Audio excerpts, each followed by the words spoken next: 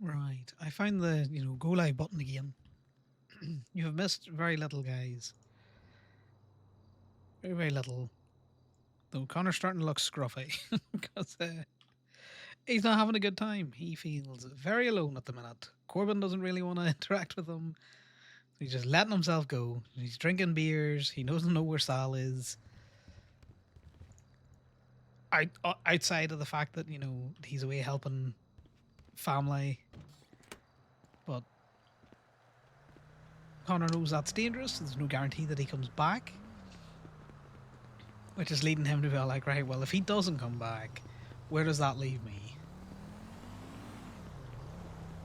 Very much a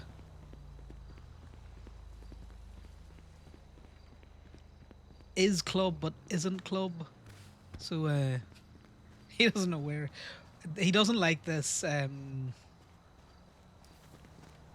not knowing where he stands. He had a firm grasp on, where he quote unquote stood in regards to club and all that kind of stuff. But without Sal, that leaves him a little bit on edge.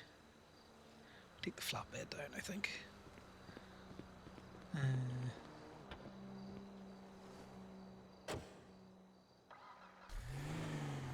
His worry at the minute is very much what happens if High Command come to him and basically say, look, there's no point of being, you have no one you are a consort to at the minute. So, we're going to need that denim back. Do I think that would happen? I don't think that in an OC level would happen. Given how we've seen how long Zeke was away for, and how it's been mentioned several times, once you've got your denims, they're your denims. It doesn't matter. You keep them. But that doesn't stop the character being irrational and worried about it. So I definitely had fucking music on the go. Why do we hear nothing?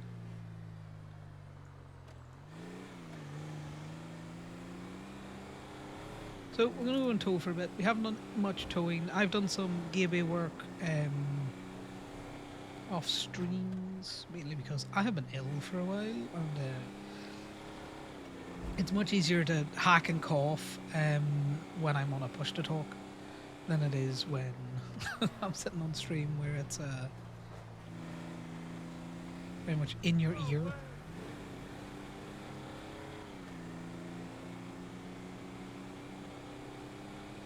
It is foggy, very atmospheric.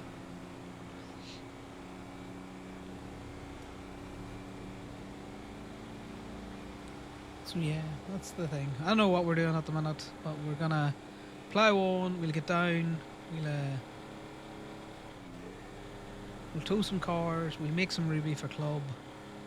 I don't know how much club needs ruby.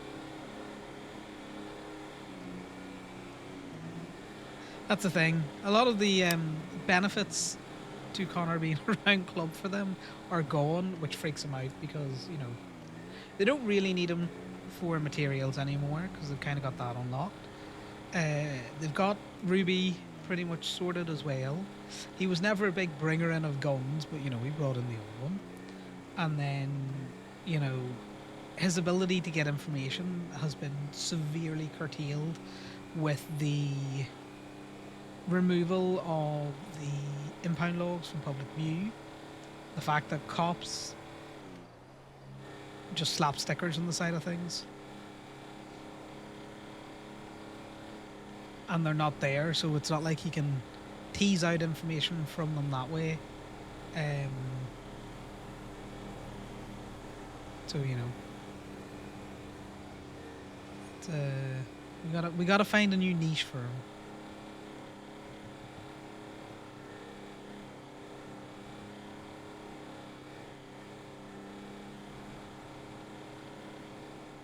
We gotta find a new niche.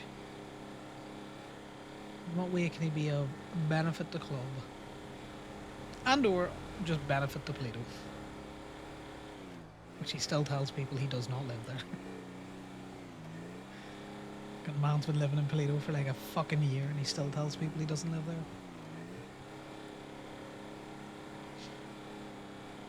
Or he's gonna go down a self-destructive arc and he'll just start fucking drinking and driving his tow truck around the place and start taking more risky behaviours. Like he'd risk his license, but he wouldn't risk getting a felony at the minute. No matter how self-destructive he would want to be, because Gateway holds him back in that regard. Because out of everything, that's the only thing he kind of has going for himself in club at the minute is he's still holding Gateway. It gives club somewhat a place to work.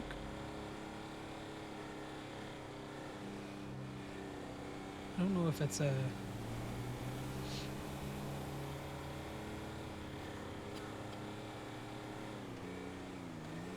Yeah, it's one of those other things. Like, is Gateway of an actual benefit to club? They don't really get any benefit. Like, we don't use it for crime or anything out there. That's because businesses are so fucking hard to do crime around. In a way that wouldn't get you instantly caught. Though in saying that, Conor has been doing dodgy things around Gateway.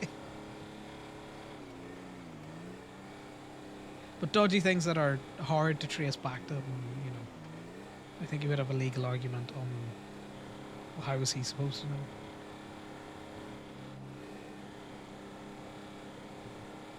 Ignorance of the law is not a legal defence, but if someone has given you false information, how are you supposed to know that information is false?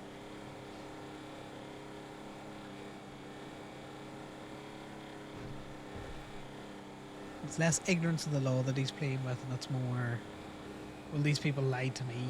How am I supposed to corroborate this information? Given there's no way for me to tell who owns what vehicle in this city.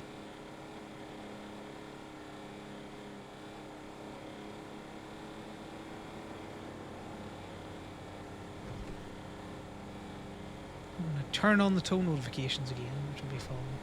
It has been nice to not have notifications going off every 2 seconds. The corner of my eye. We know Damien's not around at the minute. I think Lifton's having a, not the same, but maybe a similar situation to me with Conor. It's like, where do I want to go with the character? What can I play up? Because he was always designed as a little background character, which I don't mind. Like, I'm not complaining about that. I still very much enjoy playing him as a background character.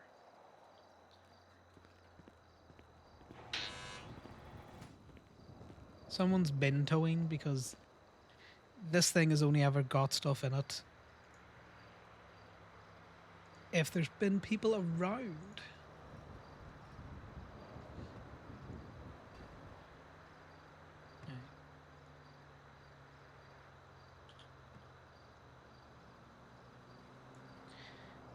Let's go for quick add business listing. And I go with green because it's always been green, and I've been doing the Gateway one as green as well because I like the colour.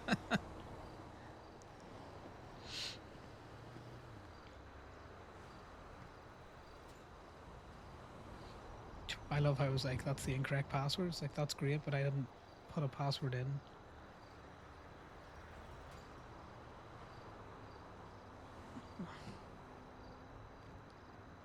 Let's do one about Castor, I think.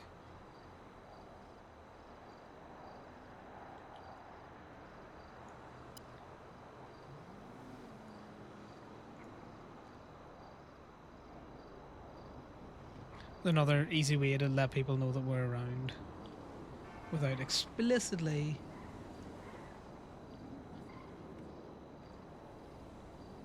been a post been all like, oh, Gemini's around. Why is there a camera in there?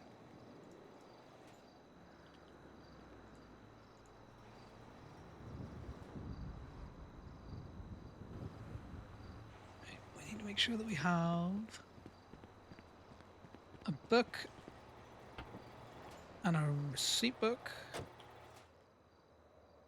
No, we got 2 document wallets, so we may as well take that receipt book that's in there.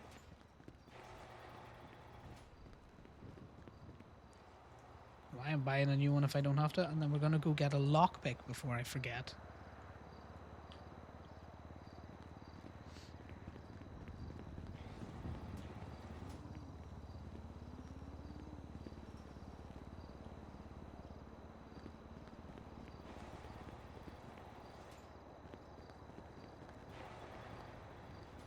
Why is this fucking not closing? There we go. There we go.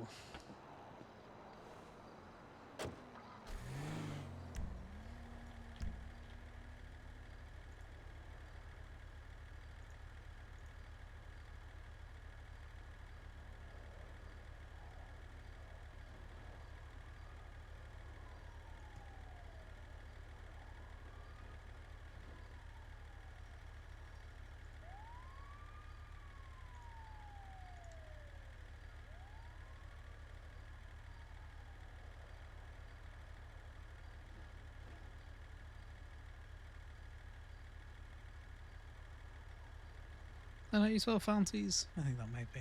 Who knows? Extra eye needs to go in there. Put the offer out there, let people know that we're around, what we're doing, all that kind of crack, and then let's go get some lockpicks. Oh, before we do anything, let's turn on the fucking tow alerts.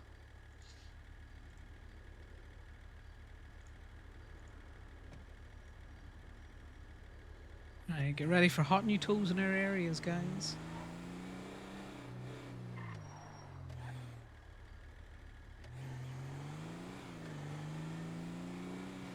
Also, we're listening to a random playlist. Like, who knows?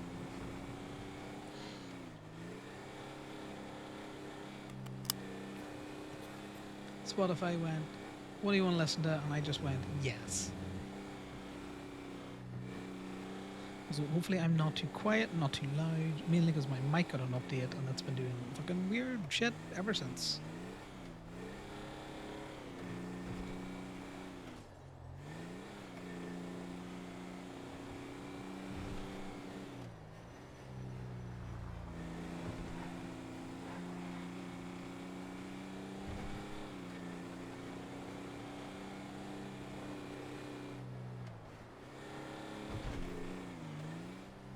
Also, running these 2 tow trucks into the ground, they're gonna cost so much money when they need fucking fixed.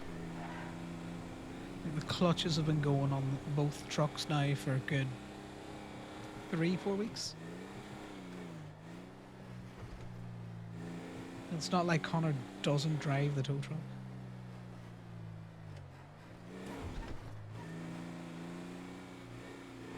The only good thing is that with the upgraded tires, when I say upgraded, I mean just the non-OME tires, they just last a decent bit longer.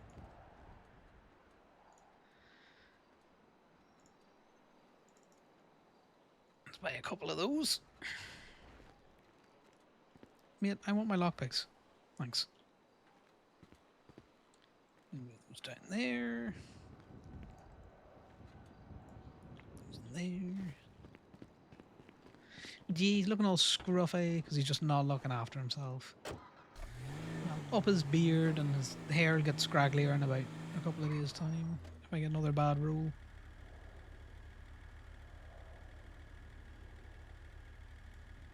I can't remember what I left in the middle.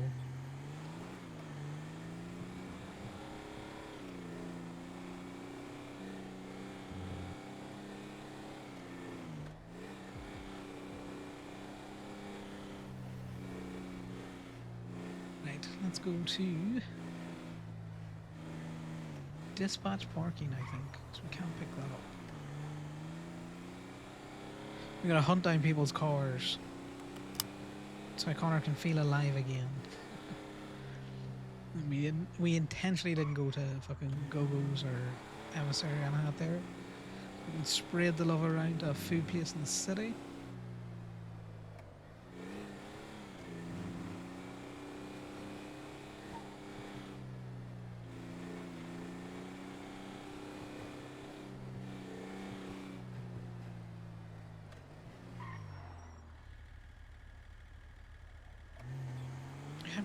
like, there's no lights here every time I look. The DMV is still DMVing. Still underneath a tent.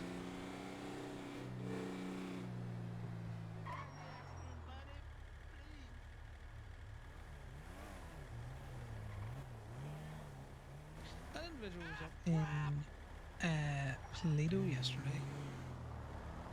I recognize the hair on the car.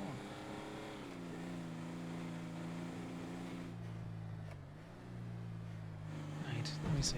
What we got in dispatch parking? Only the one legally parked car. God damn it. And if we were bumpers, we'd just ram it out of the fucking slot and tow it. Right, let me just double check something here, guys.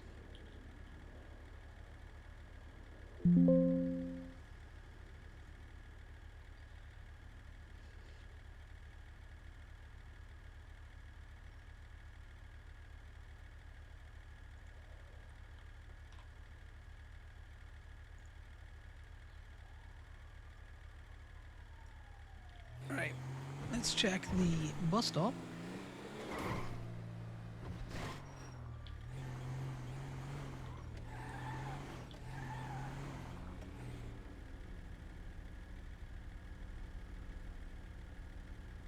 I did hear cops, hence why we're not jumping that light. Right, over to...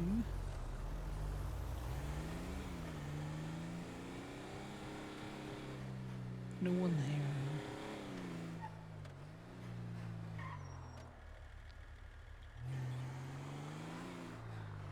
Now that's parked illegally.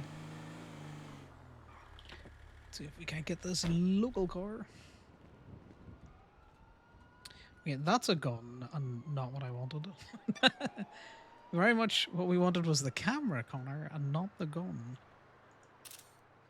The local car, so it doesn't really make much of a difference. It's probably been already lockpicked. Well, you know.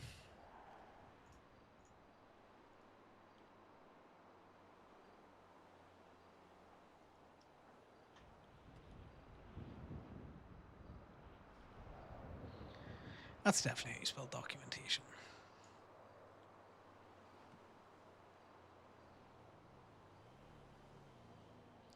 Yeah, looks like that's the right place. What's in the vehicle? That's Toro.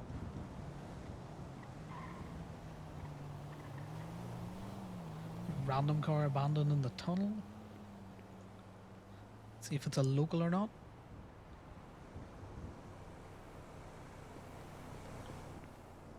Gee, I've been playing a lot of Project Zomboid a while lately.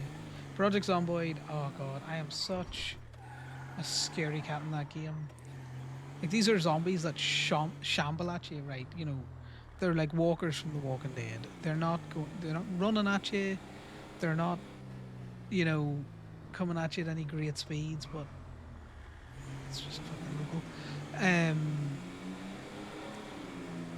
But when you get like a group of them behind you and you're just like, ah, I just panic.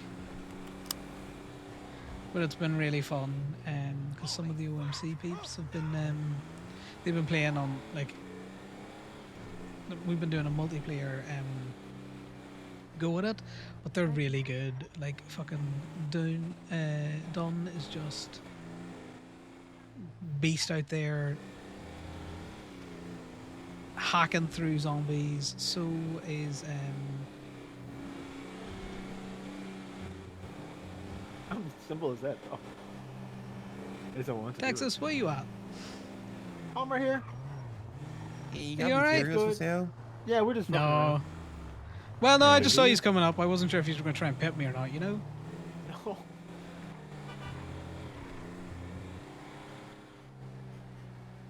The block's just out there doing block things. But yeah, so that's been really fun. Just God, I died so many times trying to get to their like base at the minute.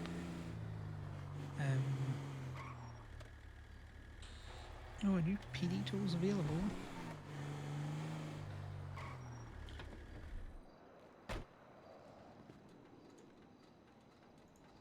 Is there anyone actually out towing? That's something I need to see.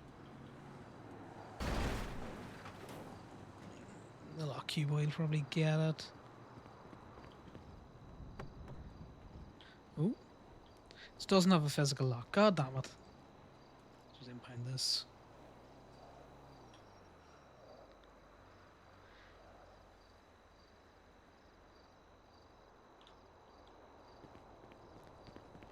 See if we can't find that tow.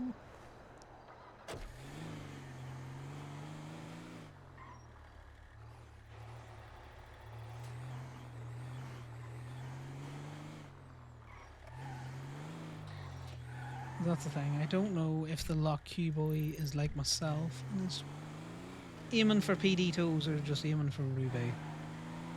So maces, which we would have normally looked for, are just not something we're interested in anymore. Yeah, it's a totally legitimate way to turn a corner there, Connor.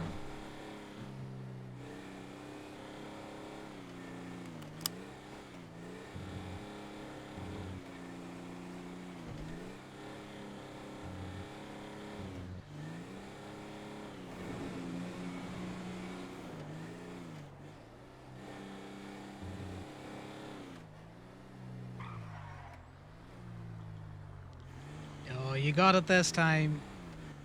You got it this time. I don't really care. We're going down here anyway to look at if there's any ruby cars.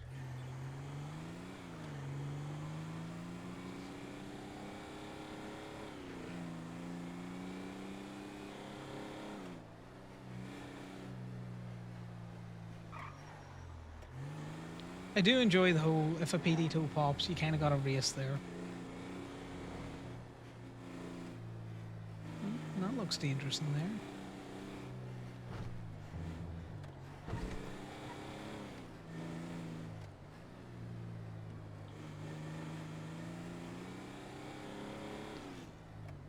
Let's see what's happening with Spoochie.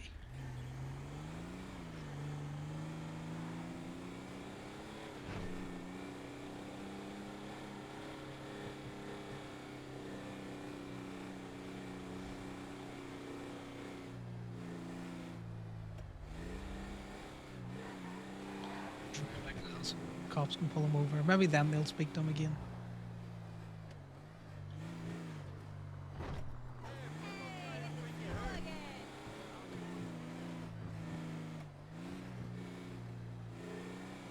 So it was just a cop marking up a car that's in the middle of the street for tow as well.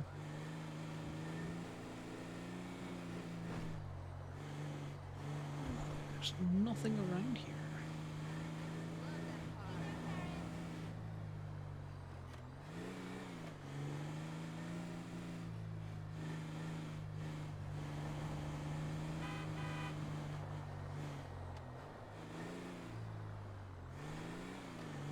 Can't get into the Hellions, so there's no point in picking it up. Oh, Faithful's not there.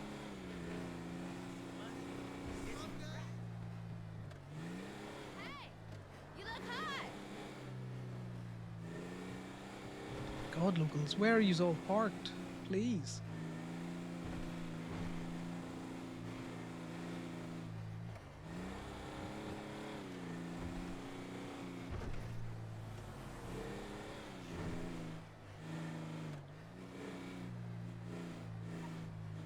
These are all parked in a way that is... No, you can't park there. So a sign says you can't park there.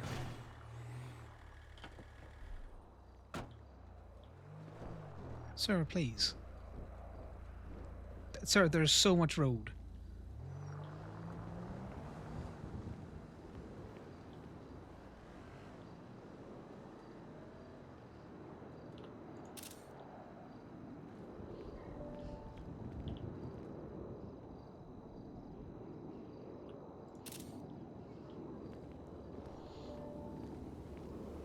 And it's like we never left.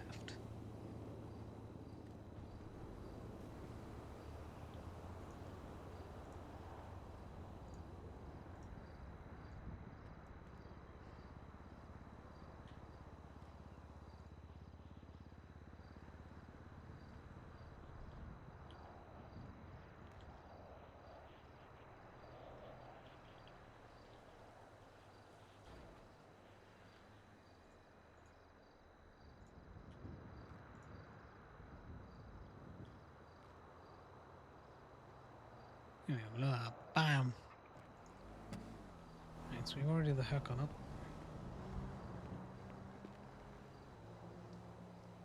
No parking at any time, good sir. If I get up and this doesn't have a physical fucking lock on it, because I'm going to be honest, the reason why Connor's not a car guy, as I've said before, is because I'm not a car guy. My brain just deletes any kind of useful or relevant information if I don't use it in like 3 days. I used to know all of the cars that you could lockpick into, and now I'm just like, I don't know. I'm just gonna pick up anything to see what we can get.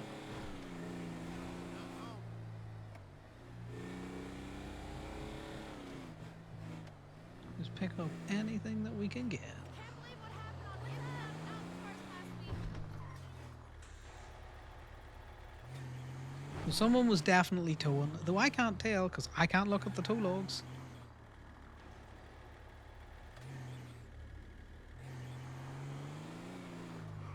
More likely Damien's been around.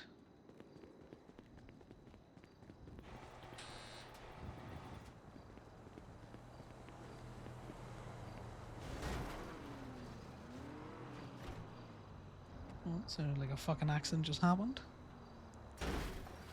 Sir, get out of the fucking tow log. How'd you get in here?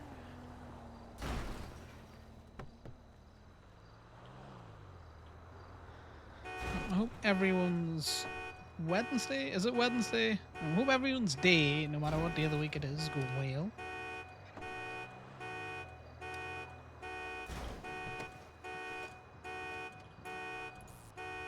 Worth it. Worth it for one whole dollar, eh?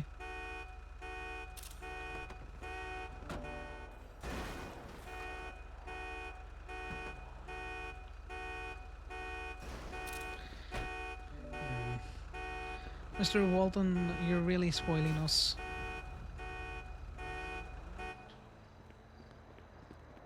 With your whole ass dollar.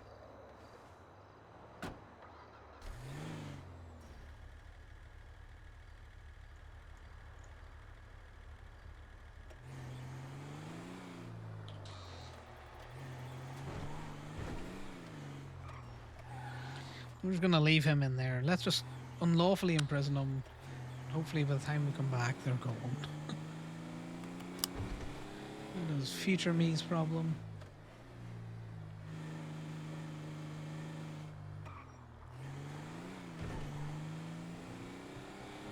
Alright, we'll head down to DPPD. See what we can see from the top of the bridge.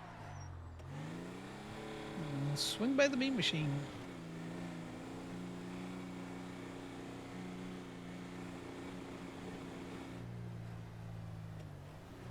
Absolutely nothing down there for towing.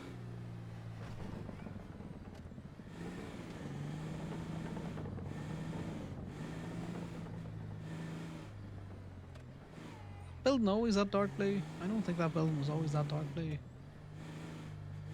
Oh, that's parked across the lines. And so is that. I'm pretty sure neither of these have physical locks, so let's go for the easier one. Go with the easier articulation one.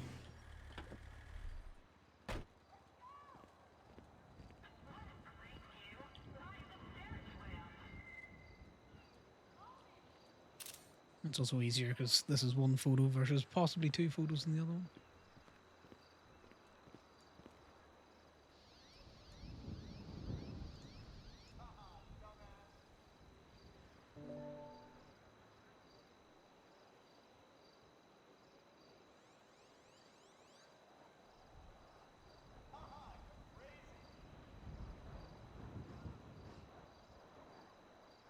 Not that it matters because you can't get local cars out.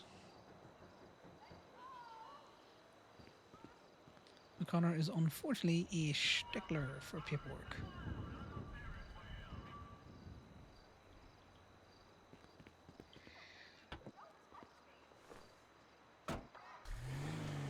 I wonder how scruffy we could make Connor look.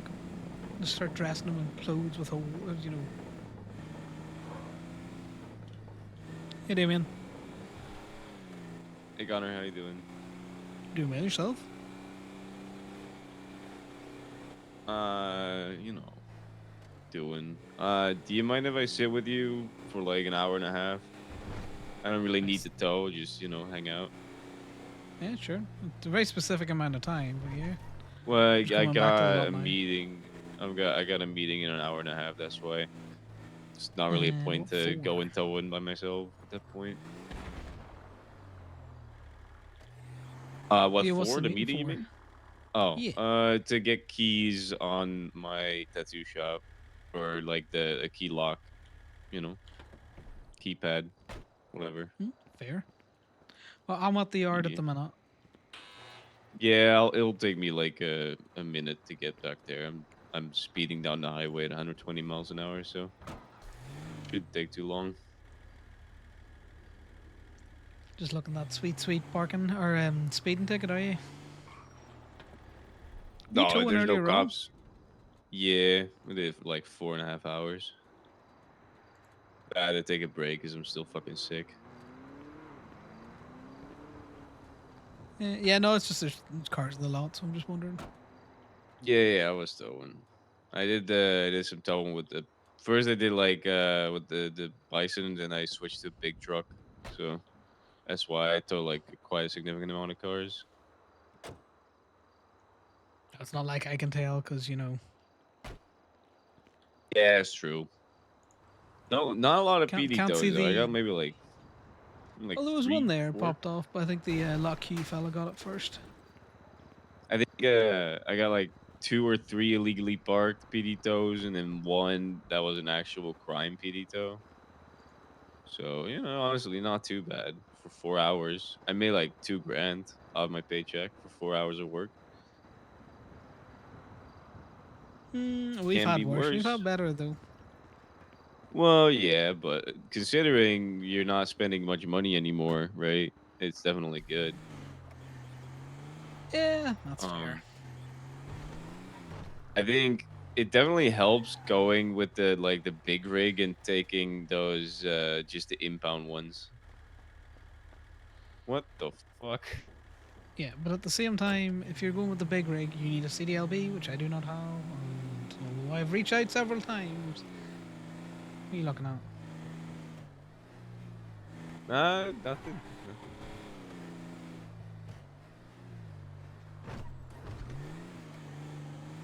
You just look a little different. That's all.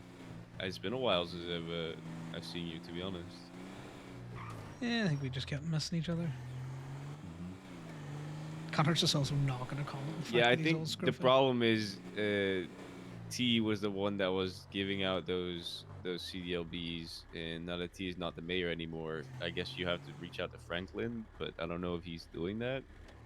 Oh no, I've reached out both to Franklin and the person that's supposed to be doing the training and everything for it, but you know, You mean Marcus? fucking Marcus isn't doing it. He was. He did it for He me. was. Hey, you guys see these cars that these assholes are just parking up in fucking pedestrian areas? Yeah, no, I do see that. Did you pay your meter? It's fucking.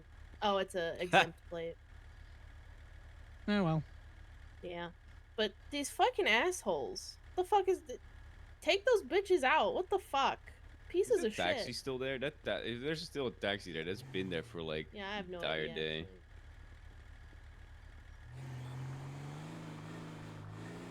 The issue. I agree with her, but the issue with that is these are local cars that they yoink off the street, and we don't get paid for towing those more than $30, and there's nothing in them. So there's genuinely not much of a point to us towing that, right? Even though I agree with her, but No, money I agree with wise, her, it is a but at waste the of our same time, time. if everyone's gonna drive around a fucking exempt plate, then I just don't care. It actually, we are incentivized to leave those because if we leave Yeah. those, maybe a cop comes by and puts a sticker on it, and we get paid more. It's just genuinely, it bites us in our own ass if we tow that. Well, you know, she's either part of the government's office with an exempt plate, or she's a cop, or an FIB agent.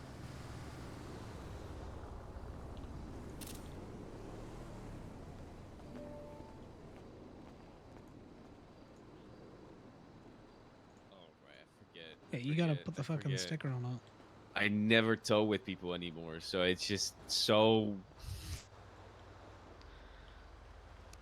You gotta get You're just used so to it. solo locked, aren't you? You can throw it up now. Well, there's no one towing with me ever.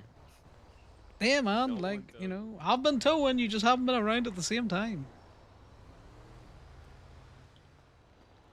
You gotta speak up a little bit. I said I've been towing. You just haven't been around at the same time. Yeah, yeah, I know. But you get what I mean. It's pretty much just you and me towing, Yeah, I and we're seen like alternating. oh god, what do you call him? A Mirror Park fella, Which the Scottish fella. Rowan. Rowan. Yes, Rowan. Saw him out towing when I was working KBA. Yeah, I But mean those two new Rowan hires, still tows. they haven't been around in fucking weeks. If they're not around in another week, I'm gonna cut them loose. The text to say, "Give me back my keys," and even at that, I don't really care. Yeah. I haven't used a personal truck. Why do you go in here? But We also, just put it out technically, with the here. removal of property lines, this is technically just breaking and entering on the street. Whereas at least I can legally argue that I'm in my own Huh. property. I think it's fine Yeah, you think it's because fine until I'm in court because some fucker cop decides that he's going to charge me with, tampering and all that kind of shit. With you the know explicit I get argument that. that that is not your property, so you can't do it. Well, yeah, I my counter argument to that would be is that nowhere in the legislation does it say we have to lockpick and inventory these vehicles on our property. It doesn't say that anywhere. It just says we are obligated to inventory them, right? It doesn't say that we have to do it here, there, wherever. There's nothing that says anything No, about I would that. agree So, with you on that. I don't think a judge would too. Why would it matter where Depends we on the inventory judge. it? Well, a good judge that is not corrupt and in the pocket of cops would agree. Yeah, good luck finding that. But I mean, yeah, I get that. I mean, if you want to avoid the headache, I get that. I'll tell you, I have been, every time I tow in, I just drop everything out there. And if they complain about it, I just say, yes, sometimes my keys to the gate just stop working and I can't get in there. I don't know what you want from me. It's just one of those things where they might give you a pass with that, but I'm wearing white denim, so they'll just try and fuck us to the extreme. Fair. Yeah, no, that's fair. That's a fair point. It's just, my experience has been they just show up very rarely, honestly. They never even really show up anymore. I think they are getting, for some reason, they're getting a lot of tampering notifications on their cat alert system. For some Yeah, reason, but they're getting a lot of those. I know exactly why they're getting those, but at the same time, it's the location. Yeah, I've had in the past weeks, I have had one cop show up, and all he did was like, "Hey, what's your name?" Is it Damien? He's like, "Oh, I can't find you, but I don't care," and then he left. I'm like, "I'm in Yeah, the directory. What do you mean you can't find me? I'm in there." I had Rains and like 3 other cops show up one day for a car that I was lockpicking into, but they said they got an interesting cat alert for it. Um, I wonder what that means.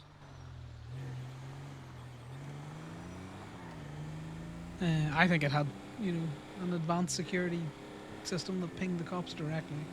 I just happened to pick it up off the street. I don't know if you would be able to lockpick it then. Depends on what kind of car was it then. Do you It was remember? like 4 weeks ago. Uh, Well, that's hyperbole. About 2 weeks ago. yeah. Do you remember if it was a fancy car or was it just like one that No, you it pick up all was the time? just a random ass car that I picked up. Because I do know that when someone steals a car out of our lot. By the way, I've been meaning to talk to you about that. Now that we don't have any impound logs anymore, how the fuck are we ever supposed to prove or find out that someone steals a car out of our lot? We There's can't. just no The way. government has taken that away from us. So this is just fucked then, isn't it? Yeah. There's just no way to stop people from stealing shit out of your impound if you don't just have someone sitting at your impound lot with a gun in their hand. Yep. It's stupid. I love how they take that away because because criminals were able to use it for information and shit like that. But then in turn it makes life so much easier for criminals because now they can just steal out of our impound lot without any Don't put it consequences. up And yet. now these what's it called? These impound fee releases are useless because they just steal them out. I Yep. guarantee you 90% of the tows that we put in our impound lot get stolen now. Oh, The only people that most don't steal them definitely. out are people that have like good standing with us, and also if it's not a very high like $2,000-$3,000 release. If it's like a $300 release, most people don't bother and they just pay. But You can throw it up. Yeah, well, it's one of those other things. What can we do? We can't exactly find out who's stealing from the law. Cops are very butthurt about the whole strike system. The DOJ seems to be very much on their level with the strike system, given the fact that they made that stupid ruling, or Percy was all like, if it's been marked for PD tow, it has to be towed. It's like, why? That's never been a thing. It's like, well, it needs to have those strikes applied to. It's like, okay, well, why doesn't the cop just sit with the car until it's impounded? So, well, they don't have time for that. It's like, well, and I don't have time to fucking check the tow app for every car that I pick up to make sure that it isn't a fucking PD impound. And if an owner comes up to me and's all like, I'm going to pay the drop fee for that, I'll be like, all right, I don't care. it is funny that logic makes no sense because like the cops don't have time for that, but we do want the strikes to be applied. Like, all right, so do you want the cops to just slap stickers on that and then leave then? Because that's what they're doing, and people are just stealing their cars, and then the Well, it's not strikes even don't that get fair. applied anyway. Like what? If I come across a car that's illegally parked and I put it on and I don't check the app, and maybe it has a PD sticker on it, maybe it hasn't, who knows, right? And I'm driving down the street with it. The owner flags me down and it's all like, yeah, I'll pay the drop fee for that. I'm all like, all right, well, there you go. I mean, realistically, if someone really wants to pay a drop fee, I can just be like, listen, just give me some cash and I'll just say that you stole it from me. You helped me up with a gun or something. I wouldn't even say anything. They're not there to see it anymore, Damien. So That's what does true. it matter? Yeah, no, you're right. There's just no point. They can't even prove that you didn't impound it because there's no impound logs. Well, yeah. So if they query you about it, we are like, well, someone stole it. And they go, Actually, well, why didn't you report it? It's like, well, I've reported shit before, and you don't answer my 311, so why would I bother? I my best guess is they still have impound logs. By the way, the cops. Of course they I'm do. pretty sure they still do. But I'm just saying, if no one saw you pick it up, well, then who's to say it wasn't stolen by the Someone time else you took got it, there? yeah.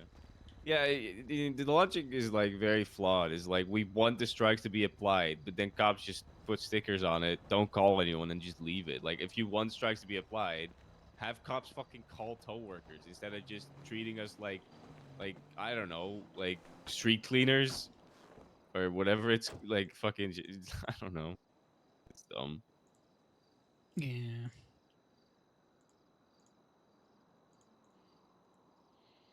There's definitely a hill that I will die on. If you want your strikes applied, fucking stay with the car. Oop, Eddie's calling me. Hey Eddie, how you doing? I saw something about CDLBs, so I'm Yeah, me intrigued. too. Okay. Shit. I'm worse than ever. Can I put you on speaker? I'm with Connor. I don't want to be a phone guy. You God, we are a hate phone phone guy. guys. Okay. Well, You're a You're you one of phone called the guy. me. biggest phone guys. You called me. Okay, it doesn't mean you have to answer. Phone I'm guy. sick. I'm Like, sick. Stop yelling at me. no. Oh. Also, that's I'm not mean. yelling. I know. What's I up? could yell. That's true. Just going to say hi. I don't think I've ever heard you. Yeah, have I heard you yell? I don't remember. No, you've never seen angry, serious Eddie. No, I have. I have. No, Oh, well, never yeah, a yeah, I have. very angry yelling Eddie. I've seen you go and try and kill someone. Well, it doesn't mean he's angry. It just means he wants to to the kill point someone. where I had to pick you up and carry you away so you didn't commit murder in front of a bunch of people I guess it's true. Well, to be because honest, you were angry. Well, that level of angry and stuff wasn't really like that's not the scarier side of me. It's when I get quiet. Okay, fair enough. I'm very direct. Yeah, that was a very in moment passionate kind of angry. It wasn't Yeah. like a brooding kind of angry. You know, I get Yeah. that. Yeah. When I'm quiet and I'm direct and I'm just like straight to the point and whatnot, and that's the scarier side of me where it's like, oh no, you don't know what I'm thinking. I could kill you right now. Maybe I won't. Maybe I will. Maybe I have something up my sleeve. Who knows?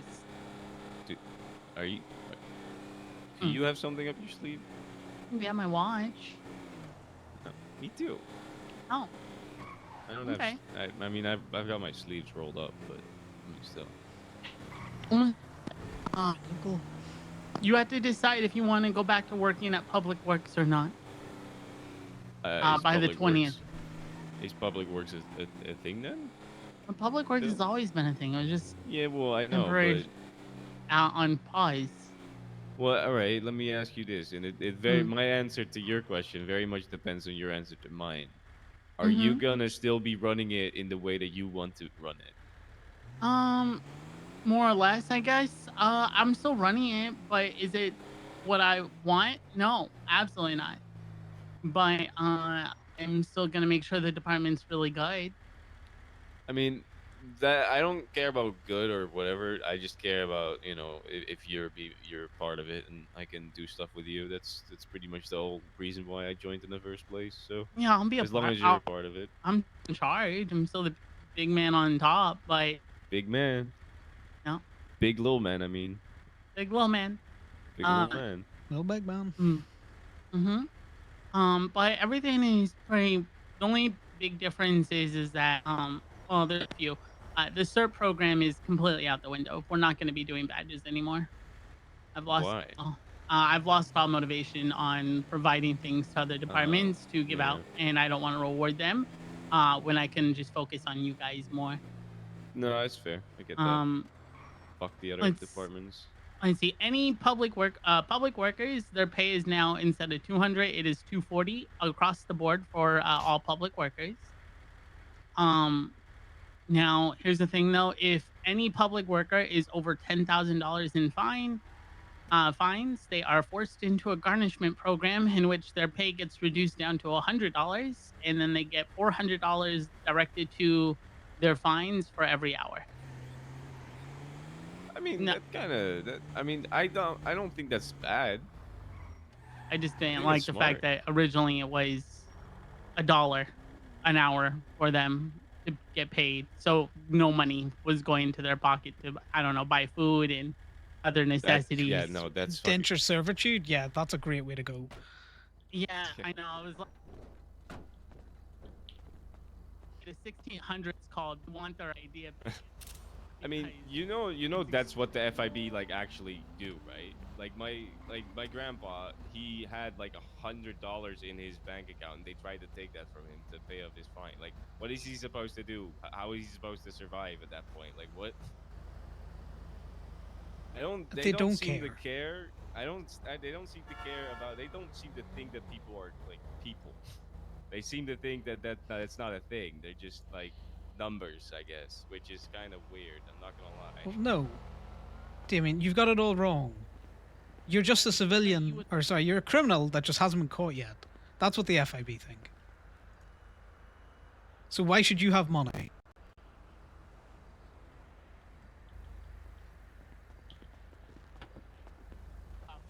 Really good for good publicity, right?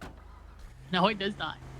Yeah, no, I've said this before, but the FIB is a fucking scourge on the city, and the fact that they just keep getting more and more power when they keep proving to everybody that they just abuse that power to make everybody's lives miserable as much as possible is fucking wild to me. Yep. I'm sorry the FIB did this to your public works. I might have had issues with it, Eddie, but they were personal issues outside of public works. It was more the you just had city as a general issue.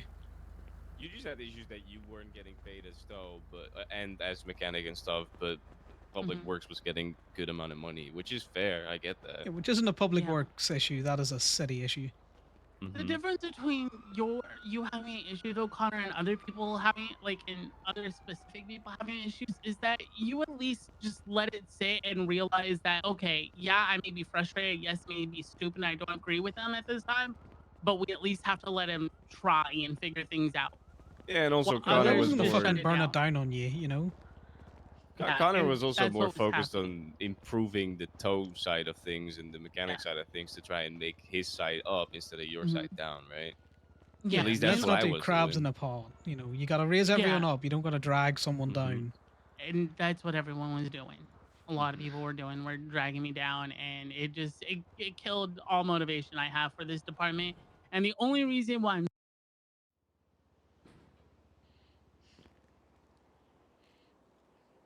I need him to start again.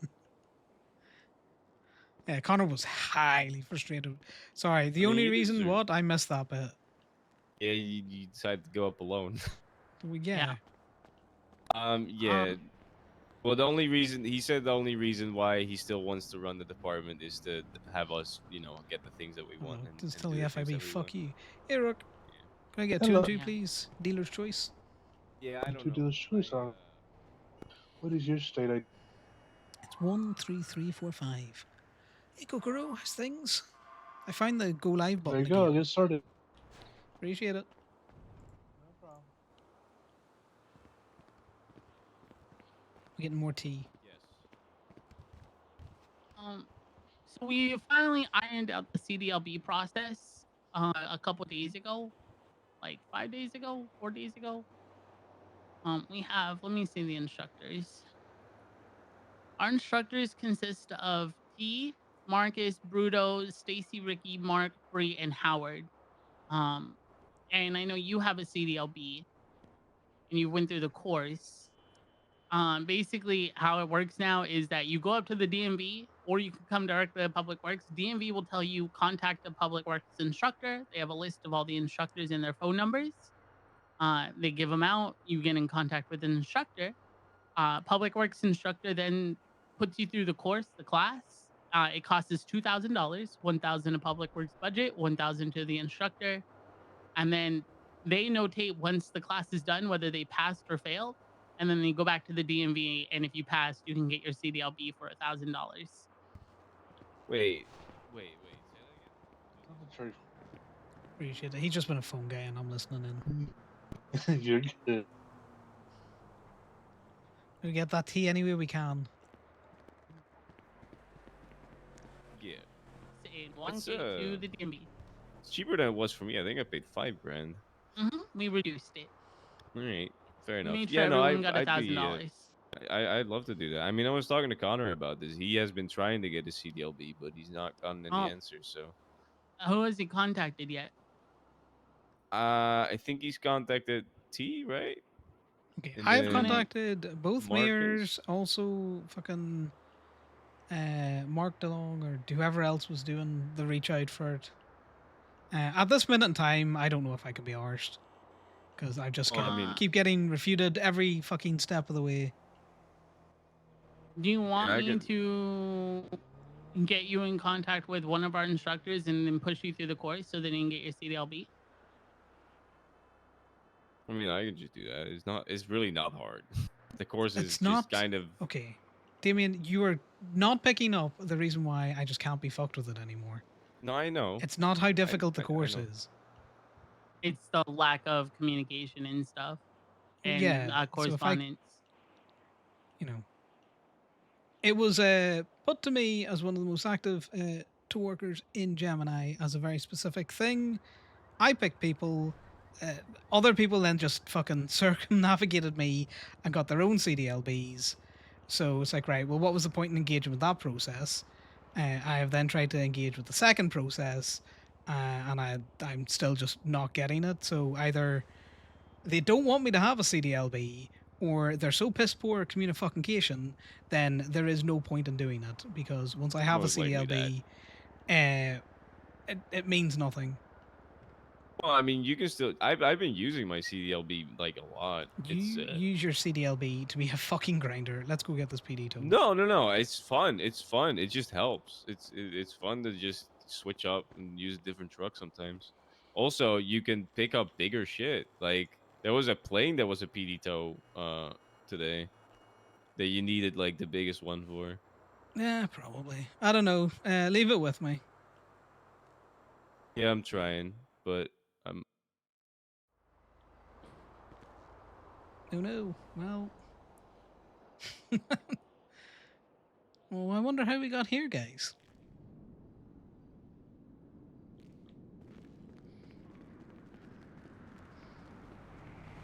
Well, that could have been worse.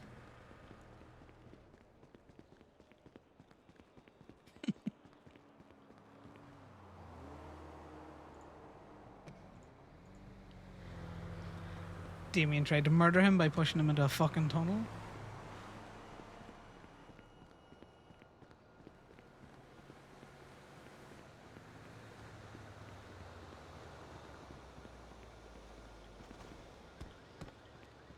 Yeah, so the issue that Connor has with the CDLBs is he is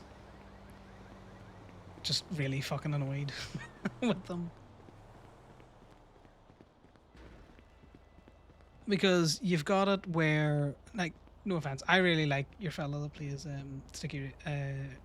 Stacey Ricky. I think he's great, but you know he's essentially a criminal. Whereas Connor again doesn't do any crime. How could you have pushed me down that elevator shaft, you fucker? I didn't push you down shit.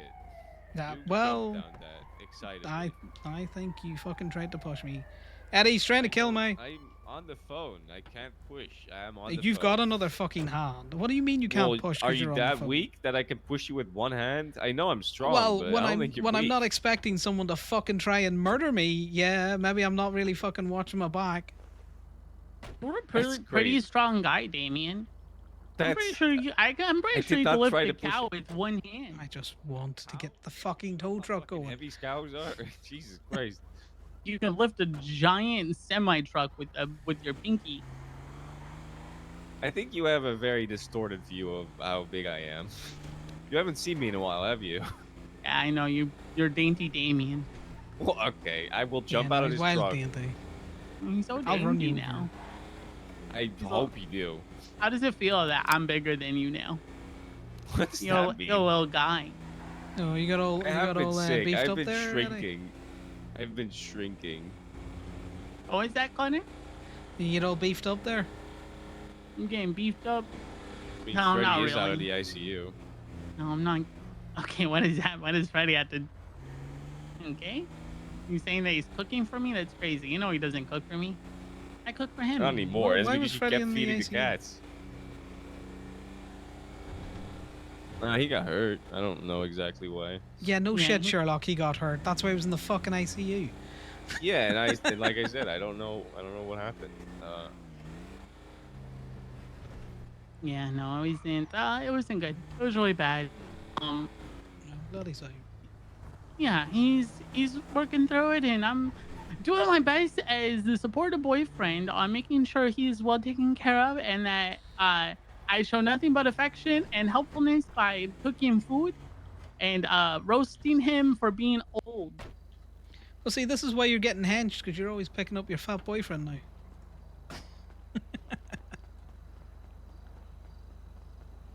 Man ran away before I could get a fucking answer.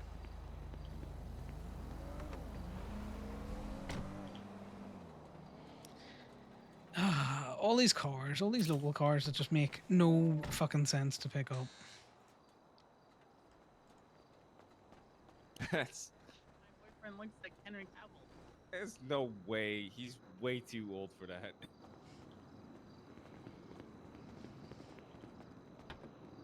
I mean, if you were gonna say he's an older Henry Cavill, then I would be like, yeah, sure. But He's my only Henry Cavill lookalike. You leave that. You take his name and you take his name out of Is that your the- out of your whore mouth. Minnesotan accent is coming through there. a Stop little making fun bit, of my but you Minnesotan accent. Whenever I get have to talk, excited and the accent just pokes through. It's funny. I just Uh-oh. I'm Well, gonna go. I guess I'm we're gonna fine. go. What? Well, no, we're fine. Anyway. It's a Oh. biker driving all blacked out on a footpath. You know, we'd have been legally covered. I'll probably die or something by accident. Don't I'll die. die. Do you want to come and Alright. join us in the tow truck, or you got other shit to be doing? I got a lot of stuff to be doing at the apartment and stuff, but I'll be out and about later. No, But it's Damien last might be close asleep. there. I'm Right. definitely going to pass out soon. All right, go to bed. Feel better. I Bye, can't. Connor. I Bye, got a Damien. meeting. Bye. Boy, Bye. love you, buddy. Love you too. Freaks. It's not freak behavior if you mean it. You don't mean it. Yes, I do. No one really means it. I owe a lot of shit to Eddie. I love him for that.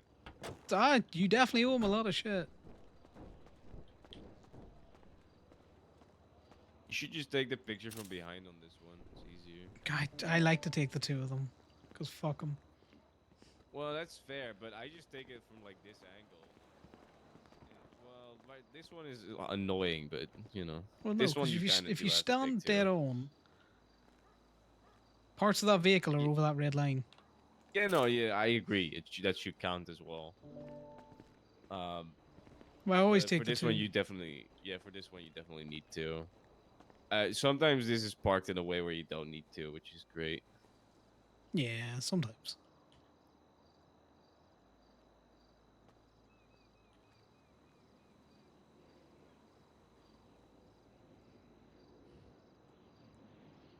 But yeah, as I was saying, Connor's major issue is, you've got essentially someone who is, quote unquote, a career criminal versus himself who has done nothing outside of getting fucking a couple of speeding tickets and a parking ticket, and they get to be an instructor for the whole Good. CDLB stuff, and he can't even get one.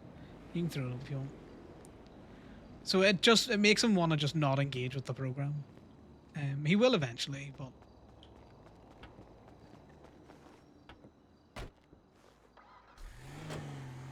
mainly because I do want a CDLB on an OOC level. I think it'd be fun.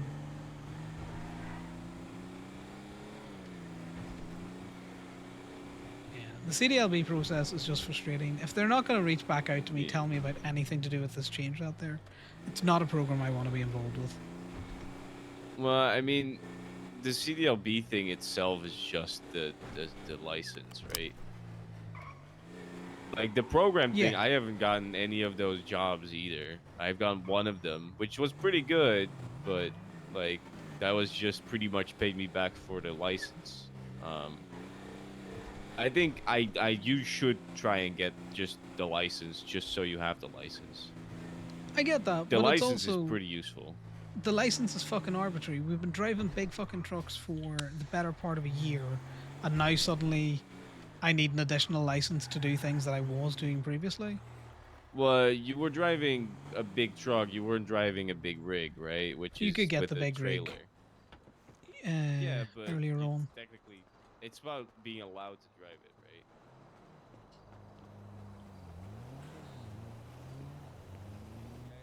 I agree that you're competent enough to be able to drive it. Obviously, you would just have to get used to the trailer part of it because it is different. Like you have to get used to that,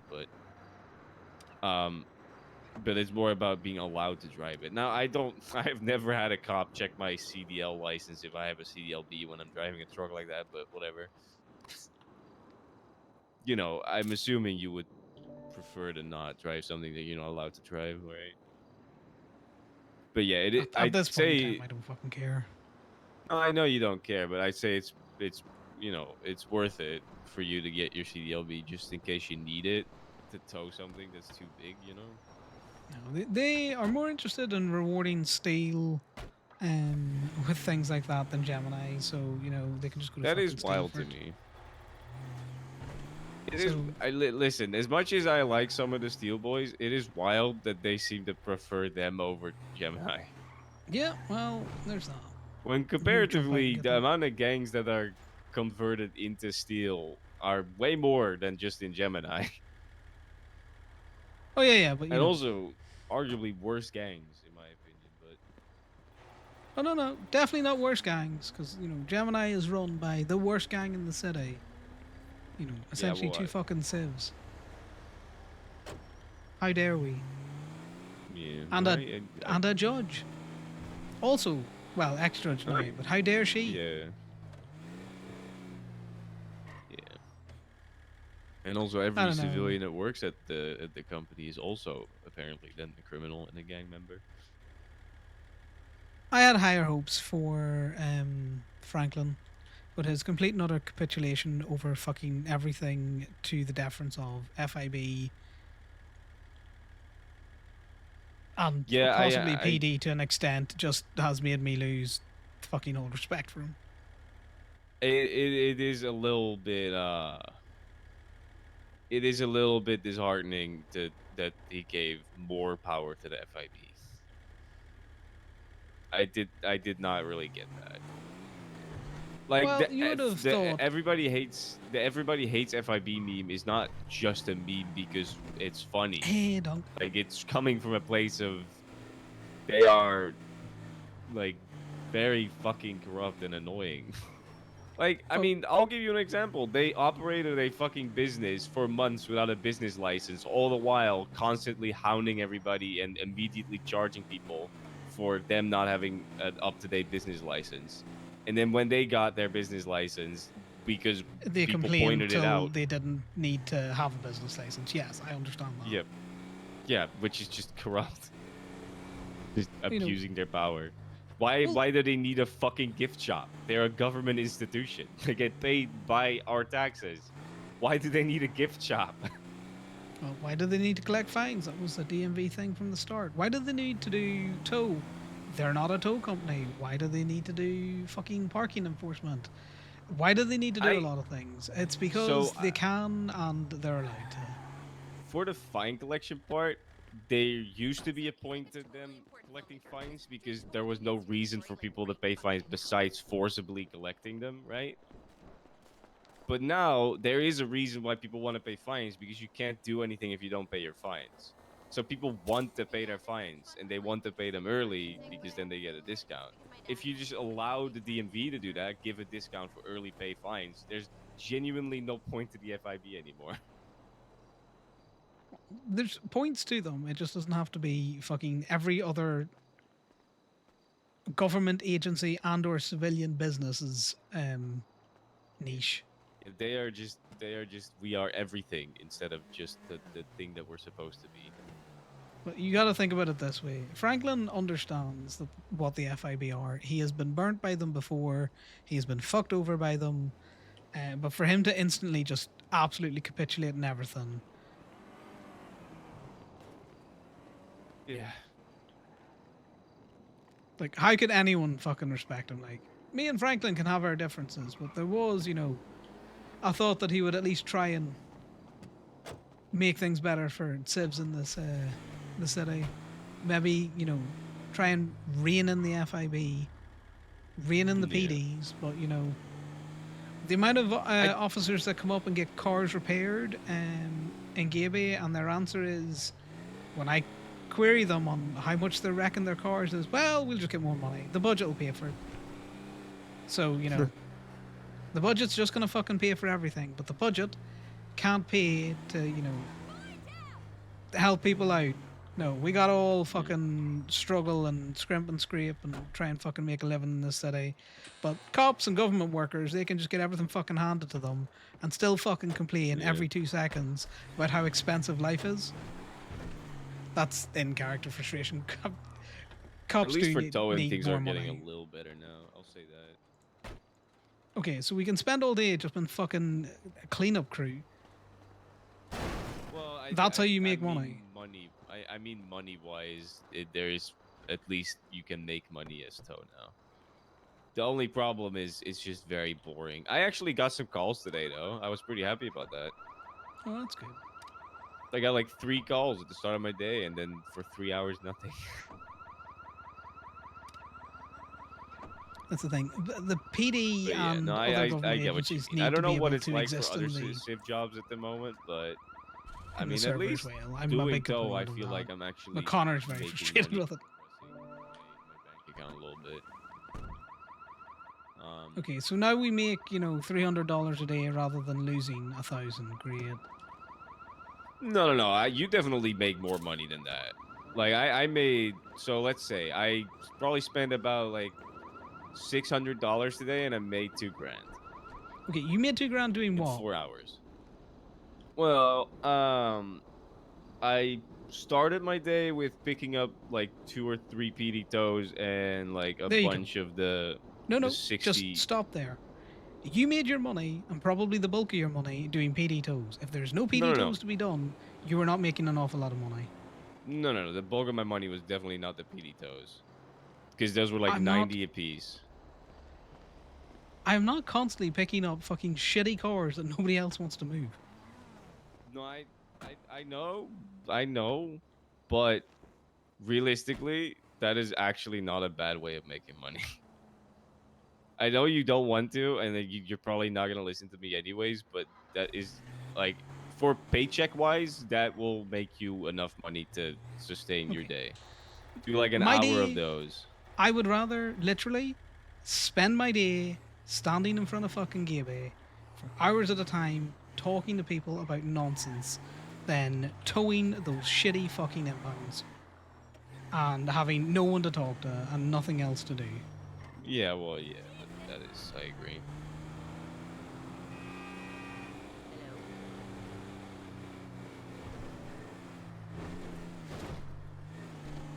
If the bulk of your money comes from PD toes or literally just not interacting with people, I am not interested in it. Yeah, that is what it is. So, okay, that is And an I out of also character made a frustration. decent I amount of like. money today from some tips I got.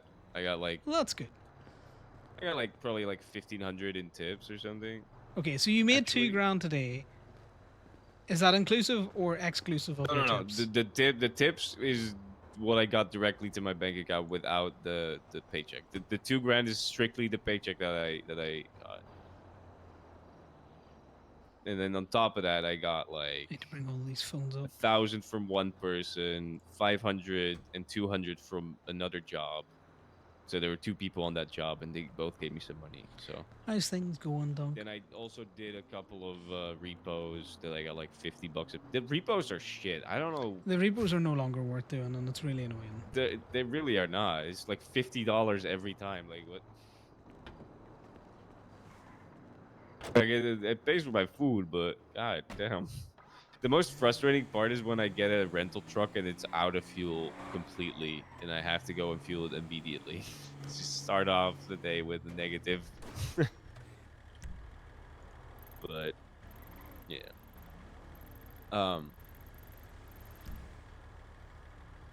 And then on top of that, I also deposit cash, obviously, as tips. Well, yeah. I actually got a. The fuck are they I being got around? a. They ran the red light. The light was Yeah, fucking they did. red. I'm telling you, there's no accountability, man. There's no account. They don't care. Why would they care? There's no accountability. They can just I do pulled out whatever because they want. the red light was there. The fact that they just bowled through it is their own fucking issue. And then they will hit you, and they'll be like, why are you just pulling out of nowhere?" I mean, listen, the amount of times I've gotten T-boned by cops and they just keep driving, they don't even check if I'm fucking alive, it's crazy. Well, you're not a boost car, so they don't care.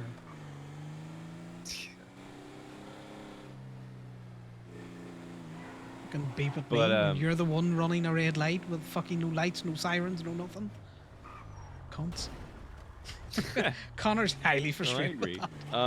I've actually had a pretty good I think day it's funny. today. It would have been funnier had Ruby-wise. they, I got like 500 or something. Pick this one up. I think we can pick this one up. Let's try. Yeah, you can. Not the maces anymore though, which is sad. Yeah, no, the messes aren't worth it. It's annoying. It Right, is stay annoying out of 'cause my I used to way, love because them. what I'm going to try and do is get a picture. And if you stand in front of me, I'll be wild frustrated.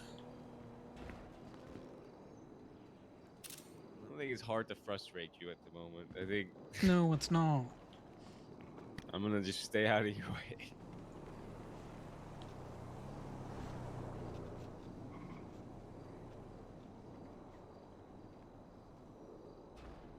Yeah, there's 2 things that I wish were a little different, and one would be more interaction as though. But you know what pissed me off today? What? You can Um, throw it up. to be fair, she paid me $1,000, right? But she needed to move something from the from the Sandy garage to Limitless, right? She worked at Limitless. Her bike was broken. She needed to go get it fixed. And so she called me, hey, can you come and fix this, right? I did the thing like, hey, you know, just send me whatever you think is fair because I love doing that shit. Because sometimes people just give me $1,000 like she did. I normally give them the choice, you know, do you want me to charge you or do you want to just send me something? Yeah. But yeah, no, she just said like, normally I would have just towed it myself, but I don't know where our tow truck went. Like everybody just has a tow truck at their business now, so they never call us anymore. Yep. It is that like that. I get it. It's easier that way, but goddamn, that pisses me the fuck off. I would. You know, We are everyone's got a tow actually truck. just. Everyone's got a food truck. Everyone's. You know, We are actually just street janitors. That's what we are. That's the yeah, only and thing our job is at this point. anywhere that you could pick up a fucking car, it's now, you know, you can't pick that up from there. That's a safe space. That's a safe space. That's a safe space. So, you know, Yeah. actually trying to hunt down people's fucking cars is. Yeah, hunting right now is Oh, not I really. try and do it. It's a fucking pain. Connor does love hunting cars. I think it's My fun. mentality is the same as it always been. If I see one, I can pick it up. I'll pick it up, but I'm not going out of my way to try and find them because it's just that you're just gonna break your head. Prefer to just get some ruby. It does sound like the ruby market is a bit low right now, though, so I think you can get The a good amount of market's money for fucking it. bottomed out. It's not even fucking worth picking up Ruby. Really? Because Stacy told me today or yesterday that he was having a hard time finding any. So, He's just doing it wrong. well, he was doing it as a criminal, not as a tow worker, which is I don't know how he's not finding any as a criminal. Yeah, that's what I mean. Like, if he's doing it that way and he's not finding anything, he's doing it wrong. I'm okay with that though. If he keeps buying ruby for me for high prices, I don't give a shit. Let him fucking struggle. Oh yeah, like I'm all for that. I need to call Louis actually. I need to grab my thing again. Let me see if he's around.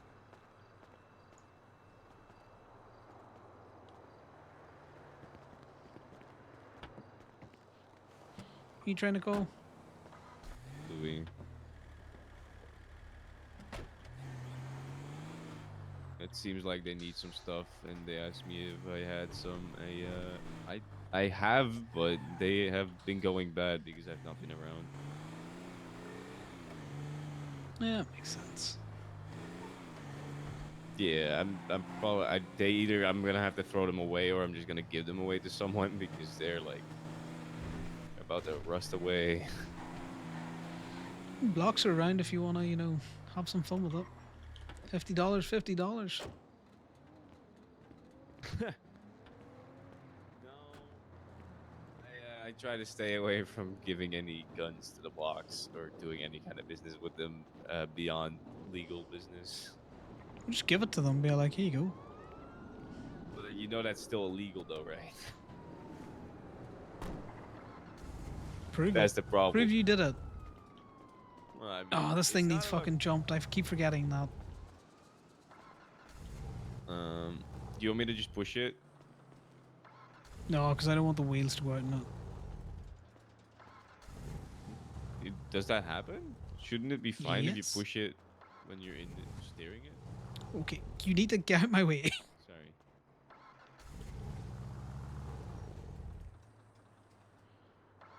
It just needs generally just jumped. Yeah, I know. And I keep forgetting to come down with jumpers. I wish the jumper cables lasted longer because I had to buy.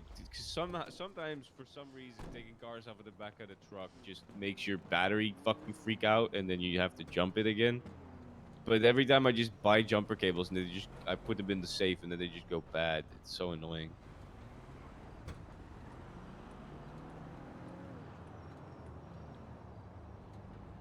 Yeah, no, I get that. I need to make a quick call.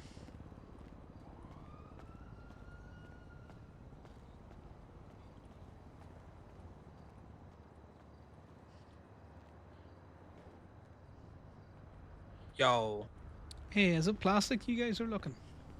Yes. Yeah. Right. Well, now I don't have an awful lot. But I've got 7 pure plastic things, and then I've got like 15 phones or something. Fuck yeah, man. Thanks so much. Yeah, it all helps. Where do you want it? Just all stuck in the hangy van? Is that what you have access to? Yeah, probably. Okay. Yeah, that's fine. Anywhere is good, man. As long as we have it, you know. No worries. Well, I'm gonna come up and depot that stuff now. I've just got a surfer rat full of shit, so I may as well empty it out. Hell yeah. Thank you, man. I appreciate you. No worries. And then I'll stop by the shop because I need to get it jumped. Ooh. Okay. Cool. See you in a little No bit. worries. See you in a bit. Bye. Bye. Bye. I'm just gonna take a quick trip up to Belials. I don't know. How long do you think that will take? Because I got the meeting in 30 minutes. It's not going to take 30 minutes. I'm literally going up, dropping some stuff off, and getting this jumped. 20 minutes max. Yeah, no, it should be alright. Where's your meeting? It's at the Vinewood tattoo shop. Well, that's what I'm assuming. Well, you know what they say about assuming. I would double check. Well, that's what he said, so. Who is it? Knox. And I think Brooklyn Price.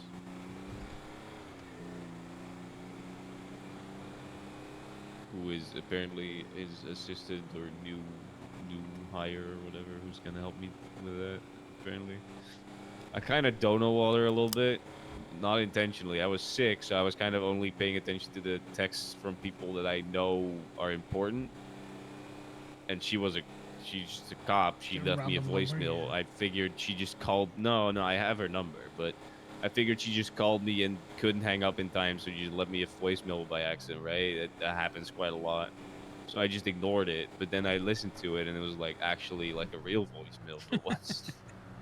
And I just The fucking one don't know time- what it for 3 days. I felt bad, but I mean I was sick as fuck, so I didn't. Yeah. It is what it is. Can't do much about that.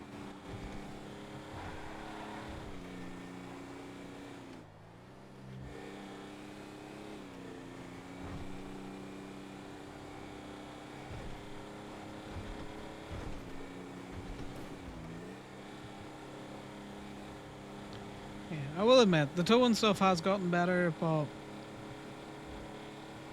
I mean, the only thing that's gotten better about towing is like the fact that we're not losing money doing it, and we're actually making decent money.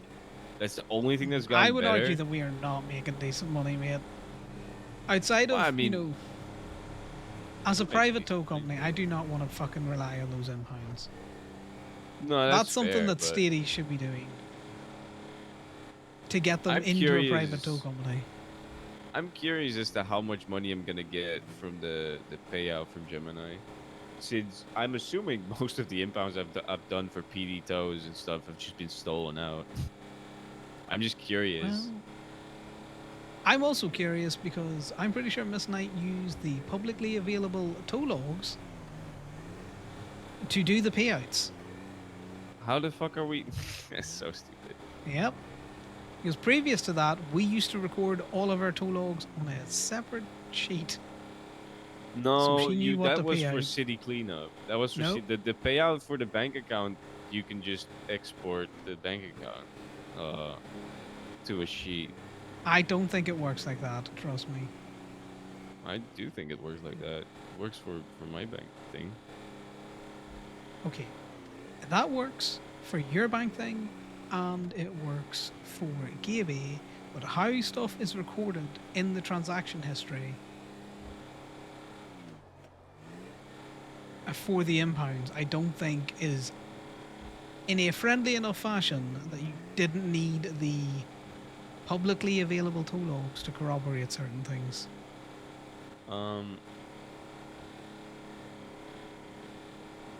I know how exports work. Yeah, well, yeah, I know because yeah, but wouldn't it just be like, I guess it's harder, but I don't think it's impossible. I do think it is more difficult. yeah, well, because my logic is it in the bank it just shows like, hey, this. Well, oh right, no, it is a problem. I agree with Yeah. you because it only shows who took the car out, not who impounded the car. Yes. It's impossible actually without the impound logs. So yeah, so the bank records for the company will show certain things, but they won't show certain other information that you needed, which is why it used to be recorded on a separate sheet, which when I joined the company stopped because the tow logs became public. That is so dumb. So we can't Uh-huh. pay out our employees anymore. I'm sure she will figure a way out. But I Yeah, wouldn't expect probably. any payouts anytime soon. Oh no, I'm not expecting anything. I was just curious since uh I'm curious if it's gonna be very low because everything just gets stolen out. Possibly. I mean, most of the money I make from these is probably from the permits I've been selling and shit like that. Yeah, but think about it this way as well. At this minute in time, if you do a PD impound, it goes straight into your bank wages. If you do an impound, it goes straight into your bank wages. Like very little goes through the company. So I like Well, Gemini, but what the fuck's the point of having a private tow company if the yeah, company isn't making any fucking money? Because it all goes to me. maybe that's their point. I mean, Gemini, the bank account is up like a lot. Well, yeah, I'm that's assuming because because of people. the impound fines. Yeah, fines, and also because I will hunt the fuck out of cars. What does that mean? I will get personal cars to put it through the fucking accounts. Alright, I'm gonna drop you off. In fact, never mind. We get this thing jumped first.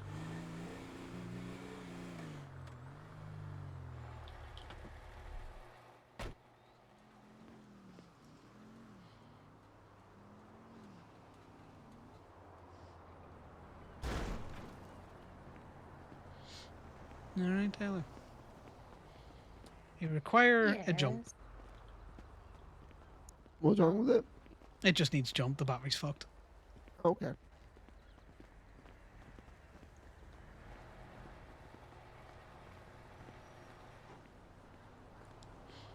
Why does the tire machine live here now? I have no clue, but I don't know if I like it or hate it.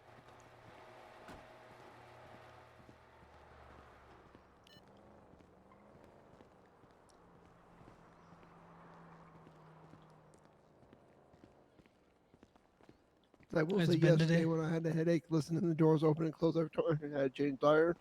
It's a little annoying. Yeah. I wish we could lock the doors up or down, to be totally honest with you.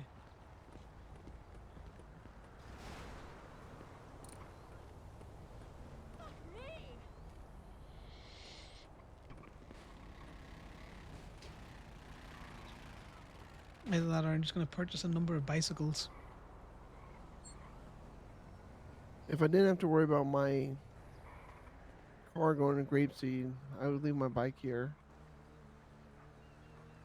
I found it funny because that bike that is currently propping up the gate at me and door. Yeah, it's a personal That's an owned one. owned We just bike. don't know the owner. Yeah, but it never goes to Grapeseed, unlike the cars. Yeah. Alright. Batteries Hey, jumping. hey. Who am I building? Hi. Bill me. Post for affection. Perfection. Fair motor. I just liked it in the other area. We make new menu things. Connor, I'm gonna get some Yeah? food. Yeah, no, I worries. don't know You what eat your you food do. and I'll What- come back and pick you up. What new Okay. stuff? Lobster. Bambi, are you doing food or? Tyler think or they're Indy just can help. going in. Yeah, Tyler and Oh, Indy okay, are. okay.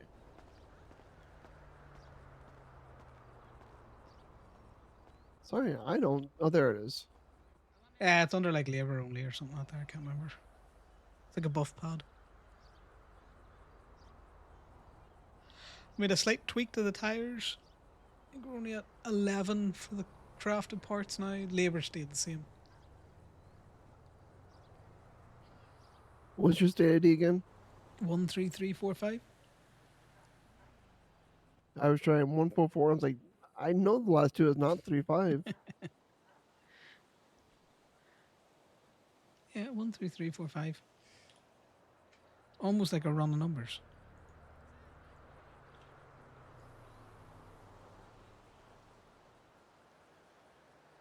And then we've got the new Surfer,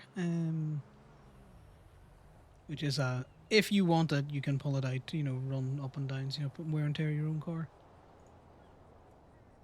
Well, I did want to just replace the Yeah. fucking Segoy, Yeah, I don't use it too much. I have issues with the Surfer right now, so it doesn't like me. No, it's just not want to turn on when you're... Unknown, like I walked that way one day, and I came back, and it was no longer a Surfer van. It was like this van. You should be... Oh, that's right. I need to get fucking It's not registered to the business one business. yet. Yeah, well, once we get it registered, then, it's less of an issue.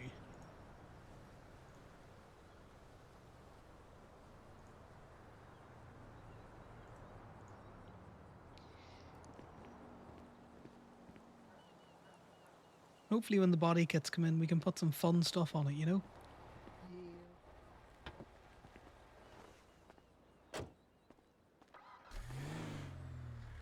Alright, I'll be back to pick up Damien. Okay.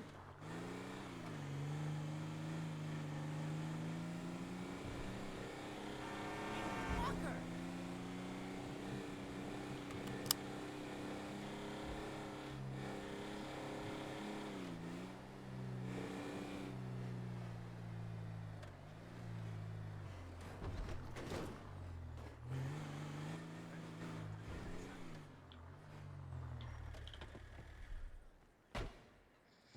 It be.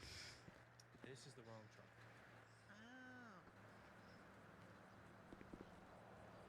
I was like, I literally can't see anything. Why?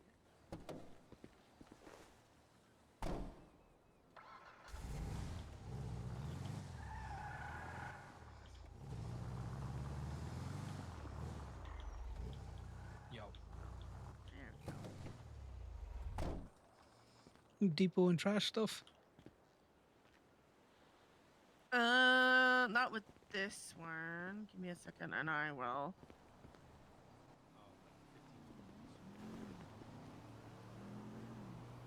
You have trash, Connor?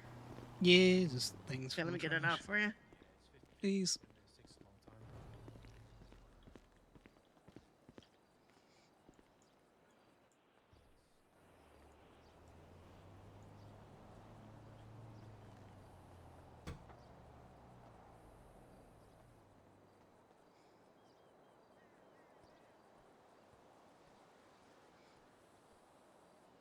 Okay, anytime today, game.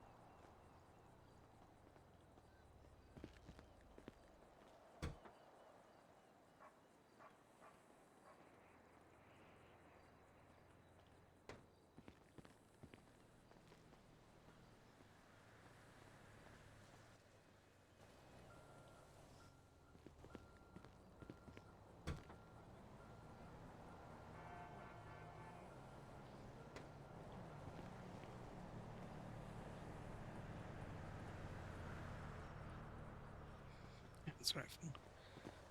I've thrown whatever materials that I have as well into the back of that van for you. Yeah, gotcha. Are you done with this, Connor?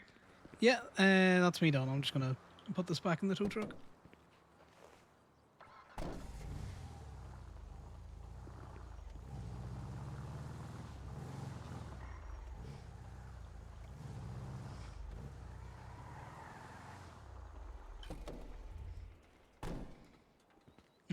There's his good deed done for the day.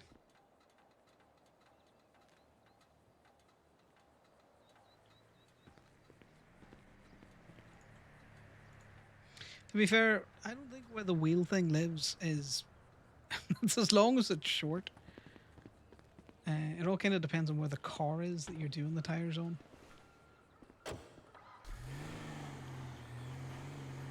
See you later, guys.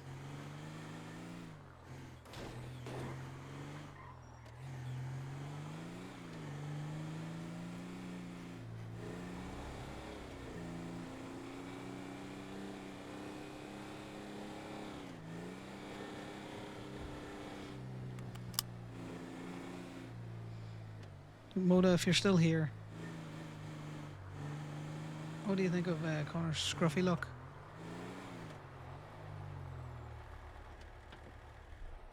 Your cheerleader has a right. Look at him.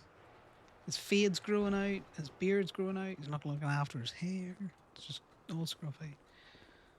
Right, Damien, you want to lift down then to the tattoo shop? Yeah. Yeah. You didn't sound very confident on that. Do you ever get you moved? I'm starting to feel like a lot worse than I was. Yeah, well, you know, we'll get you fixed up with some lemonade or something. Lem sips and that. Can't get him to rest, Bambi. He just won't. He's all ill. No. Yeah.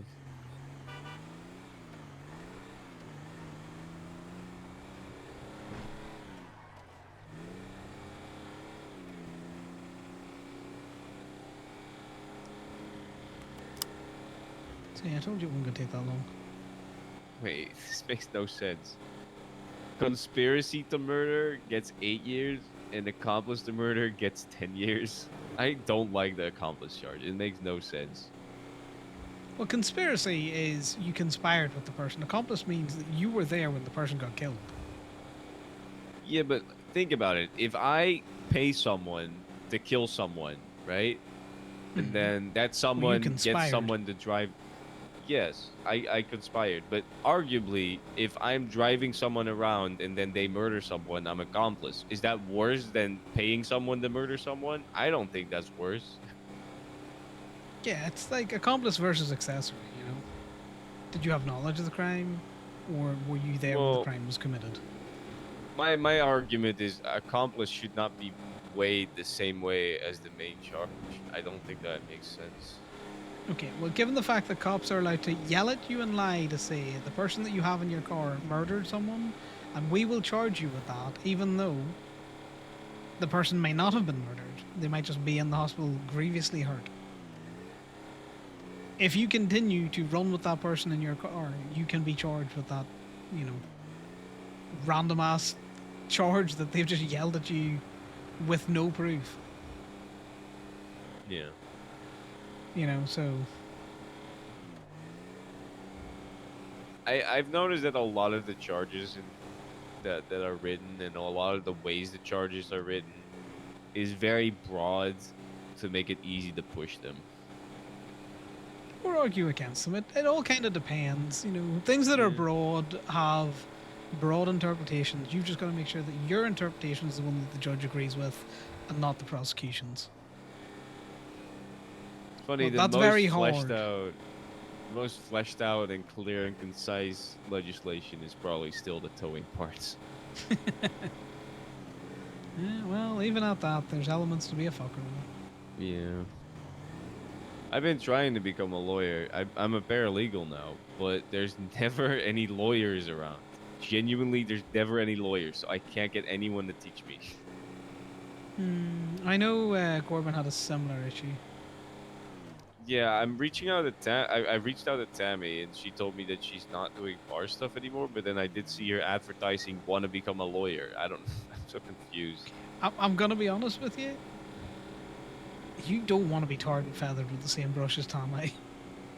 I don't care. Listen. I don't care specifically about who is teaching me. I'm gonna be. No, but you my should goal is to care. be.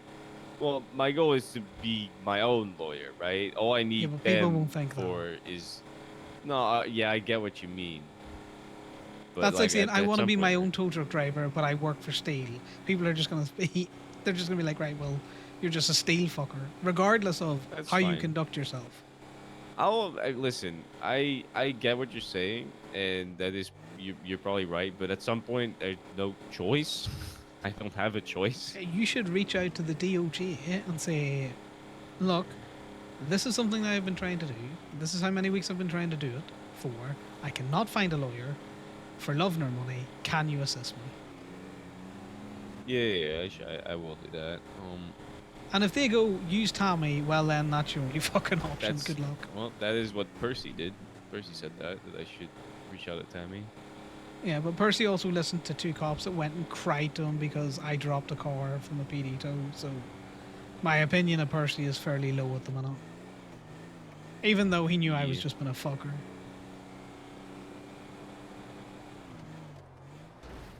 That's interesting. Well, that's cool. Just a truck jumping off of a bridge. You don't see that every day. Yeah, and you know, the fucking Percy, he's a contrarian. He would take the opposing stance just to be a fucker. I don't think I know Percy well enough for that, but maybe. Well, I've seen enough of his court cases. I don't have a deep interest in personal relationship with him. Wasn't he the one that ruled over the thing that we now have to take 2 pictures of that beach thingy? Isn't he the one that ruled over that and said that like I would prefer you to take 2 pictures because 1 picture is not enough or something? That was somebody else who. No, that was somebody else. One of the other justices or lawyers or judges or whoever the fuck it was. And I was like, okay, but at the same time, there's no standard for the photographs that you want, but you're going to hold us to a standard that doesn't exist. Yeah. It was Fly Dark pushing that. Well, you know. That's true. This is the same judiciary that that allowed the FIB to say tow workers should have a higher standard of documentation than the fucking police and the Federal Investigation Bureau. Yeah, I don't mean like the person pushing it. I meant the person that ruled on it, which was the judge. No, I was there for that. Yeah, which judge was that though? I don't remember. I don't know. I know. What do you call him? Humphrey was also of the same opinion that there was a standard to the photographs, and I was like, okay, well, tell me where that standard is. And then he looked and realized it doesn't exist.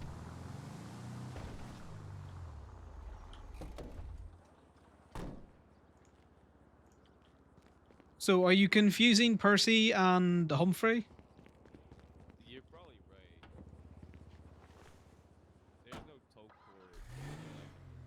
Well, no, there is no standard. As long as the infraction and the license plate is clearly visible. Should I just take my own car to the shop? Might be easier, no? Yeah, if you want. I might come back and sit in your truck after. I don't know. Yeah, if you're feeling ill, just text me so you're going to bed. Yeah. If you need a lift up because you don't feel like driving, let me know.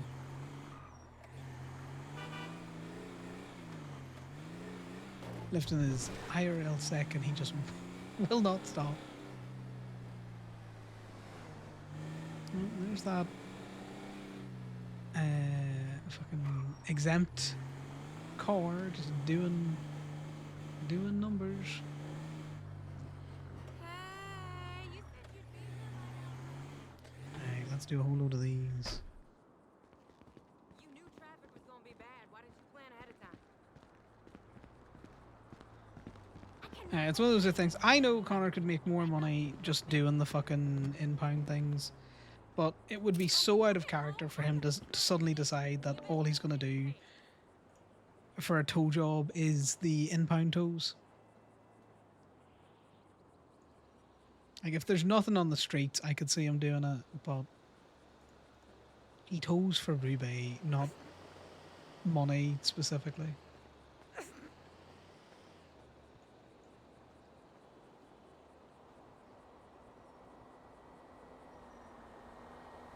I can't remember if I did the tow on this or not.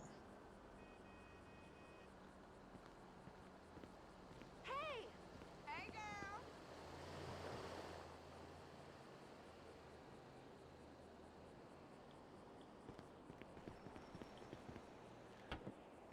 Yeah, we need to figure out a way to utilize the tow lot a bit better. I don't know. It's difficult. It used to be worth it because you would get a lot of information out of the publicly available fucking tow logs. Where there was like other information that you could gather, which you can't gather anymore.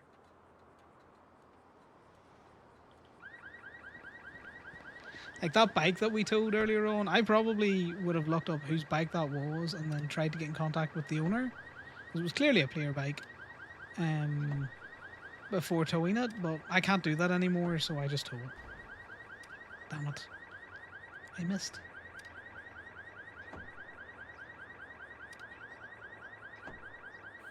You'd think I would be better at this minigame, but I'm really not.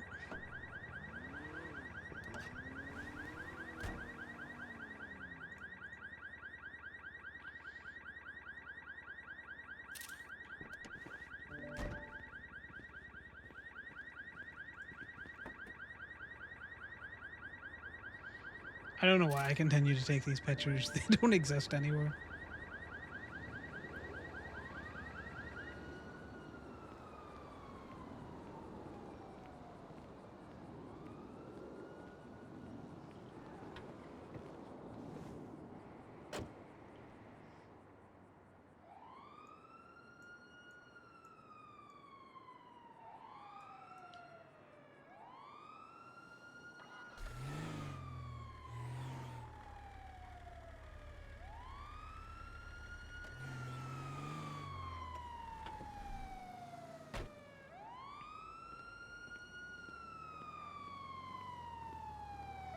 Can I help you, officer?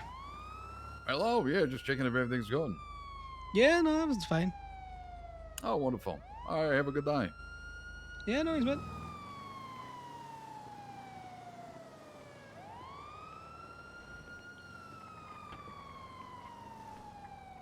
Do you want to get out of your car and talk to me? No? And there's the extent of no, what are you doing? Do you know why I'm here?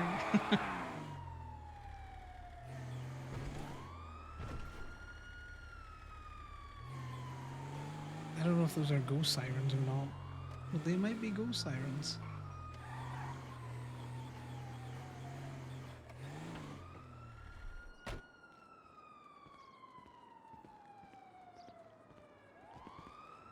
You mean Oops All Walton's Day?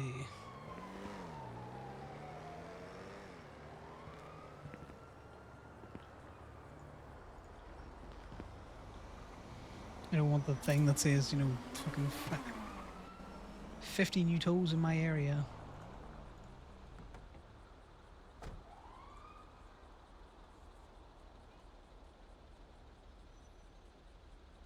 It's funny. Lifton complaining about how no one's come to check on that in so long.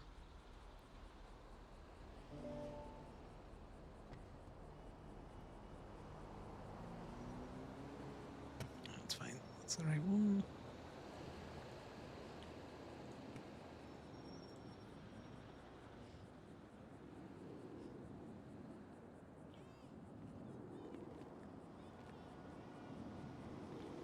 God, I swear Connor's got such fucking slow eyes.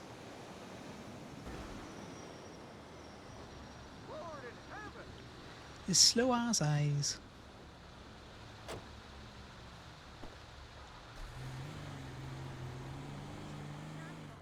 How many celebrities live here?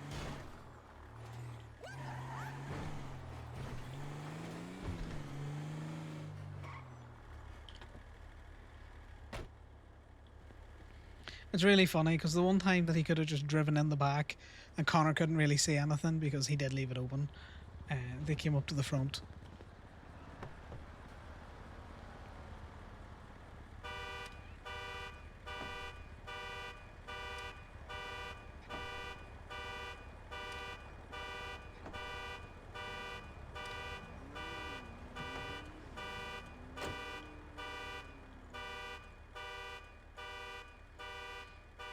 So many phones.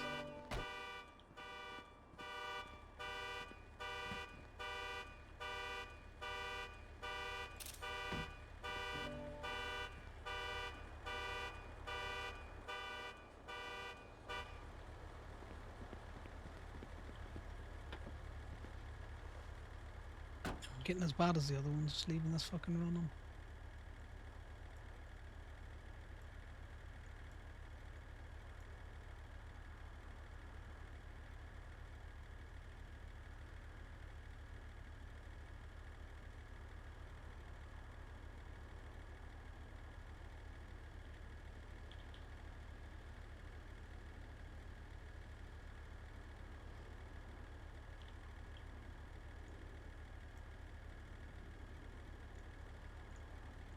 Ooh, 100. This is the first big Ruby phone that I've seen in a while.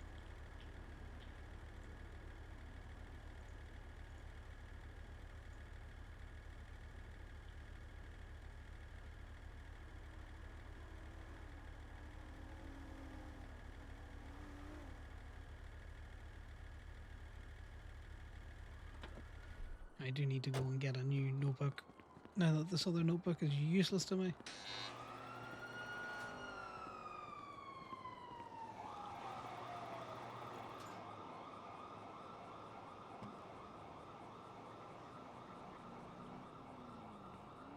Darcy, I need that notebook.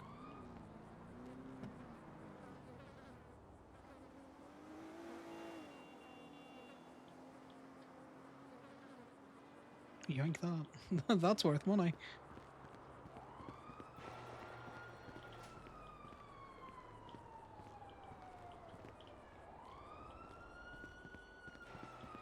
There's more Watsons over there, so we may as well go over and get the Waltons.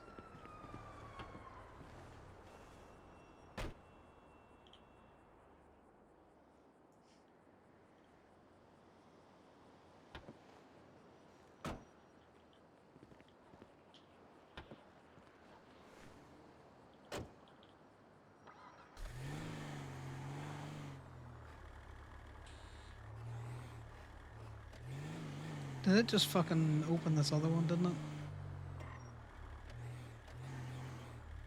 Yeah, that's definitely locked.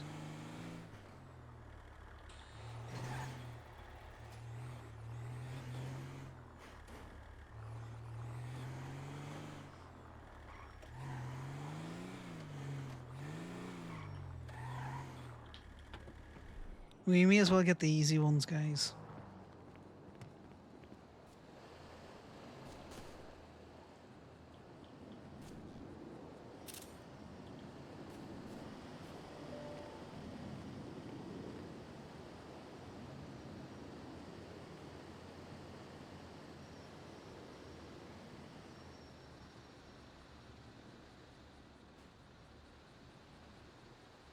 The only good thing is that the manic car lockpicking seems to have died down slightly.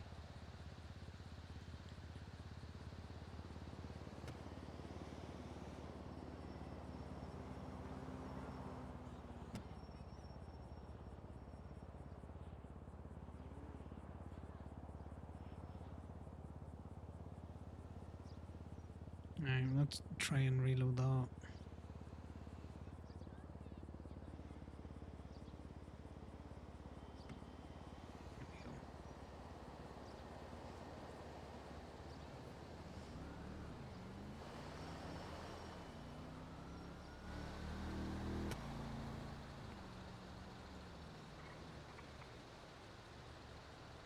So many of the little box trucks running around.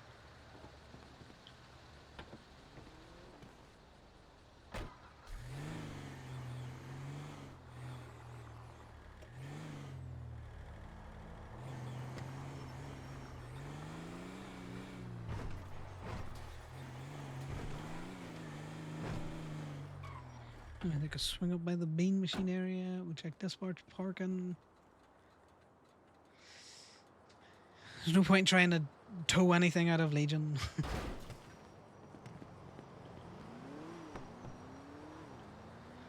That's kind of non-starter.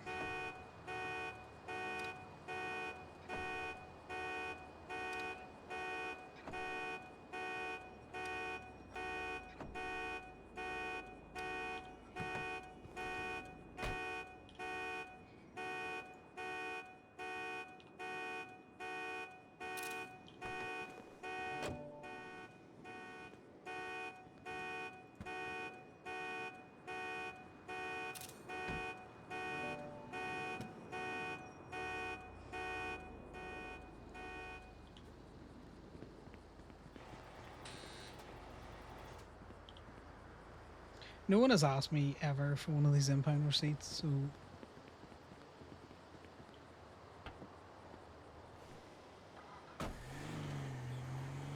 I'm trying to think of what I can do with them. I definitely think you could pass notes on them very easily.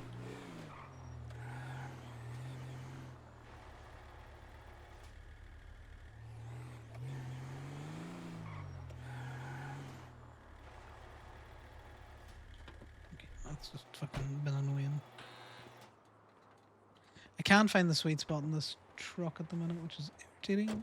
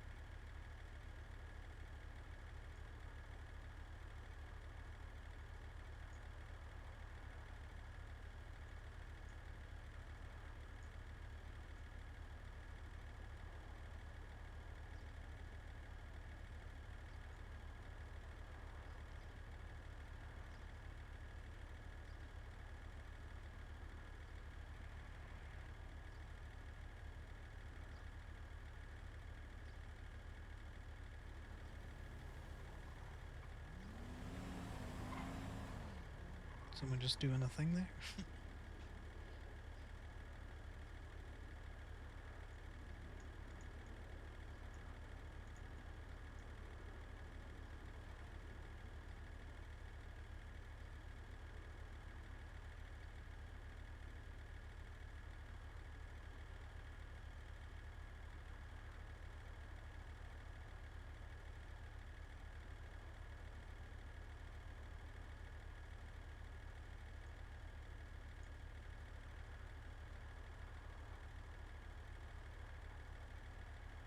Sorry, I'm just having a quick look at something.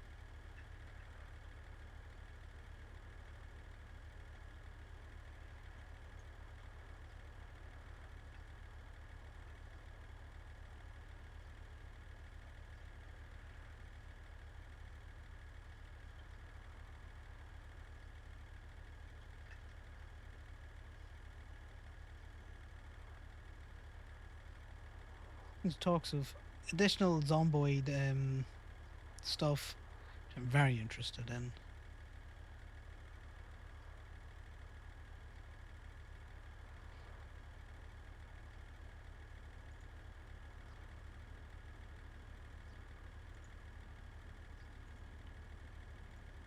Which is so we're talking about spinning up maybe another server with kind of like more less centralized groups, like just have people like in other groups and nomads and stuff out there.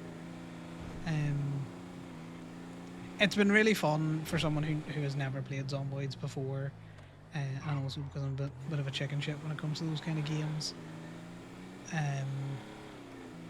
And also when there's a group going, it's not as punishing when you die. Hey Rourke, what's up?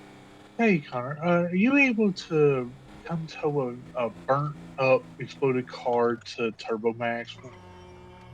Yeah, sure. Whereabouts are you? I am on that gas station on Route 68 off Great Ocean Highway. Do you want to just drop me a ping? Where do you normally park your car?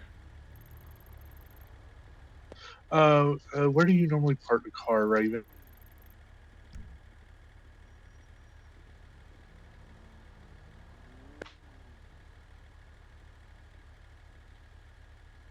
So probably just good to drop it off at Sandy then. She doesn't really park it anywhere. I would believe Sandy would be the last place it was parked. Yeah, it's just because it's easier if we get it parked up first, just to get the electronics reset, and then you will obviously Okay. still need to take it to the mechanics. More than Yeah. likely, even if the hoses are saying that they're not split, the next time you take a bump on the car, your coolant hoses are going to go.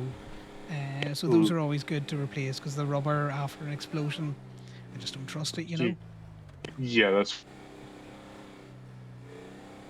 But yeah, no, it's fine. I will. I'll come scoop you, and we'll alright. get it Sounds moved. alright. Appreciate it. No worries. Bye now. Let's see what Damien wanted. And I might actually stream some more Project Zomboid. It's just, God, I was, I just panicked. Yeah, hello. You called? When you say hello, like I'm Yeah. calling you. Well, it's just because you are calling me. Yeah, but I'm calling you because you called me. I know, it's funny to do that. I do that always. Anytime someone misses my call and then calls me back, I pretend like I've never called them before. It's funny. But surprisingly, very you. All right, well, I'll take that as a compliment because it makes me It feel wasn't better. meant as a compliment, Okay. but you take it however you would like. And you didn't need to say that, and I would have been happy, and now I'm not. Yeah, I did, we but are. I still did. Okay, you can stop. I've stopped.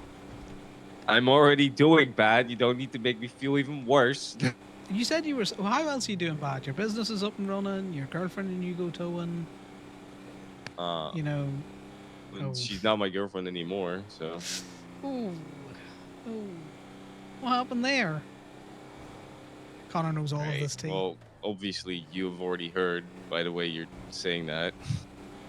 Look, I was just checking because Imogen changes her mind every 2 fucking seconds. 1 minute she's gonna dump you, the next minute she's not gonna dump you. I don't know. I don't know what she wants. I don't think she knows what she wants. It pretty much boils down. What she said, right? Pretty much boils down to she can't do crime with me, and she thinks I wouldn't shoot someone for her. So yeah, no, that. One, I've done crime with her. I've done crime for her, and two, I would absolutely shoot someone for her. So I don't know what the logic there is, but whatever. You do crime with her every time you're in the fucking tow truck together. Just because it's not the crime she respects. I've driven her around doing ATMs with her. Exactly. It's just you risking a lot. I there with your don't know. businesses. I don't. Pretty much, she said that I am not a ride or die. Apparently, I don't know. I don't know in what way I'm not. It is crazy, but whatever. It's her decision. I'm not gonna. It hurt me a bit that she said that, to be honest, because I have I'm tried sure it very did. hard to be like. I considered whatever. It's fine. I want to jump back in with you in the tow truck because we're done with the keys, and I need to wait for them to send me the charge. So I gotta be awake for a little bit longer. Right. Well, I'm picking up a busted car, and then I'll be back at the lot. Okay. Why is someone busting cars? It's exploded. Gross. I'm gonna be thinking You know what That's to what you do with bust. exploded cars, right? Yeah, you can get them parked up, and then you take them to a fucking mechanic, get them repaired. Dumb fuck. Yeah. No, I'm just asking you if you know. 'Cause Don't I don't treat me know if like you I've know. never towed a fucking car before. Goodbye, sir. Right, guys. And you seem to be very crispy. Was it on when you were trying to fuel it? I honestly can't remember. I don't think so. Were you right next to it, Mom, when it exploded, or you already been to the hospital? There's doctors on duty. Yeah, there's a picture of 68's hospital. Oh God. Yeah, there's no doctors on duty. So. Well, that kind of sucks. Yeah. It's Right. my luck. We'll take it to. Where do you want to take it to get it repaired? That'll give me a better idea of where we'll go to park it. Turbo Max. Yeah, Turbo Max is I think the only place open right now. Gaby is open, but that's Oh, also Flywheels is open. I didn't even see Flywheels open. Yeah, but I'll we'll go do to you Turbo ready. Max. If we do that, we can park her up. We'll go to Alta Street. So I'll meet you at Alta. Sounds good. I'll meet you there. No worries. Hey, Ollie, how's things? Good. I'm sure you know by now, but Pandora's is no longer a thing. Oh, I know, but it was a collaboration with Pandora's, you know? Yeah, I just... Kind of doesn't change that material fact, but no, I get it. I heard it was shutting down. No, they're changing to something called the Crypt. Oh, well, a shutdown and a reinvention then?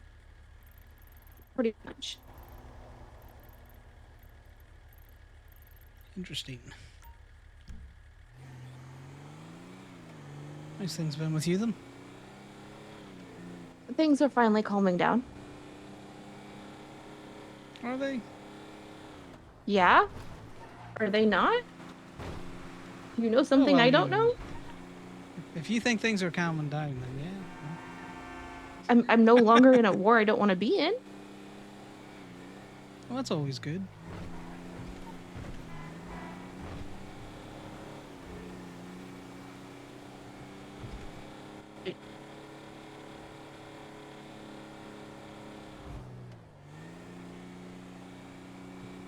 What makes you think things aren't calming down? Oh, I don't know. Birdies in the wind and all that.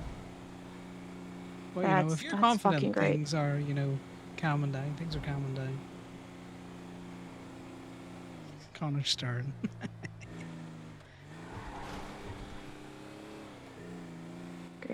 Great. That's awesome. How are you?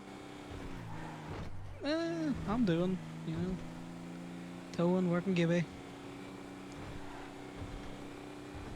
Working Gaby. I called you from a Gemini ad. That's what I mean, like towing and working gibby. I'm out towing today. I'm trying to keep one of the businesses ticking over while the other one's got people staffing it up north.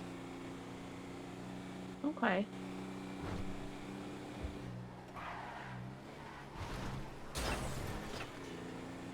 Make yourself. And you keeping yourself occupied. Trying to.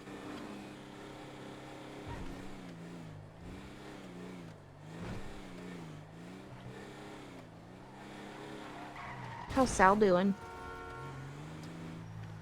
Sal hasn't been around in a while. Still? Are you alright? okay? I'm fine. You're alright, the you one that's alright? reversing up a blind corner, mate. Yeah, well, normally don't have a fucking tow truck speeding down it. No, I'm going in the right direction of travel, and I was doing 50 Oh, miles an no, hour. That's I not ain't blaming speeding. you. It's funny. It's just I ain't blaming you or nothing. Yeah, you're all right though, because my tow Long- truck will long as you're slap all you right. harder than your car will slap me. I'm good. No worries, man.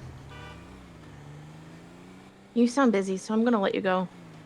Yeah, I just ran into someone. No worries, Ali. Stay safe. You too. Bye. I'll think about it.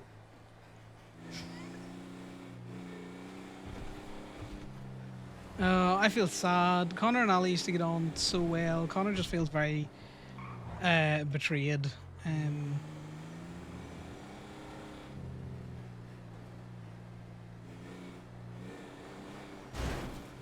Which is why he hasn't reached out. Ali's now reached out, so he's more likely to reach out in the future.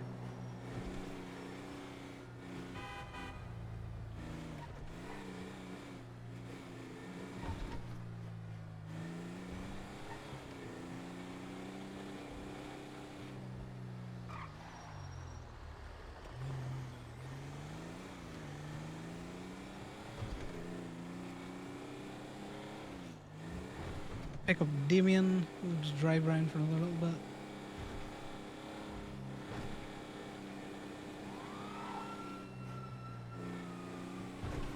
There's that little car from earlier on, just zooming around.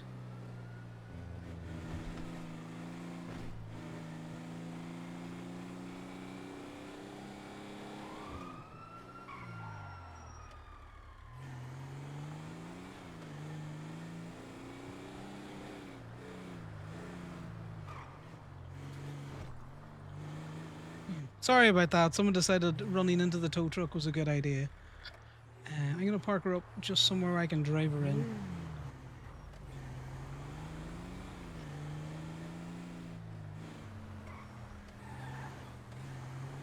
You're parked here.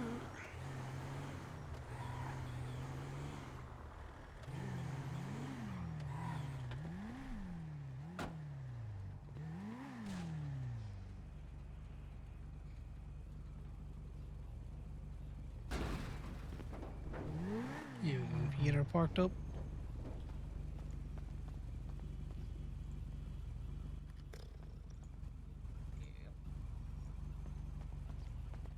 Just wondering if I'm gonna be back at the guy. And then, are you paying for the tow or is your friend? Yeah, I'll pay for it.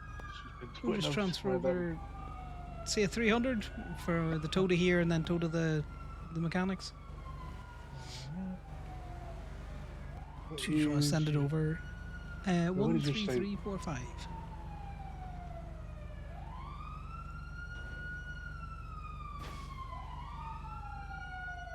Well, it sounds like tires are going to need done as well.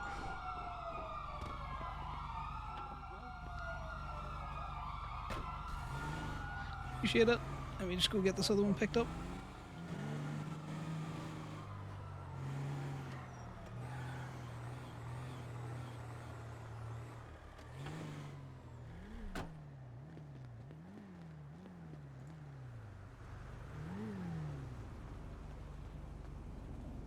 Could be worse.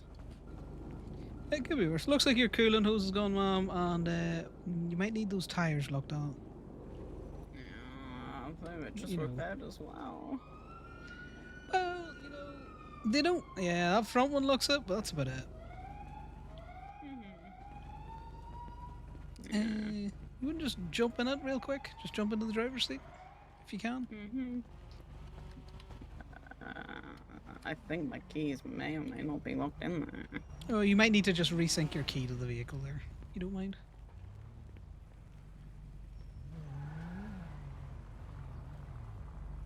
Boo, tow gang, boo. Boo, not a stratum. Boo. Wow, Connor. What do you mean, wow? Yeah, if you just stick your phone out there, Mom, and just resync your electric fob to the car. Well, You do something different with your hair? Is it longer No. or did I just not notice? it's just hair, man. No, but you look different. I know what you're talking about.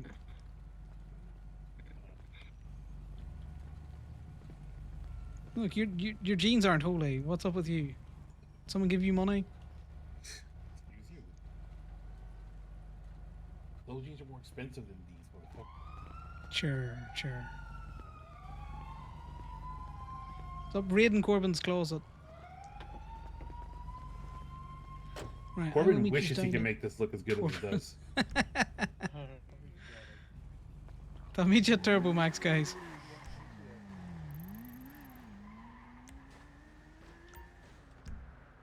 You say that like Corbin understands what fashion is. Corbin's very utilitarian. Connor knows that.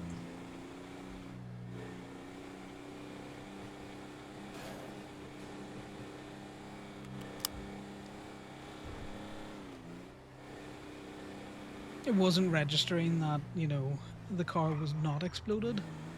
Which is why she or I couldn't get in it, which means I also couldn't put it on the tow truck.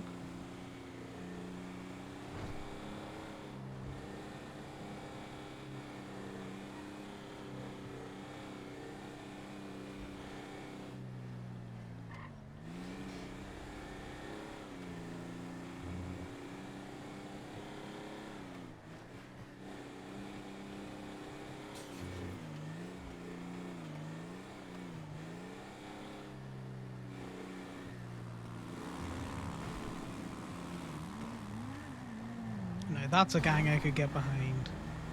ATV gang.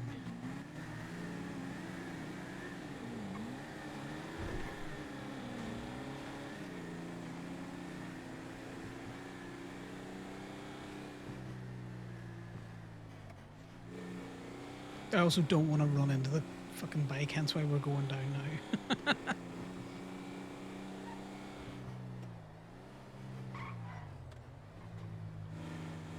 I'm gonna pick that car up out of the middle of the fucking road.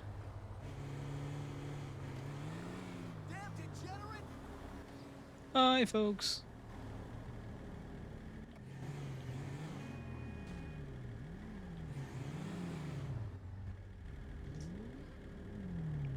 Thank you.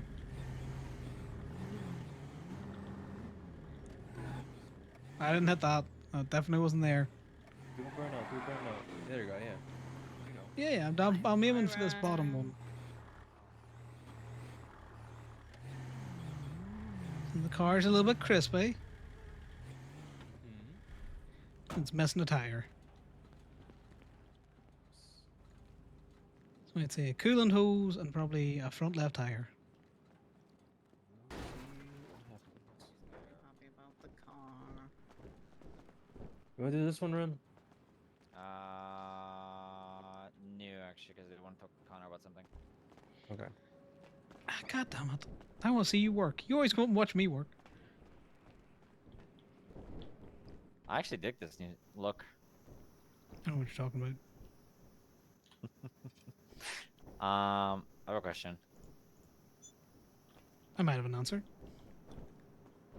So, in Polito, there is, on the west coast, you know where the Polito Cove is? On the GPS? Yes. And then if you go south from it, there's like an even smaller cove, I guess you could say, between the pier and this like little hill that sticks out. Yes. Is Thomas like extremely attached to that cove or something? He doesn't want anyone else there but him? Thomas just likes it. I think it's a place that he's made his home, so he's precious about it, I guess. Yeah, because I was Why? telling Jim that I was gonna spend a week in Polito. I moved my RV from Gracie to on the beach. It wasn't in their cove at first, but then we did move it for an even better spot, and I don't know. Apparently, Boyer found a note saying that we needed to move it. Can't remember what it said. Maya might know more. I was just confused because I thought it was chill since it was literally out of Polito. Because if I Yeah, knew, I no. would have probably not moved it a second time. No, I get what you mean. Thomas is a person that values his privacy, I guess. He seems like a nice dude, so I know he doesn't mean like bad or anything. He means well. Yeah. It might have come off a little bit more threatening than he meant it, but then he might not have known it was who it was. So he just wants the person Yeah. that's there out of the area, Well, I did talk to her, and she said that she found a note on like when she was there, and oh, there's Shade. And my car obviously wasn't there. I was awake probably before Thomas was. So if he saw my car, maybe he would have known it was me. I don't know if it made a difference.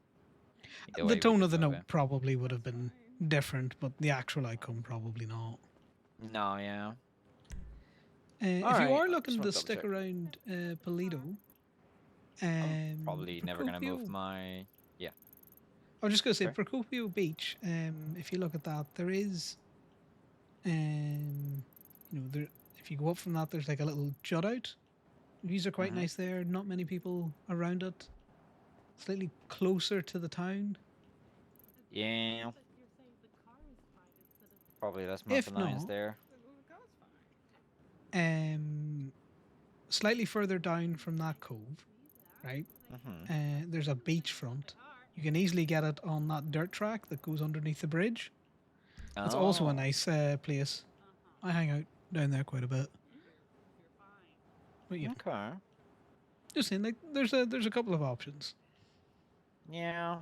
I was driving around, and that was probably my favorite spot. I want to also double check if it's like the entire Polito Cove, or is that little cove between the pier and, well, yeah. Do we still need to pay for your services or?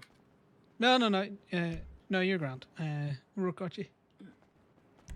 Looking on the GPS, I would say that little jutty out bit to like the little pier. Mhm. I'd say he's precious about that entire area. Okay. Yeah, I thought so. It's like a But little if you, cove next to a bigger cove. yeah, if you go past the pier, there's plenty of little spaces around there that are real nice. And like I Oh say, if yeah. you take the RV down that dirt track, and you tuck it round the corner in that little dip, it's nice and it can't really be seen from many different places. You would specifically have to go there to find your RV, so there's a little bit of a protection from anyone trying to break into that. Yep. Precisely my thoughts. Decided also I think like the second spot more because it was like a lot more hidden. I don't think anybody's after me, but I thought, it's not an RV park where there's always like a security guard watching for anybody breaking into them. But it's People like to hidden. fuck with Polito as well, so Yeah.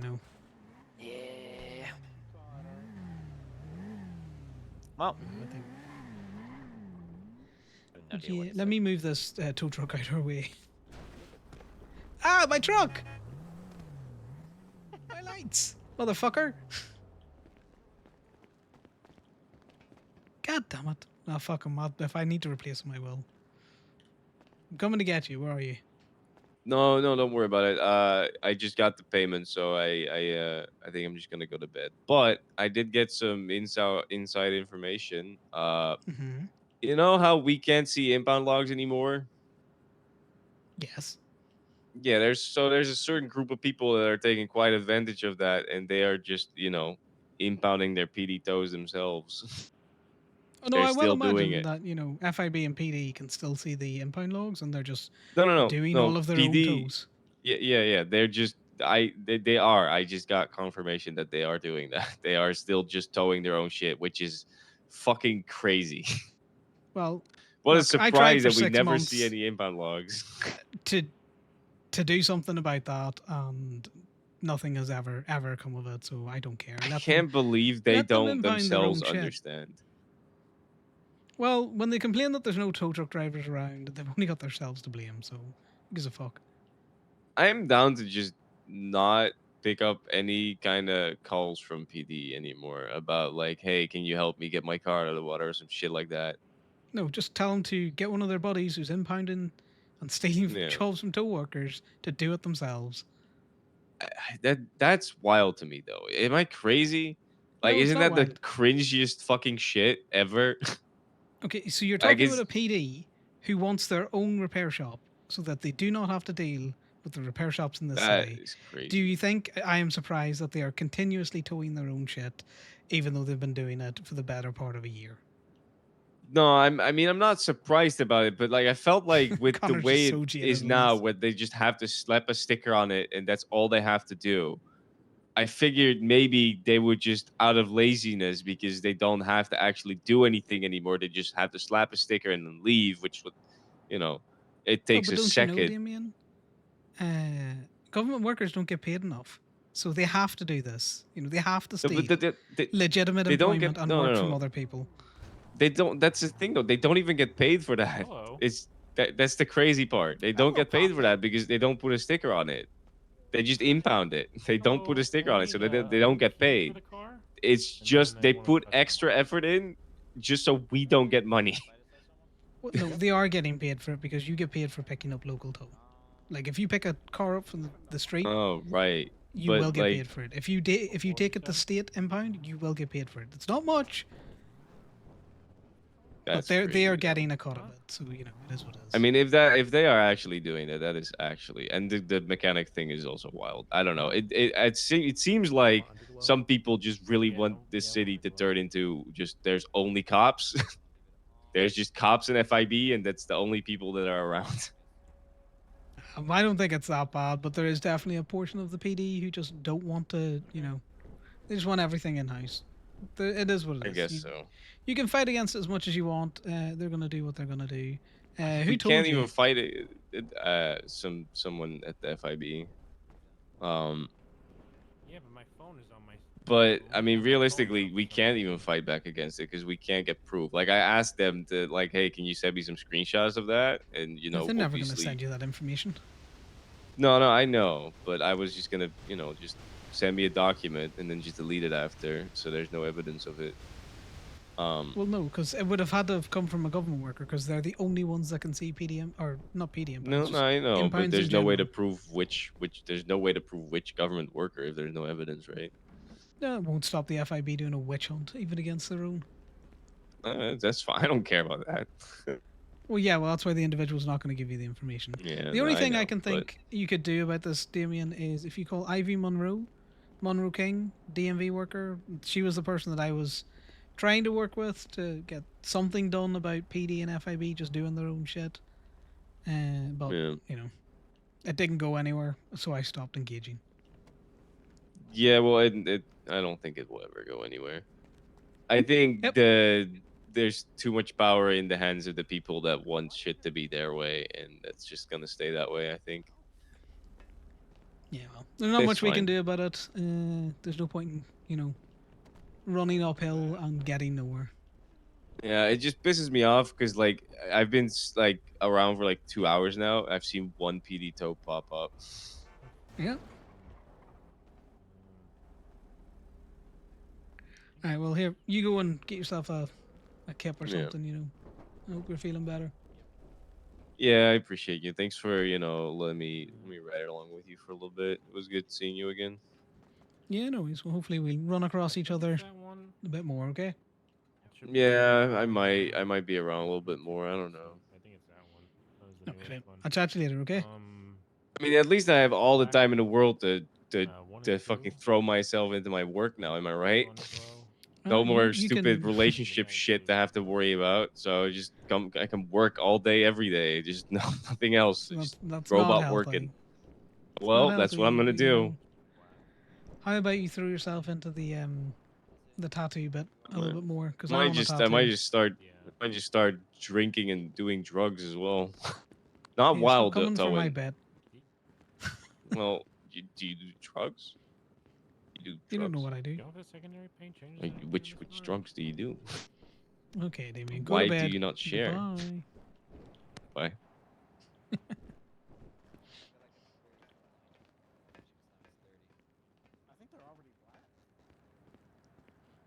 Yeah, honestly, I'm gonna have Skid to redo this because there's a chance you probably I mean, actually, I don't know why I'm giving to you. Just throw away so you don't confuse them. Throw away the old ones.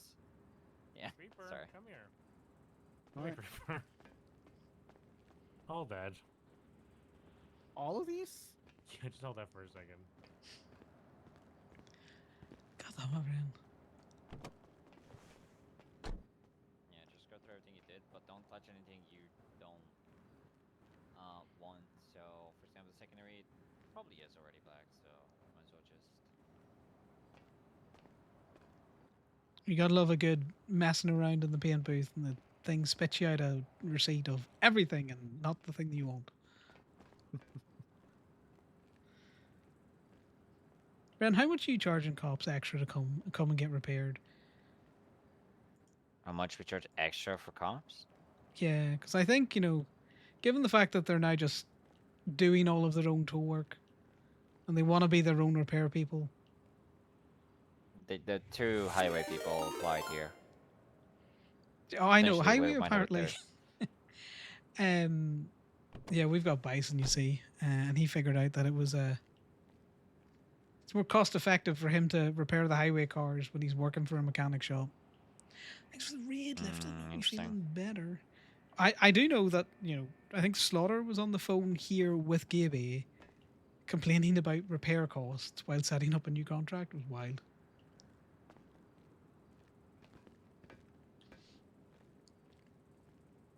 All right, so we got primary, pearl, I like your locket, man. and It's very nice. neons. Hmm? Said I like your locket. Oh, thank you. It's like Minecraft. Right, I'm gonna give you 2 charges. First one. How is it like Minecraft? The heart container, the top. Oh, yes, yes. It does make sense, Creeper. It does make sense when you explain it like that. Yeah.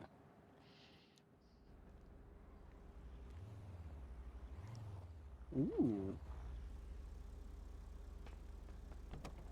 Chevy, we're gonna go steal a car, okay? All right. Okay, have fun boosting. Where you going? You just going by yourself? People have the problem with boosting. That's a good thing that you got something done. All right, Alright, Ren, I'm going to get out your hair. No worries. Nice seeing you, Connor. Bye. You get back to boosting. You have an issue. Yeah. So one of the reasons why I just haven't felt like towing is I don't need logs to show me that people are just towing their own shit still. And if that's what they want to do, fine, but I just not really interested in trying to roll a fucking tow worker that doesn't get any work.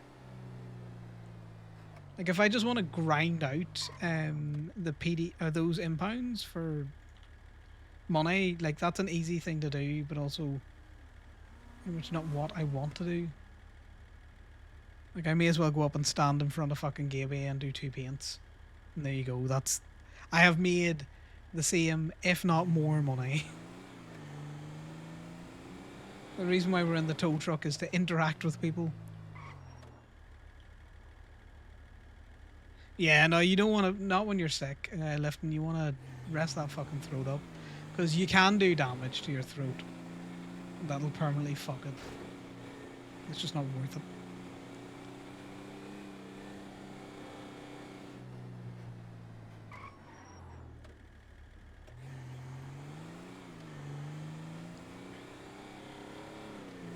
Which is why Connor wasn't interested in hearing that the majority money that you made on Damien today was due to the impound side of it, because he's like, well, you know,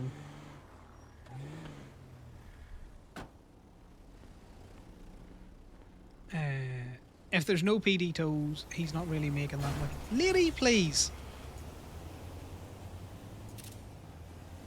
You try and murder me? Yeah. Well, that's the thing. Like, the reason why you could tow for 8 hours is because, you know, every 10 to 15, well, okay, let's not be hyperbolic, but every 15 to 20 minutes, you had a call where you went and you talked to someone and you interacted, and you might have spent, you know, 5-10 minutes bantering around with people, and then just rinse repeat for the rest of the day. But outside of Rourke calling us there and Damien calling Connor, like, he hasn't really interacted with anyone.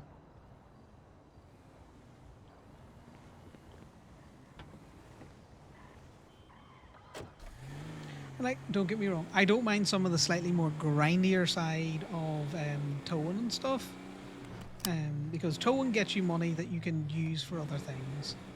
You know, sometimes you need the pixel cash to do other fun things in RP. Buy another car, find this or that, sponsor a fight at Gaby, pay for someone to come do a rave. You know, you need in-game pixel dues, pixel dollary dues for that to happen, right?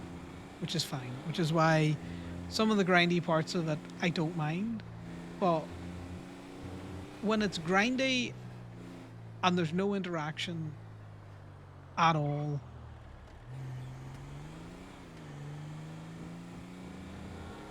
like there's only so long I can do it for as well.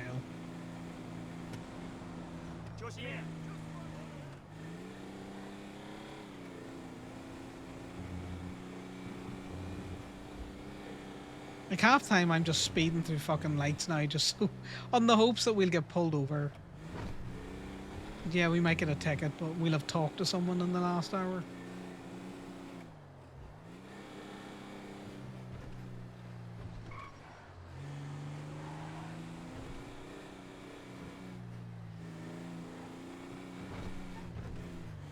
Yeah, well, that's the thing. Like, if I want to go play like a grindy game without any point, I'll jump on Stardew Valley and fucking farm, or I'll get on WoW and I'll do, you know, grindy shit there.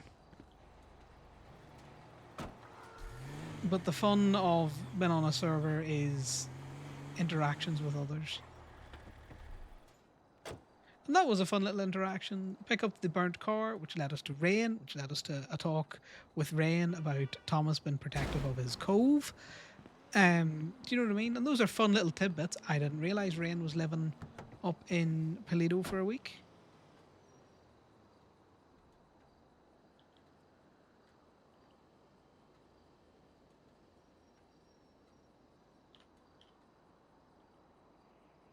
You know?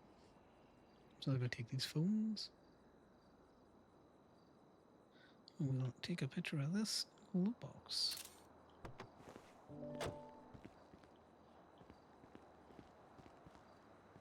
I don't know.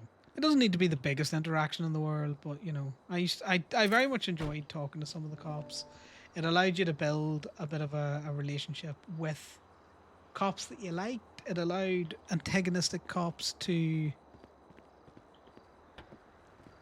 Lifton, you can tell me, but you know I'm not going to do it. I'm going to continue to do what I've been doing.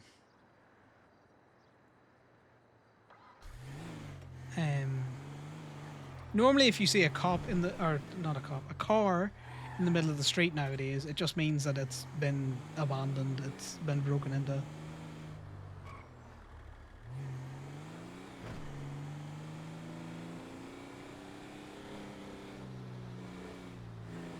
Well, Damien can let Connor know the next time that they're towing together and he feels a bit better.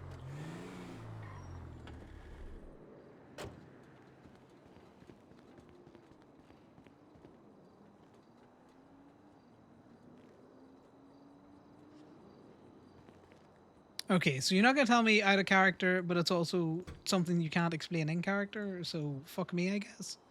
Is that what we're going for?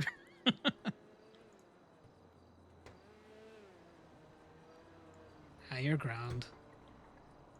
I'm just messing with you, Lifton.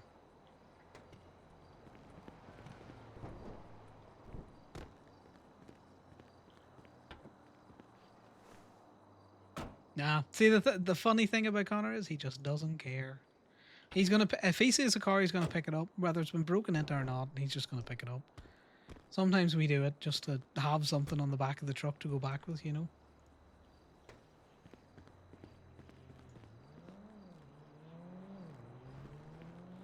Also, you can use the impound section to see whether cars have been broken into, because they appear in the impound. Or you can also just like rattle the handle before you pick it up. Interesting. Interceptor lights, no sirens. Trust me, that car's probably been sat there for more than an hour.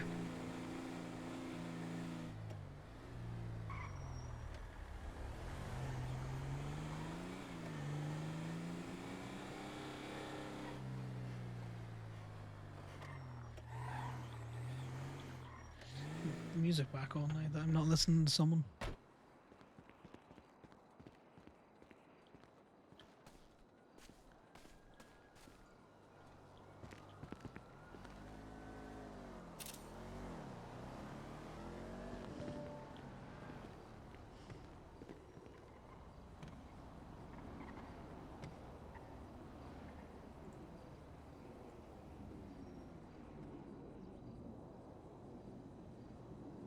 Oh yeah. You can also see all of the lock-pickable cars by looking at the impound list.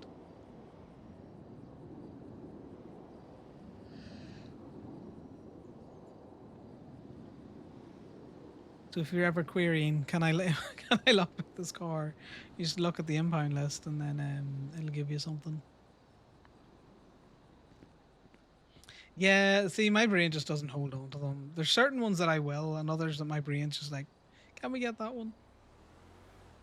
And then I also don't care, because normally if I've pulled up, for the most part, I'm picking up the car.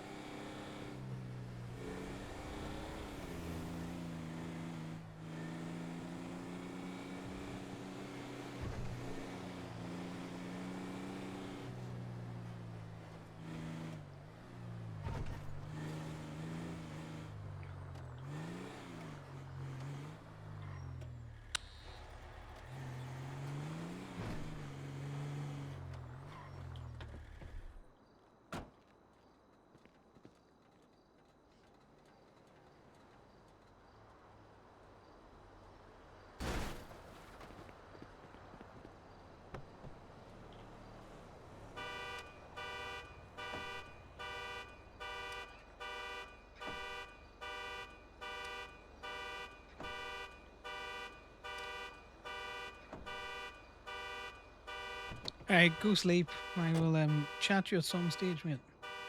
Have a good one. Yeah, no, it was good getting chatting to you again as well. I should be around a wee bit more regularly.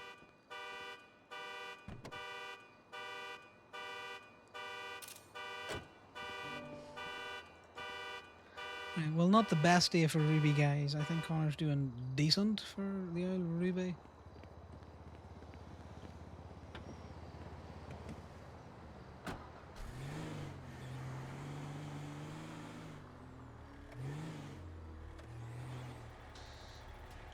The one time I would get the fucking sweet spot on it would be when I don't want to get the sweet spot on it.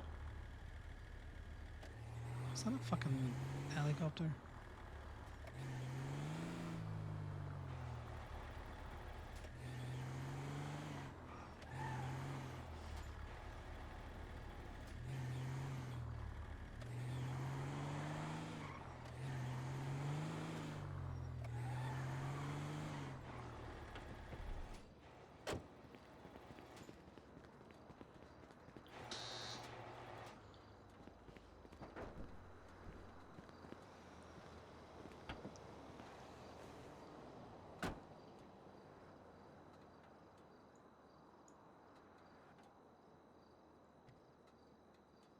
Back to 25.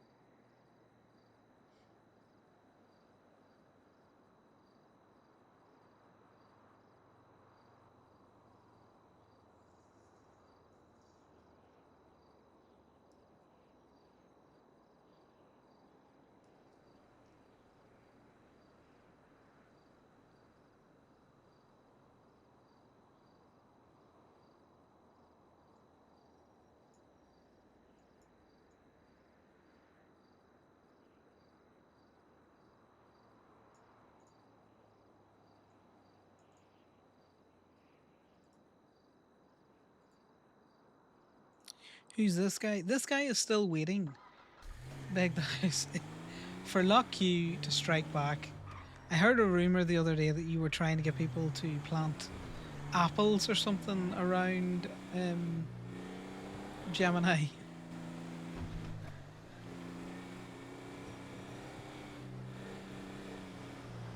But when I was on the server last, there was no signs or anything up, so I don't know how successful Ragnar was in that endeavor. Who would spread such rumors? Well, I know that. Connor has no idea.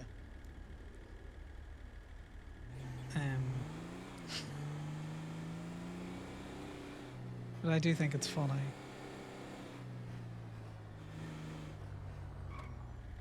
Because if we don't get a tip back soon, we might just have to park, I don't know, a cargo bob or something in the middle of Lock Q.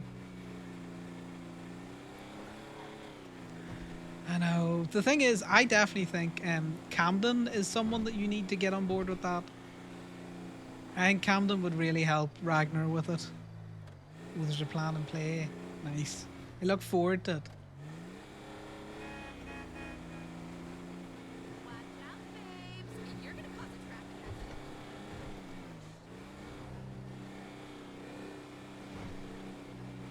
There mightn't be any grass that we can park on, but I'm sure Gemini will figure something out.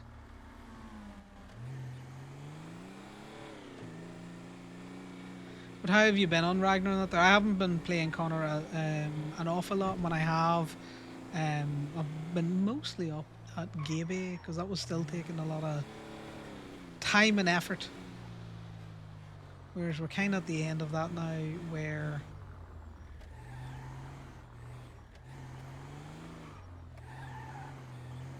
there's like a good float of people.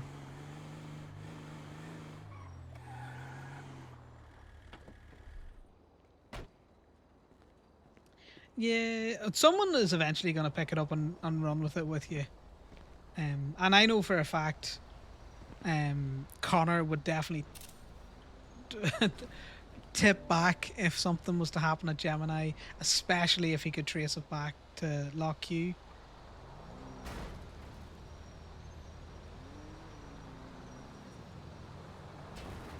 So you can't park there.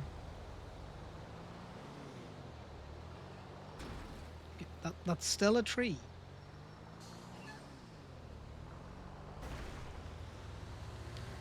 Sir, think of the damage that's going to do to your oil pan, your engine. Sir. Just turn to the left, you dumb fuck.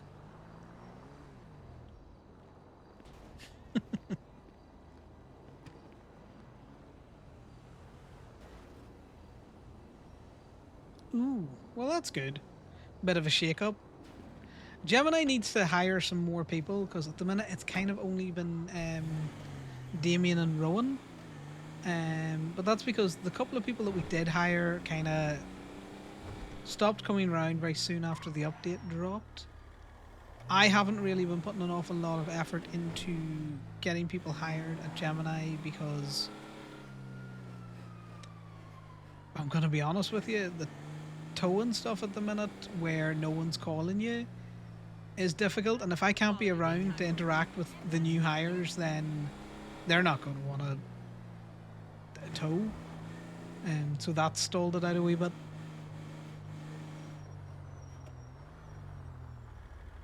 Like, I'm not going to ask someone to tow for like 4 hours and all they're doing is the impound tows.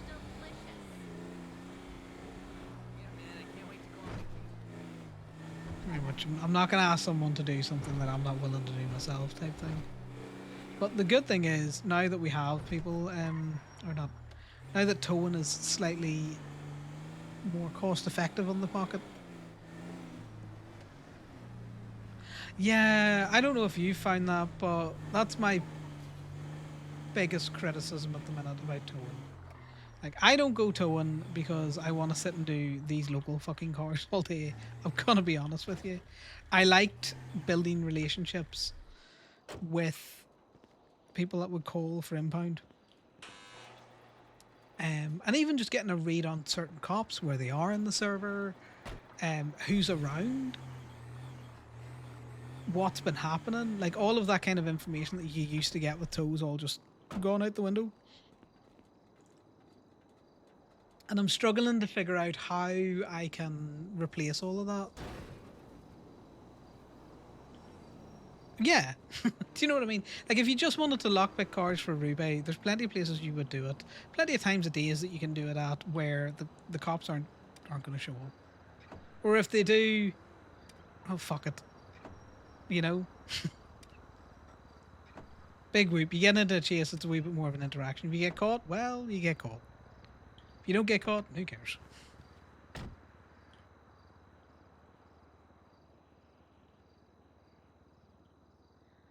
Let's put that back in there because I just don't want any more singles.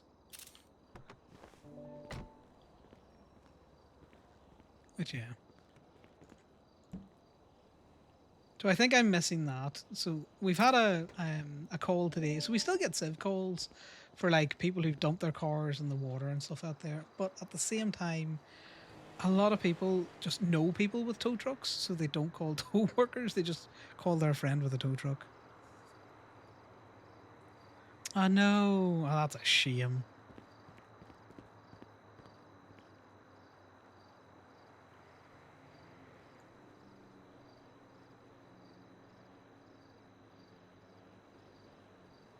Hopefully,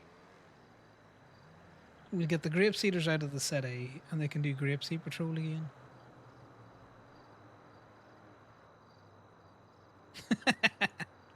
Well, that's funny.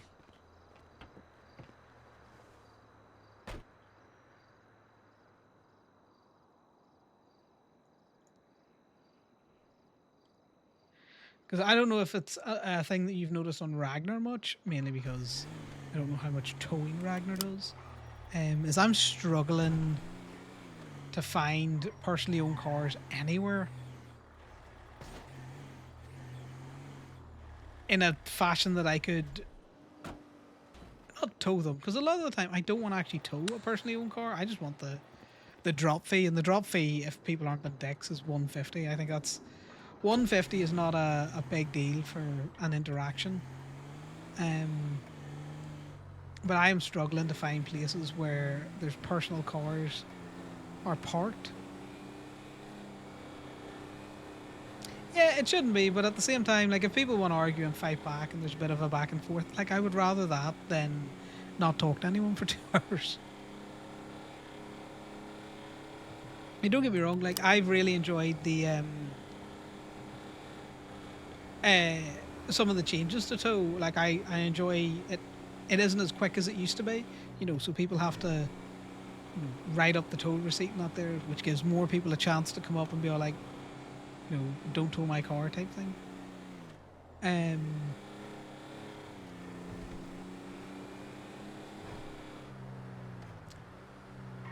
I like the app.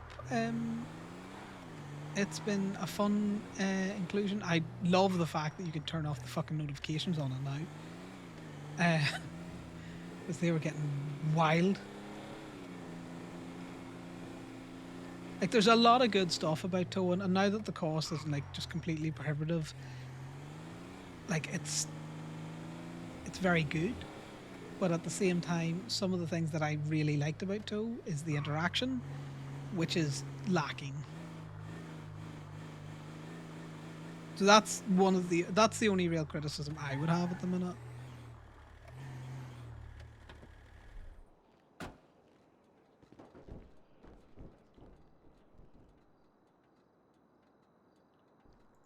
Like one of the most fun tows I ever did, I think we were in a river for like 3 hours, chucking cars at a car that was stuck to get the car out the river. I do enjoy the having to race other tow companies or other tow people that are around to get PD tows. I think that's a fun, you know, little interaction.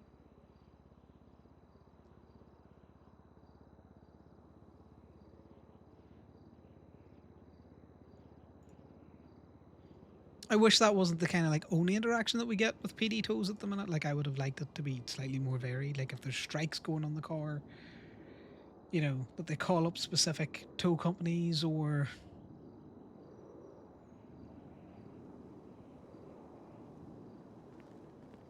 you know, that's just a byproduct, isn't it?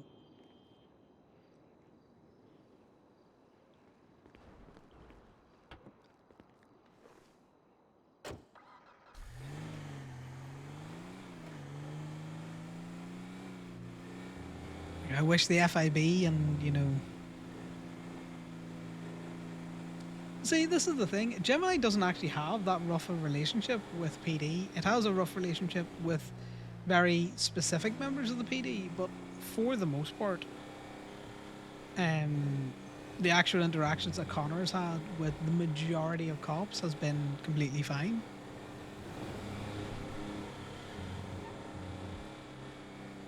There was a trainee cop from Lockhew many moons ago said Gemini let stuff out for free, and we have never been able to counteract that, which is just the prevailing argument that the PD use for why they don't call us. Yep. Gabagooli or something like that there. Like, generally, you're talking nearly a year ago. He didn't get out of the cadet phase. He mentioned that he was spreading that rumor so that they would call, well, I assume, so that they would call Lockhew and not Gemini. And ever since then, there has been a dedicated element of the police force that just say Gemini lets things out for free, which is hilarious because Gemini are known throughout the criminals and the civs in the city that they don't give discounts for anyone.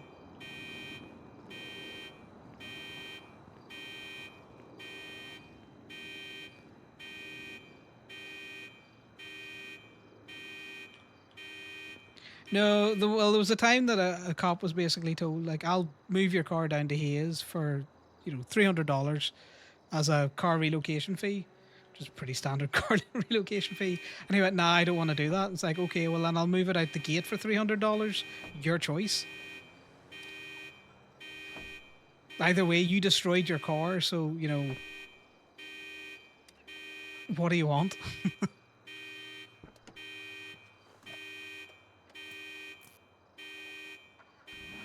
It also depends on the cop as well. I do charge certain cops more for moving their cars around the place.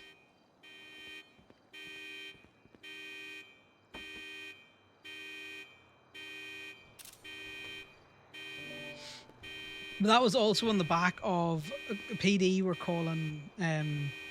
Basically, a lot of that came off PD calling Gemini to come and do a collection, like to do an impound. We would get there and then they'd be like, actually, no, what? Never mind. It's like, great, well, to complete this game.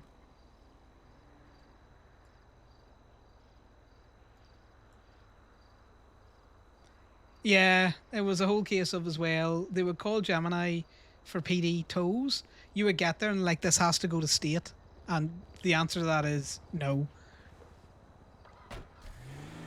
But they would wait until you had it on the back of your tow truck and then say, no, this has to go to state. To which a lot of the Gemini workers went, no, you've called a private tow company. So it's going to the private tow lot.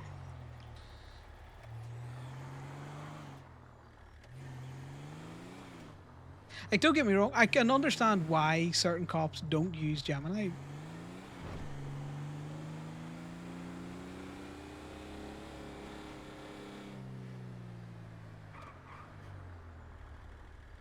Yeah, see, that's the thing. Like, if you call a person to come and do a job, and then you get there and you basically say, actually, do you know what? Now that I see that you're Gemini, we don't want you here. It's like, you called me from the directory. You saw that it was Gemini that you called. Who did you expect to turn up? Do you know what I mean? Like, there was times like that. You're just like, whatever. You mad people. Like, I don't ever expect to get calls from people that work for DPPD. Nor, you know, that makes complete sense. It's because Gemini have been fuckers to DPPD for so long.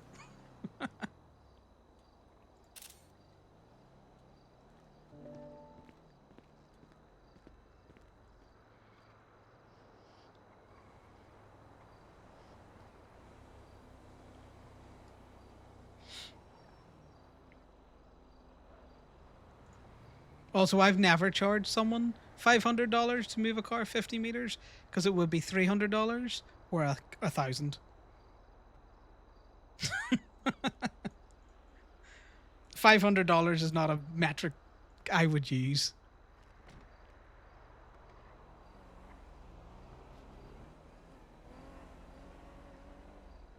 Yeah, because if you've pissed Connor off enough that he's going to charge you more than $300, he's probably charging you 1,000.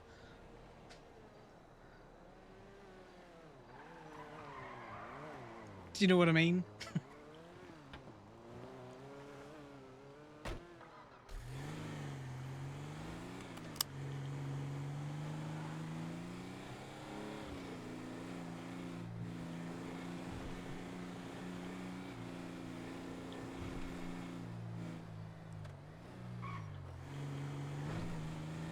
And Connor has been a fucker as well. Like, I swear, he'd be like, yeah, no, I'll move it to here for 300, and he'll move it to there, you know, the place that they want it, and then they'll want it moved somewhere else. And that's fine, but he'll charge you another 300.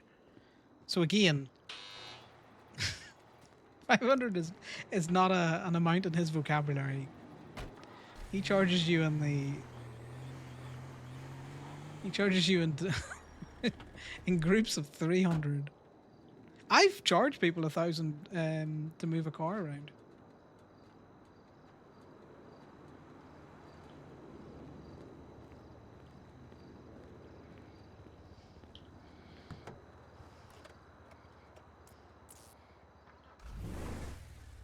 But I don't know if you've noticed that, like, there's a lot of people that just expect you to drive them around or tow them around or move a car for them for no money.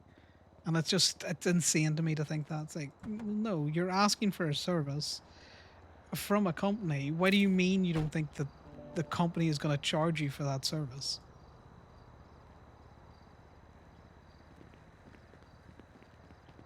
I love doing human tow. Human tow's great fun, but I'm going to charge you.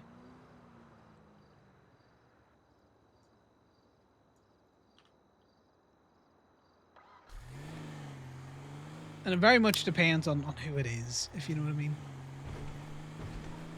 No, I have had loads of people. What do you mean? It's going to cost me money to get my car towed.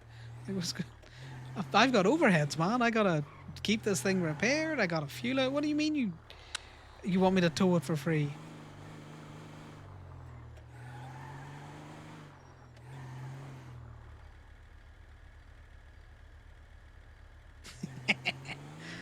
Well, that's why I like to call it human tow, and I would put that in the charge as well. You know, human tow, because I think it's funny. I need to get rid of these phones. I'm not having fucking 4 phones on me when these notifications are going off.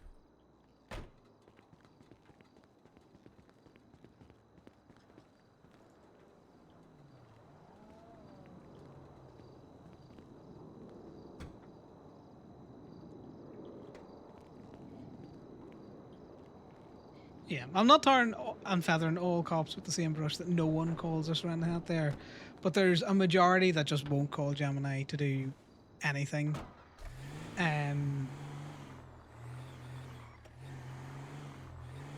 Which can be consequences of RP, don't get me wrong.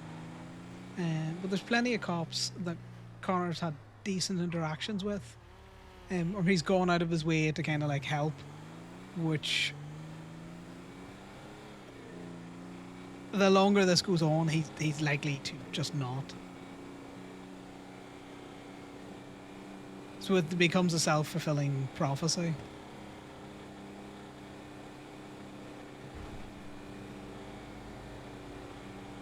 Well,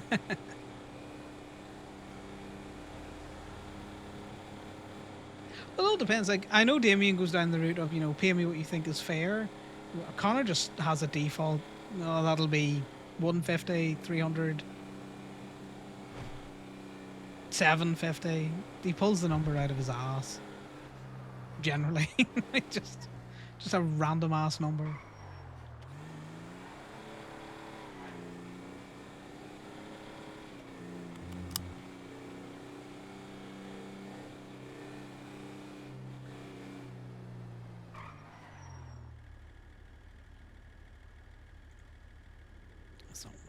Click on.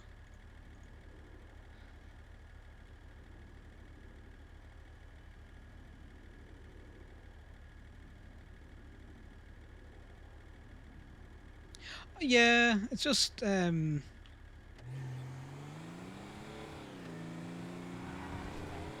do you call it? That's why it's fun, or it was fun when you would get PD toes, because then you could interact with a cop. You know, maybe you had a bad opinion of, or a cop has a bad opinion of you. It allows interactions to happen. That's why Connor continues to be a fucker to try and find every car that he can to tow, to make people come to his lot to talk to him.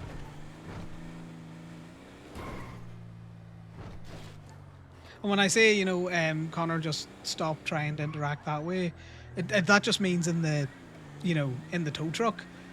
Like, he'll find other ways to try and interact with someone. You know, he's also a mechanic. He's not going to turn cops away from the mechanic shop. He might be a little shit about it, but, you know.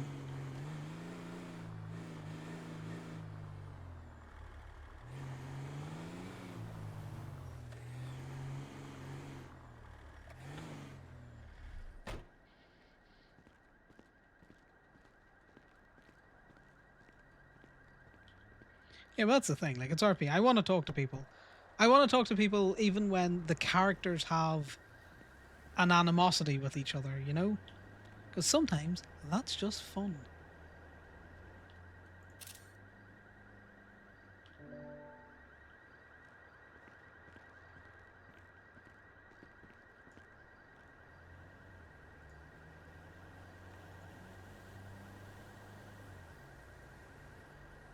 I know I've been waffling for a while, so hopefully I've got my point across. It's not that Connor won't interact with them. We'll just find a different way to interact with them.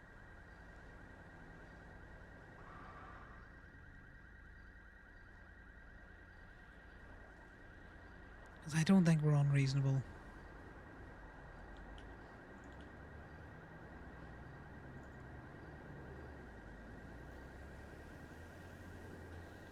Thoroughfare is what I need.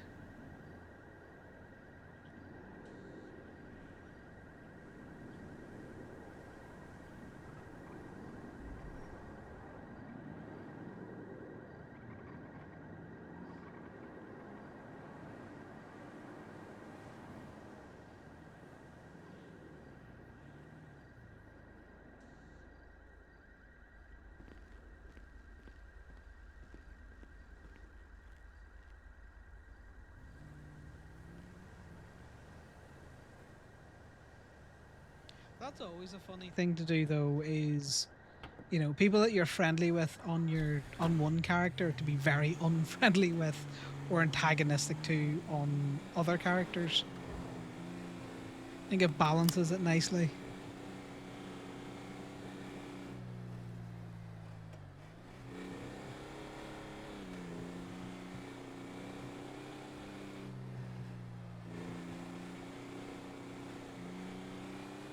Because I know, like I say, like Dallas and Samson are two cops that would come to mind that Connor's got a really good, you know, rapport with. He's friendly with them. I wouldn't say he's friends with them, but that comes from the fact that, you know, he's not really friends with many people, or what he would count as friends. Like, he's on Dallas's fucking emergency contacts. Which I think will land him in hot water with his gang one of these days. But, you know, until that happens, do we just leave it as is?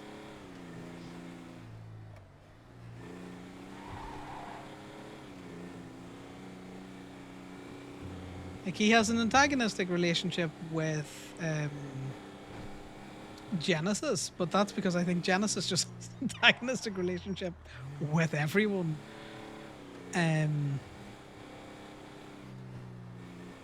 Yeah, when he gets a bullet in the head and he doesn't remember who he was or what he likes.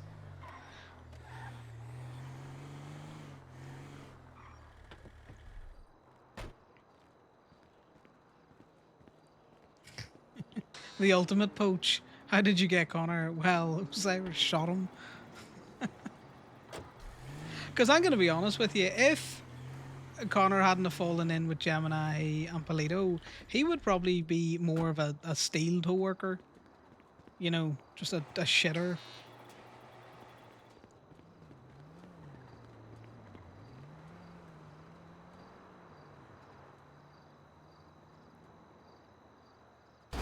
Well, that was at a time when, you know, Lock Q wasn't really around. I'm still fucking soups on apples and that.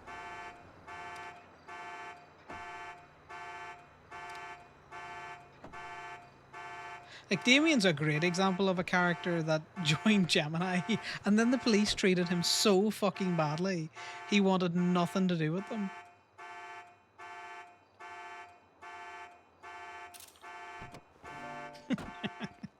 That poor character. True.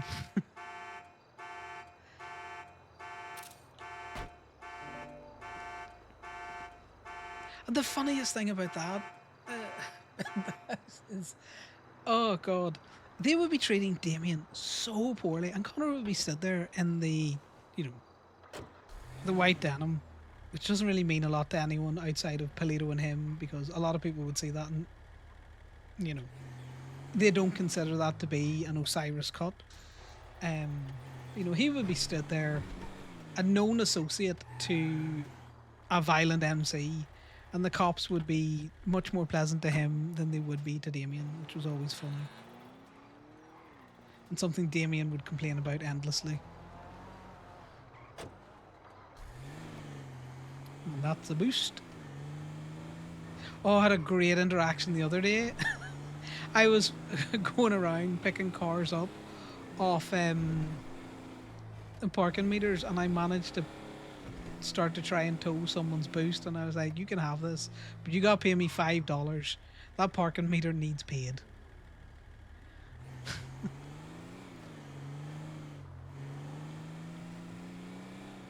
It was great. I love those kind of interactions. It was very funny. They were like, what? This is our car. It's like, that's fine, you can have the car, but I need my $5. I need my $5.50 or I'm gonna tow your car. I'm gonna pick this up, because if there's anyone in the bean machine, they're gonna be listening to this fucking beeping.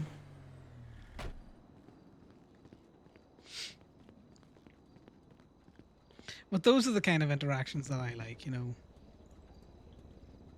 Or the more serious interactions where you're just like, I'm towing your car because you're an asshole.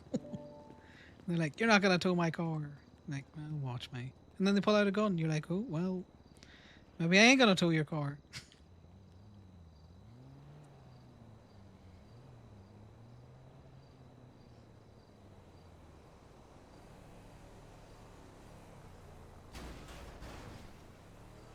Sounded like the tow truck just got fucking bait.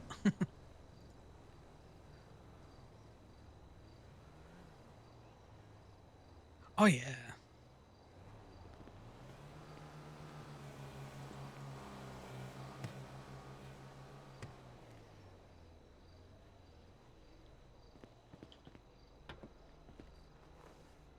But I like the fact that all of the tow lots kind of had their own flavour for a while. It's less so now, which is unfortunate. But that's just due to how interactions happen with now.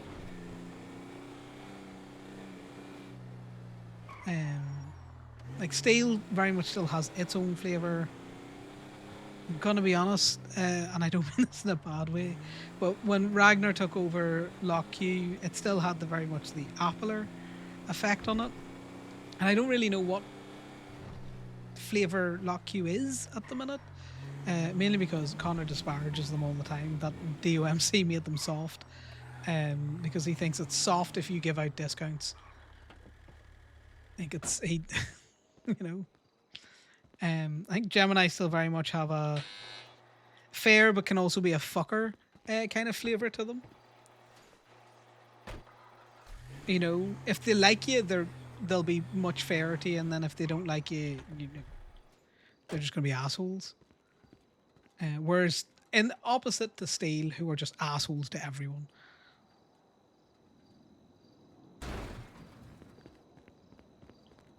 Like, we'll push a line, but Steel will jump over the line. And then B&B have always had the flavour of they are just PD Toe without without the moniker of PD Toe. Like, the business has always been in a constant mode of failing because Bruto wouldn't do anything other than like PD Toes, and then they weren't really charging people for releases and all that kind of stuff.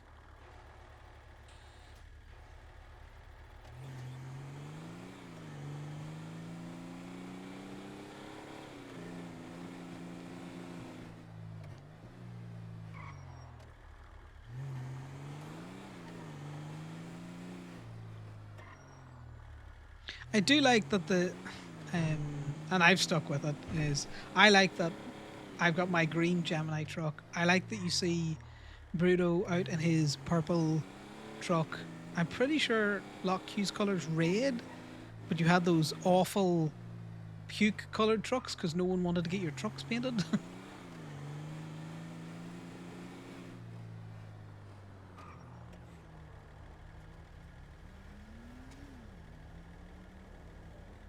Yeah. That is true. Like, no one wants to be on the server as just a purely pick up random ass cars to clear up the streets mechanic.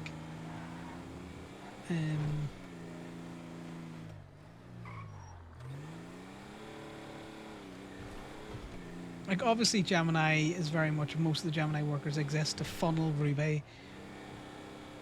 That man.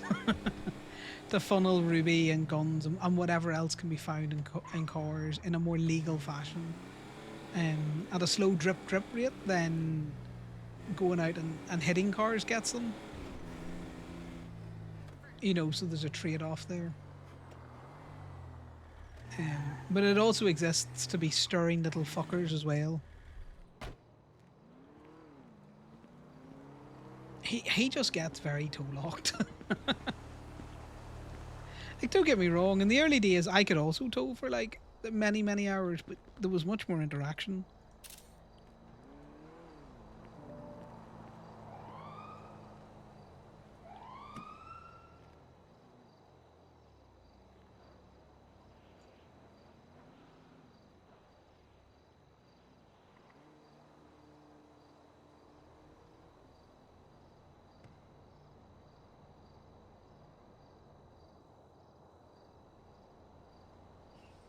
I'm surprised Lockheed wasn't like trying to sell them and all that kind of stuff, or, you know, trying to get to be a gangs connect for that kind of stuff.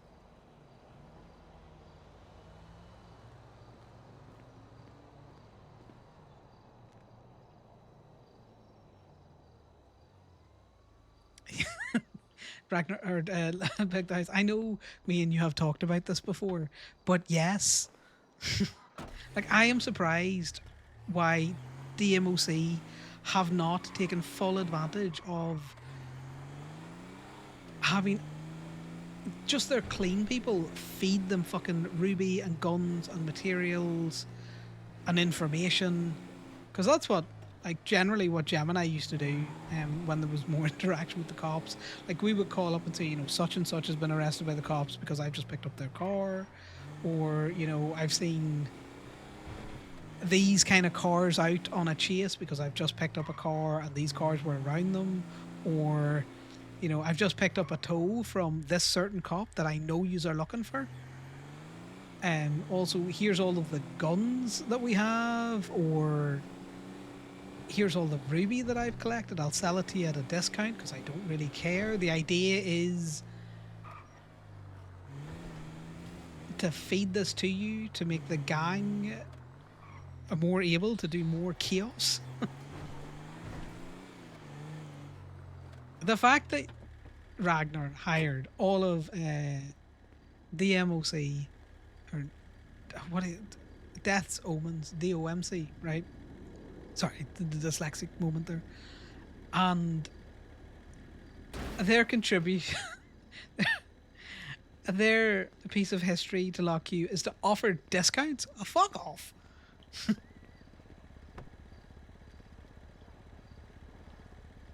I'm surprised they didn't even try and do a protection racket on the lot or something.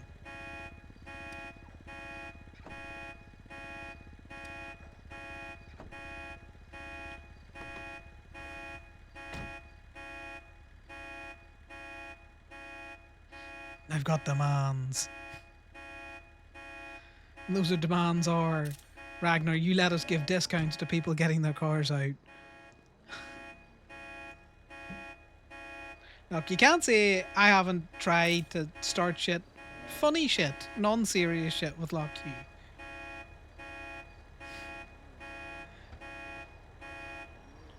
Like, I've fucked around with the Steel Boys that nearly caused fucking wars and different things like that. Not all the time, but you know, every so often.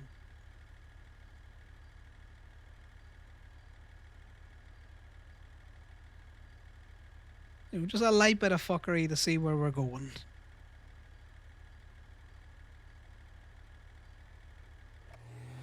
Because Connor would say one thing to Steele's face and then just say another thing behind their back, you know? Yes, so Connor is much more of a little gremlin fuck for Gemini because he's only a worker there. He can't be as much of a gremlin at Gaby because he's the owner.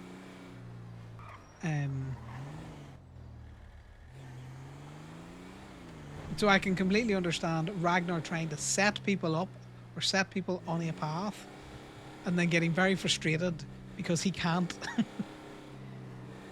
help steer it because he's the owner. He has to be a shadow leader. Yeah, but that's when you need to have the people willing to do it. But I would love to see Lock You get more involved in some of the chaotic things that you can do.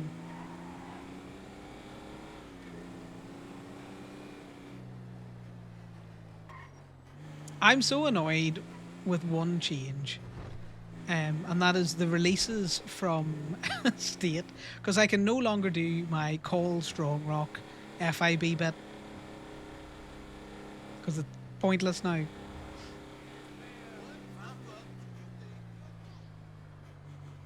Now, is it Gemma that you're gonna give a heart attack to, or is it gonna be fucking Thomas? So Connor used to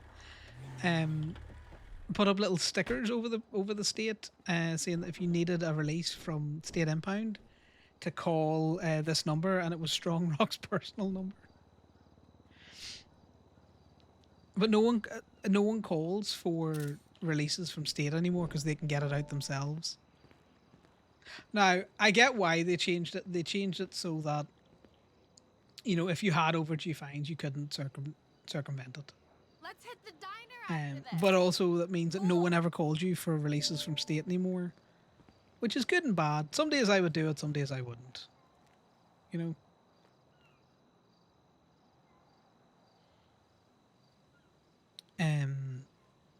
So the bit was like, Strong Rock knew it was Gemini doing it, right?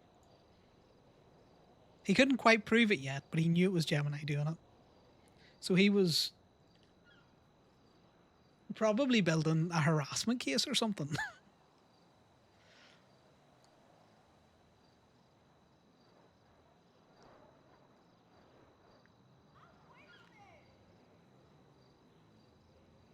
Connor still gives out his number when people are asking about toe stuff. Who did he give it to recently? Oh, someone was looking a tow worker to help them. And he was saying the traffic is worse there than it is With something, and I give him Strong Rock's number. And I was like, whoa. Hey, Bruto, how's things? So, Bruto's doing okay. Just saw you were working today and was going to touch base with you to see, has any of the CDLB instructors reached out to you recently? No, they haven't. All right. Bruto does see you in queue waiting for an instructor on our little document. Bruto got a message earlier today, before Bruto woke up, that somebody was reminding us that you were on there. Bruto was giving a chance for other people to pick you up if you're still interested, but nobody seems to be responding, and Bruto doesn't want you to wait forever. Are you available for like a 30 to 50-minute instruction here today? Yeah, sure. I can clock out of Gemini and come up. You up in Sandy? Alright. Well, Bruto's going to go set up and give you a message. It's actually going to be down at the docks, but Bruto's got to get a couple things in place and give you a message when it's time to go over there, okay? Yeah, that sounds good. Alright. Get you soon. No worries, Bruto. Appreciate it. Bye now. No problem. Bye. God damn it. Why did it have to be Bruto? If it was anyone else, Connor would have just told him, nah, I'm not interested anymore. But he likes Bruto.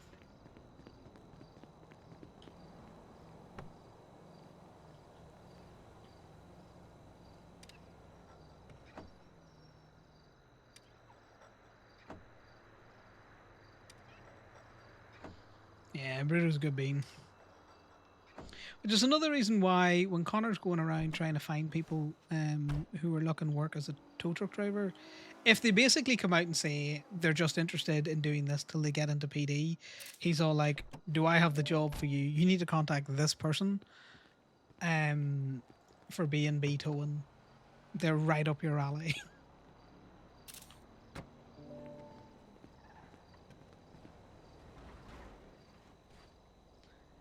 Because, like, to be totally honest, at Gemini,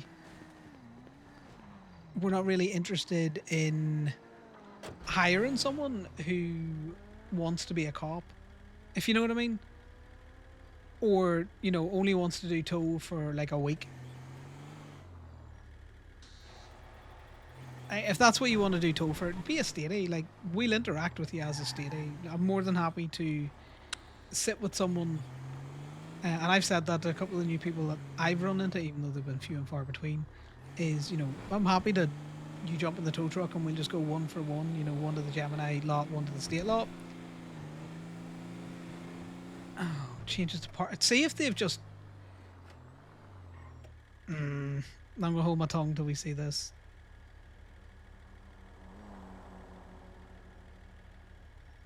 Oh my god. That, in this economy? Nah, man, nah.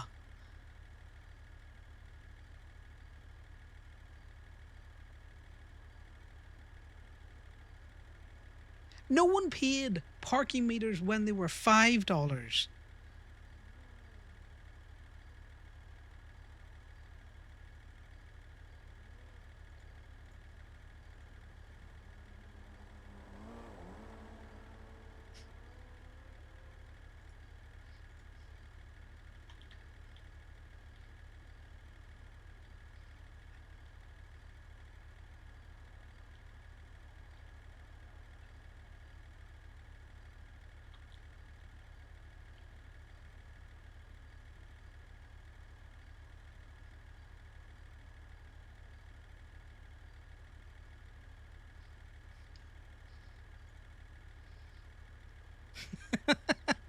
That is you know, great.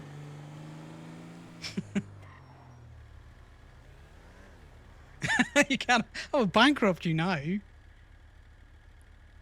I love that. The state has gone from making $0 on a $5 parking meter to $0 on a $15 parking meter because no one paid for them anyway. That, in this economy, $50 in this economy, that's generally for a 2 and 2 meal deal out of most of the restaurants is around $100 to $120. That's nearly like 4 hours worth of food. Also, that would have been a great use of money to stop Damien towing everything around him. Just paying all the parking meters.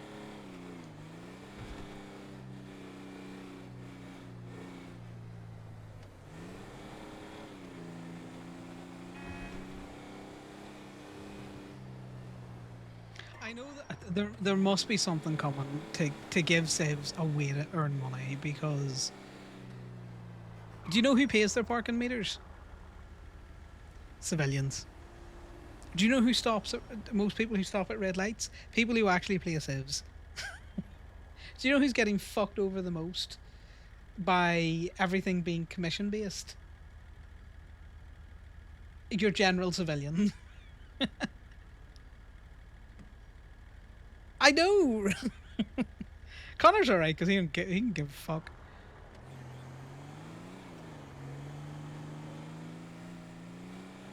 Like, when I say that, like, I am going to say, you know, Connor is not a civilian. He is a civ light, if anything.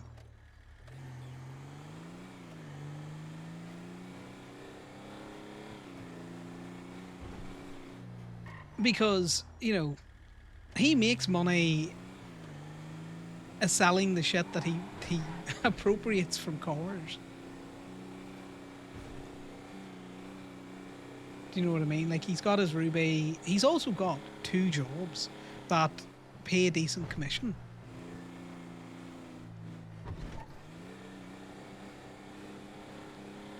But this is the thing. I don't want characters like Damien, right? Who is less civ-like. Like, he is more, you know, true blue civ. He's a little morally grey in the fact that he steals from, you know, cars in the streets. But, you know, everyone's got their vices.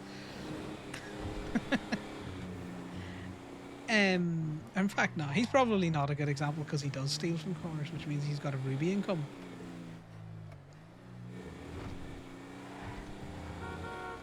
Alright, take a doctor, right? If they got fired from being a doctor and wanted to stay a civ, they are now very limited options on making money. Camden's probably a good example, but the reason why Camden probably manages to make money is, like, he does his own farming for the business that he works for, which is something that they're trying to discourage, and I get that.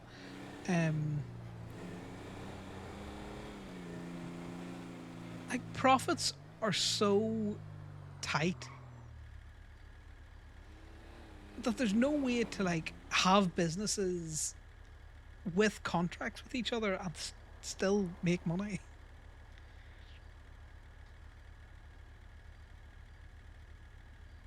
Like, the option shouldn't be to make money in this city. You just got to be okay with doing crime.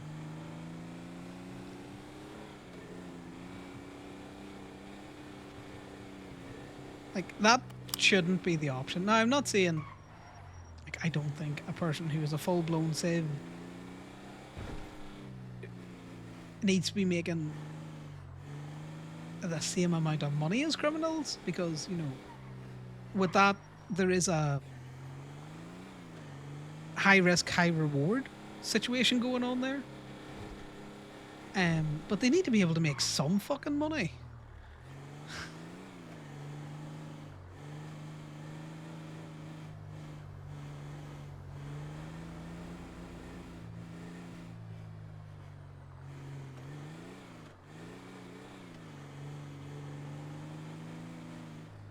Like, there has to be an incentive for someone to work a food shop, because guess what? If you've got someone who's not making money at a food shop, they're not going to work there, which means the food shop doesn't open, which means people then complain that there's no food shops open.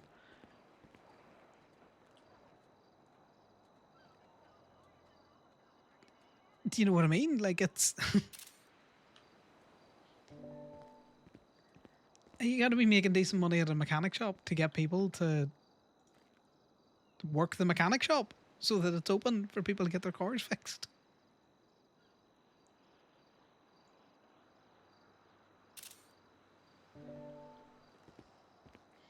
Is that a plate? That might be a plate there. It is a plate. Which Twinsta post was why? Let me see.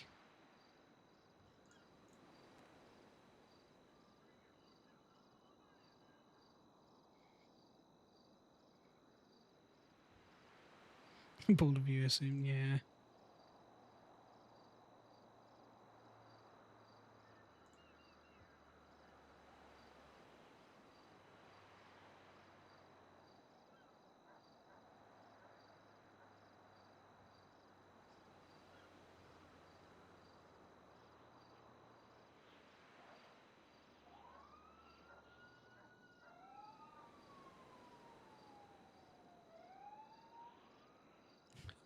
Wild.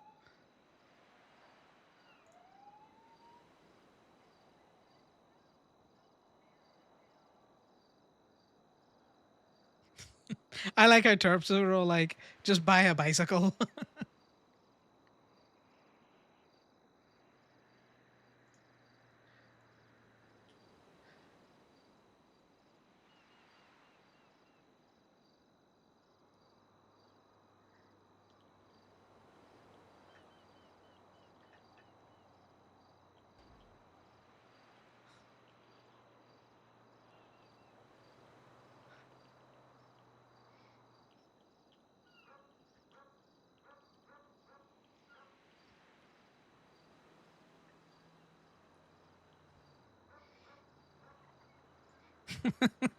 Can Mac with his goblin thing. I am gonna like that though.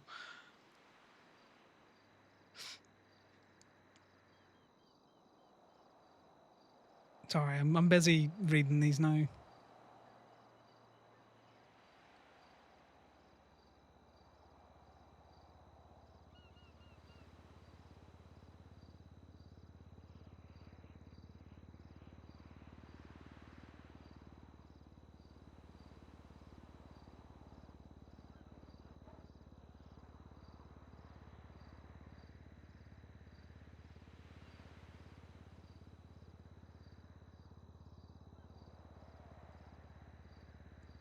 Just get in your car and drive away when someone tries to tow it.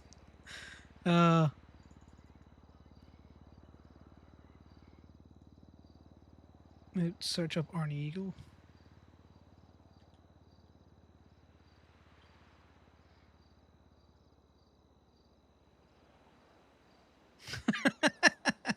Poor Arnie. Hey, Bruto. Hello. So Bruto's all set up and ready for you when you can. Get down. Do you know where the Buccaneer where kind of rental guy is? Down at the docks? Vaguely. Do you want to just drop me a ping? I'm going to come down and Yeah. probably in my own tow truck and then see if I can't get it parked Sounds up good. somewhere. No problem. You ready to get There we shot go. over $50 rather than $5? Bruto doesn't do parking enforcement these days, so Bruto's probably not even going to worry about that. But yeah, it's still just money for the state, you know. Not really going to help us make more money. Well, $0 of, to $0 ain't gonna make them much. Yeah, because if our tow drivers aren't getting drop fees from those because they're getting shot or just stolen from, or if our tow drivers aren't impounding registered vehicles that aren't being released anyway because people just steal it back from the lot, it doesn't really change our economy much at all. No, not really. And I'm sure you're in the same position of us as we can't even tell what gets stolen now because we can't check inbound logs. Yeah, well, Bruto has a job that allows Bruto to still see the inbound logs for some reason, so Bruto hasn't spoken too loudly about that because Bruto's worried I they'll think it's just because yank them away. Or the business owner, but your staff definitely can't tell. Yeah, Bruto knows, and that's really troublesome. Owner's the one that should be able to see it, but because the owner needs to use it to check productivity and things, because we don't have hourly, we don't have any other records. With those receipts, we need people to hand them to us as owners for us to be able to like manually review what you're doing as a driver. It's really a hassle compared to just having inbound logs to just look at. Yeah, it's I not also that just great. would have liked to have kept them because maybe Well, I don't want to Bruto tow did your talk to the vehicle. mayor. Oh, if I can find out who you are, Well, Bruto doesn't like the fact that we can't even look at our own profile and see our own vehicles. Yeah, that's like a year-old issue. So yeah, so some people just don't care. They have their own agendas in the government, and they don't care about the person that's actually working the job they're manipulating. Yeah, very true. Yeah, the issue that Bruto's always run into, of course, is the fact of productivity. Owners, you don't get the receipt until after they release the vehicle, which Bruto thinks is a lawyer-related thing. Because if, for example, if someone gets impounded due to a PD situation, takes it to bench trial, gets that particular charge off their charges that got their vehicle impounded with strikes, the strikes are already on the paperwork, so it becomes this hassle of trying to go to civil and get those strikes removed and things like that. It's kind of a rough situation because you can't just you don't know why your vehicle's in there until after you release it. Oh yeah, no, I completely agree with I know that there was some agent trying to sue Miss Knight and the PD for an impound, and Miss Knight was like, "Well, sue the cop. It's nothing to do with me." Yeah, pretty much. If it has a PD receipt, it's out of our hands now, especially the fact that several officers, Di Davis is one of them, that Bruto's seen repeatedly, they just slap a sticker on a vehicle without filling out either of the entries that they're required by the law to fill out, either the report number or the photographs. But yeah, and then, you know, So there's if a we lot, did lot that, of those situations out there. do you know what I mean? Like if our paperwork went tip top, we'd be the first one in front of a fucking judge getting our CDL yanked. But the cops can do whatever they like, and they have no reprimand on putting strikes on people's vehicles. Yeah, there's a little bit of, you know, Bruto's pushed at the sergeants and things that Bruto knows to kind of like get the internal policies that aren't written down, just kind of do it this way. It's kind of changed for them to kind of help us out a bit, because a lot of them don't realize that we don't have the hourly anymore, that we're dependent on them actually being active and accurate so they don't get lawsuits, things like that. And talk to the mayor. He wants to get vehicles flagged as stolen from a toll lot separately than regular stolen flags. So that if something is stolen from a toll lot and gets pulled over again, somebody knows. Because what will happen is if someone steals their vehicle from a toll lot and gets flagged as just stolen, and they get pulled over, oh, you're in a stolen vehicle, they just say, well, I'm the owner. And then suddenly it's, oh, okay, we'll just unflag that. But if it says stolen from a toll lot, then they have to re-impound it to the toll lot, basically. Yeah, I get you. There's some good ideas in that, but I don't have any There's a hopes few. that Franklin's Yeah, going I'm to. Bruto, zero hopes, because Bruto's been barking up this tree since last May. Every time Bruto's come up with something. Yeah, well, you know, Bruto, me and you normally pretty similar on that whole thing. Like, rather than, you know... Bruto's a little more mild, a little no hassle budget, but when it comes to keeping the tow drivers something that gives them something to do, Bruto's always been trying to find that path forward for people. Yeah, I've been wanting people... Sorry, I can't fucking lock this tow truck. Give me a second. I fobbed it, but sometimes the fob's just a bit fucky. Like, I want people who are clocked in for state tow to appear in the government app, same as every other. Oh, that's also on the mayor put that on his list of things to request. Everyone's been asking for that because we have too many tow drivers that just kind of go out there and ping chase with the app without ever being reachable for other tow needs. Oh yeah, well we all know that they do that.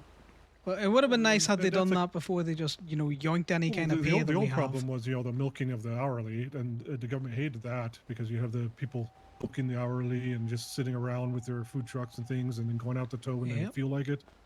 But the new issue of that is people who just get the tow app, clock in, and only get their tow truck out on the road when there's something worth picking up money-wise. Oh yeah. No, me and you barking up the same tree. It definitely hasn't changed at all, really. So if we're ready for this, Bruto kind of blabbers a bunch. This is really just a course that starts as kind of like a driver's course in some ways, but it goes into lessons whatever it needs to. It's not really a pass or fail like exam. It's more like testing your instincts and knowledge that already exist when it comes to big rig maneuvering, and also you know, giving you little pointers if there's things you miss along the way. Yeah, fair enough.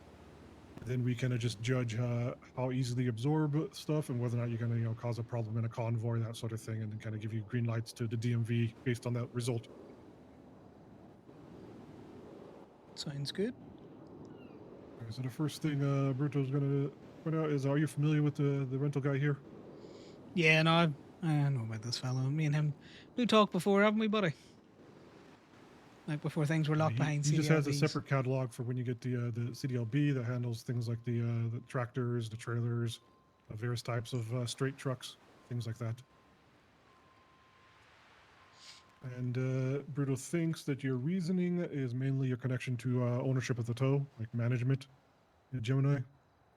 Yeah, pretty much. We often get called for things like, you know, can you come tow this cargo bob? And I'm like, I don't have CDLB, so no. All right, yeah, that's mainly why we're trying to at least authorize a couple experienced tow drivers in each lot so that they can handle those when they come up. So it's not people just getting CDLBs in their own business and doing it. We want them to actually reach out to companies that run CDLBs. as opposed it to makes people sense. like the problem we had with the regular tow trucks. Once November rolled around and everyone started importing those trucks and buying them, not sure if you noticed it, but Brutal saw a massive drop off in regular transport jobs because everyone just has them with their friends.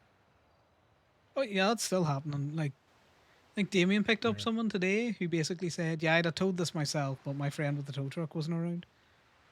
Yeah, and Brutal thinks that that's okay, neat, have own tow truck, but then it definitely takes away a part of the tow driver's experience. Brutal's watched, Brutal doesn't want to grape too much and moan too much, but the last 6 months have definitely seen some pretty big hits to the social life of tow drivers.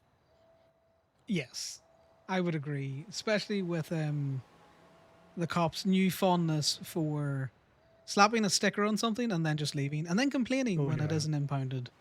It's like, well, Well, stay with it Brutal's or told call the someone. mayor and everyone about that. It's like within the money and the tow companies suffering, not really making any money as an industry anymore.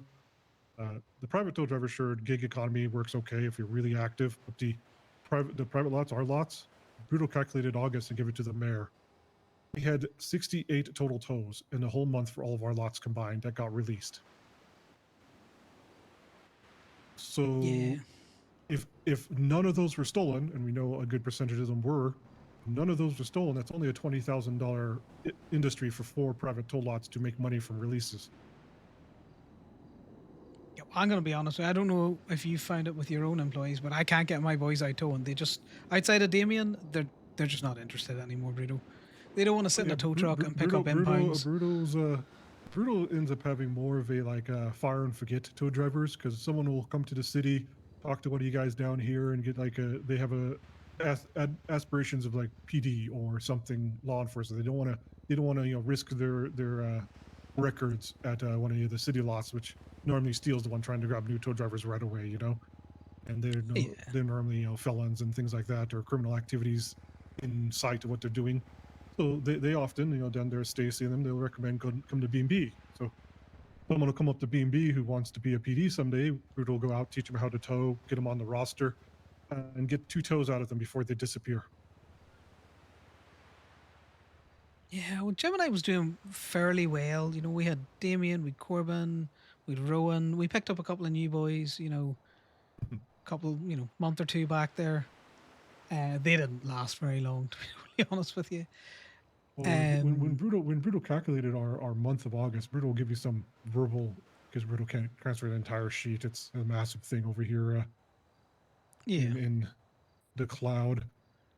But if you want to get a little, because Brutal took the impound logs when we still had them, full access to them, did every single tow day by day, so they all showed up on the impound logs, checked who there was, checked where they impounded them, checked if they got released, all that good information. It's information Throughout August, we had 64 different tow drivers active. Almost every one of them had only 1 or 2 tows under their belt. And the ones that didn't had a good chunk. Steel actually has a lot of towing. Gemini, you have 3 people tied with 8 tows in August. 4 people with 8 tows. Then everyone else had 4, 1, or 3 tows total. Oh, yeah, no, our lots had a massive drop off because I get it. I don't appreciate being around in a tow truck for 4 to 6 hours, and I might have talked to one person. Also, not make money. Yeah, the lack of social stuff is what's overlooked. It's like that's what they call the unquantifiable element. Is you can't really put in a data sheet of what you lose out when you don't. Yeah. Going back to the PD tow thing, back when we all put things in the directory, sure, there was a little bit of favoritism towards Bruto. Bruto understood, like when Bruto was on duty, a lot of people stopped working because they knew they weren't going to get called for PD tows. But money was by the hour, so it wasn't as big of an impact. But now with the PD tow gig work, that whole new immigrant to the city wants to get their face around to other PD people to get familiar so they can join the department. They no longer get that because every time you arrive at a PD tow, they've already left. Yep. So that's a huge disappointment with the it's like maybe 50% of the social introduction to the city, because no one was doing it with taxis either taxis for a long time. Same situation. So the Bruto had a big meeting with the mayor a couple weeks back, give all this information to him. pretty much nothing you can do about the social stuff. It's the old gig economy is the way the government wants to run it. It just means you're going to have less tow drivers out there being tow drivers. I definitely think that there's something the government can do in terms of, you know, if they want to put strikes in a vehicle, they need to, you know, witness the car get impounded. Do you know what I mean? Oh, like yeah, they can there's a enforce few that. things policy-wise and behavior-wise and kind of like training-wise that the PD could do to compensate, but PD has to care and be brought into the loop of that care.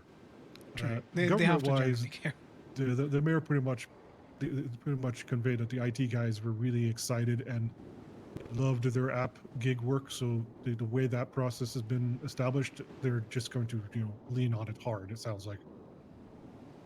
Which is fine. See, for those local cars that someone's, you know, ripped a local out of, used it the ones that the to be a locals don't fucker. want sitting around the doors unlocked all day in the parking lot. Yeah. Well, no, even the ones that they've used for crime. I get slapping a sticker on that. Fine. Make that the gig economy. If you've got 5 strikes you want to put on a car, how about you call someone? You witness it get put into a tow log. At least putting people, Brutal thinks all tow drivers should be in the government app listing just so they can't hide if they're going to be clocked in with the app open. So You're preaching to the converted there. That's a number one. The mayor's learned about that, so maybe the mayor will follow up on that, hopefully. But that's been something that we talked about last August, too. Yeah, with, I remember me, you, and previous Corbin mayors. talking about this. And it About seems putting like it that forward. it vaporizes on the governor's desk. It gets up there, and the mayor sends it over, and he's got that desk that has like this trapdoor to go straight into the shredder on that side of the desk. But do you remember the last argument that they tried to make was, oh, well, you would be in that app as well. It's like, motherfucker, I'm in the directory. I Yeah, want people to we call don't me. get work if we don't put things in the directory. We don't get the calls for the fun stuff. That's not just, that's why Bruto stopped, almost right away. Bruto stopped parking meter mating because Bruto thought, well, it doesn't really feel like what tow drivers should do. It feels like what those pigeons should be doing, and tow drivers should be contracted to go pick them up. But yeah, it's just Bruto. Bruto maybe thinks too complexly for the little minds of just make the tow drivers go and do it. But the same thing with the salvage yard idea that Bruto's pitched repeatedly is it would give something for tow drivers to do with all these unclaimed vehicles, because that same data from August, we had that 64 vehicles that were retrieved, or 68 that were retrieved from our lots, one way or the other. We don't know if they're stolen or not, so we can't really calculate the price that we earned. Out of literally about 200 plus vehicles that were impounded, almost all the others were owned by San Andreas, leased vehicles or rented vehicles. And there's only a handful that were rented and returned by the drivers. Almost every other one, the night crew just picked up out of our lot without paying us. I would love to be able to partner with mechanic shops to get that scrap out of our Pick and pull 'em. yards. Yeah, the pick and Just, pull ideas evolved. We got just the latest idea Bruto thinks, talk to the mayor about it, is Bruto wants to be able to lien them, because we got liens. It's in our registration. If you look at in your vehicle registration, they have a lien entry on the registration paperwork. If we can lien the local vehicles, or maybe our night crew, overnight liens them, and what they do is they tag them so we can pick and pull them. So maybe the next day our drivers can take them to a mechanic shop. Mechanic shop uses that tag to be able to pull off all the useful parts. Then what we're left with is a husk of scrap metal that we ship off as an export thing. Exactly. It means the mechanics have to buy in, to help them craft their parts. Because I own Gateway, I would love to be able to pay you to bring me in a car that I can pull all of the useful bits off it. You make a bit of money. Indeed. I get cheaper repairs because, I'm using parts that I know I can use. And then, Classic pick and pull. Like you find good alloy wheels, you find oil pans that aren't cracked around everywhere. Fucking made of tinfoil. And then, the government can take the husk and sell it. I don't know. Maybe that contributes to their fucking budget. Bruto added that because Bruto thinks there has to be a leverage to make the government actually want to support this idea. And Bruto thought finally, because we're doing all these exports for lumber and for veggies and things, if we added something along this like supply chain lifespan of these leased vehicles and no one pays back out of the lot, if we add something that involves an export there, even if we have to take that chunk of leftover metal to the recycling plant and they get the materials to export, it just would give that little extra pressure to to approve because it makes it's a money making to the state. When you give them money, they get happier. Yeah. Yeah, man. We're going to stare at this phone here for 2 seconds. No worries, but you're preaching to the converted.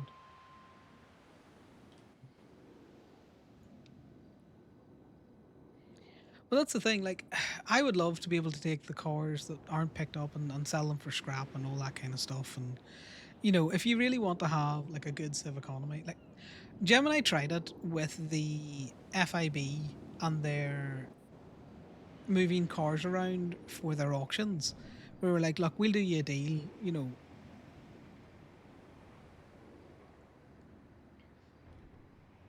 Gemini tone.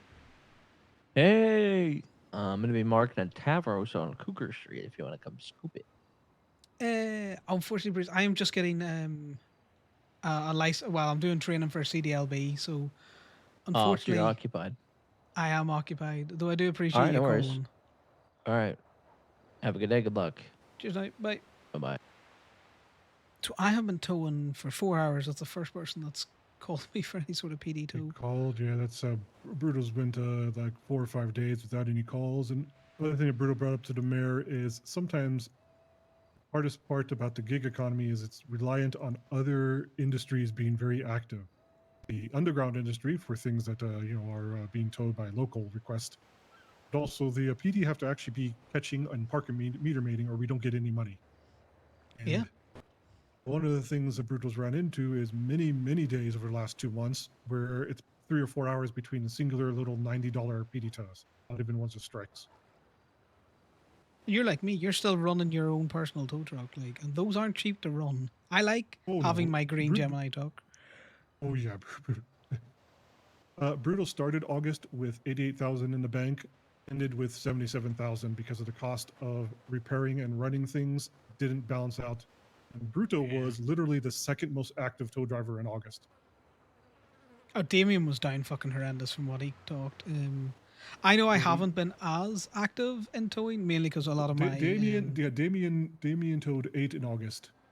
Bruto towed 62, and the only one higher was Raman Ali, who towed 60 or 78 from Steel. And Bruto had a week of medical leave in August, so that's why Bruto didn't get more. At 62... the more you tow, the more it costs because you have to pay for food, you have to pay for gas, you have to repair the vehicle that gets cracked every time you hit a pothole. Bruto started the month with the mule. The mule every 9 days had to have new wheels for $2,000 back then before they kind of changed that pricing. So yeah, the costs do not justify the gig economy at all. No, that's why, like I say, I can get my boys to keep towing because they're like, this is... To be towing costs me money, and the longer I tow, the more it costs me. So I ain't doing it. So well, that's fair. That's why it makes sense that people are just sitting with their tow driver nearby, waiting for a big ticket to come through the PD call and zooming over there to grab it. There's obviously that's the evolution that comes from this, but it definitely doesn't help the industry as a whole really support the job. Yeah. All right. Well, why don't we get you through this? It's going to be a lot of blabber, and we'll see if there's anything that comes up that we need to do extra training or anything on, okay? Yeah, sounds good. Well, I know I can't rent, so I take it you're going to rent it? Oh, yeah, we're already set up. That's what that's over there for. Oh, you've already got one.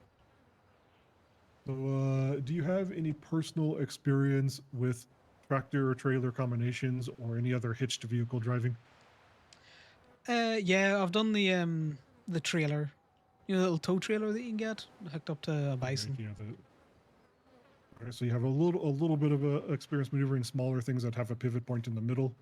Do you have any personal past experience with the rigs or larger vehicles outside the tow trucks? Not articulated lorries, but I've drove lorries, you know, rigids and stuff out there. All right, well that sounds good. We can obviously lorries are straight trucks, so they're going to be a little bit different, but you got to deal with a few of the same features that we'll be covering. Why don't we head over this way?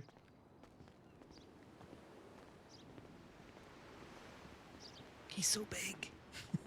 The price for the license has been fluctuating. There has been a lot of management hoopla going on, apparently.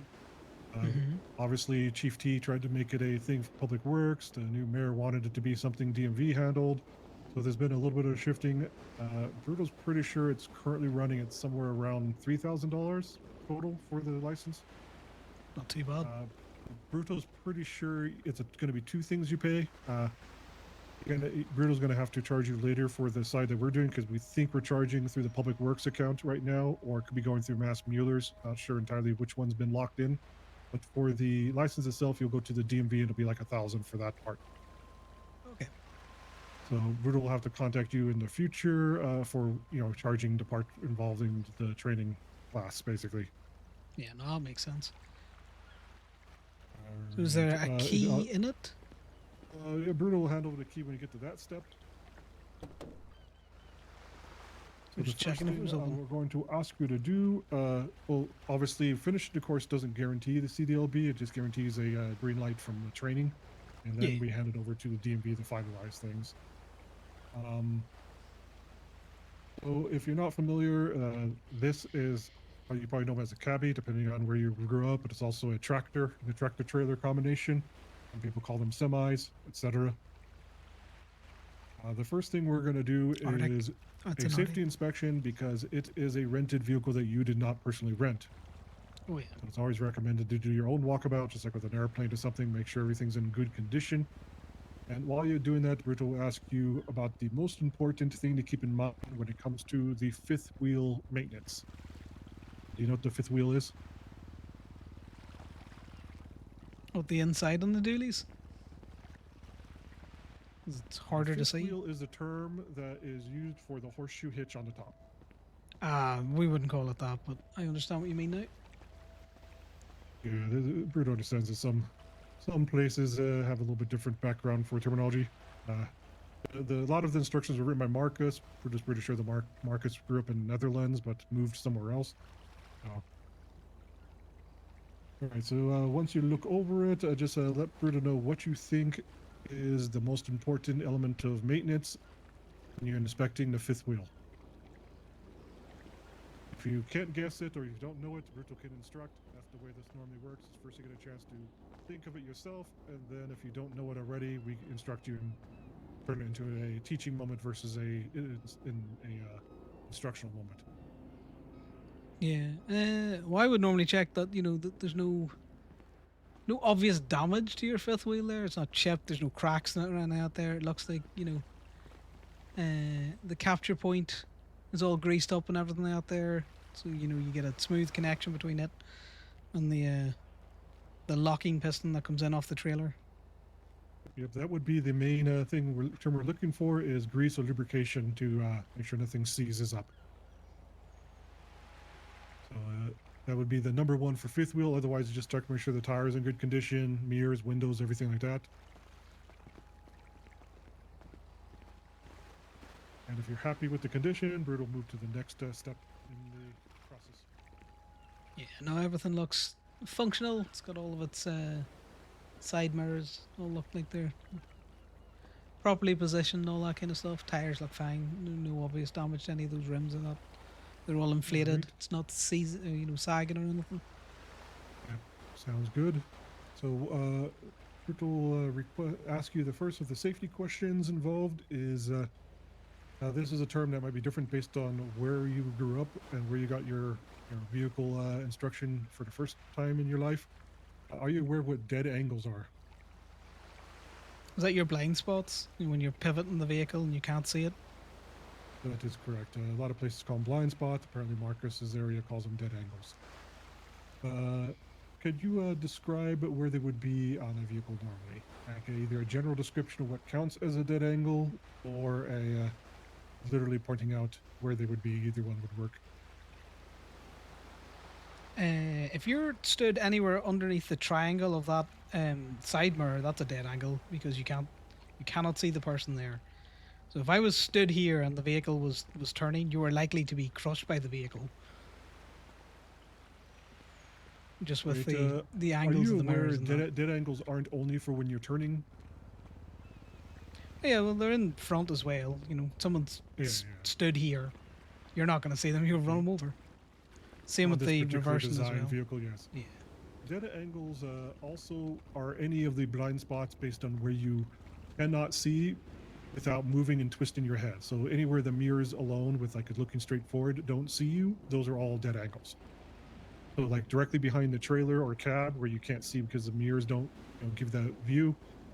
So anywhere that you're going to have to lean or turn in order to see the spot counts as a dead angle. And you did point out one that a lot of people miss on this particular design is the to dead angle, just because some designs have a sloping hood or lower to the ground, so you don't have as noticeable one. But with this type of vehicle, any of these flat cabbies, you're going to want to keep in mind crosswalks and things when you're stopped. It sounds like you pretty much had a good grasp of them, just a matter of just being aware of a couple of them. All right, so let's hop in. We're going to give the keys over.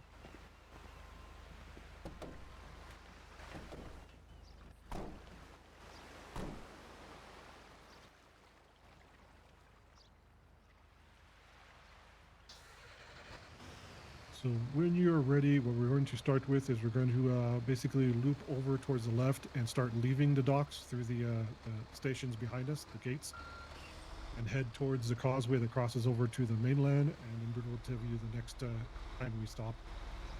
Or we head over actually to the right. We go main road legally, got out the rental agency, not crossing the grass. Yeah, there's going to be a scenario coming up, and Brew will tell you when we get closer to it. You know what? I don't be down here that often, so yeah, just you have head to to the forgive left me from while here, I and loop back around. We're going to start headed out towards the. Basically, it's the northwest exit where the white gates are. You're going to have to pull full UE because they kind of built the whole staircase back here.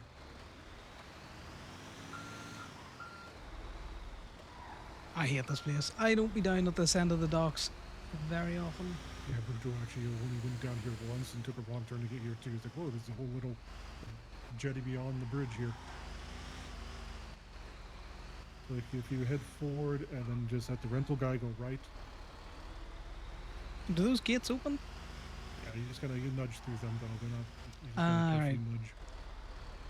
Because I was down here before and they didn't nudge, so I Left was from just. here, and then we're gonna go through the white gate slowly, and here on the left and start leaving.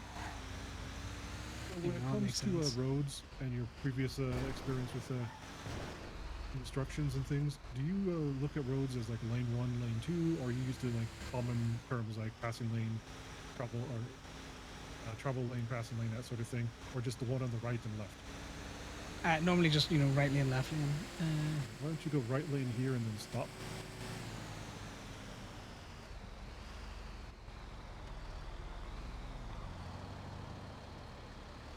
Alright, why don't we loop around backwards, because we went a little bit faster than Bruto expected. Bruto wasn't able to tell you to stop. Go back to where that white car behind us pretty much is. It's now moving past that. Excuse me, boys. Just excuse me. We're just going to swing by here. And just loop around so that you're where the truck kind of is passing right now by that arrow on the ground, just facing the same travel direction you were going. Going over here? No. Behind us where we were, just that lane, that same left lane or right lane we were in. And then stop on this turning arrow for you. So like just pretty much if we go to right lane here and just stop right, kind of directly into this lane. Okay, this will be a good position. Alright, so this is where we're going to have the first scenario. Kind of weird little question thing. One moment.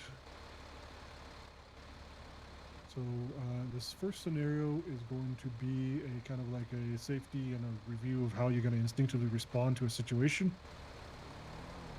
Say you are traveling along in this lane on a busy freeway. The freeway has the same structure and configuration as the road we're on.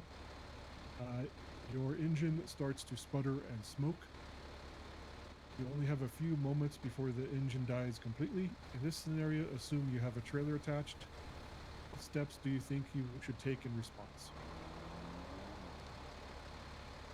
Well, my immediate reaction is to try and give some sort of signal that I'm about to pull over and slow down. So either try and slap the hazards on and then start to slowly turn towards the right to get as close to the barrier as possible. and to slowly start to brake, not to try and brake suddenly so we don't jackknife, and then allow the vehicle to slow down at its own pace gently if there is space. Alright. Now that you have slowed and stopped on the side, what other steps do you take? Having a engine that is obviously damaged and won't drive anymore, and you're now on the right with your hazards on. Well, normally I would turn off the vehicle, and then if I have any in the cab, I would try and put down the warning triangle. You can. So you step back, you walk about 10 paces behind you, put the triangle down, just to again warn traffic that's coming towards you that they're approaching a hazardous vehicle, stop on the side of the road, and then I'd probably call a tow company and be all like, anyone got a CDLB to help me out here? Alright. So there is a couple other thoughts to have. For instance, what are you as the driver going to be doing while you wait for the tow company to arrive to help you out?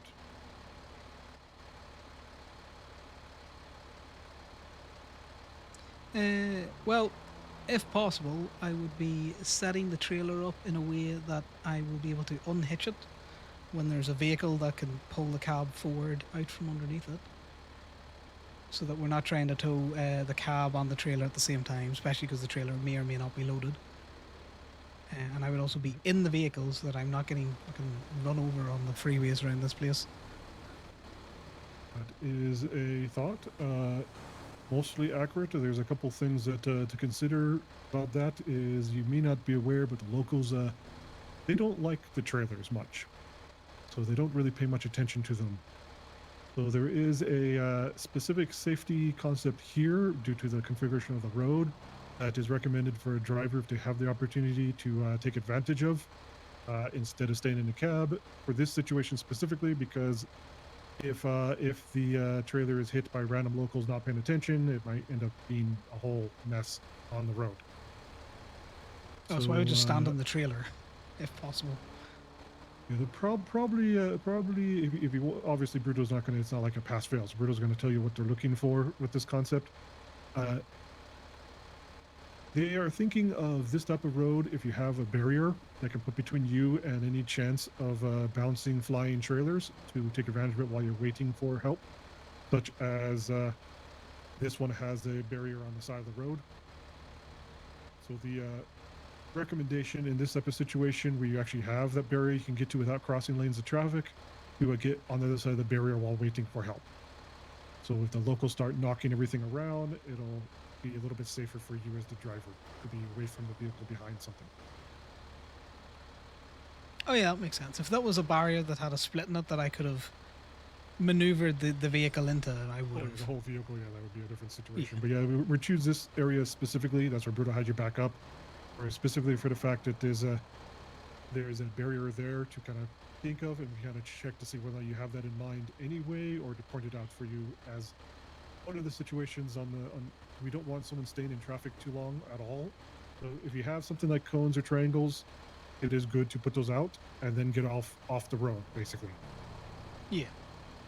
There is one feature of big rigs that you probably should do, as well as turning off the ignition, that you failed to mention, but it's not like a negative situation or anything. It's you probably should engage the air brakes. Yeah, no, that's right. I should have mentioned that. Again, Engaging the air obviously it could be like common sense. You thought about, well, why does it be? But we're dealing with like a course here, so even the common sense things we're mentioning out loud, if we can think of them. Oh, yeah, no, that makes sense. You can't assume knowledge. Another optional thing that was mentioned by a few people, so we put it on our thing as just optional, is also calling like the highway patrol and letting them know that there's going to be an obstacle in the roadway in case they want to come over and protect it or not. Definitely something that could be done. God would never call the highway patrol. Of course, Bruto understand if you don't want to call the police for such a silly little thing, but is just part of the paperwork. So yeah, you're pretty much the hazard lights is one a lot of drivers don't even think about. So that's a good point. Big brownie points there. Some of our students have completely like bypassed the entire scenario by automatically moving to the middle meridian and making it kind of a weird situation. But this scenario is based on trying to figure out if you should go over that barrier because of the way that the locals treat trailers. Yeah. Any confusions or thoughts there? Seems pretty straightforward as far as Bruto's concerned. No, all makes sense. Good to know that the locals hate the trailers just as much as they hate everything else at times. Yeah, there are bigger situations that happen. We'll talk about later, especially if you're in a convoy for lumber or something, because the police don't realize that they really cause scaredy cat locals that like to ram the trailers after they pass with sirens. So They probably do. They're sirens probably are doing that very intentionally. dangerous in a convoy. Oh, yes. I don't know if you've got any of the tow trucks with lights on them, Oh, yeah, but like they the can have that Sandstorm. same effect. Yeah, basically because the beds are so long, when we did the lumber transport for the exports a month ago now, a lot of the highway patrolmen, we hadn't done it before, and they didn't realize when they're doing the leapfrog thing where they're getting the cross streets blocked and everything, they will zoom up parallel to the convoy in lane 1 there, the left lane, and they'll zoom with their lights on, so all the locals that are in the oncoming traffic panic as they pass and drive into the trailers. Yeah, it's not ideal. So we had to inform them all to turn off their lights and sirens while they leapfrog and turn them on only for the cross street blocking. All right, so there's another scenario we can move to as the next. There's like kind of little safety scenarios. It's going to be straight ahead, but in the left lane, and then go relatively slow because Bruto's going to tell you where to stop for the next question set. You know me, Bruto. Got that lead fucking me at times. I'm going to stop here. Okay, so scenario 2 is going to be from this position. It's going to be slightly different, but don't think of it as like a mirror of the same things. You're going to have to think that as a. We're not trying to trick you up, but we're just trying to give you a little bit different version of the scenario to see if you think differently about it. You're traveling in this lane on another busy road when your engine immediately seizes and dies without warning this exact position. So there's no more forward momentum. It won't restart and you can't move forward. So what steps do you think you take in that situation?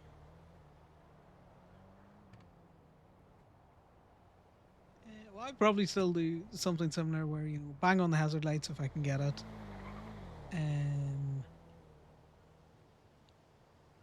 I would probably, given if there was a trailer on the back of this, we're on a slope, you'd engage the brakes because you don't want the trailer slipping off or anything out there. With the truck been dragged down, depending on whether it's loaded or not. The issue we're going to have here is you're going to have locals driving towards the back of the vehicle. You know, try and put a barrier down if I can. And then more than likely, let dispatch know that we're broken down in an active lane. Because this is going to cause more of an obstruction than if we can get to the side. All right. And then There very similar, you is know. two other points to think about.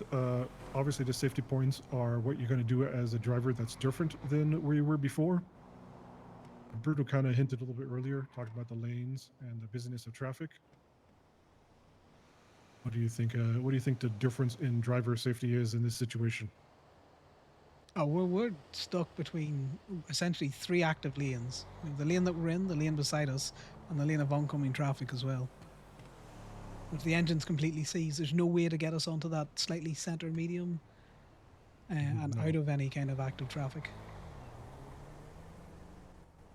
So as the driver, there's a different answer to before. You actually had the correct answer for this scenario as far as they're looking for. That's different than on the roadside. Oh, I would still be in the cab here. I ain't getting out Yeah, of all this that's traffic. the one. Yeah, that's the one they're looking for. Is even when it comes to cones, just skip the cones. If there's too much traffic, don't put yourself at risk. Driver safety always comes first. And even though there is a risk of the locals knocking around the trailer, knocking around the cabbie with it, it's still safer to be out of direct impact of anything moving. There is one other element. Not sure if you have any experience in manual transmissions and being trained on how to use those on a slope. Can you guess what the little piece of instruction is? Like doing a hill start, or If you're on the hill and you need to stop, and you have a manual transmission or 12 gear super oh, you just transmission, put the handbrake on. yeah, you put on the air brakes. But what do you do with the transmission itself? Not sure. Can I just move the vehicle slightly into this medium Yeah, so if you we're want to not move off the blocking this road, traffic? the locals are a little bit busy today. All right, so the instruction would be to make sure you put it in gear. When it comes to a manual transmission, you have to at least put it in first gear so that if the brakes fail, there's no risk of reversing or rolling back. The gears will stick it forward. Yeah, I learned to drive in a manual, so again, that's something I probably should have pointed out because I would just have assumed It's well, it's old in gear because information I'm that on a most people hill. don't think about. When you learn to drive in it, it's so instinctual. Just like if you didn't have a trailer, you'd be turning your wheels towards the curb on a slope, etc. Because you don't want, but with a trailer, you don't want you turn away from it, so you jackknife your trailer, that sort of thing. There's lots of little nuances, but this is the one they pointed out, is that just make sure you put yourself in first gear before you completely lock up the engine and everything, because you want to make sure that if the brakes do fail, because they are air brakes, they could lose their pressure. You don't want to roll backwards. You want the gear to kind of lock. So you also already guessed at something that is very mentioned here that's a little bit different before, and that's like you are recommended to call the police just because, or not call dispatch because it's definitely an obstacle in the road in that situation. Yeah, which makes sense.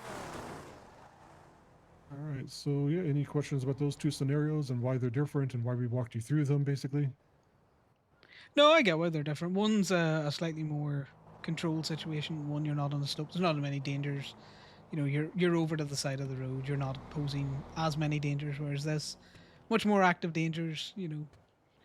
Risk of jackknifing, brakes failing, especially if the engine sees you can't go anywhere. 3 lanes of active traffic around you. Indeed, it's just a little bit of a monkey wrench in the thinking process. But obviously, like Rito said, it's not like there's nothing wrong. You had some good ideas automatically. Other drivers normally have to be. We've had some students that had to be completely, taught the whole thing from scratch. Where you knew things like the hazard lights and the brakes and things like that anyway. So Bruto feels that you do have like some old experience. It's just kind of rusty. Some of the things, which is good. So we should be able to handle most things pretty easily going forward. The next step would be to head back towards the rental guy into the docks. Berta will give you a next step of instruction as we get closer.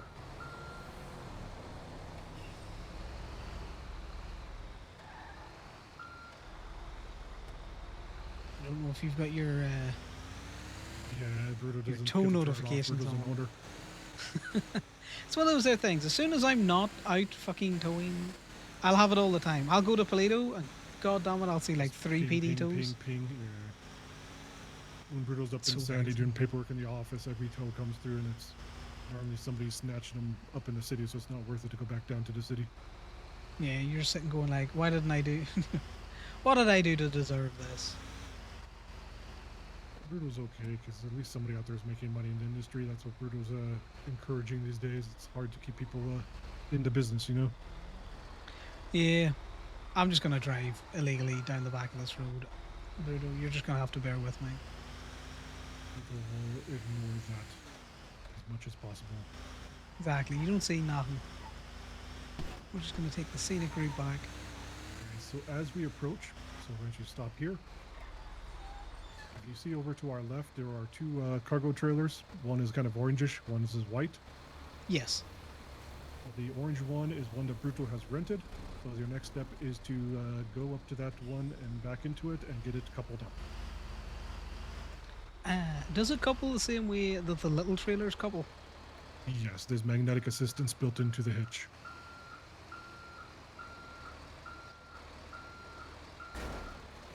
Alright, so we just stop here a moment. Yeah, I'm just double checking that it actually connected. Yeah, it's like the hitch and everything. So why don't we hop out just for a little bit here.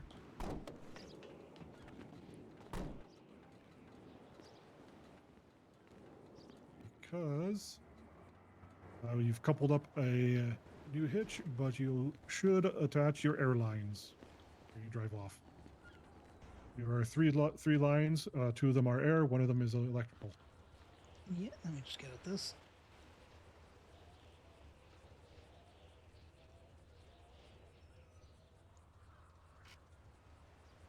And as you attach that, obviously Brutal rented these. They're a pretty good fit for each other, but you'll find out that some of the hitch heights are a little high for some of the trailers, so you have to do a different speed to get them close enough for the magnetic assistance. And some of them are a little low, so you have to get a different cabbie to handle them. No worries. Any chance, Bruder, you've got a... I know you're a man, a bit like myself, fond of the paperwork and noting things down. You have a list of which cabs go with which trucks, or is it just No, it's been there's so many cabs and trucks, and we haven't had enough. There are ones that Bruto's found that are not good choices, such as if you're going to move lumber, don't try the tiny, lightweight, high-speed, high-tech Voyager, as Stacy Ricky tried and became the slowest one in the convoy. Good to know. But some of the cabs, obviously the more expensive ones, feel more powerful, but they actually lose a lot of pulling power depending on the trailer you attach to them. So there's a lot of, when you've got like 15 different trailers and 11 different cabs, it's one of those problems that's high numbers right now to figure out. Yeah, it makes sense. Of course, as a rented vehicle, the trailer is also something you should look over just to make sure there isn't any deflated tires, make sure the landing gear is up, that sort of thing. Yeah, no. Gears up. Tires from the back are looking fine. More blind spots. It's all hooked up at the back. Locking mechanism looks well. There's no one hanging off the bottom of it. No, it's all looking good. He's not pulling a little Mission Impossible thing. Yeah. All right, so You know, when I you're ready, saw. hop back in. We'll move to the next challenge.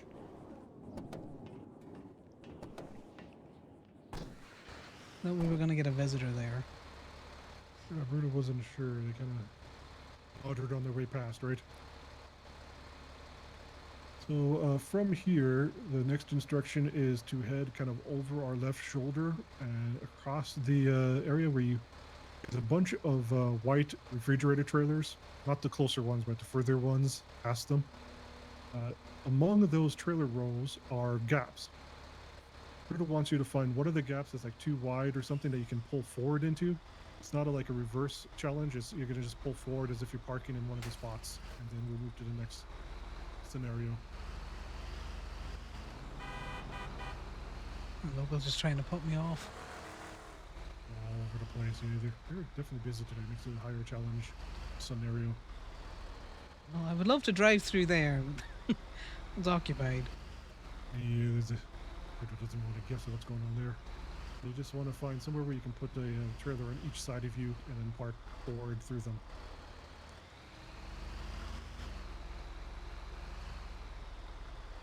And if you're happy here, this is a good spot for it. You want me to try and unhook it? No, we're going to, okay. We're not going to be unhooking here. We're actually going to be doing a different request scenario here. Another safety situation. Are you ready? Yep. All right, for the purpose of this scenario, you're imagining that there's a building in front of us. You're parked in this position. The cross street behind is a public road that has some traffic. It's not like a freeway or anything, but you do know there's traffic on it. Let's say the tractor you have, the semi-trailer cabbie here, does not currently have working backup beepers. So you are alone without a co-pilot. Bruto's not here. What steps do you think you take to safely back out of this spot? See, not you with the trick questions, because I'd have got the co-pilot out into the road. Yes, it's only developed as a question because people in the past thought of that, and we thought, well, we want to make sure that's not the question we're answering. Well, if it was just me here on my own, there's known traffic is I would very slowly move the vehicle in reverse. Enough so that the trailer is starting to not stick out onto the road, but giving a clear indication that it is going onto the road. I would probably, me personally, I would probably get out of the cab, walk down the back, and see if I can take a bead on how busy the road currently is. If it doesn't appear to be busy, I would probably get back in the cab and continue to move at a very slow pace out onto the main thoroughfare. Obviously, continuing to check mirrors and listen for any kind of traffic or that. Of course, yeah. Roll on the windows, get your audible out. So there are two elements to that question. That one of them is something you've said repeatedly that you didn't mention this time, but is an important element to visibility as well. Oh, I would have my hazards on, and any kind of, audible cues. I don't know how prevalent it would be in the States, but if I was at home, I would probably utilize my horn slightly as I'm backing up. Yeah, those are the two bullet points that we're looking for. Is if you don't have if your cabbie isn't working with its regular backup beepers, there is a default legislation in almost every state in the United States for using your horn while backing up out of a spot. It actually applies to all vehicles, even though most people in little vehicles don't use that. So even if you're in a tiny little Geo Metro or something, you need a backup and it doesn't have backup beepers, you're supposed to honk your horn. The difference is different states have different requirements of how often you honk them, like beep beep beep beep beep, or like one long honk, etc. They have different rules about what qualifies as successful warning. But yeah, honking the horn and putting on the hazards to keep that visible, the visual warning going.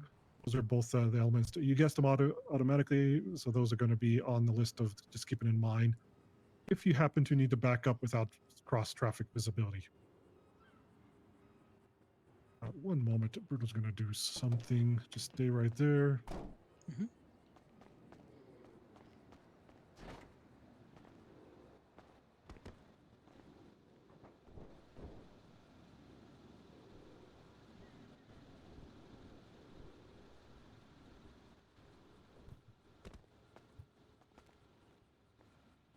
All right, it's too tall. Bruto was trying to buff out some of those scraps, but apparently the cab's too tall to reach properly. Yeah, just not feeling like a miracle worker, eh? No. Bruto's learned with these ones, if you get the top of the door, you just really don't want to waste your time. Yeah, that makes sense. A bit like bikes. Bikes are tricky the wheels to get so buff. dirty anyway, and it's not worth it to clean the wheels. So if you can't reach high enough, it's not gonna be worth wasting the sponge. So obviously you already guessed backing up slowly. That's good. You checked the blind spots. Those are all good. Just keeping in mind the sound horn if you don't have one. Hazard lights. But Bruno's going to point out something that we figured out. None of our trailers are electrically wired, even if we plug them in. Interesting. So their lights just do not work. Nope, not that we've seen. Hopefully they can get some new wiring kits for us in the future and kind of fix that problem. Oh, that's good to know. All right, so the next challenge after this is going to be a reversing backup challenge. If you want to, let's back up out of here and go through the motions of what we just discussed. So just so you have the tactile sensation of doing those steps. And then Bruto's going to ask you if you want to go directly to a challenge for backing up after this, or if you want to do a little bit of practice before you go to the actual challenge.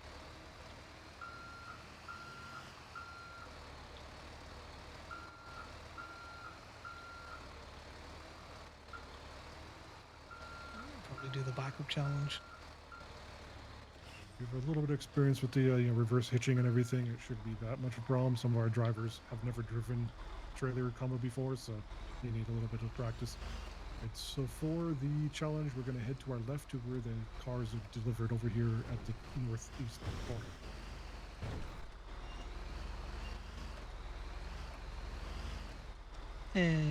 Oh yes, where they get the Straight pickups. ahead with that white cars turning away. Yeah. We do once or twice with Deckard. So we're going to stop on the 10 that's on the ground.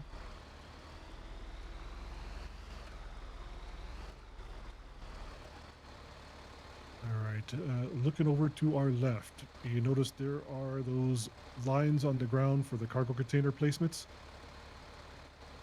white ones next to the delivery and the bike over there, etc. Oh yes, the slim ones. Yeah, the little slim ones. The furthest right lines are next to the crane legs, past the marking number. So that is where you're going to reverse into as the threading the needle challenge. So from here, make your decisions of how you want to reverse into that spot. Let Brito know when you're comfortable with how centered and cleanly you're parked before we finish the challenge. Okay. We just want to put the trailer.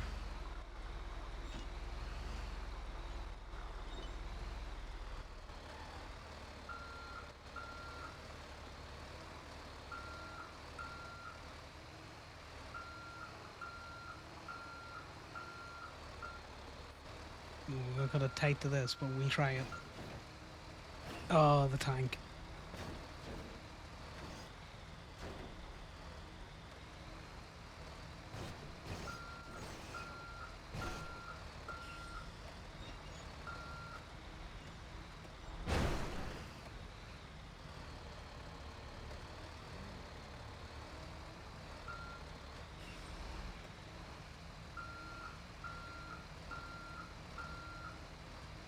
I think I would have had that in the first swing without the tank getting caught. Indeed. Right, sir, this is much easier if you would just feck away off.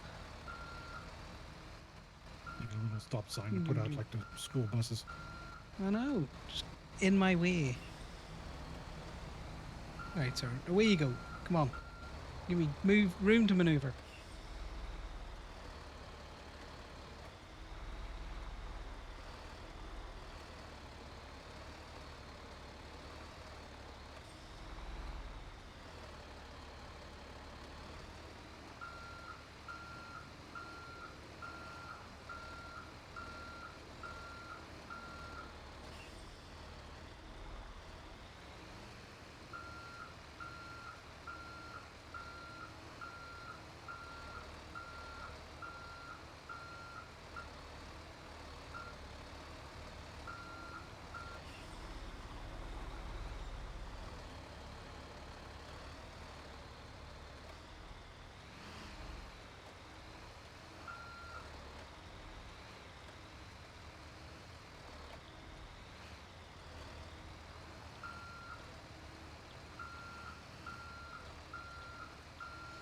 Oh, we can get her straighter than this.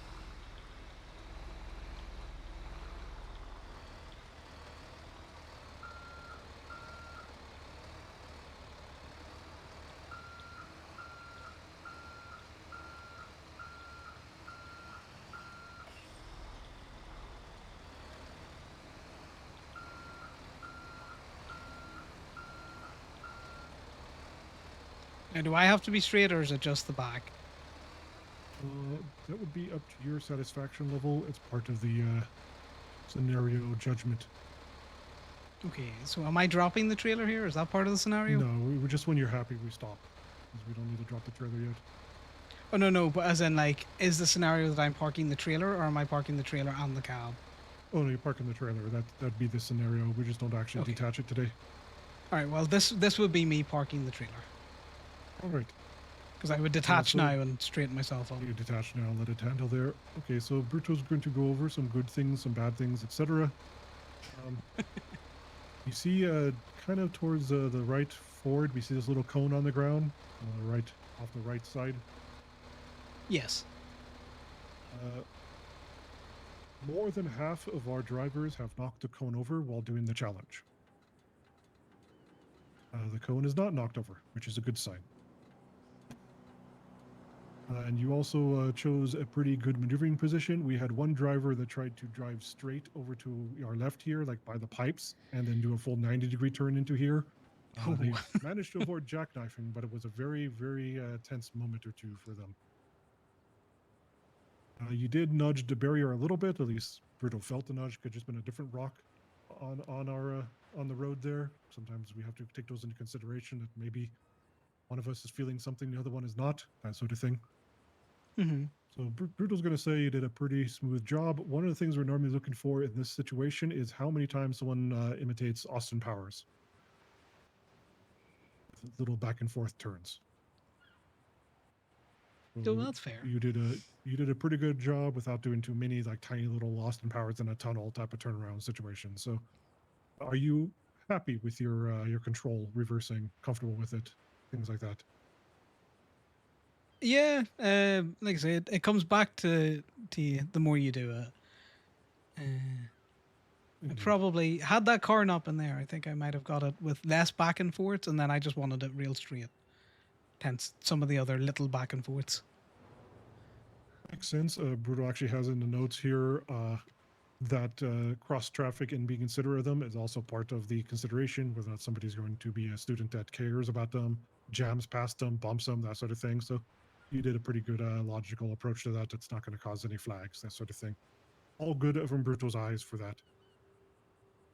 And it does seem like you're pretty familiar with figuring out the reverse steering of the tractor trailer combo, which is something some people struggle with. Some people get really too severe with that angle between the trailer and don't realize they can kind of jam up if they do it. And so Bruto thinks that you're pretty good with that whole line of checkboxes, and you feel comfortable with the way that you Getting there, guys, basically we're getting lightning and queen turning into the turn to turn the other way, that sort of thing. Yeah, no, I'm pretty comfortable with that. Okay, so we're gonna get ready for the next challenge, which is actually right over on our left. You see where all the yellow lines are on the floor, kind of making lanes in parallel to the docks? Yes. And we're gonna go to the second to last one furthest from us. It's on this side of the crane, so basically right where our front This one? wheels are about to hit. But one more to the right. Oh. Oh, sorry. No, you said the where right, we're sorry. facing. So yeah, sorry, left. Sorry, Bruno had backwards. Yeah, we're gonna go to So, not on the outside. the of one the next crane, but on to the C inside. or the one next to A? Probably the easiest way to ask. The one next to A. Okay. To our right, yeah. And then we're going to back up the trailer all the way into kind of the little gap between the barrier behind us and the water. Not too far, just like so you're still in the yellow, just as far back as you can get with still being on the yellow.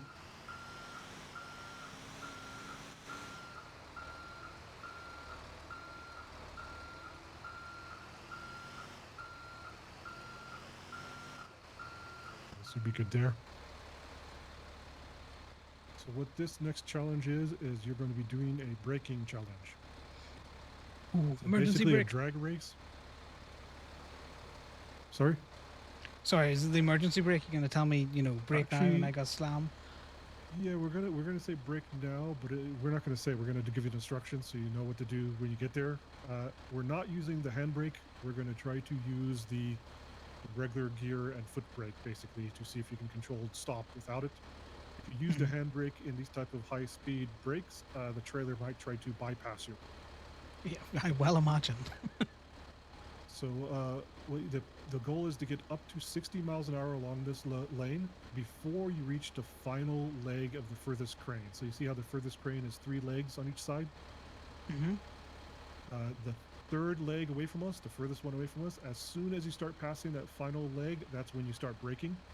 The goal is to finish your brake before you pass the cargo crate on the floor, on the asphalt, on the ground there.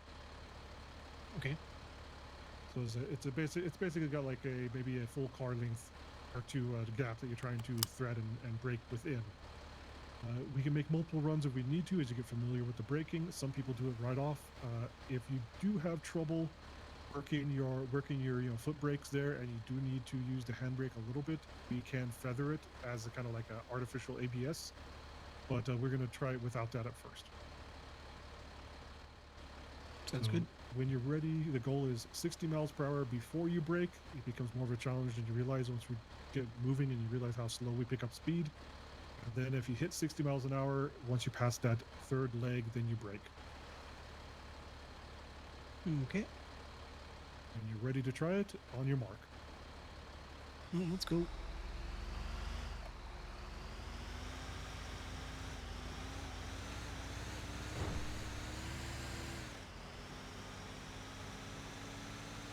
She is slow. Yep. I saw 60. Did you see Yep, we 60? saw a little bit of, yeah, Brutal saw a little bit of 60 at the last moment there, which is close enough. You look over to our left, you see how there's a patch of asphalt after the yellow lines, and then there's the cargo crate. As long as our cabbie is within those two areas, it's a pass of the test, so you technically passed. Due to the fact that we settled backwards on the wheels, Bruto knows you didn't cheat with the handbrake. So how does it feel to brake like that? Any struggles, any worries? No struggles or worries out there. I'm used to the MTL and having weights on the back of it, and out there were plenty of big things that we've had to brake in the day, especially coming down into the city on that highway. You're going to find out that some of the other cabbies, especially the more powerful ones, are actually more slidey when braking because they just have that torque to them. Yeah. And then even without load on them, they'll just kind of like spin out a little and brake a little. So it just depends on like the giant Terminator ones, the T1000s. Those things are a little bit rough on their maneuverability when it comes to sudden stops, sudden starts, that sort of thing. But they have power. But if you're happy, we can move to the next set of challenges. Yeah, I'm content to move to the next set. Unless you got any concerns? No, but you braked the first time, you're probably in the top 40 percentile. Most people need a couple runs. Even Bruto needed a couple runs. So it just depends on... Bruto had a different cabbie combination from Marcus, but it's still kind of in the same wheel bolt of if you can do it, you can do it. Kind of gets you feel of whether or not the trailer is kind of trying to pass you, etc. We're set. The next challenge will be going over our shoulder to the left to where all the cargo containers are piled, and then there's little streets between them. We're going to start driving those streets as if they're city streets and pretending the cargo piles are city blocks. And Bruto will give you a couple driving instructions as you move around among them.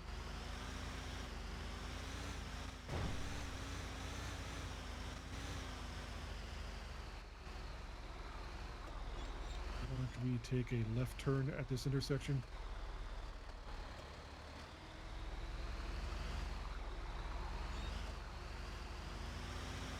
We're going to go straight through this intersection. And we're going to take a right as we reach the next intersection.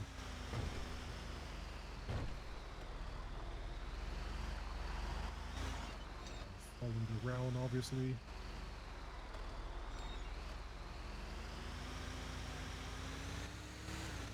Go forward to this intersection 1, and take a right at the next intersection.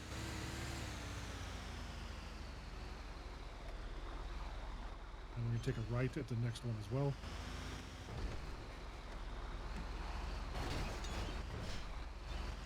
No, the stop sign. We're going to go forward and loop back around to the right once more.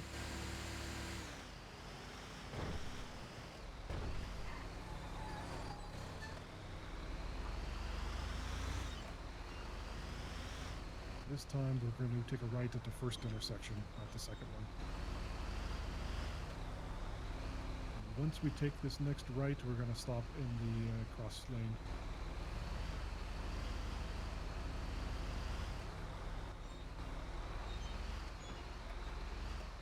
Stop here.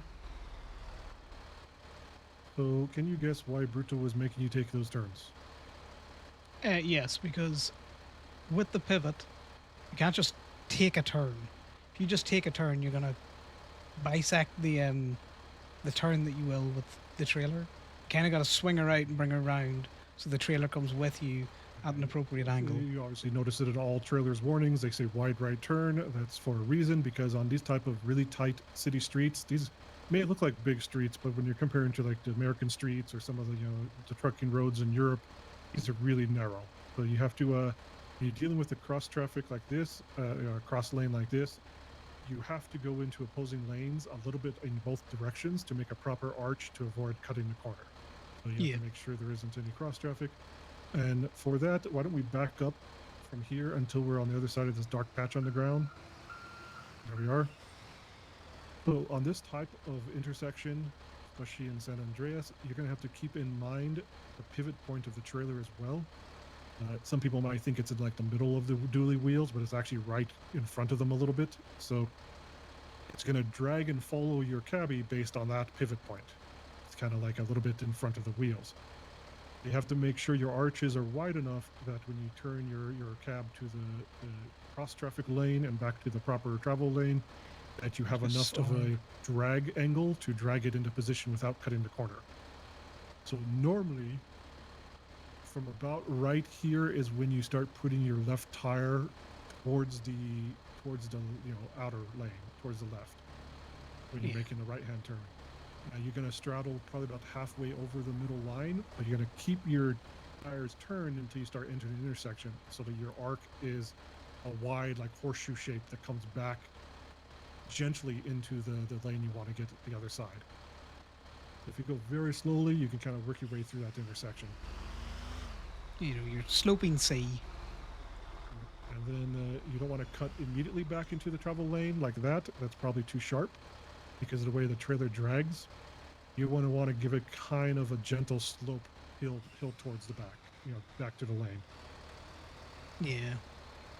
So we can spin around to the right. We go ahead and to the left, and we make a big loop around and get the other test across the street. Basically, you have a stop sign still up.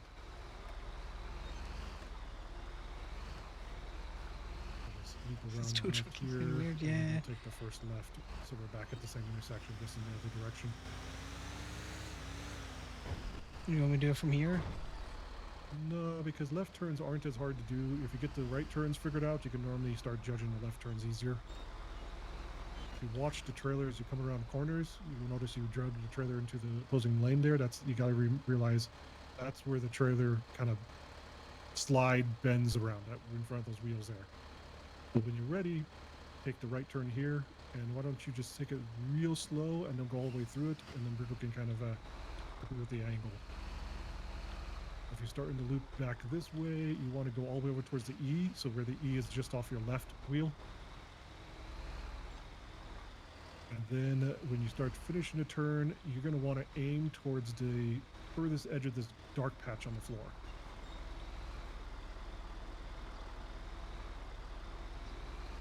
So you see how you didn't like jam 90 degrees back into the travel lane, you kind of went a 45-degree angle back towards the travel lane. Yeah, just a smoother sloped up. Yeah, just kind of smooth the slope out because it's just the way that the trailer drags and wobbles around in the city. It's just a little bit of road construction issue. Yeah, no, it's force of habit with the rigids. Once you make your arc to get you back without, tail swiping essentially. Yeah, it's a little bit different with the less straight of a- trucks, yeah. Why don't you make a few loops around and practice on a few more intersections with the stop signs and see how you feel as you approach.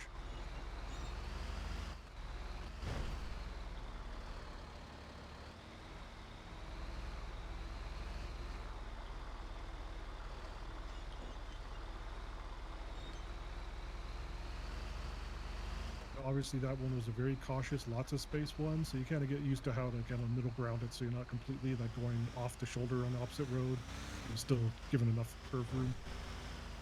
Yeah, no, I get you. That's the mayor. One moment. Bruto speaking. All right. How can Bruto help? Right now, Bruto is in the middle of one of the processes. We take him down to the docks do the area cars go? and we go through a bunch of The bullet points cars. on that paperwork that Bruto accidentally sent you before. It's The there's cars like go in 3 the back of the scenarios trailer. and 4 or 5 like maneuvering challenges to see if they don't knock over stop signs or jackknife the vehicle, things like that. I enjoy. Then we do reverse challenges, decoupling challenges, make sure everything is fine there, and then we explain to them some of the weird things that happen to trailers in the city. Jackknifing the trailer. It takes about 30 to 40 minutes depending on how much random blabber happens during the training or how many practice runs we have to do.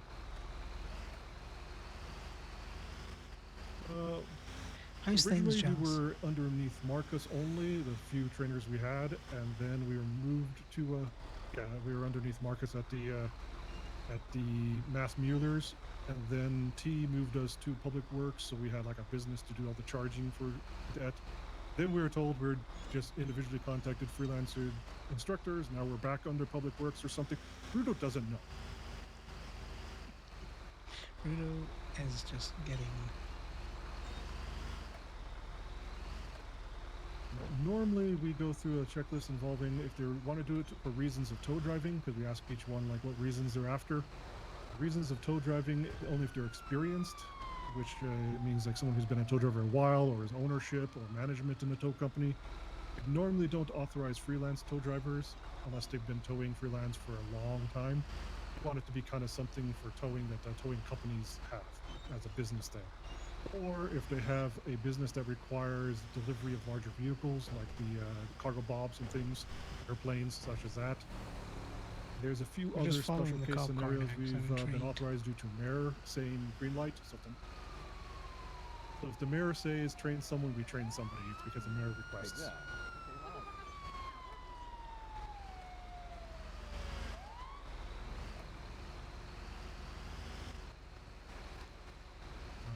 Let's see what the Tony Corvo.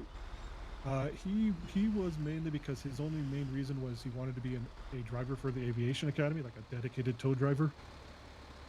And wanted to be a dedicated tow driver for a company, but not being employed at that company, and that company already having 2 CDLB drivers as employees. It seems like it was something that was not necessary unless he got employed at the aviation academy or shift 2. I'm training. I'm training. You're in my way, motherfucker. Corvo, if he joins a private company and has that private Where'd you get company your fucking leverage to license? being a CDLB tow driver, or if he joins the aviation academy, those are the 2 things that the instructors kind of thought about and what Bruto told them about before. If there was another reason he could come up with, but we're in a lot of pressure from the government not to just hand out a bunch of CDLBs to people who just want to have access to a big cargo truck. No problem.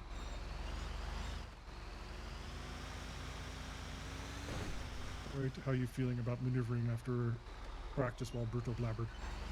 Yeah, well, I'm fine.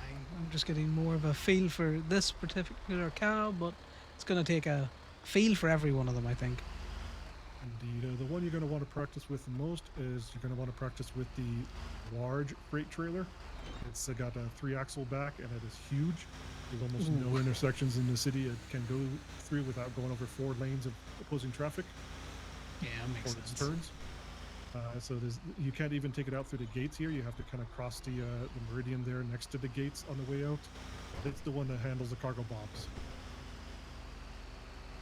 Yeah, makes sense. It would need a If you fairly head back to sizable the truck. rental agent as the next step, we'll wrap things up here pretty much. Once you get familiar with maneuvering turns, it becomes a very one more step, and then you're done pretty much. In this way, or do you want me to park this up where I Go go? in this way and kind of put you in a position to return in front of the rental guy. If you go pretty much in this little car that's parked in our area, if you pretty much right in front of his hood with everything, you should be able to return things. Like here? A little bit further forward so we can get the trailer in a good position. Might be okay. So like from here, I'll just we're straighten going it up and then I'll just straighten it out a little bit better. You want to head a little bit, like basically in front of doors 6 and 7. There you are. So from here, the next challenge would be, let's see, it should just be the decoupling. You want to make sure you decouple.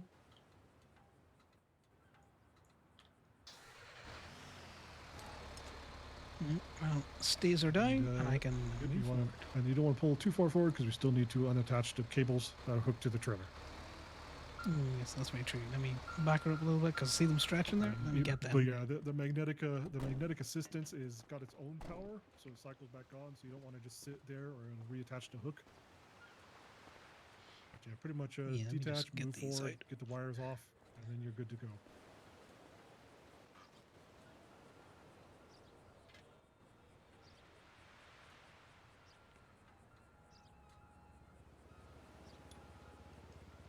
Yeah, I know. I know you're talking to the mayor there. I know Gemini have like,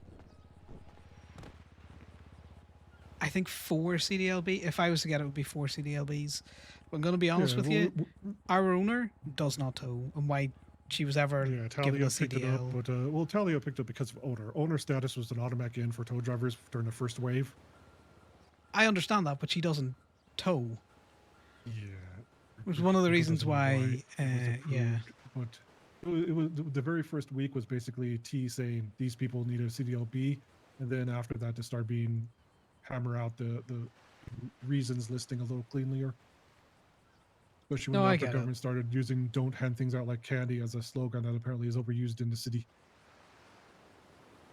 Yeah, the government says that a lot, and then complain when there isn't the people around to do the thing that they want, that they wouldn't hand out like candy. So I'm sympathetic to a Exactly. point.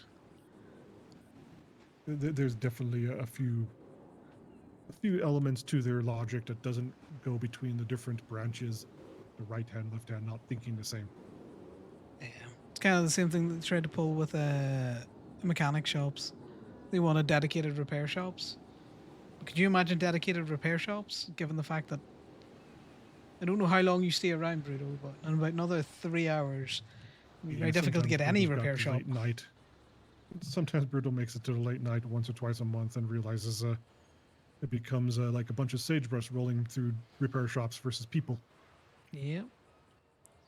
Tumbleweeds. Brutal did give people in the government the suggestion during one of our conversations that Brutal has ideas. Brutal wanted to talks to like Garen back when he ran Mirror Park like last year, things like that. Brutal's been through this idea of people wanted to pursue their dreams. Obviously, they want to have their own identity. That's the whole point of Pluto, is its own identity. Its community gets its identity. It has the things it wants to do. And mechanic guys were all running, mobile mechanics at the time when only like a couple places got brick and mortars. But all of them were, there were ones that in Mirror Park that they wanted to just be motorcycle mechanics, etc. And Bruto's proposal was obviously not to discourage the potential for that identity. But Bruto thought if there was 2 tiers of mechanic shops, the general, and then as you license with different vehicles, you get a discount on the parts related to that vehicle. So if you were a licensed by the state motorcycle mechanic, you could do cheaper motorcycle repairs because you'd get cheaper parts.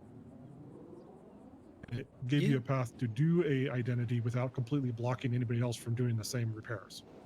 That people can do motorcycle repairs, but the one that's licensed, it's like, you get a Ford licensed mechanic, you get a Dodge licensed mechanic, they get a different access to the parts than the people who are just the general mechanics.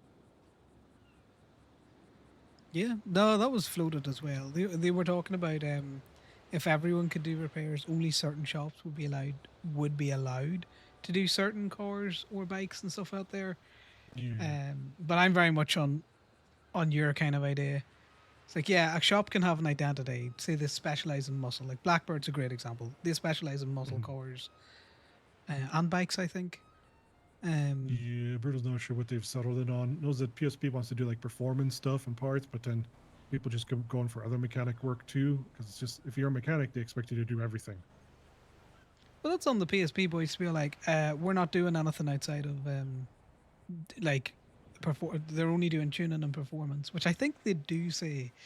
I know Limitless used to be. They make it a pretty common thing, yeah. Yeah, Limitless was like, we're not doing general repairs, and then I think their performance portfolio has dropped off, and now they're very much into general repair. Well, let's say this thing: if the infrastructure isn't supporting enough of the identity, that's where you got to kind of have that half and half. Where you got to still be a mechanic, just there has to be something that gives you a bonus to doing the thing that's your identity. Bruto thought the same thing for car dealerships.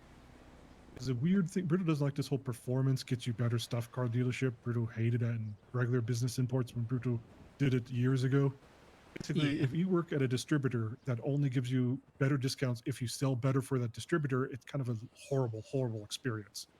Because then you're supposed to somehow up your sales for the things that you do get to carry in order to get better stuff and better discounts. And Bruto thinks that's stupid. Bruto thinks licensing dealerships for like Vapid or for Bugatti or something is a better way of doing it. They can deal used cars everywhere, but they get the new cars for that dealership, a license. Yeah, no, I'm with you on that. So like if someone wanted to be a motorcycle sales shop, they should be licensed to be a motorcycle sales shop. That just gives them full access to the specialty motorcycles. And that's why they're different than a regular dealership. There's different types of bikes as well, Maybe you want to be a motorcycle, different brands. Obviously, street bikes. On the mainland, you get Harley as Harleys, just like having Westerns being their own bike dealership here in the city. Yeah. But the problem is you run into that if you dilute the people who want to do the job into 1,000 different dealerships, you start having ones that are never open, which is always the 3 catch-22 months, situation. You maniac. You maniac. Yeah, and it's hard to build an identity out of that. Like, I know that there's people come up to Gay not because they're in desperate need to drive 8 minutes away for a repair. They like the vibe, so they come up to Gay Oh, you yeah, know?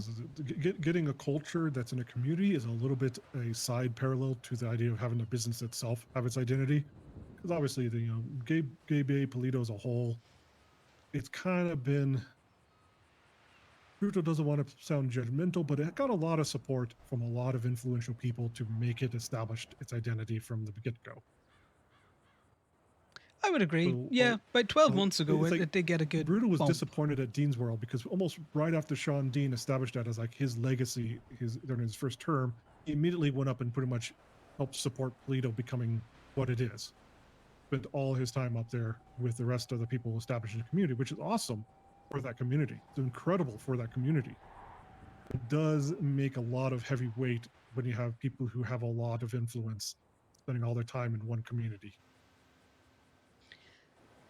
I would say Sean was influential in getting Gibby and Go-Go's that little plaza going, which was a great It's old boost news. to the It's old to the news. That's where community. Bruto's not picking on it too much. But at the time that Go-Go Diner was being established, there were several people who'd been waiting since basically the city opened for their brick and mortar diners. And obviously, Bruto isn't going to hold that against the Go-Go people because they had contacts and someone helped them set it up. It's just the way it works in the city. But yeah, Bruto likes the whole Plato vibe. What was established. Bruto hopes to get the bowling alley up there eventually. Corbin once talked about wanting. It'd be really nice Corbin to see all wanted those that. things. Liam wanted that.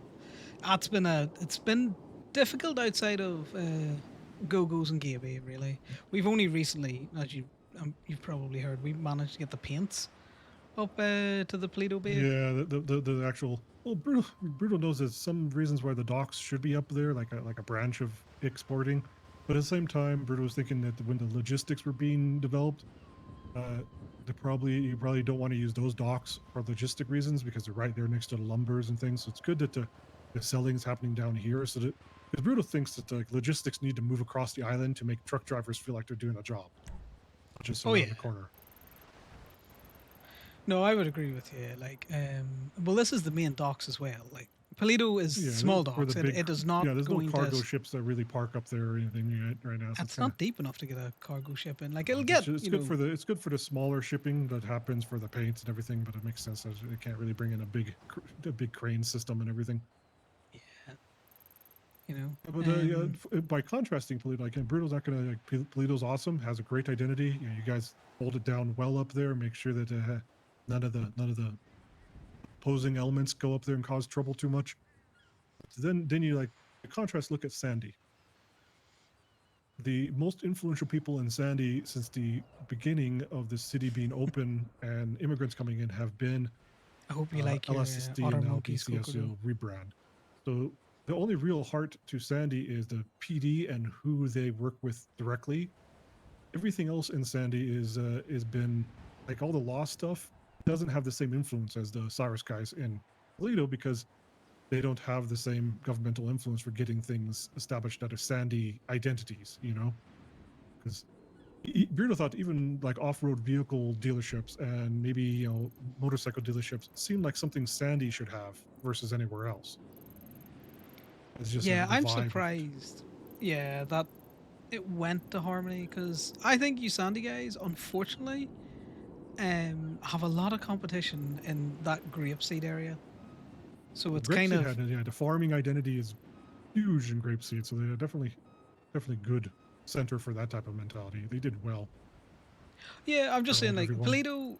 Polito is kind of like its own wee island, but Sandy and Grapeseed are so close. I think those competing elements. Harmony that kind of just happen pulls there. a little bit too from it. Some days you see flywheels, pump and dump, Limitless, and you used to see Kaiju open before they disappeared. You'd see like a whole band of mechanic shops that were like with like twinkling stars. They'd open and close and open and close throughout the day in like little spurts. So and it's mainly because all of Sandy kind of became like the residential area because all the housing market opened there first. So everyone lives in Sandy, but all they did stuff is elsewhere. Yeah, which isn't great for your community. Like, I would have to say, you know, that people living in your community and not hanging around it if they're always in the city just. Well, that's why it's a New kinda Jersey kills the vibe, doesn't it? scenario. It's like no one likes New Jersey. It's just the suburbia of New York, right? It's kind of the same situation over and over. You get the suburban places where people live, and no one wants to spend all their day right there because they couldn't get. It's like Southside's all housing, but it's all crime. You don't get a lot of business centers down there. No, you don't. I'm also surprised that the PD haven't invested more in Sandy, which is a shame. Well, you know the situation with that is PD that do try to invest there get harassed by the Lost. So it's one of those things where it's obviously well, there's a you know- butting of heads of culture. The thing is, like, the Lost either want to develop a community or they just need to let the PD develop the community. Do you know what I mean? Yeah, the problem with the because Lost Paleto is they PD ramp up stuff, but they don't follow through because they'll start to have a couple really good members working for something, and then those members will be suddenly caught up in stuff that make them legally unable to run businesses and such. Yeah, no, I get you. That is always a balancing issue. I'm generally surprised that they allowed Pump and Dump to continue going. You've basically got two performance shops within spitting distance of each other, which makes no sense. I am so glad you got that lovely little tow lot and then your little your building and stuff. Out there. It was a long time coming. Oh yeah, it's just, it was 156 days before we even got the back lot of LSSD in November, and that was only because Brutal happened to run into the sheriff at PDM and just happened to be able to work in a meeting where he filled his promise of because he talked about the architects are just not, they're having trouble with the actual lot at the time, so they just said, why don't we split this LSSD and give you that? And Brutal's like, okay, let's do that for now. But then it was another 4 months before they got the actual lot established, so there was literally a year since we were approved as a business before we got the lot. Unfortunately, long enough that Leo and everybody else who started the business are long gone now, or at least they hang out in their apartments wallowing in their self-pity. No, I get you. Like that was too long of a wait, far too long of a wait. Yeah, but Brutal was used to it. I mean, Brutal, you've been around long enough too. Like we've watched so many people who don't have cousins in the governor's office trying their hardest to get their little dreams off the ground, and they just kind of get ignored. I mean, places like the Dancing Dragon Inn at Dean's World that waited 3 months for their taps to be installed, and they never got installed, so they just stopped opening up their food truck. Went over to work at Three Little Pigs, and then that whole situation collapsed too over time because it wasn't getting any support over there at the Little Soul. Over and over, it's the same story. That's why Bruno says at least Polito's got lucky because it's kind of like the Fortress Australia of the map. It's kind of far enough away that it's close enough to commute and do stuff, but you can at least your whole community is pretty self-contained, and you're pretty welcoming to people who want to just come up there and support it versus jumping down the throat to people who are there to be supportive. Yeah, we could be better though. Like you look at like the Reapers on Vespucci Beach. I mean, if you go anywhere near their compound, they pull the old this is our block gangster stuff on most people. Yeah, it's a little bit Southsidey, I'm gonna be honest. You kind of like I'm not I like Polito, but we could do with more business connections and more outreach. Like I'm trying to get some deals with more Gaby variety. and The different problem things. is you're scared of the one. That's the catch-22. If you're being so well established.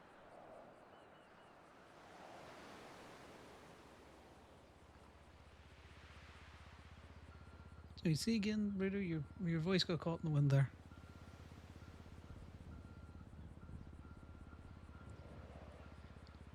He cut off. There's a little dry throat.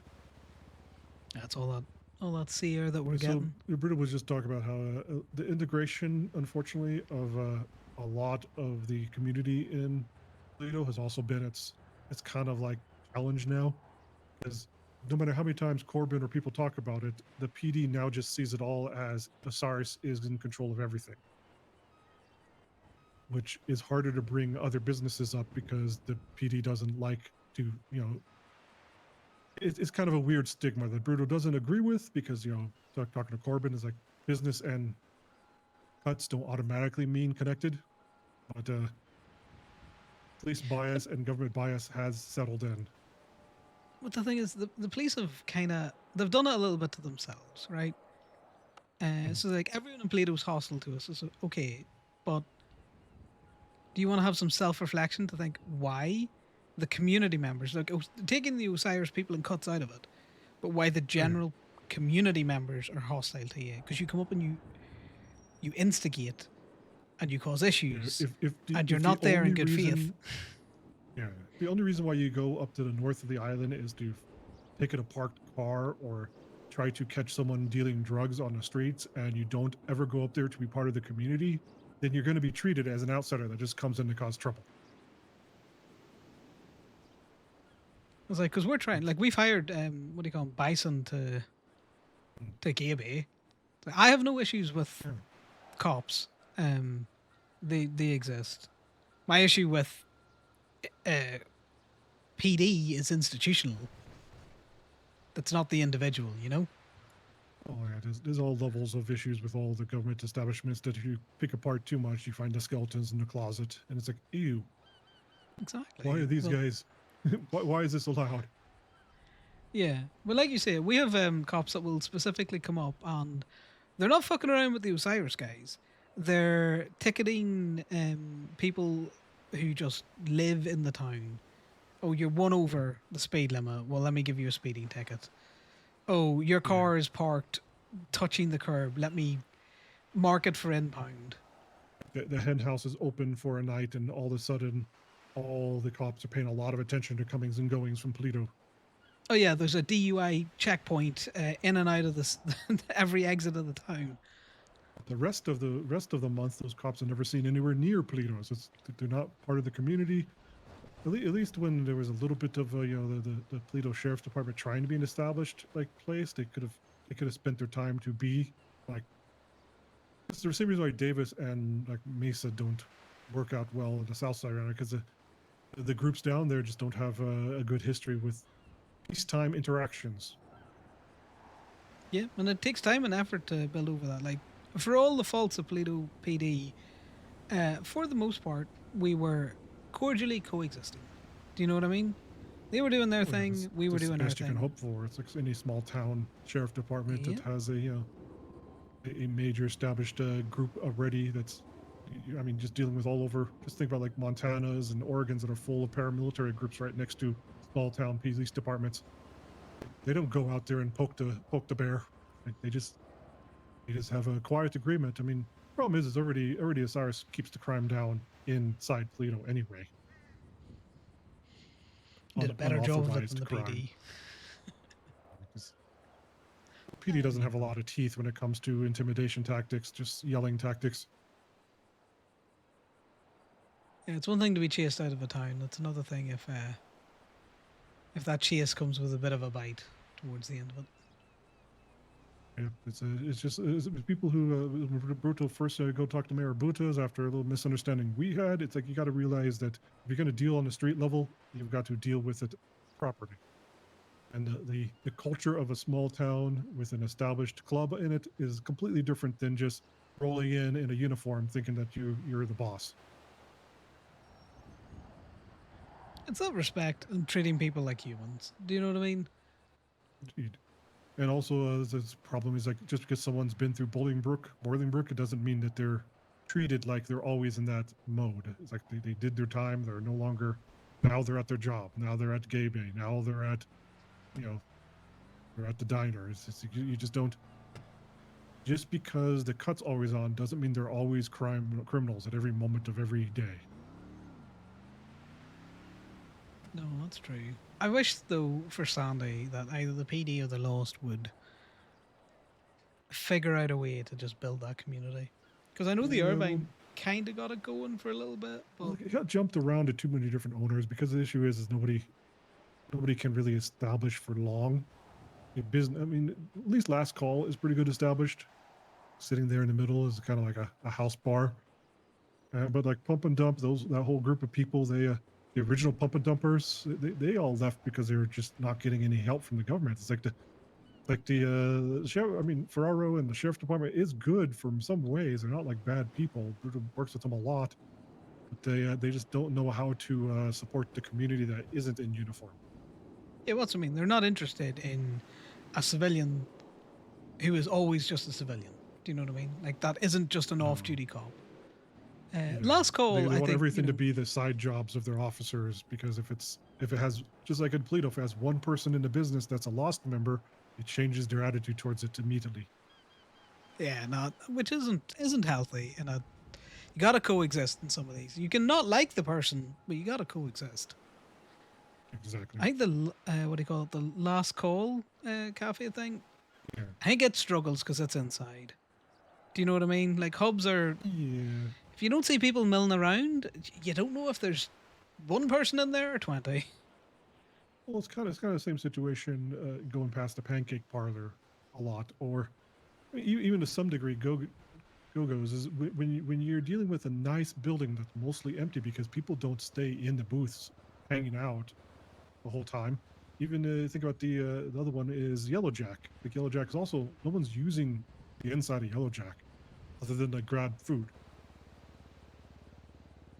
True. People want to have like a patio or like an outside, because up in up in Toledo, you guys aren't inside Go-Go's all the time. You guys are in the parking lot between Gay Bay and Go-Go's. That's the more comfortable place to spend all your time at. Who wants to be indoors, stuffy indoors? It is stuffy indoors. Sometimes you'll go into Go-Go's and there'll be people sitting around the booths. Someone making food, other people ordering. It kind of depends on the time of day. Those happen at Go-Go's a lot more, but look at Pancake Parlor. Pancake Parlor is an amazing architecture piece. It's like really nice, like the back highway diner type of thing. You see all over, Route 68, things like that. But most of the time, Brutal doesn't see. It's like a huge inside, but no one's in there just hanging out. There's not enough of community for that. They just get food and go. That's the struggle, though, is to get a secondary hook. I think Go-Go's works as well as it does because Gay Bay is there. Gay Bay or Go-Go's was there on their own. It just wouldn't work. Yeah. And that's the problem. A lot of those hubs we had developing going is obviously like one of the good examples is Little Soul, back when they were running that. Yeah, I remember. Obviously, it was that was an example. Also, the Lost was doing it at Flywheels too for a long time, until the government decided let's not put food trucks and other businesses next to each other. So a lot of other people suffered because they couldn't do that pairing anymore and make it their little hub spot. Fortunately for you guys, but unfortunately for them, places like Go-Go's and Gay Bay were already like brick and mortar next to each other, so they couldn't just deny the association, and the government couldn't say, take Go-Go's down the street or anything. Yeah, it's one of those things. I do think businesses need to cluster. Do you know what I mean? Like even if it's like a dealership. Exactly. If there's a dealership next to something Mirror Park else, was next to each other, greatly clustered for a long time, and that made a hub over there, Mirror Park hub. Yeah. I mean, the Helheim guys were always kind of like the core of that spot for the same reason. Well, that's the thing. Like you got Legion Square, I think, is decent at the minute. Yeah, it's kind of like a throwback to the old DMV and the old. We had a few hubs over the time that over the last year and a half that developed and disappeared just based on who was awake when and what business they were focusing their attention on. Yeah, but you think about it. Do you once Legion Square doesn't have a food truck at it, the hub dies. I'm gonna be honest with you. It did 100%. The same situation happened with like Up and Atom. Up and Atom was such a center for so many people when it was active and supported by the government, and then it was all those extra Lou Bloom stuff and stuff. that happened. It just basically beat them down, so they didn't want to struggle anymore. Obviously, there are bad things happening too, as far as legal sense goes, but it doesn't. You can't have one without the other. An urban environment is an urban environment. Some people are going to put drugs in your food when they when you go to order. It's just Some people are going to dump a cursed skull in the water. It's gonna exactly. happen. Some people are going to put weird curses on the soda machines. It just not everything needs to be investigated to the absolute nth degree. And if it's going to be investigated, it doesn't need to be a Veronica Wilson, hammer from the gods, destroy your entire life investigation. She does a great job, but probably too good a job for the way that crime is in the city. Oh yeah, maybe just take out the top dog and leave the other heads scrambling. Put the fear of Brutal's Veronica seen Wilson so into many of these things. It's like Brutal's talked to so many people who were in the underworld for a long time. Brutal's trying to put the struggling world to get right. beyond street level activities. They wanted to actually establish themselves as made men, that sort of thing. Yeah. Brutal described it to one lady once. It was many months ago now. We're talking in the state impound about Brutal described it as the criminal Fermi paradox for Los Santos. It's, you know what the Fermi paradox is? I do. Yeah, so Bruto interprets it as in Los Santos, we don't see major level criminal organizations because nothing can grow, no individual can grow big enough from street level activity without being too well known among the law enforcement and crime. Too much of a rap sheet that they can't do anything more significant in the city, so they just die off instead. Yeah, I can understand You get, there's no like full cartels running cocaine industries or anything like that because you can't grow to that level if you already have 5 months of breaking in cars on your rap sheet and the cops know all about you. Or you punch someone in the street and they die, and then you're in Bolingbrook for 8 years. The one thing that all they have to do is you pull up a couple records in MDW, check a little DNA swab, and then all of a sudden you have no chance of following that career ever in the future. Yeah, that felon can't work dealerships was an interesting introduction. I'm gonna be honest. Okay, there's some situations. Yeah, Brutal's watching it time and time and again. It just feels bad because even back when the Italians were trying to establish themselves quietly, and then they had the whole E.B. Finch situation that just kind of tore them apart. So all it takes is one person being like, obviously, oh, this is what they do. Like, they're not being subtle about it. True, and it kind of all just blows up like a big balloon. And it's like the police. That's why it's really funny because in the PD you have either street level like chaser guys, those little guys who are trying to get like these little pullover tiny cases chasing you down, street racing, that sort of stuff, or you have people like Veronica's level that are completely, and the FIB that completely crush any larger person once they try to grow. The moment you put any sort of records out there in the city, they're going to gather them up and they're going to have a case in months that's going to just kind of destroy you after all that hard work. Well, as far as the FIB are concerned, I don't think they're competent enough. I'm going to be honest. They have put the full force of the FIB to try and crush Gemini Towing. Towing, by the way, a tow company for like the best. Sorry, I've got to take to this. them, Higgs or whatever. They spent 3 months compiling information on just Corbyn's one type of towing, just to make a huge Get it hoopla about instantly thrown out because it was stupid. Bruno even told one of them once, it's like, you guys are walking a dangerous line here. If your entire case is based on a little bit of combining photos in a Photoshop to make a simpler piece of evidence, then you're calling the police and FIB to pretty much lose their entire method for gathering evidence being illegal in court. If they succeeded in throwing out Corbyn's toes because he happened to combine pictures together to make it one picture to show as evidence, Bruto's seen the docket cases and evidence the PD do. Nothing they do to document anything would ever be allowed in court because it would all be considered manipulated evidence. And Corbyn had, like, I'm a lazy fucker. That's why they did get me. I'm a put all the pictures in a bucket and shake it. But he had judges compliment him on his ability to condense the information down to real Yeah. you know, quick and easy fashion. If You know if that they're they doing put too bait hard, cars it- out for us. Like that's how hard the FIB went on it. They were trying to that catch makes us. sense. Like generally the most obvious bait cars, Bruto. Like I tow for a living. I know when something is not right.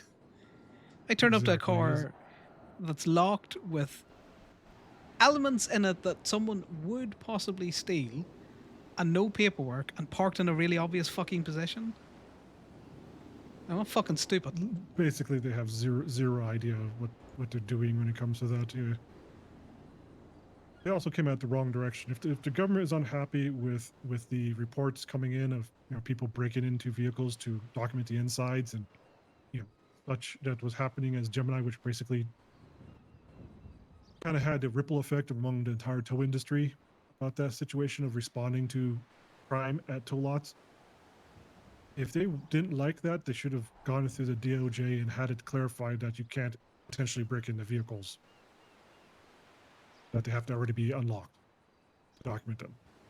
Because what happened, and Brutus ran into it, is because all those reports from the locals about, oh, these tow drivers at Gemini are breaking into the cars, and they kept coming to check you guys all the time, because all that became a track record of, oh, these are things that tow drivers are allowed to do, and all the cops just started accepting as tow drivers are allowed to do that. Then now when people steal the vehicles out of our lots, they ignore all the warnings that someone's stealing a vehicle because, oh, something's happening at a tow lot, must just be something they're allowed to do. Do you know what the funniest thing about that, Bruto, was? I had no issue with the cops coming to double check at any time for that. My issue is I would be in my locked lot and they would just use their universal key to come in. That was the only time I had an issue with it. Yeah, that's the fact that they had locks to the gate and everything was just silly. And they were like, well, exigent circumstances, I can come in. Okay, well, who's dying in here? They're like, well, that's not what exigency means. If the vehicle's being broken into, what are you going through the gate that you can see through anyway? You just take out a camera, look at it, and then talk to the person. Yeah. You don't have to go down the property for that at all.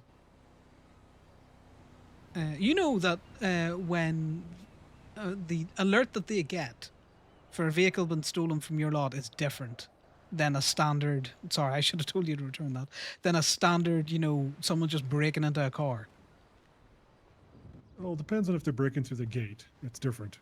But if someone's breaking through the gate to steal a vehicle, it's different. But if they're breaking into a car that's on the lot using a regular lockpick, it's still it's still a regular.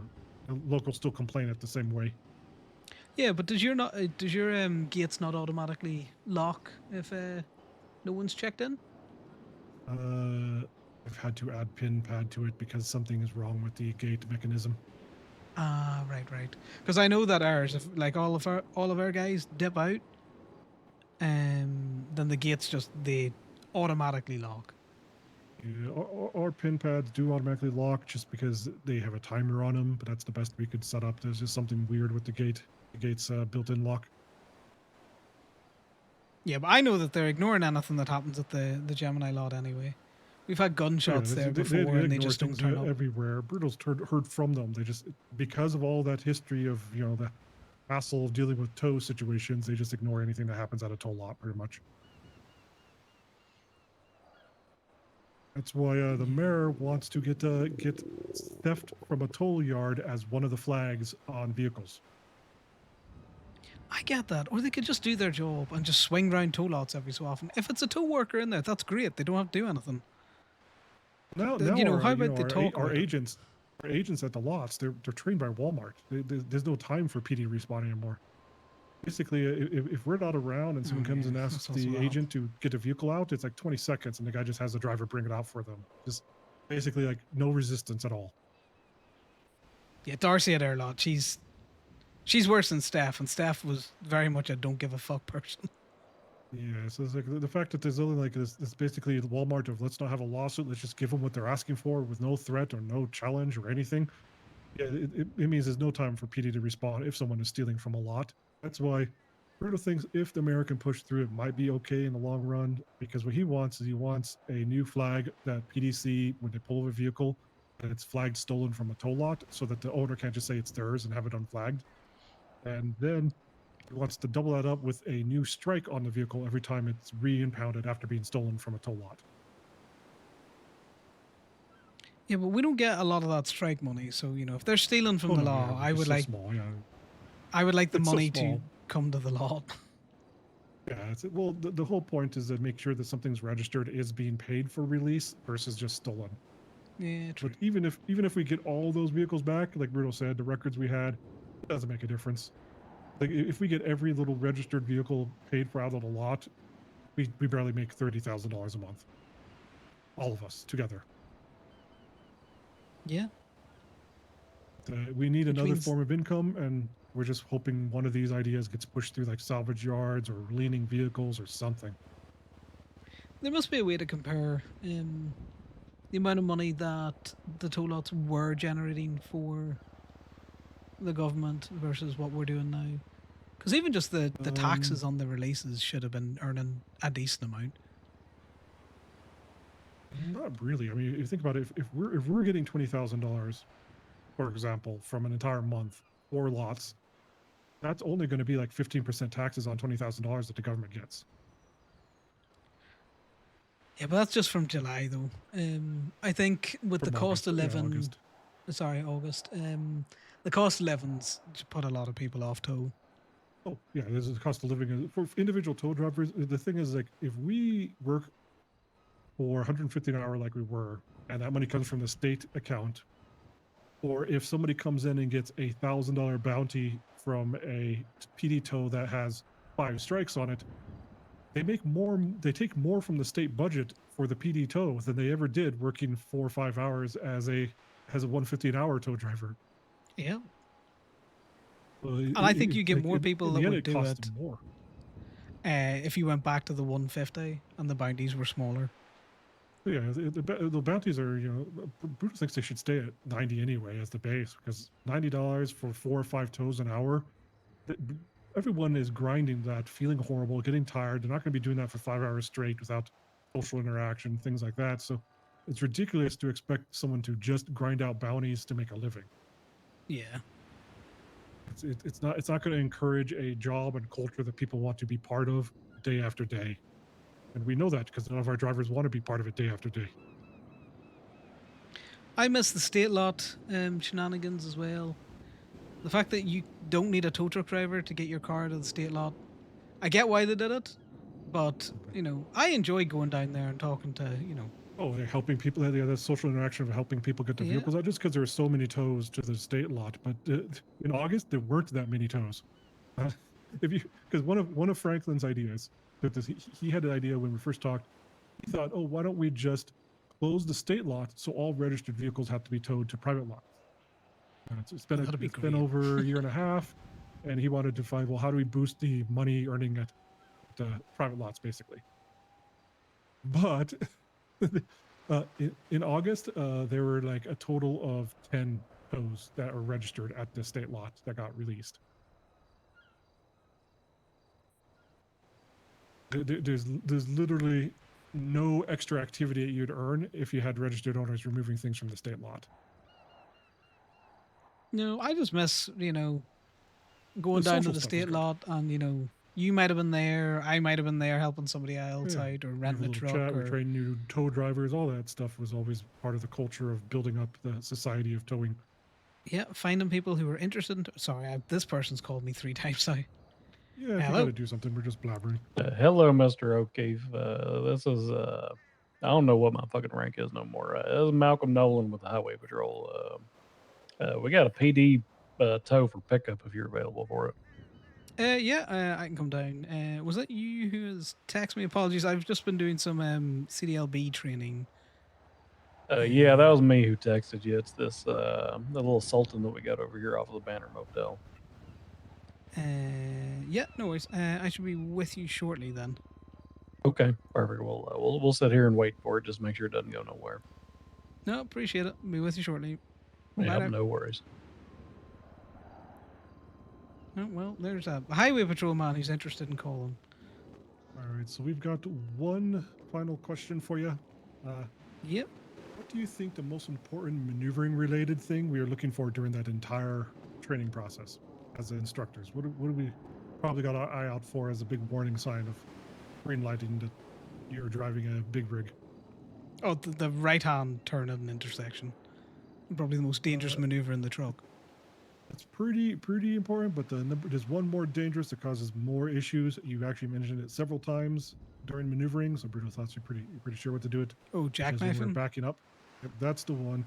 We're seeing if anybody is close to jackknifing or losing control too often, going too fast at an angle, that sort of thing. So you're basically, Bruto's pretty sure to recommend you for it. Bruto's going to put it on your profile so DMV knows that you passed and got greenlit here. There was, of course, a warning that when Bruto asked you to come back here, from up at the causeway, Bruto didn't specifically say what path to use because part of the training to see whether or not you take illegal methods to get back into the dock or not. Cut over yards, go against traffic, that sort of thing. I'm gonna be honest, I would do that in any truck because I just don't know the directions down here. Yeah, Bruto, I mean, it doesn't disqualify you. It's just one of those things where we want to make sure legal driving is as much as possible. Also, it means Bruto has to warn you, as every other drivers. Right now, the CDLB is being treated as a one strike and you lose it type of license. There's no leeway. There's no like warnings. If you do something using your CDLB that's, for personal use or criminal use, and they catch you, it's gone. And currently, there's no re-earning process established.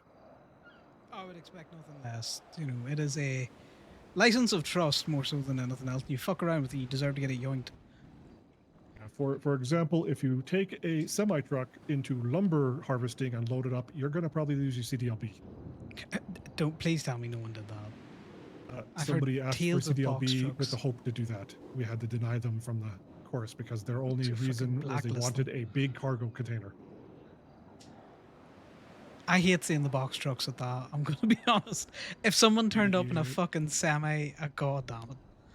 Oh yeah, the box trucks are already pushing it. Multiple people have talked about that. It seems like it's kind of damaging the forest floor. It isn't really equipped to haul those things. They're rented. It is not in the probably doesn't spirit want of the logs shoved in the back.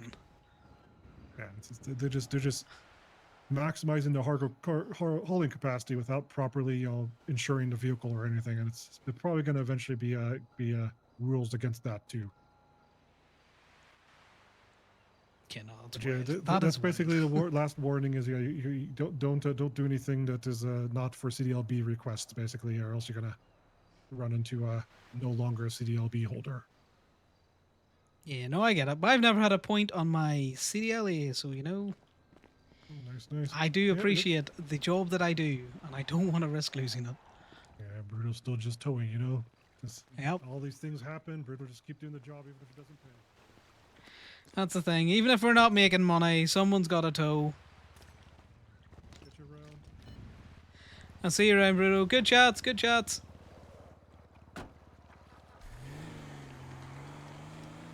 Nolan's around. Nolan's around. Occams is probably like, where the fuck is this mother? Where is this guy, and why is he listed and not responding?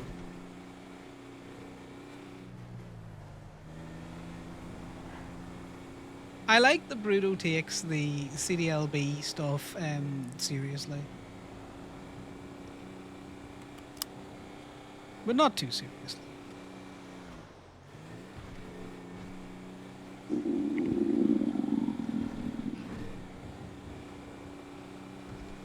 I can't be the only tow truck driver around.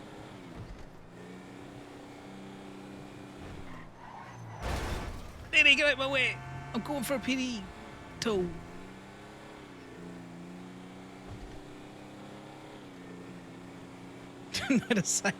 Yeah.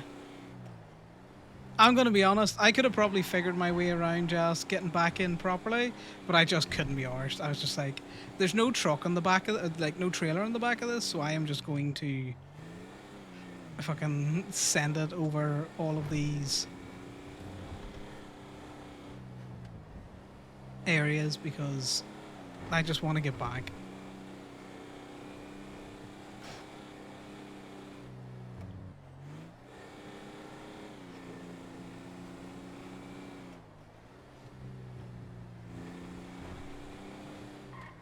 What bloody hell is this car?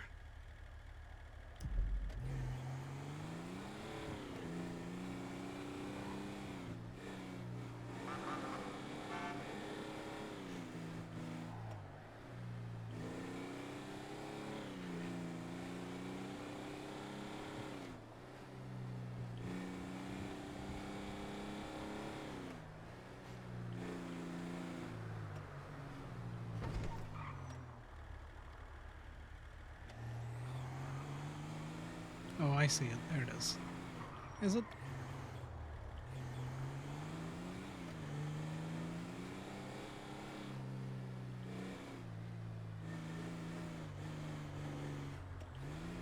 Excuse me, sir.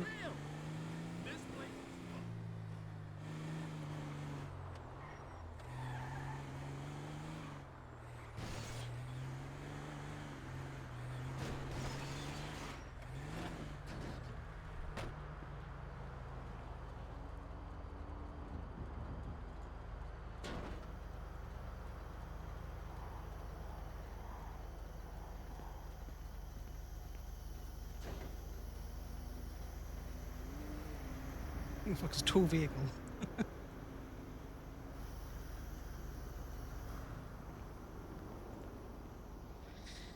Yeah, you can't. We get this impounded and then. Oh my god, sir! I didn't see you there. Thank you. Is he okay? Oh. Yeah, I'm all right. I was just taking a quick nap inside the vehicle. That's all. Oh, no worries. Apologies for the delay. I was in a bigger tow truck. That's all right. Thank you, Mister. Fucking Nolan just appearing out of nowhere, looking like he's in fucking Desert Storm.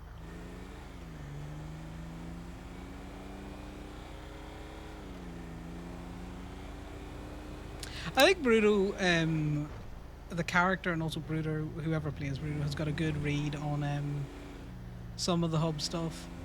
Like, don't get me wrong, I do think Polito got some very nice development at the very early hours of or like not very long after OMC set up. I don't know if that was completely the influence of Sean on that, or if that had kind of been in the works prior to it. Maybe it was, maybe it wasn't. But outside of that little plaza, there's been very little kind of else done in Polito. Like, the dock appeared randomly at one stage, which was great, but we couldn't use the dock for anything. So, like, it was defunct for the better part of 9 months. But he is right that, you know, OMC and the wider Polito community have got like a little niche thing going on up there. Which is why I would like to try and branch it out to working with either TurboMax or PSP for some of the other stuff in terms of like tires for the performance cars. And what I would hope to do is when the body kits come in, kind of do a reciprocal thing. In fact, before we do that, I'm going to fucking check this because...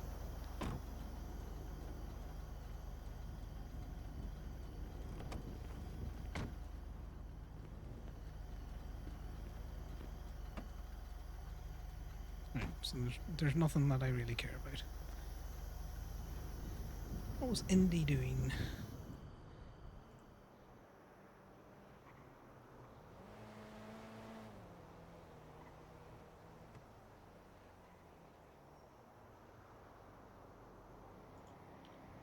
Gemini to him? Hey, what's going on? Hey, I'm at the DMV. There's this truck here parked with an expired meter. It's a good T. I was curious if you guys could come pick this up. Is that at Legion? Because I'm pretty sure you can't tow at Legion. What do you mean? Well, what's the point of the meters then? I've seen people tow up here. Ask the government that. They put a memorandum out on Legion basically saying, you know, you can't tow out of there.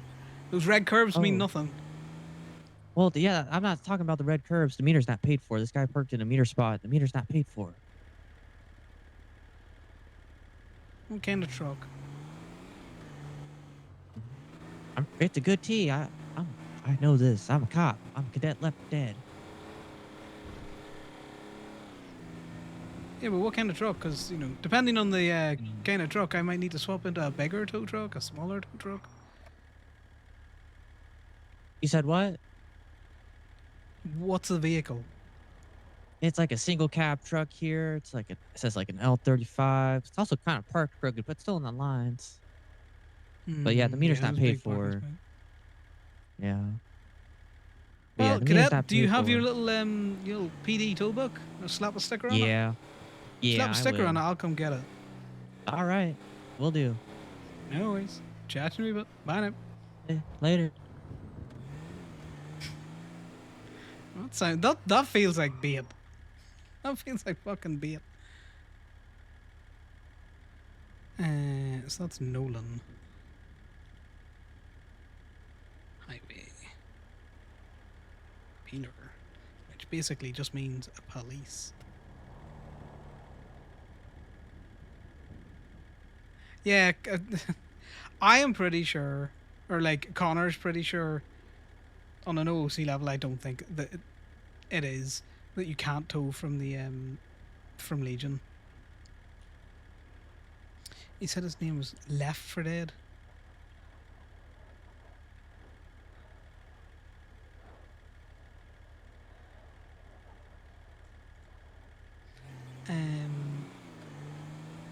And the reason why Connor would say that is he remembers seeing a state notification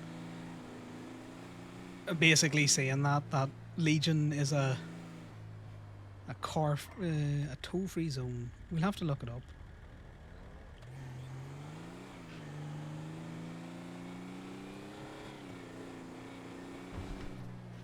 Let's pull in here and have a very quick look on the MDW.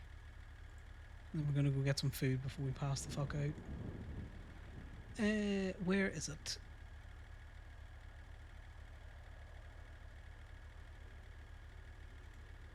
Mayor's office.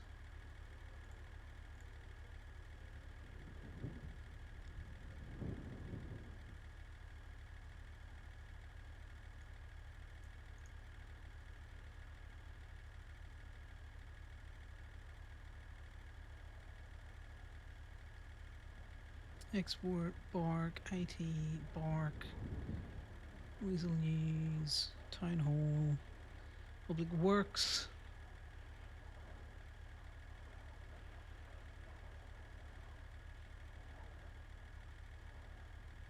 God, it's so far back. Arbitrations.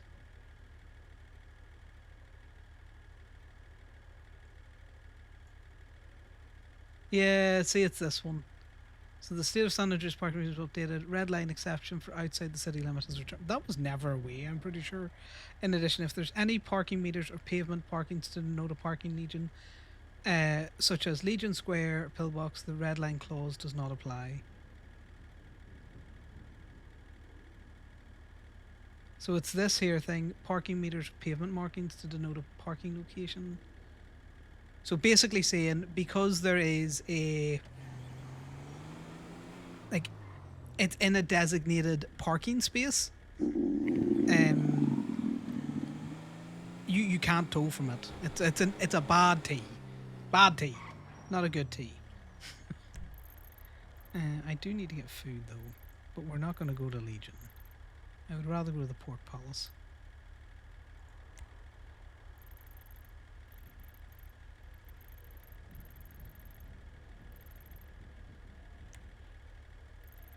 You could take a swing up to Politos. Haven't been up there all day.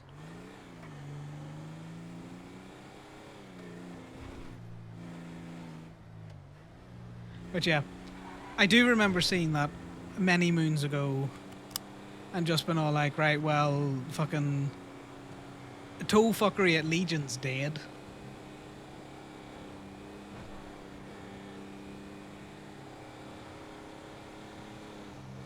It's why you can't tow out of Pillbox, it's why you can't tow out of a lot of the places.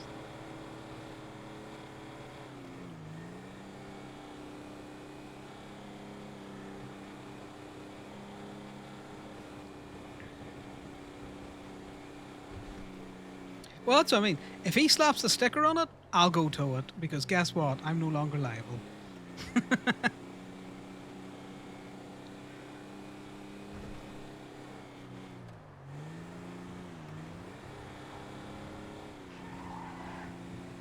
And the thing is, Connor's such a stickler for those kind of things.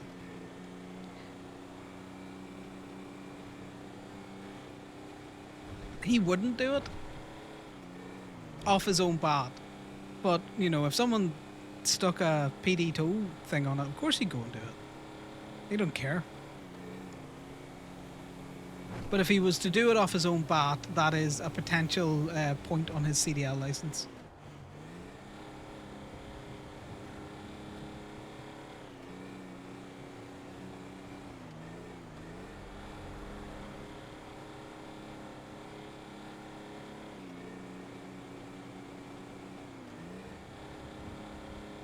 I don't know.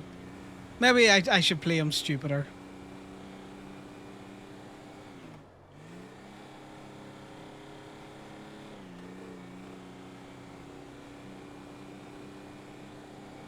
But I don't think it'd be in keeping with his character to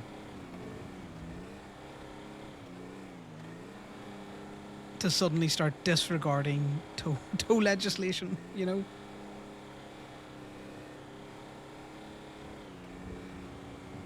Like, he'll try and fuck her within that legislation, but, you know, he won't kind of...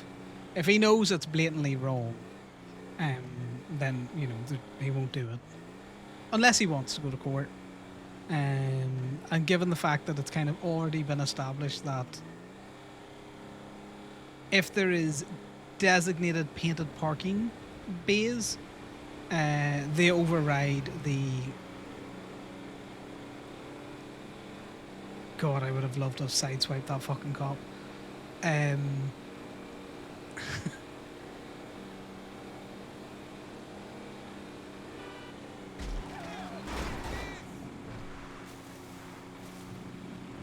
Local trying to take us out. Then the parking bays override the ability for you to tow someone off a meter or off a red curb. In the same vein that it's not illegal to be parked any which way you would like in a parking lot that doesn't have painted bays, as long as you are not blocking through traffic. As long as the thoroughfare is clear, you are good to park. And that comes from the Kelly Banana case, where Corbin towed her RV or her car.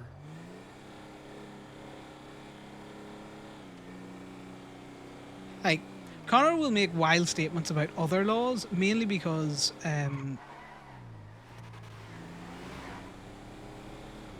he doesn't understand other laws as well as he understands tow legislation. Like, Conor in a legal sense isn't like Corbin. Like, Corbin has a good understanding of a lot of laws. Conor will just say things about laws that he thinks is true, or he believes is true.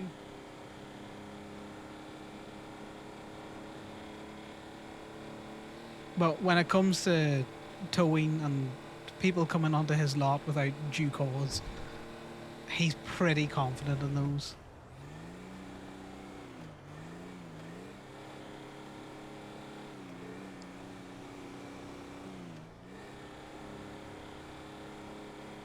In the same vein as if he's in a tow lot and a cop is trying to force him to show his CDL, outside of just identifying himself, he would be like, no.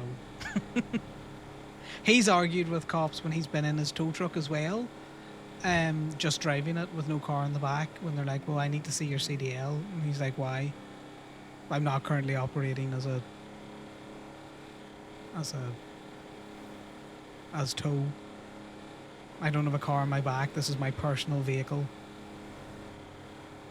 Funny thing is, he's wrong on that. He's operating a tow vehicle. He needs to have a CDLB, which means that he should show it to cops, but he will argue about it.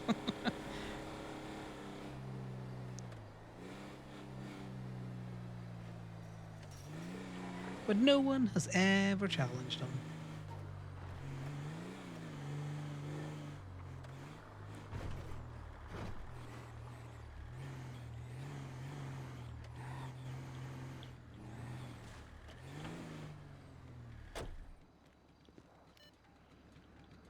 I need to fob this. This has not been fobbed. Who the fuck is that?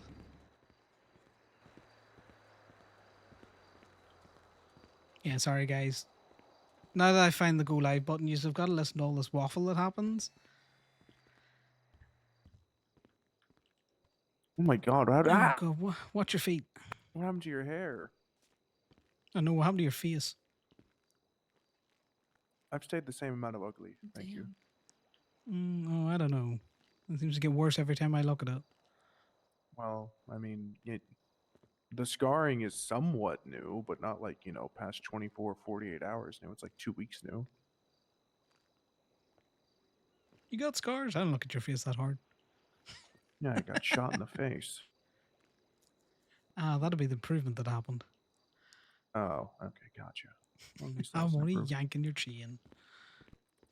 And nothing else because, I don't want to risk you, having it fall off. Okay, calm down.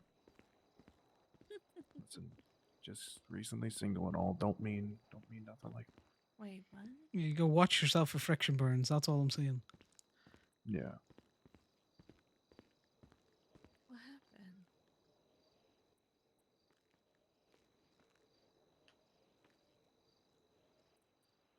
If I knew, I'd probably be at more peace with it. Oh, honey, I'm sorry. It's whatever. 1764? Yeah, that's it.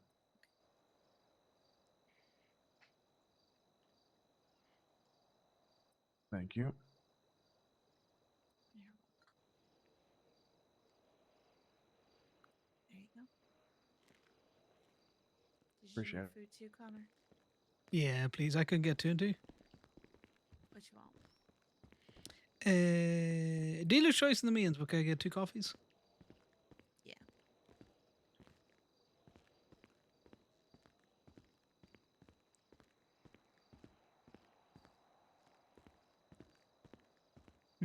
He did mention something in passing about being recently free or at a loose end, so I think his significant others skip Sounds like town. Lottie broke up. I mean, she was around last night. I literally saw her. Oh, is it a breakup if you don't tell the person, you just leave? An ambiguous ending.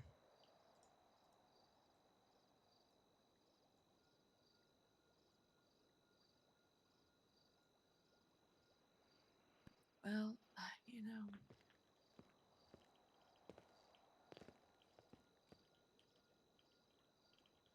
I don't know.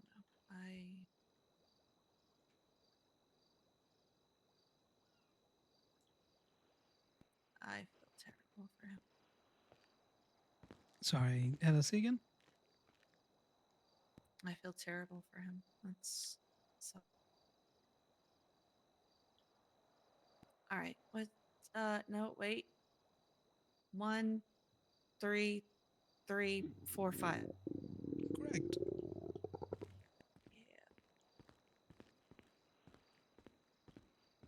Yeah, trust me, it's not fun waking up and your partner just been up and going. Sweetie. Yeah. All right, your food's on the tray. Appreciate it.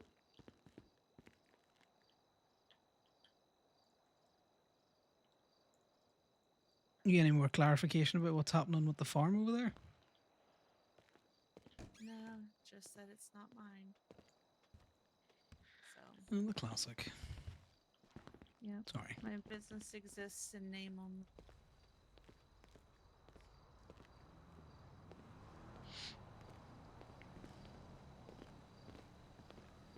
Well, think about it this way. It might exist in name only, but you're still more successful than most places that got a fucking brick and mortar. Yeah. Did he go to bed? It both feels early and late. I don't understand. Definitely early. Compared to recent times, yeah. I've been going to sleep in like 2 or 3 hours recently. Is that Connor? Hey, Connor, how's it going? It is. How's things? Oh, living the dream. Those Echoes goggles. No, they don't. Yeah, shoot any more cops? Crash out goggles. Can I wear crash No, out goggles, no, maybe? haven't had to. Still poor as shit? Yeah, I mean, I made enough now, I think, to pay my fines back and have a little extra, so that's good. How much do I It's a have? step in the right direction. Yeah, I got like 12 grand. 12 grand, you're rich. Yeah, 11 of it's got to go to pay the fine soon, so. Do y'all pay your fines before they go overdue? Depends. Yes, and the reason why yes is because they can subpoena your bank records as soon as it's overdue. Oh, gotcha. Okay. And I only pay him with the DMV because fuck the They give you any deals or anything? The deal is you don't have to deal with the FIB. That's why you pay them with the DMV. FIB can give deals, but Gotcha. Okay.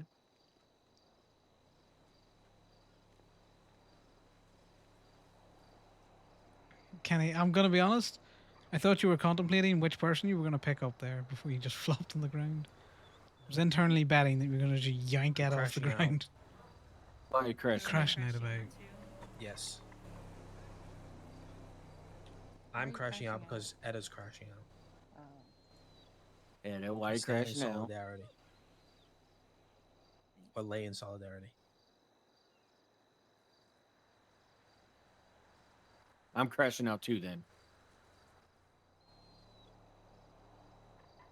Should we make a Crash it if circle I of gotta our pay you more bodies? money. Fucking stop doing so much work, Kenny. What does that mean? Fucking yoinking all them paints. It's those ATVs, man. Little Everyone came up. shit. They were both ATVs I did. I was contemplating buying one. I do need to go doing orders for BJ's. I can't really bother. It's so far away. What the hell? Breeze posted on Twinsta. All MCs suck except Omens. Except Snitch MC. Yeah, cool. I mean, Says it's a Breeze, lot. who literally gives a shit what he says. At all. He's a walking waste of oxygen.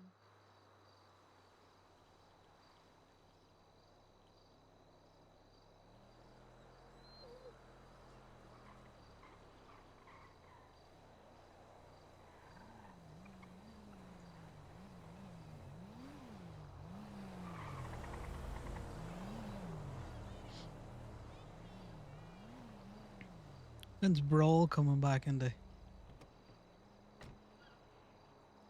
Tomorrow. Alright, let me get my sponsorship in.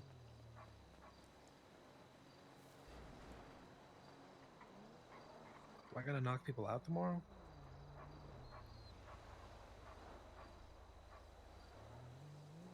Oh, are we doing this tomorrow? Okay, say less. Okay, so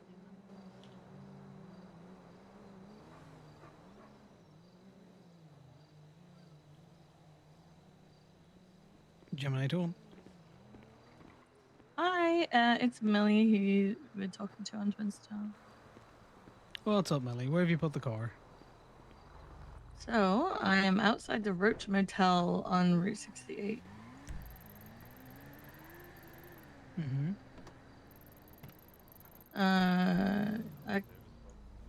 Okay, no worries.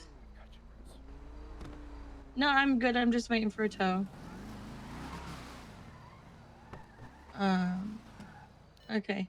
A fucking motorbike bounced off my car and then exploded. So it exploded my car, so I can't move it. Oh, you hit a landmine. Fair enough. Where do you normally park your car, Millie? Good Lord. that's crazy. That's I'll name it for the tow really driver. pat- Brakes are a thing. Oh, that's you, Malcolm? Brakes are a thing. I'm gonna fucking get you. Oh, you're lucky I'm fat. Sorry, I gotta run someone over real quick and then I'll be with you. Okay. Alright. See you in a sec. Goodbye. How do you like it? How do you like it? Use your brakes. Tank it. Can I have another? Yes, you can. Let me back up. Tyler, watch. No. Oh, watch yourself, Malcolm. You wouldn't want to end up in the hospital. I'm a big vehicle. I'm maneuvering. Yeah, you can't stand on that like you can stand on the others. Oh god. Almost did. It's a slopey back. It's fine. I'm not running him over. He's run himself over. Can't believe you did that. Oh, I can. Ask Malcolm.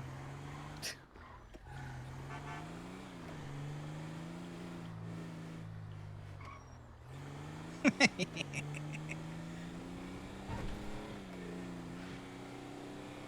can't believe you did that. You were lucky you parked there, because I'd have hit you much fucking harder. I was safe in your metal cage.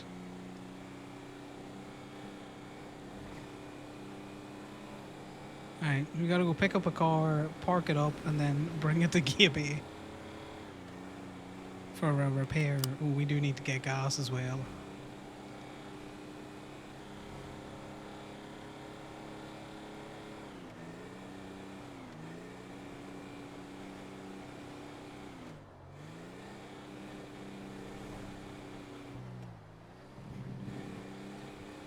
Let's risk it at this very precarious. Yeah, this is a normal place to get gas. Nothing will explode.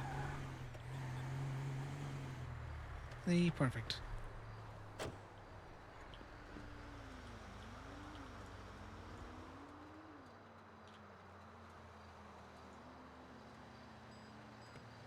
It's not a crime if no one dies. I kind of forgot I was on the phone with that Millie person. God, Connor sees red when he sees Malcolm. Like, I gotta fuck with this guy. I do also need to send Indy money.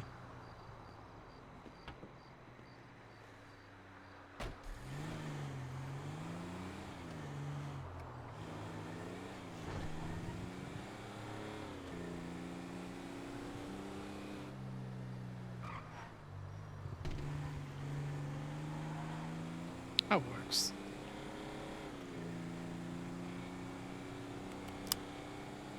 Hello, I can't believe you did that. A person very much known for doing the thing he's going to say he's gonna do.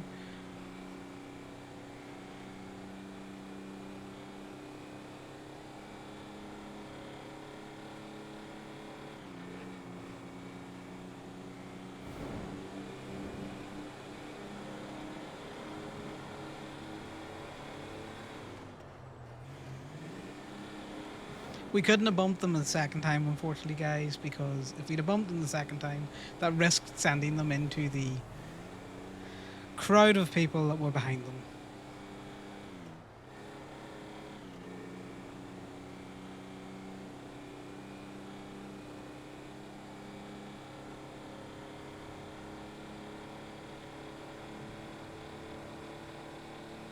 Let's go see Millie on her very much a pancake car. It's been all blown up.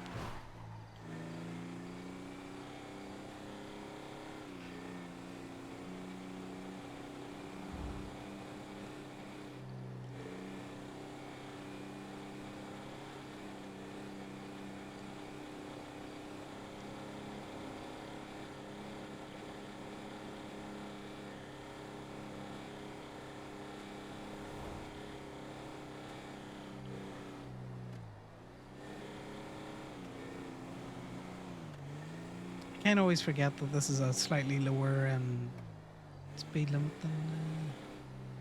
What's that car doing there?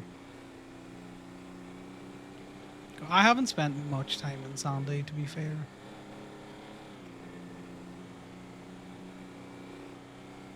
I also have spent less time in fucking Harmony, I'll give you that.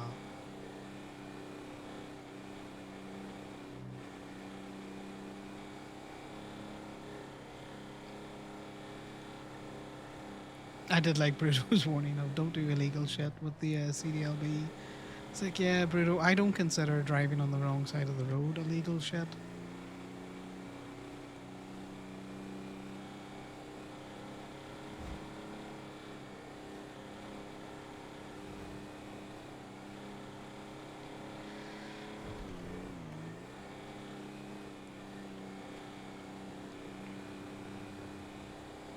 And to find out where this person parks. Hey, Chris, how's things? Have you been enjoying been a little bunker baby gremlin running around doing crimes again?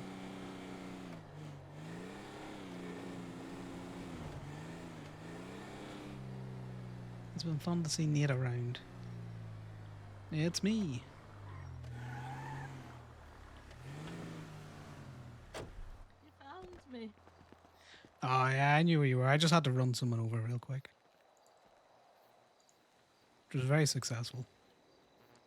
Good. Where do you normally park your car at, Millie? Sandy, why? Well, before we get it repaired, we're just gonna go park her up. You wanna jump in? Ooh, be careful. Okay, well, I can... What? Yeah. I fucking hate locals, man. Oh, they kangaroo kicked the shit out of you there.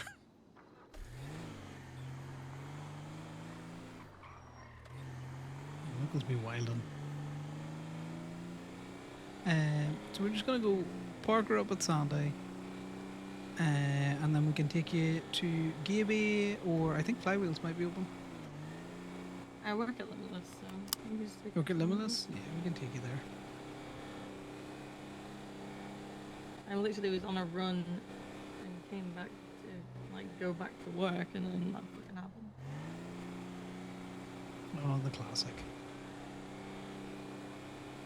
How are your tires looking? They're looking all good, Nick? Yeah. It's more likely just your coolant hose needs a bit of a replacement. You should be good to go. Yeah, it's not my first rodeo of my car having something exploding on it.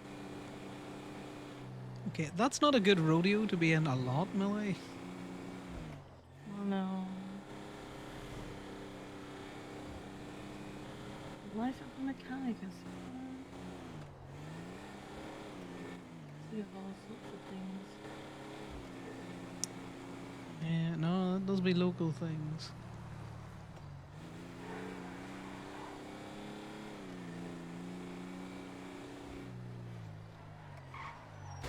Oh, I saw that rock. I saw it, and I knew what was coming. I didn't see anything.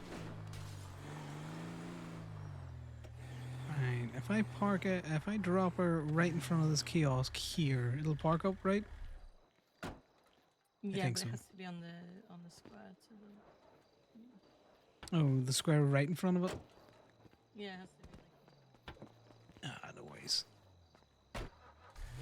I don't ever park cars in here. I don't know where the special spot is. Watch yourself, I don't want to kangaroo kick you again.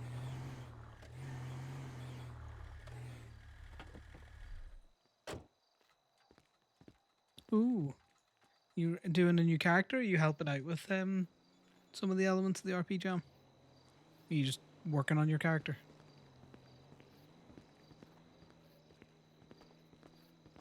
Okay, your car is possessed.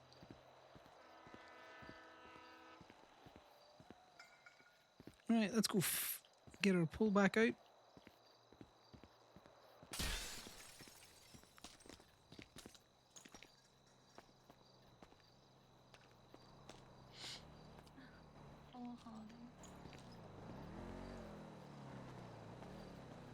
Oh, those damn landmines.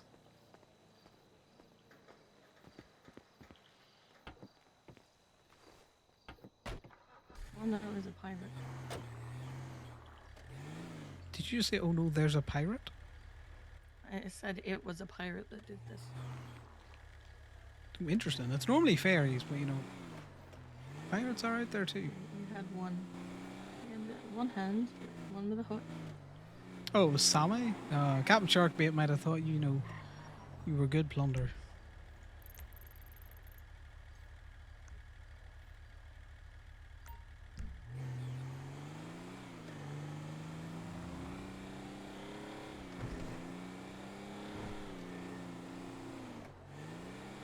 Did he explode or did you just explode?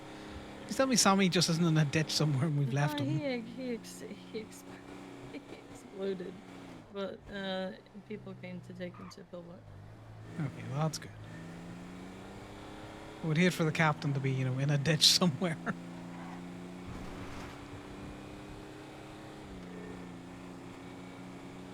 Very partial to Sammy. No, I took care of him. I made sure that he was okay. I was gonna take him myself, but my car wasn't gonna work. Yeah, no, I get you.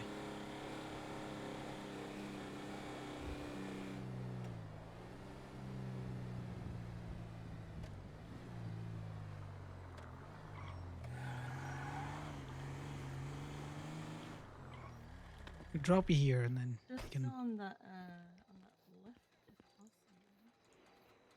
see again. No worries. Oh, hell. Oh yeah, no. Sometimes they come off the back hard. Do you just want to sorry. send? Whatever you think is fair. It wasn't that much of a run around to 13345. This is where we get like fucking $200.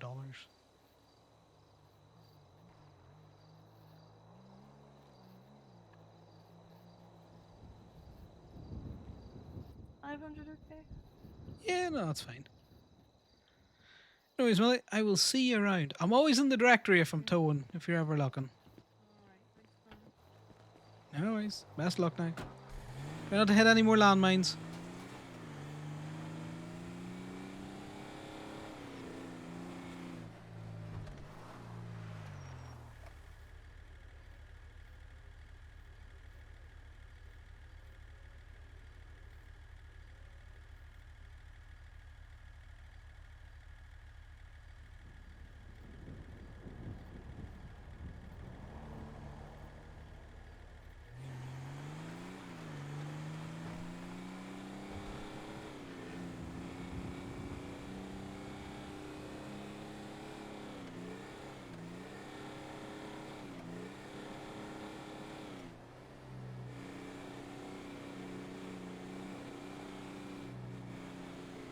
He's The probably person you on are the trying to phone reach with is several other unavailable. people. Please leave a message.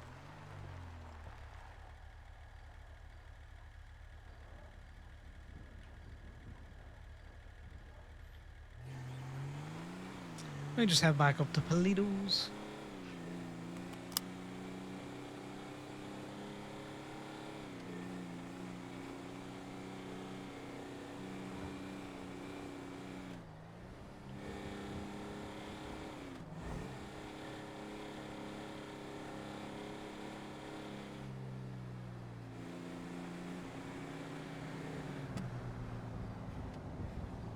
Heck you, Mr. Box Truck.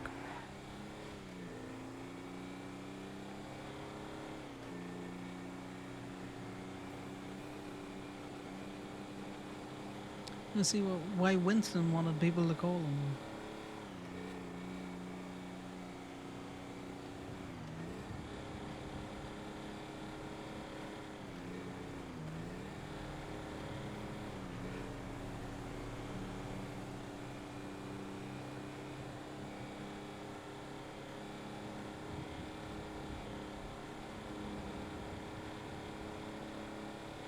This is where we... Hey, you were looking people to call you?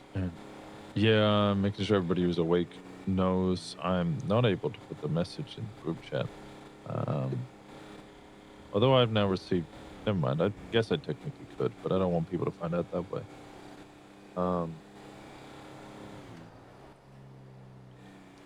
Amelia was just murdered.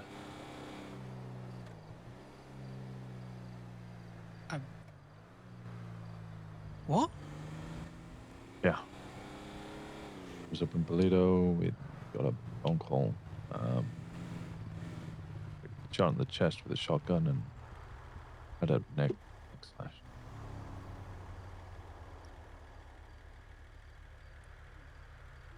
rolled down at the sorry to hear hospital at the that. moment. Pay our respects, but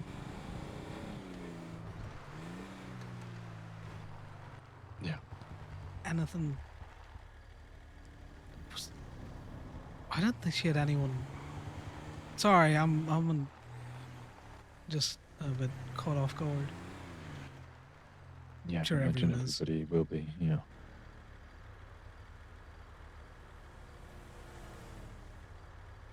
Yeah, I'll not hold you on the phone any longer. I'm sorry to hear that. If you wish to come pay respect, then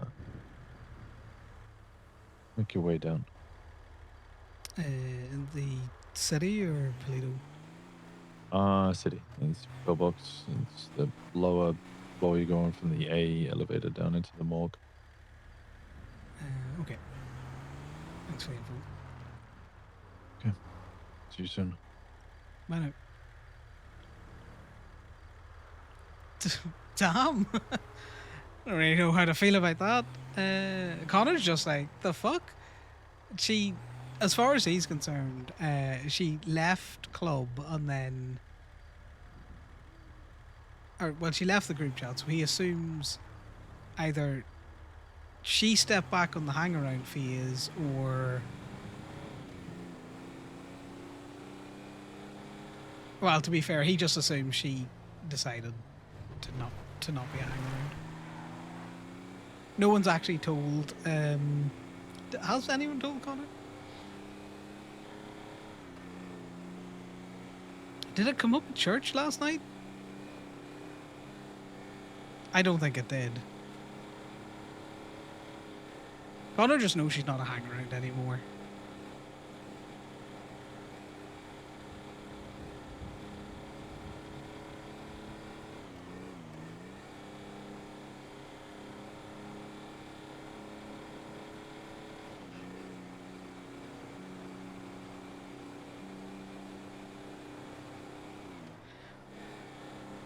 Because Connor and Amelia's relationship was very much a I'll back you because you're club and you're all right kind of a relationship. It's he doesn't have any, not to sound harsh or anything, he's not no deep feelings that she's past.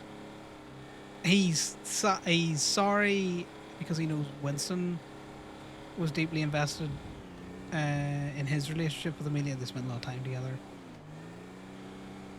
He knows that Gator and Amelia got on really well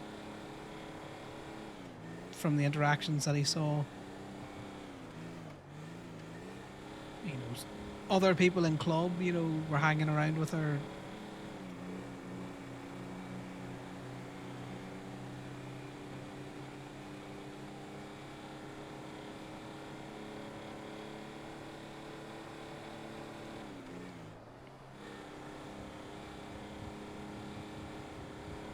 It's more just the left turn.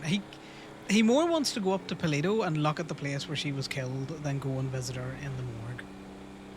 I'm gonna be honest with you.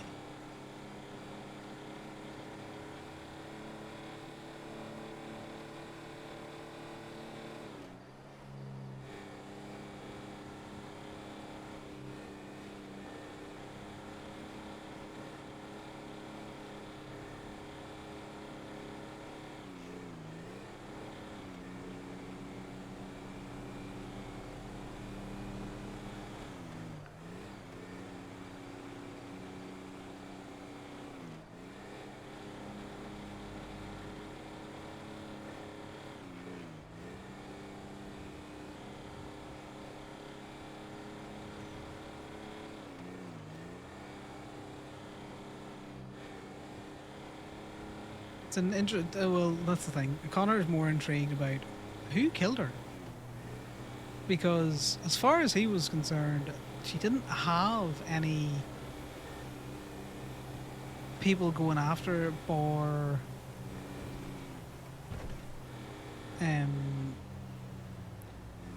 Elm and the X bombs, so oh damn it, do you know what, I shouldn't be on this road.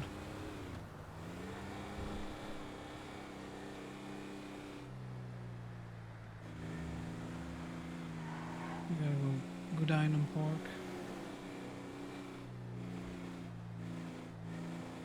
There's gonna be loads of fucking cops here as well.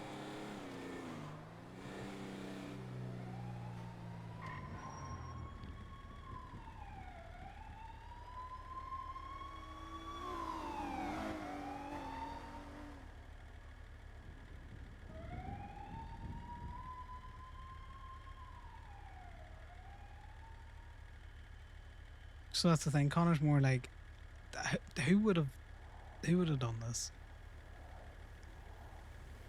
We haven't seen Elm or any whiff. He did see that bomb fell earlier on today. But as far as he was concerned, Elm's not with the bombs, nor was his partner.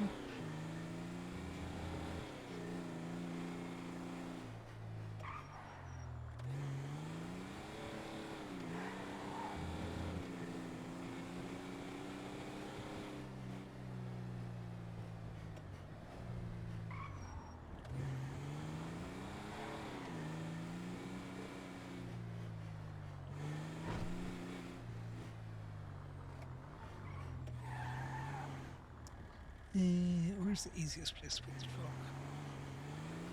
Probably right here.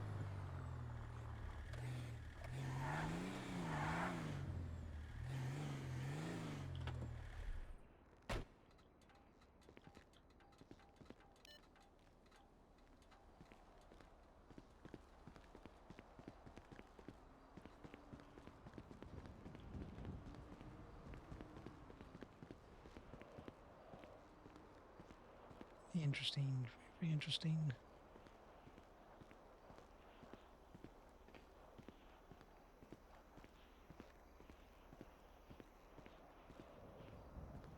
You can really tell Connor wants to go over here, can't you? With his slow shamble. Let's put the music back on. It's lighten the mood.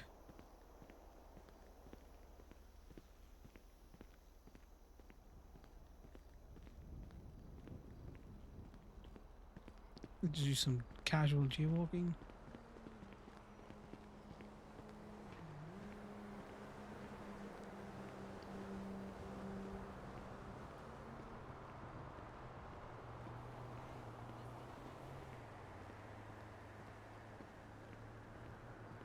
God, would rather be anywhere else but here, Connor boy.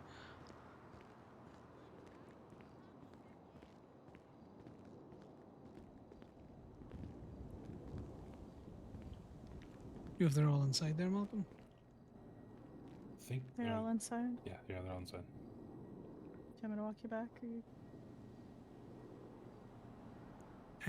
Yeah, I'm not quite sure where it is. Where are they two up? I mean, if you want to take them, you can. They're all right outside the morgue. Okay. Oh my god. Yeah. Is anyone aware of what fucking happened? Hmm?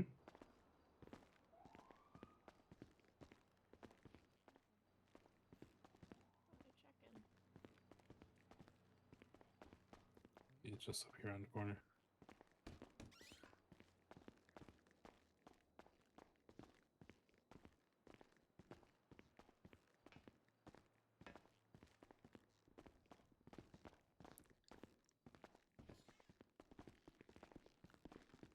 Hey, Malaki.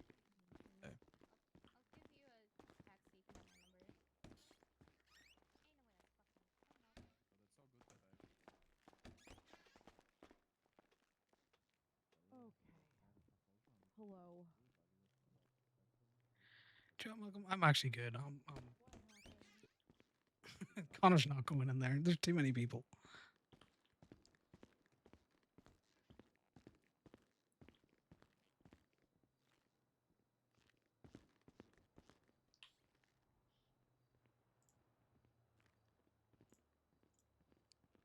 He's just gonna text him and be like, I'm just gonna wait outside.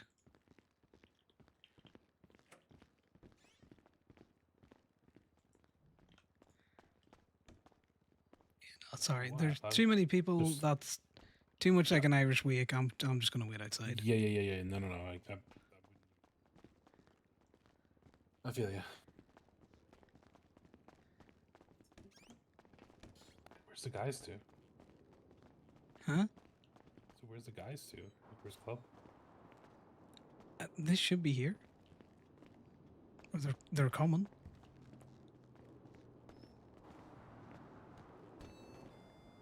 Only people at the morgue are all cops. Where's is there anyone seen? They weren't inside. In the morgue? Yeah. And we just walked in. Yeah. Connor. I'll go. No, I'll go I'm just gonna Go, chill go. here. No, I'll just let them know I'm here if they need me. They all came down from upper, so they might be up there, but let me go check.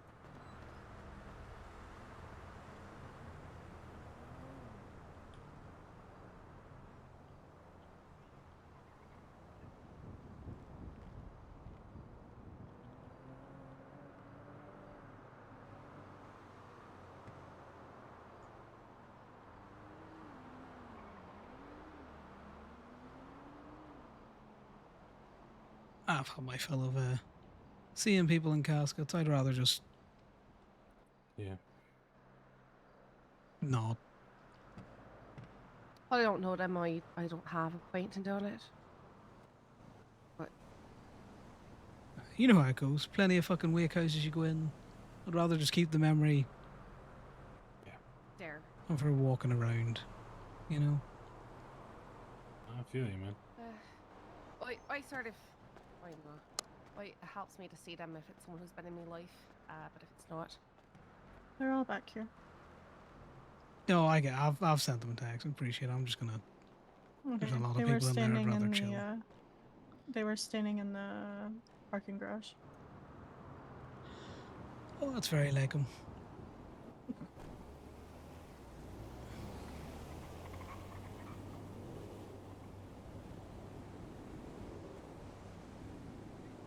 I straight up help many for beloved Pat's gone. Otherwise, it's too hard not to think that you'll see him fine. You know, just a moment later. Give me a second. Hello. Where'd you go? I'm just out with Malcolm and his crew. There's just a lot of people in there. Yeah. I came up looking for you. Yeah, no, I'm just at the ambulance entrance. Like, I'm here for anyone that needs it. I'm just gonna. Here, just check on it on you. Yeah.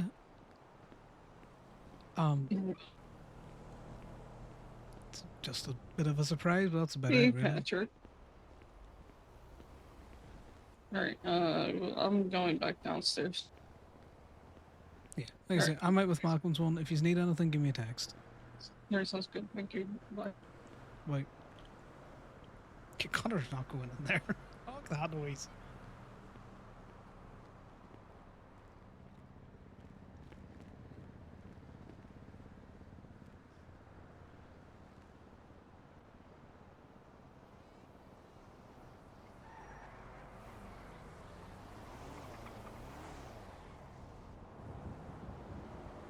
I get what you mean, Fab. I buried enough friends to not need to see. No, I totally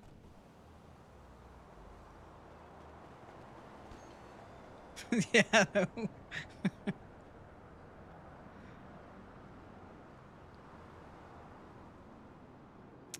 So, with that car of yours, was anyone a miracle worker or is it still damaged? I don't think we thought of it. Yeah, sorry. I'm trying to lighten the mood with very dark humor.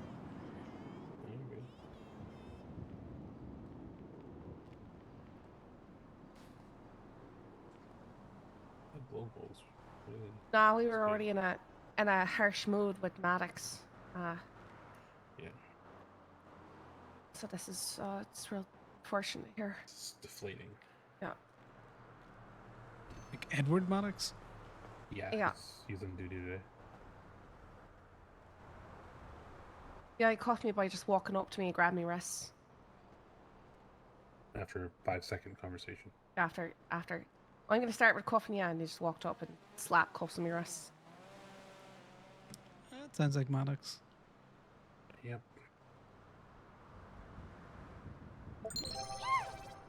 He called me to a tow and, you know, as I was maneuvering the vehicle to pick up the car, he was going to ticket me for being in the wrong lanes of traffic. Sounds about right. Yeah. Thanks very much for the follow, seal the deal. Well, I did forget to tow the vehicle from the house or something. They didn't take all the furniture out, so we went and sold it anyway. You were why they were calling me desperately while I was doing my CDLB training. Might have been. Who knows? Pickup truck and Roy Lowenstein. Yep. Yeah, but we got the Sultan at Limey's. Fuck you. When do you go for the pickup truck? I couldn't get my Sultan back. Because I knew the Sultan was owned. I saw the license plate. Did he take your Sultan? Wow. Yeah. Yeah, I had to fucking swap. Oh, right. Sorry, Mel. Super Also- funny watching them chase you. Also, I forgot that we didn't even do the red garage swap. We did the Limey's one. You Limey slip. Your fucking Arlo chased me off from Red Garage. Is that Cassidy? Yeah. Or is that someone just... Okay, I did not expect you to be... Nice It's a top. wig. Oh. Thanks. Respect. I saw in Twinsta Arlo had a wig on. Is he still doing the Sheriff of Nottingham thing with his hair? Because that would be terrifying if you saw that coming at you. Oh, I don't know. I just saw the highway car and I heard him. He told me you can't park there. Alright, 10 hours ago, just search wig on Twinsta. First thing that comes up. Oh, Lord.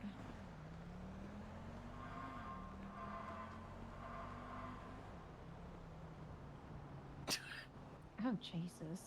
You know, he should not grow his hair out. Imagine this would not be the best time to go over there and re-emote Winona, but the SLA tag. The what?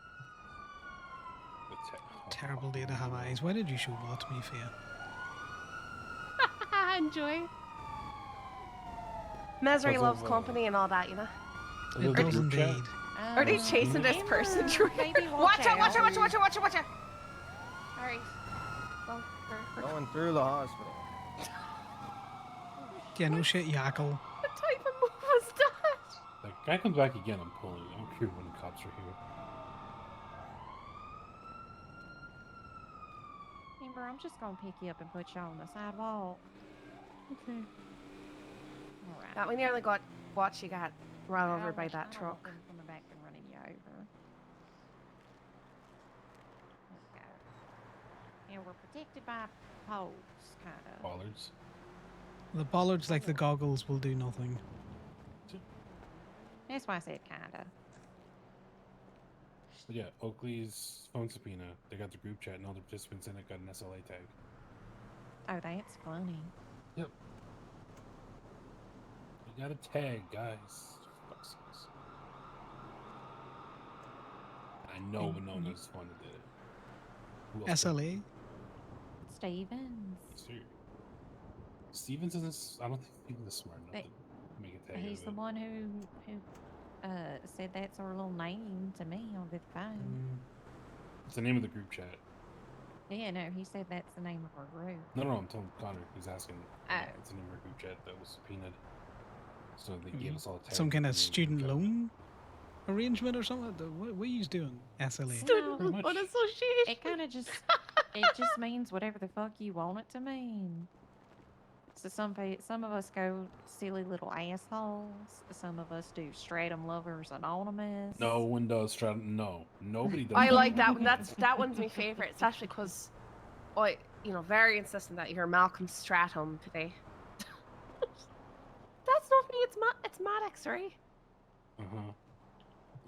Oh, I really want this cold to be gone. Put some clothes on if you don't want to be cold. Jeez. I said this cold to be gone, Malcolm.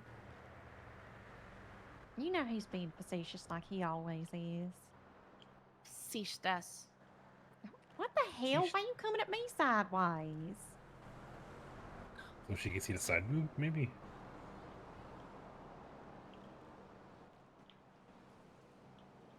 Just gonna ignore everything that's happening right now. It's so fair. You can try, but it'll not be successful.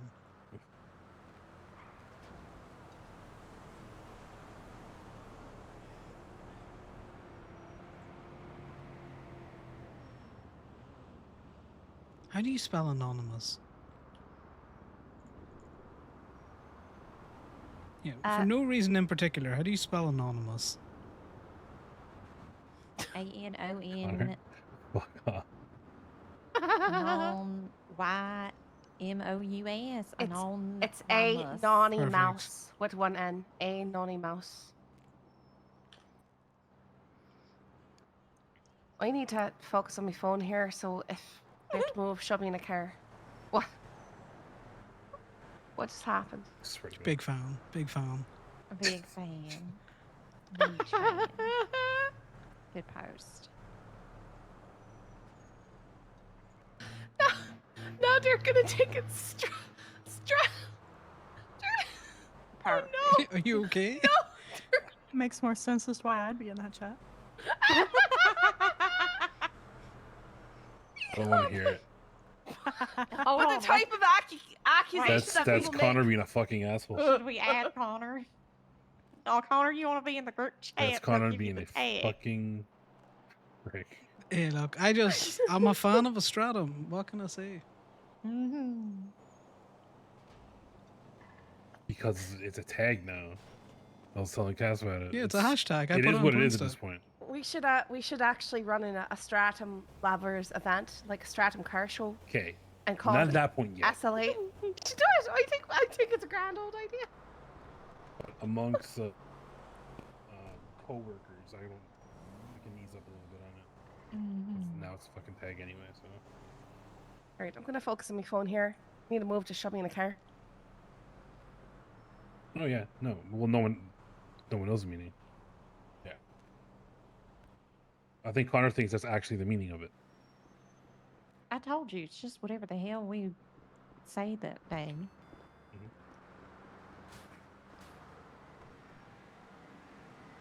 I don't know. Well, I can't express my love for stratums anonymously on Twinsta. Connor, you know Stratum Lovers Anonymous means it's a recovery group for Stratum Lovers, which means you don't want to be a Stratum Lover. Yeah, so is Alcoholics Anonymous, and I'm still an alcoholic. You know, it didn't work. Alright. Anyway. Wasn't very anonymous either. Do you know what's going on yet? That's a lie. I'm not an alcoholic. I could stop anytime I want. Mm-hmm.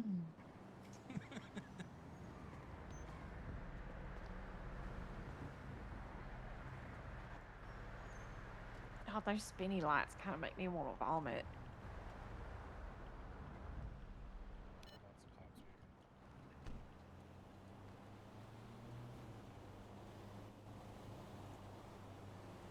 Perfect.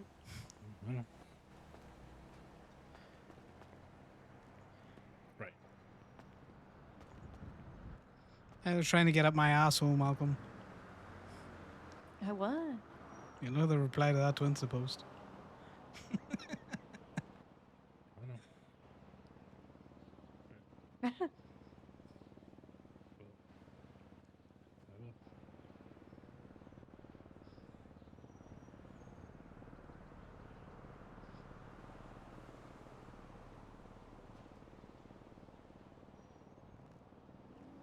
I'm sorry, like I might crash out if I see fucking more cops posting And you memorial want to shit. leave? It's not gonna stop the fucking social media. Mm-hmm. These cops were following her onto the fucking dirt like she was a scum of the earth because when she switched sides and became this nasty criminal. That's Like she was cops. fucking. Yeah, like now Damned they're if like, it oh, works for them. so sentimental and they miss her and all this stuff, and I've known her so long. Okay.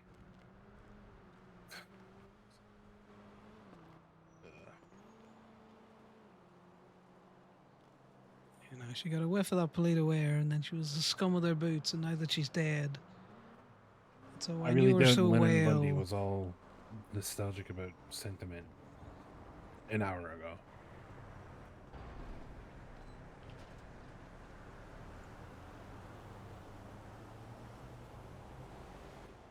Gross.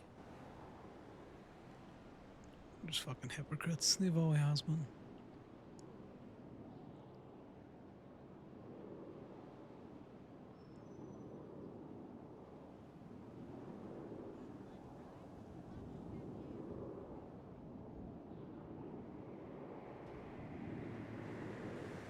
Yeah, think about it.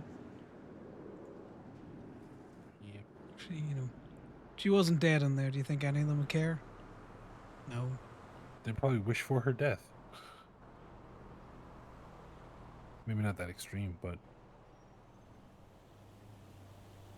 Well, they weren't wishing her a good life. I'll give you that much. oh no. Like I said, the shit that they were saying about her, shit that they would fucking say to her is fucking insane. Yeah. When she switched sides.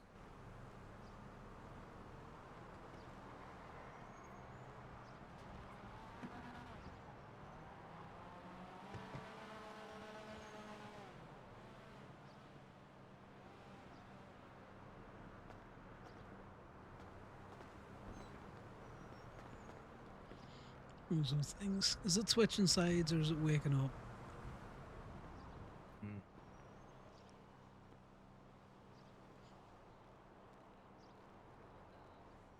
Waking up like the Matrix.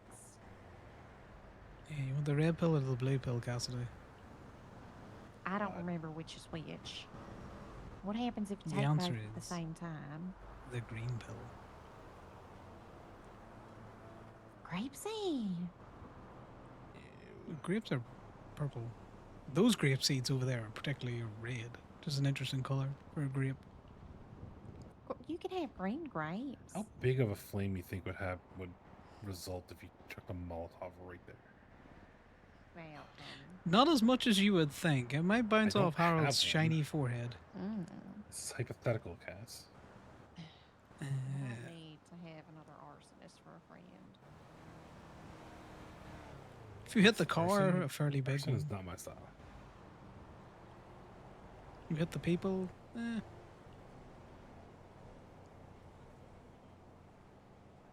is it? Casey, Harold, Ferraro looks like. I don't know the guy in suits. It looks like is it Edward in one of those suits? Who is over here? I don't know any of them. Yeah, well, it's Harold and Casey over there. See, Harold's Devon. Casey and Joe. The guy in the far right in the suit honestly reminds me of Ellen last time I seen him. And that was, but that can't be him. There's no way. Arlo. That's what Arlo looks like now. Is it Arlo? I don't know. From a distance, I can't really tell. Yeah, but I'm saying just the fact that he looks like Ellen, I'm like, oh man.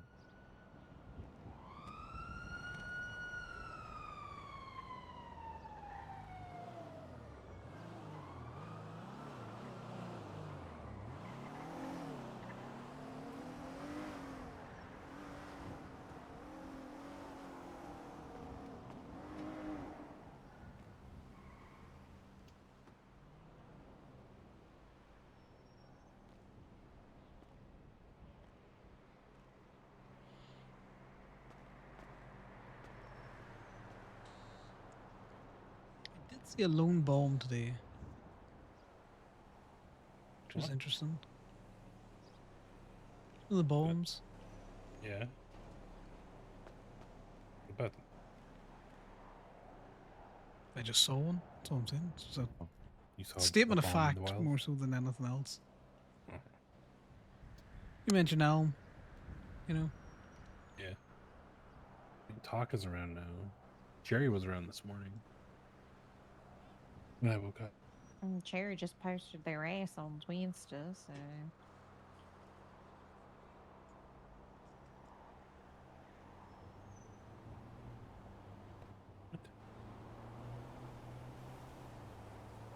Oh, yep, that's definitely Jerry's ass. Now do be an ass. The fuck is that?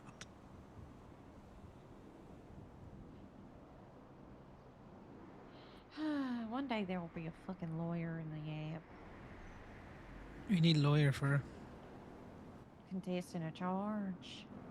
contact Corbin. Never happened.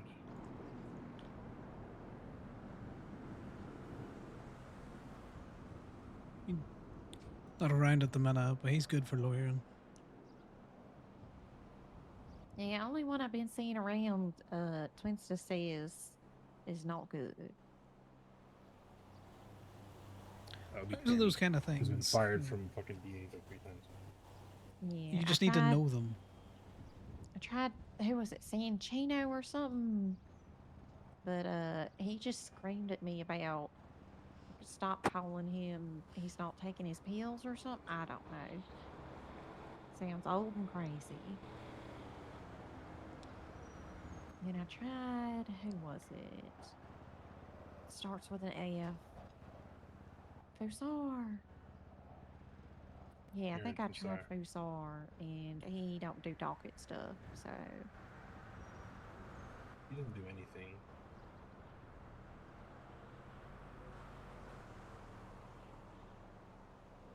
Corbin loves a good argument in the docket. Look up it's a parking case. What is it? Oh no, it's civil. It's Kiki versus like. Right, so you got Sidney Pendragon et al. Versus Herbert Yackel. So Corbin's doing that. He's also doing the one for Kiki where the FIB just violated the fuck out of her rights. Oh. Wait, what? Yeah. They audited the business and then it took another person in the government to share that audit with her, like a month after they'd done it. And their argument is, we didn't violate her rights. Nah. It's like, okay, I'm that's pretty not much sure of a I fucking just- argument. I'm pretty sure I just asked for a lawyer and was not given the opportunity to get one, despite there being one available. Tammy was in the app, and Edward Maddox said there was no lawyers. Granted, Tammy's basically not a lawyer. But Yeah, but at the doesn't same matter. time, Still, he can consider her not a lawyer as much as he can consider me not a tow truck driver. Don't change the fact that if I'm around and I she's still around, can't- there's tow and lawyers about.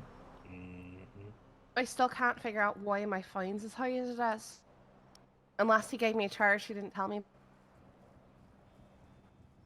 You should contact Tommy. $2,625. 1,500 of it is a rental. Yeah, 15 over it is a rental. One's a resisting arrest. The other is burglary. How the fuck did you get resisting arrest? When he cuffed you off the hop. Because I started, when you guys were all like pushing each other and shoving each other, I started walking towards the back of the car, back of one of the houses. Yeah, that's They why I told me didn't to wanna stop and leave, I stopped. Yeah, I got resisting arrest for starting to slowly walk away in cuffs, I guess. Well, it's escaping custody, if anything, because you were already detained. You just happened to be in soft cuffs. I wish I could twins out. He just Why put me, really, he why immediately, not he just Maddox? jumped at me and put me into soft cuffs. Dr. Grace is going for him. Like, it was just the weirdest thing I've ever seen. Know how he accomplished it? He kangarooed you, that's what he did.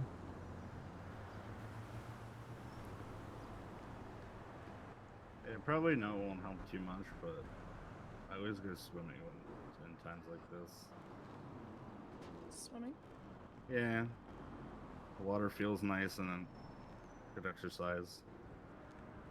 Yeah. I might try that. It's relaxing and it, gets rid of all that pent up shit.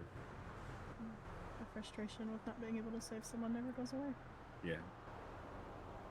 I know. I just thought of that. I wanted to grab you before you left, but you enjoy yourself, okay? Just I appreciate it. Thank you. Alright, I think that's a cue to go. Bed. I actually need to go upstairs and change. Okay. I have much more self-destructive coping techniques than swimming. Fuck water.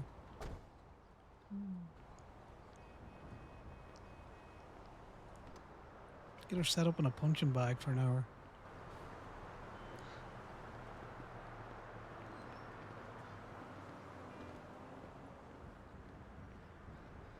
Fucking yackle.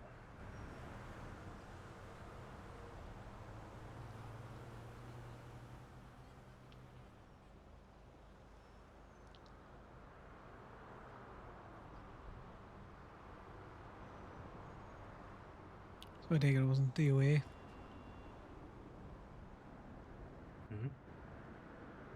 Amelia.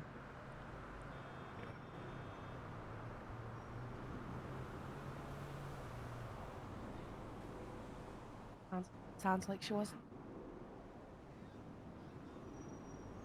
Yeah, she wasn't dead when she came in.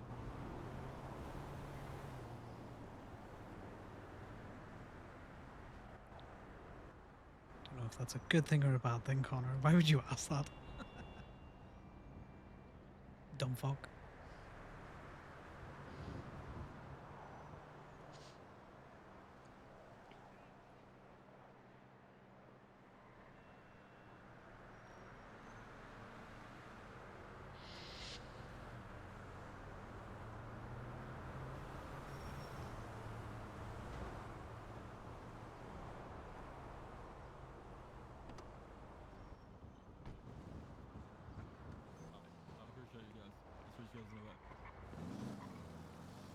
Oh, that is Arlo. It sounds like him.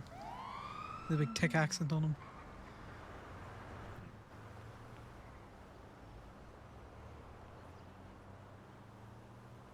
You know what? Corbin's the one that FOIA'd this report for me. Yeah, you called him the.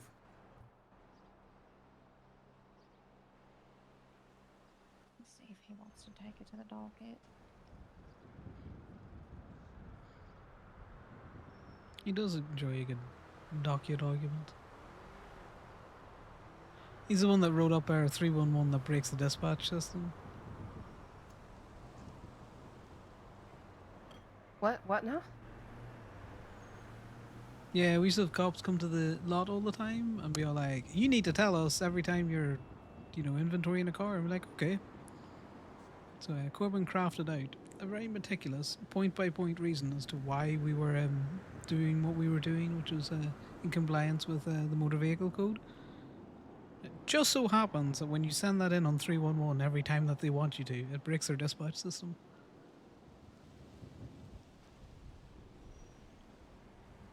Great way with words, that man. So I think they call that malicious compliance. Exactly.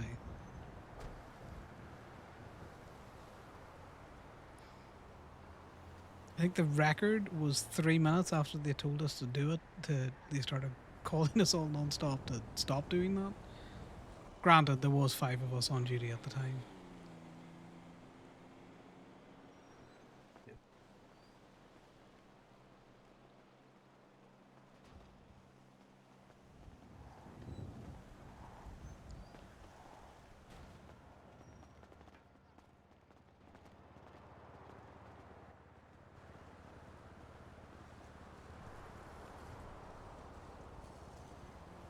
Guessing that was Prime. I walk in Mercy ID'd him.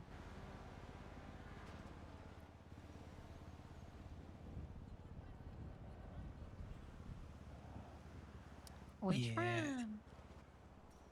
OMC Prime.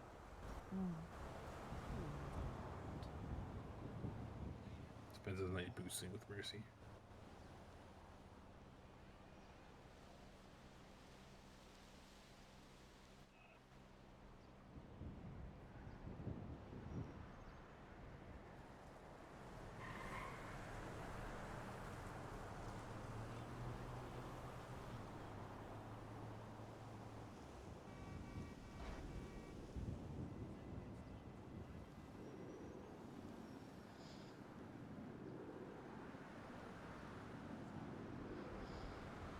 It was definitely a turn and a half I was not expecting tonight.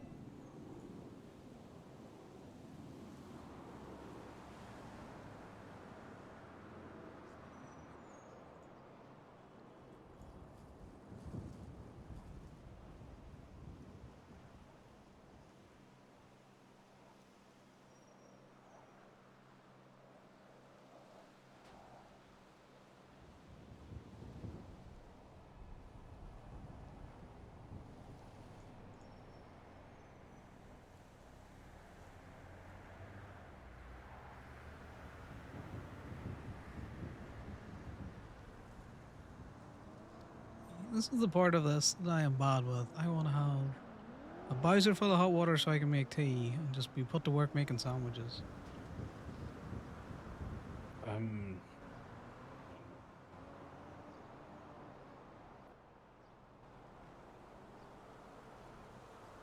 know what I'm gonna do.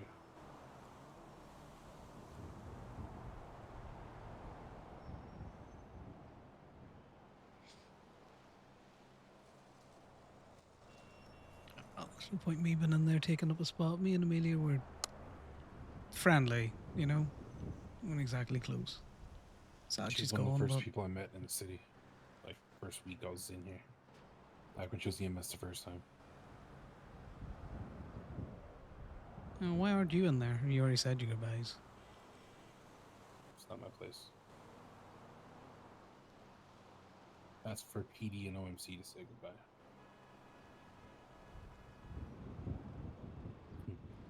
Pretty for When she was situations like first this are for everyone, you know? When she was first buying her house, first house in Sandy, it was short money. I loaned her like 15 grand to get that house. Never got that back. God damn it. That's why you don't give gifts when he ends up short. Fuck me.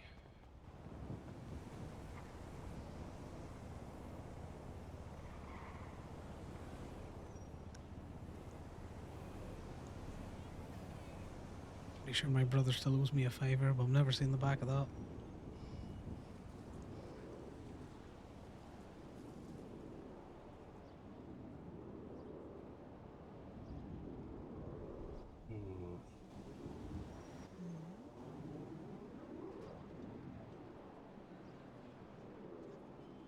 I need to know more about what happened.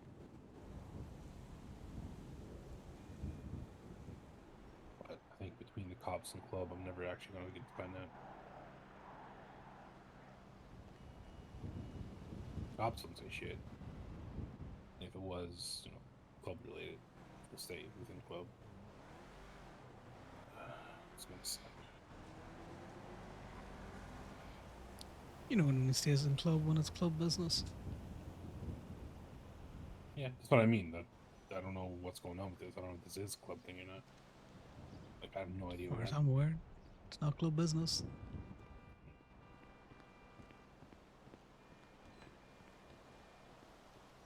You know, Amelia was a hang around. Then wasn't. Wait, did she stop being a hanger?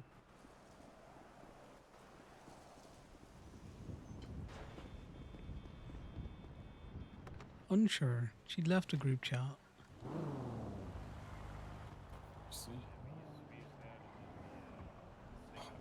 And, I would appreciate if that stays between the three of us. Yep. It's not open knowledge. No. You didn't say shit. That's club business, man. You don't talk about club business. Yeah, I got no reason to pass things on.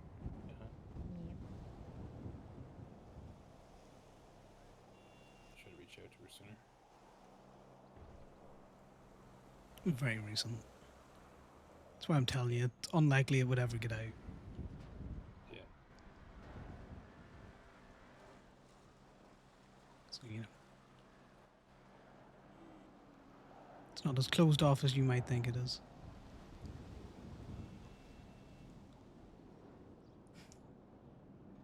Connor, we're getting a lot of trouble for that.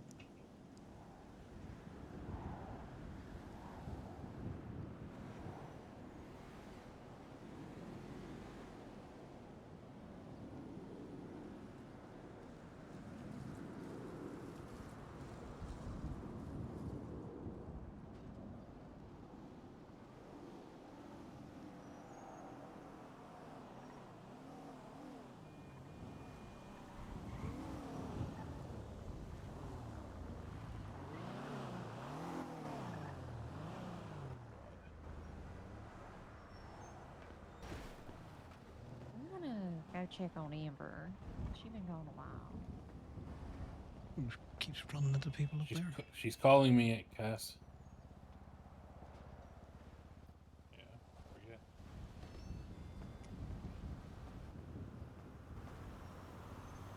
Perfect timing. Not coming back.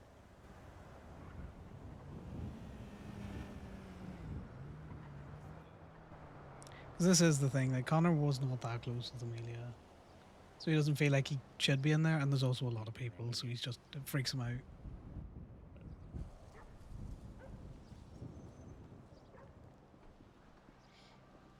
Okay, did Toast just twist out forever all cops are bastards? What? No, sorry, it's ABC, not Mm. ACB. Dyslexic moment.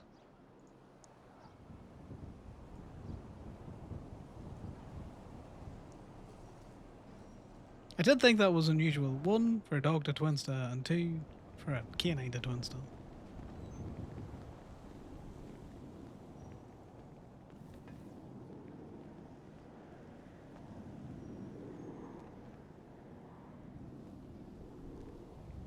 Yeah, Connor's seen enough people. He's actually that sounds really harsh. He's seen enough people that he cares about or feels affection for. On cold slabs, he doesn't want to see another one. He learned that the hard way. Right. Yeah, you can. They're all inside if you want to go in and pay your specs. Shit.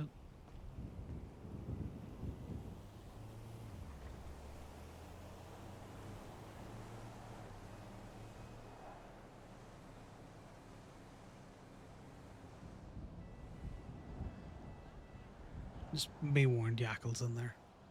Floating around in there.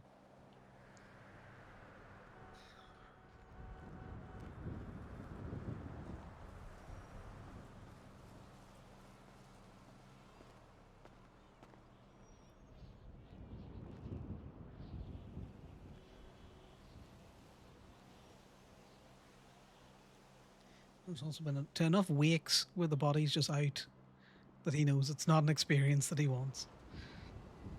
Let alone in his later life.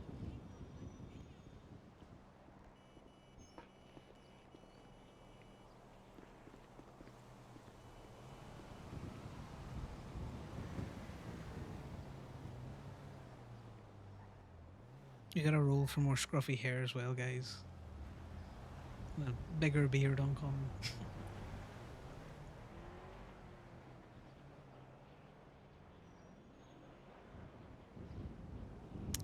So about that weather, guys.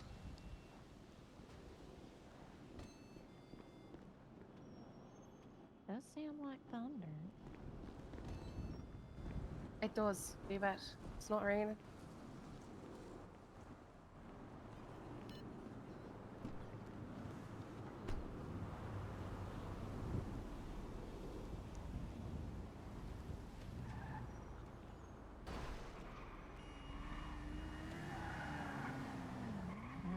It's a struggle.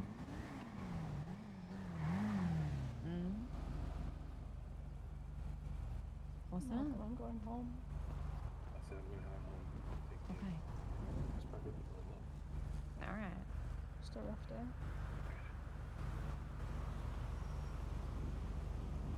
Yeah, everything. Okay.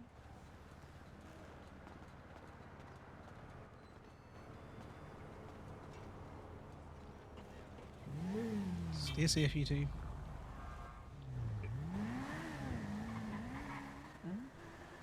What's this for? That's your cut. After No, I you took my keep fines it. out. No, well, this is after I took my fines out. Oh, really? Yeah. All right.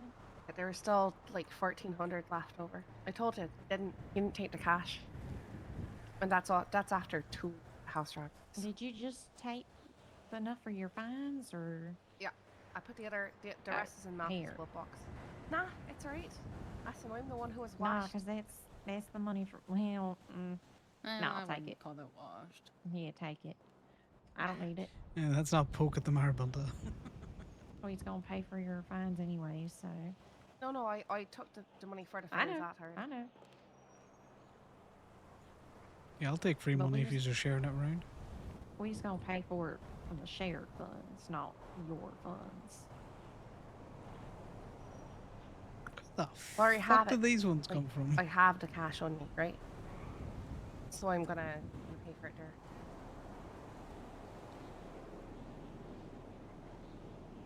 I don't think you're getting what I'm saying. I'm saying that we, as like the group, we're gonna pay for your fines because it was Yeah, a no, group activity. I understand that. Malcolm said to go ahead and use what we had in the cash to pay the fine, right?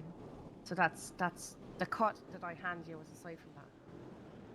It's like what's Right. left over after taking the fine out. Right. But that's you can keep that because you're using that money. That money. Yeah. The money from the robberies. That's like split money. It's not group money. No. Well, then we should split it all up then.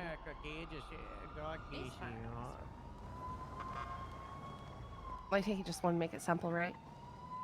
Probably. Just keep it.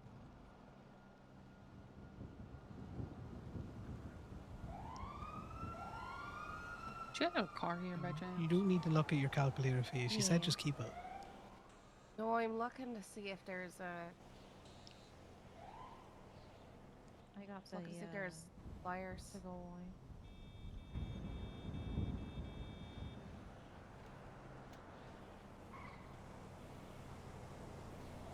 Malcolm's taking this hard.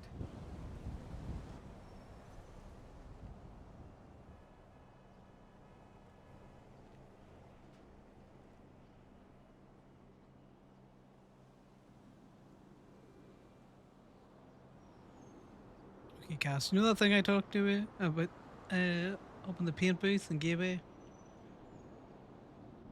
Where it was going to be a fund? Uh-huh. What if it's an anonymous? You're so funny. Oh, this will be very funny. I Do I do have miss those something? pictures. Yes, you've missed several things, but don't worry about it. That's fine.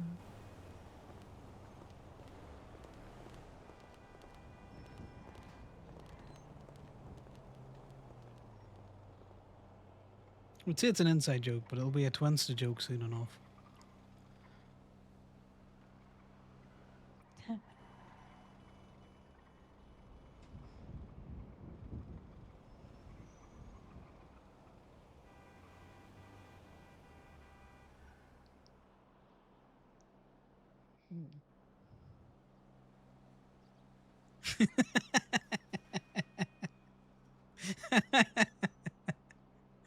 Do you know what? Connor's surprised Malcolm hasn't just taken him around the corner and fucking just decked him.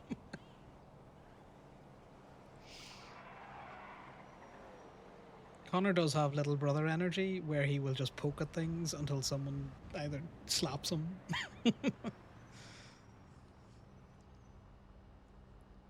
Yeah, pretty much.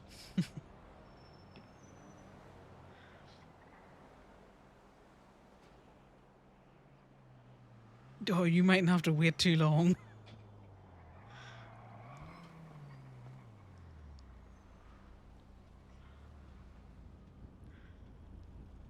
We have been waiting for time to elapse.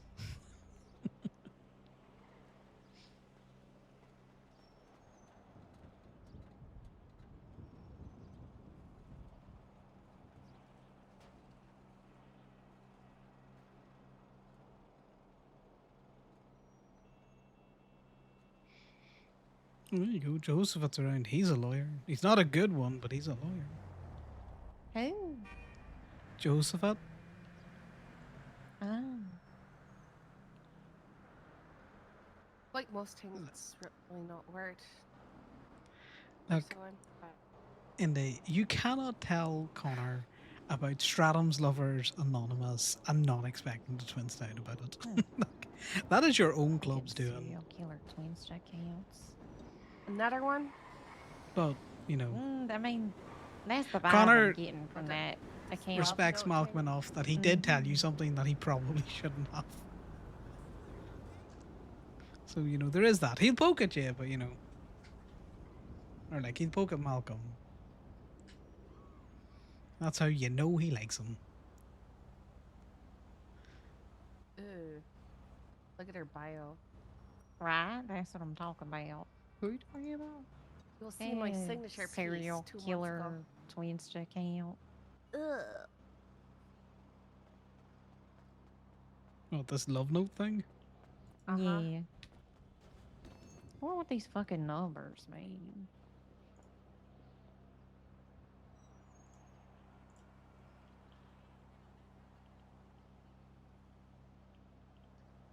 Can't be dates. Numbers I don't think too it's dates, and big. I don't think it's code for letters either, because it's sets of three.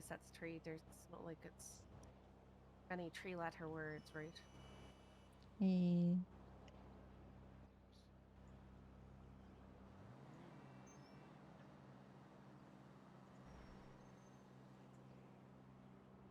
There we go. That's your Clear, social the, media account, don't clearly it? opened the wrong app.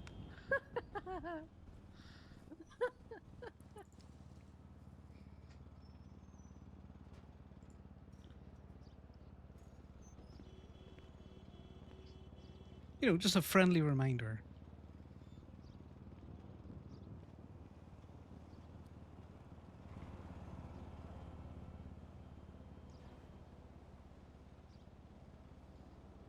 Thanks, Jazz. It was a well-curated Twinsta. Connor's not on Twinsta very much. He doesn't poke at things, but, you know, every so often he comes up with good ones. I like that Mac replied to your Stratum lovers anonymous. Yeah, that man's been, you know, he's been a Stratum lover since day one. The amount of times I have impounded that Stratum of his. Man's probably made me half my bank account, okay?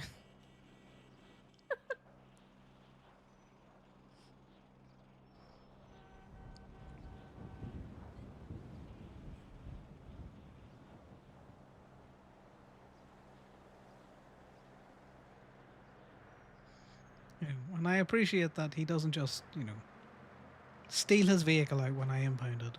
He pays a vehicle relocation fee.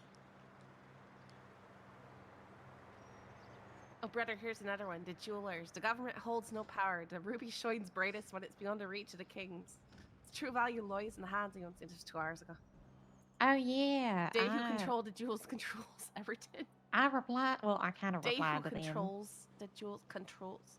Check It's my very... Twinsta. So I responded to him once. Wait for more answers behind the Scarlet Stone. Look at the sky, this scares me. I'm sorry, this is just like... People put the weirdest stuff on Twinsta. And they think they're being all enigmatic and neat or something like that. And it just makes everyone cringe, I think. They just want to be deep. Like a lake instead of a puddle.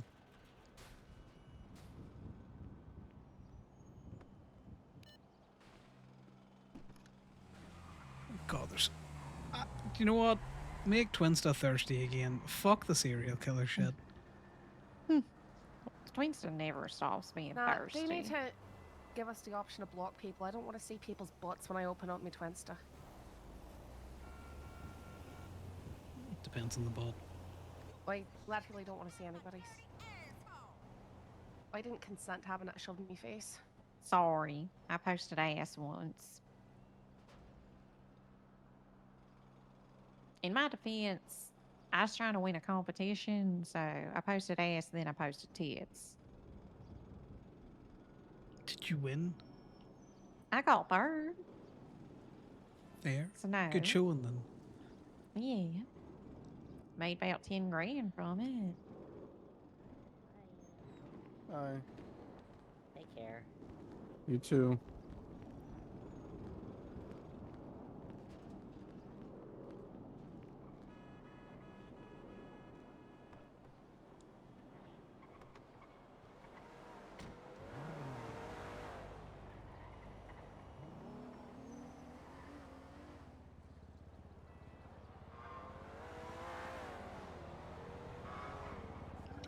trust that cheap that is now chasing Bean. You know, 07 Bean.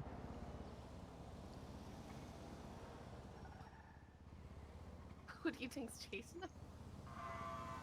Oh, it's a white truck that did a U-turn and went straight after him. Oh Huh. lord. Sounds like a block tick. Yeah, it could have been Cowboy. Cowboy's been around all day.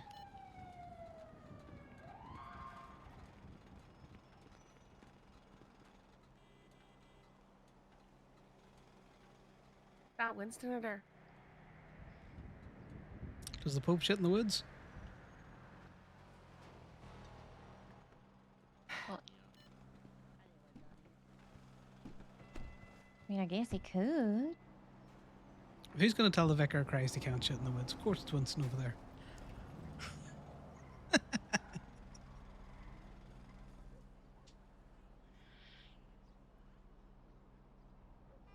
I'd hope the Pope wouldn't need to shit in the woods. I don't know, Catholics be crazy. Not wrong. Not a transubstantiation.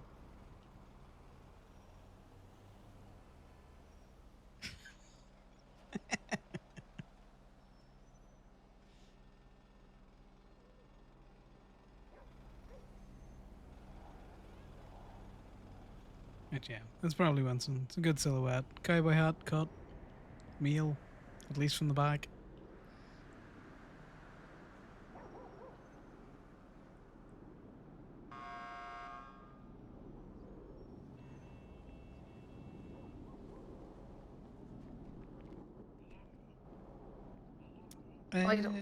That's a guy with a... What's happening? That ranger's about to get hit Oh, with a Guy hammer. with the sledgehammer. Sledgehammer. Well, I need you to move your car.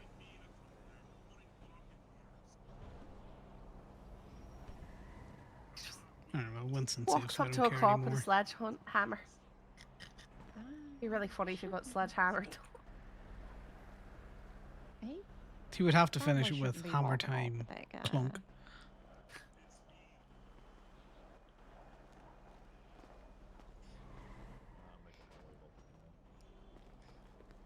That's what one time I called Tito to warn him something about what Diamond Dogs were up to.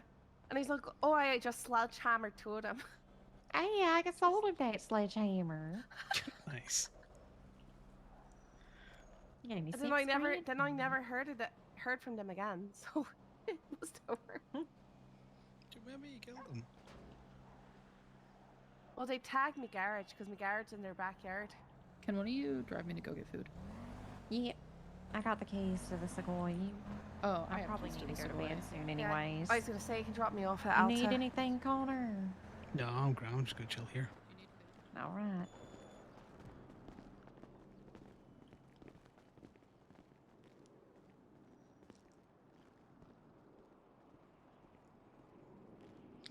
I'm gonna park him at this door. Like that.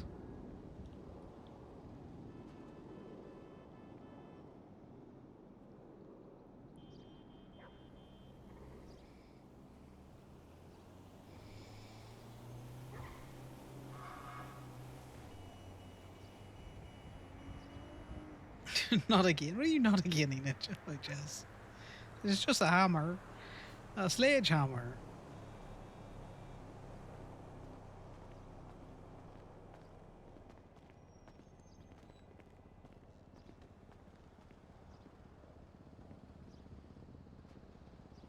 The funny thing is, it could make people paranoid that Connor's just standing out here. It's like, why is he just watching? Why is he just watching?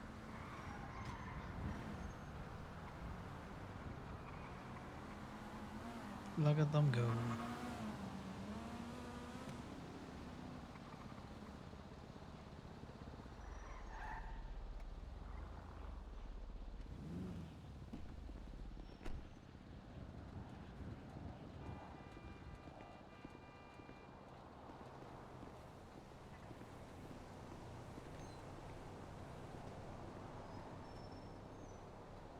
Fit the camera for a few photos. Sir, you can't park there. It clearly says keep clear. This is not an emergency. What is that person doing? That is Joseph. I see him with his wee suit over there.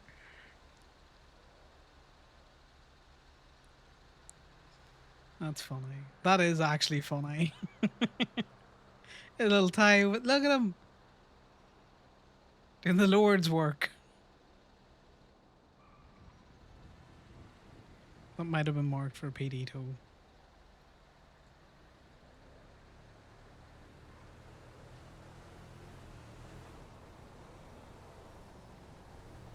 Yeah, I think it was.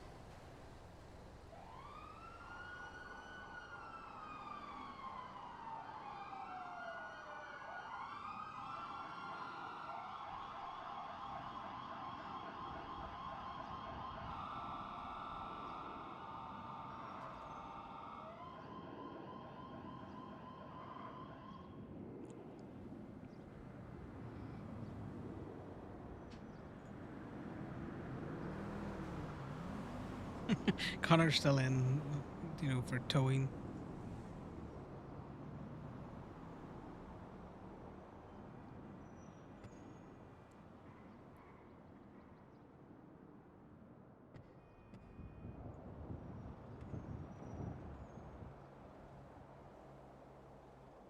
Oh.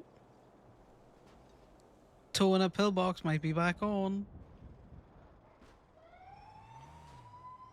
I'll have to double check if they're red up there or not.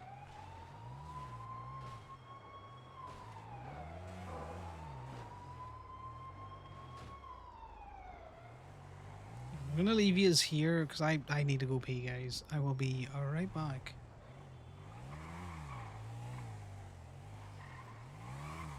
Let's hope we don't get murdered or held up.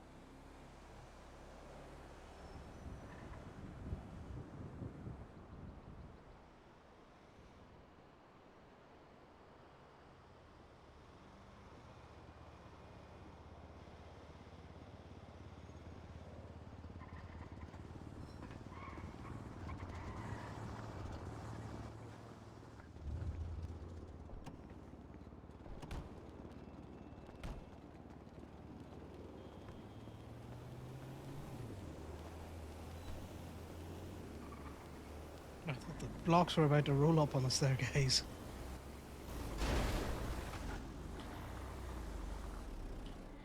Are you just aiming for me? Hello? I need to find the owner of this fine establishment to let them know that their order has been fulfilled. No, they'll be inside somewhere, mate. Yes, yes, yes. I need to let her know that the invoice is ready to be paid. Well, good luck with that. They're probably going to say you're very expensive.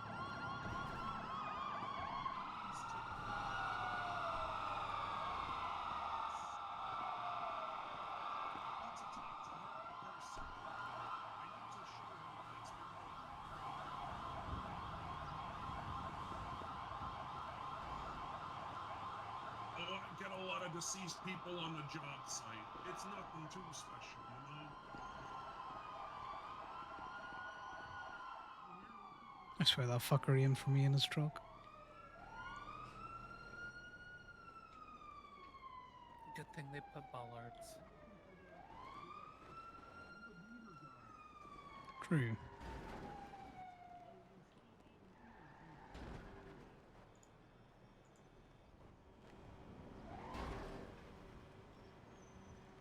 A hero. That's who, Adam. A hero.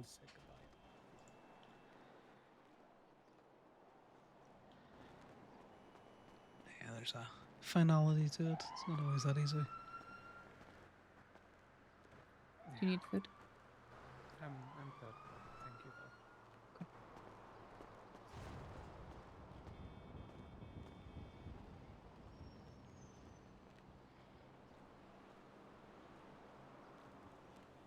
Trying to figure out an angle. There we go. We'll do that. Fuck it.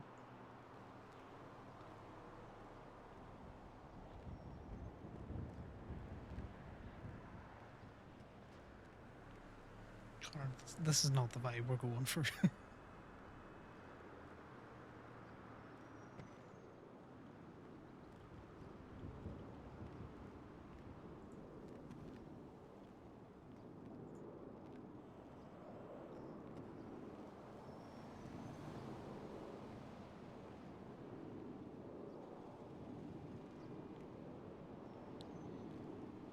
It's easier, but you know.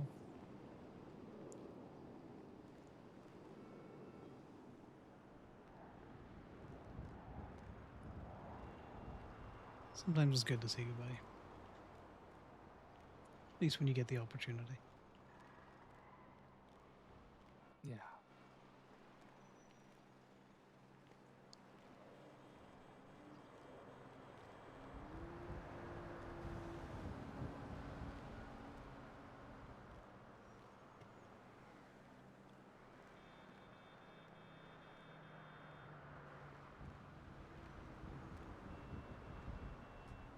I would say it gets easier.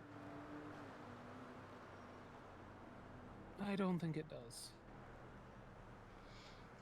Nah, It's the it gets masking different. that gets easier. It's the masking. It's easier to hold it in. No, that doesn't mean you don't experience the grief all the same.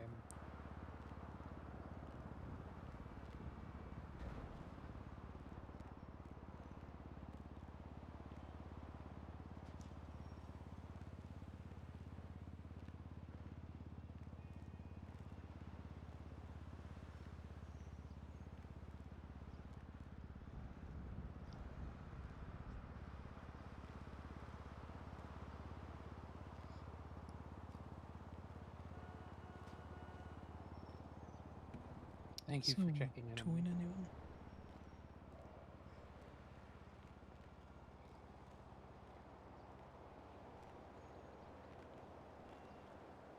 No, we're all here for each other.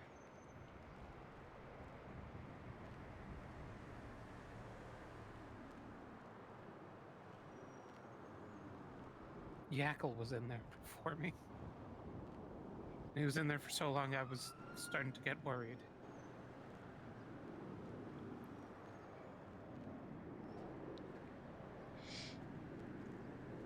You know, how fucking Interesting. weird Jackal is.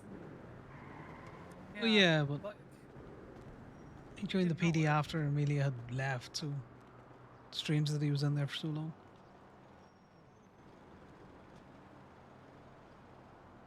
I guess.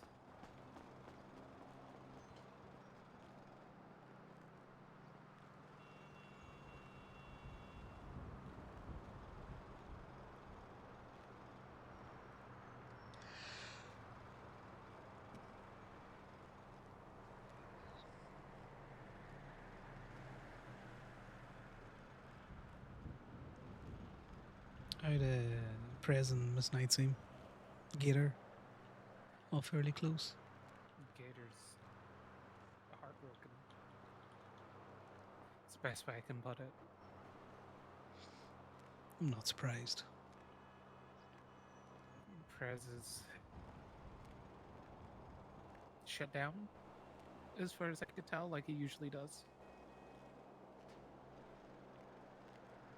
And Gemma is doing what a lot of us do and not processing the emotion until after the moment. That's what I could read. Oh, everyone's just using their standing coping mechanisms, which, oh, healthy or unhealthy, it's actually a good sign. Yeah.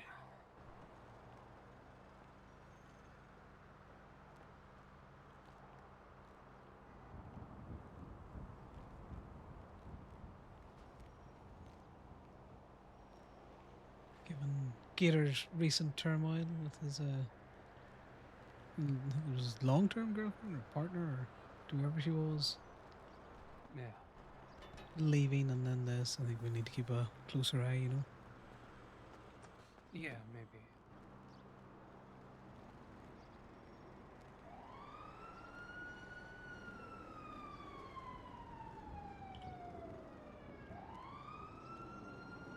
The fuck meter maid?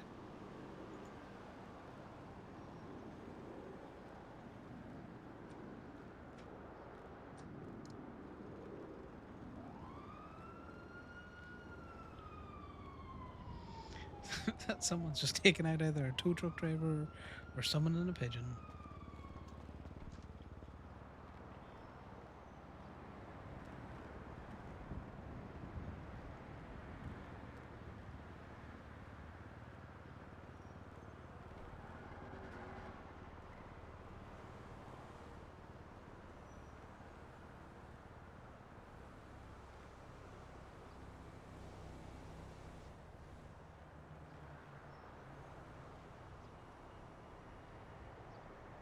Lights. I'm glad we've moved over here where the lights are not annoying us.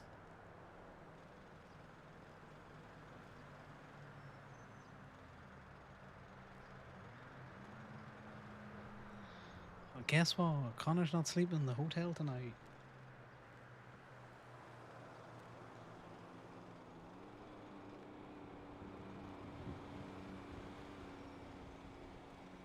Ho, ho, ho. Another day, another workplace accident survived. Ho, ho, ho. Hell yeah, buddy. You keep surviving.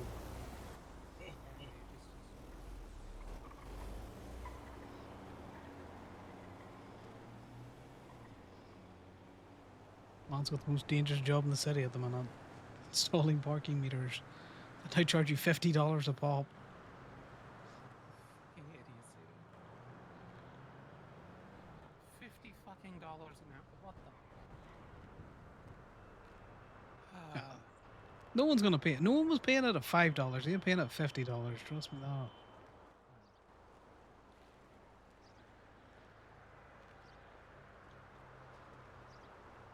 I need to buy a new fucking vest though. Towing off meters is gonna get spicy. Let's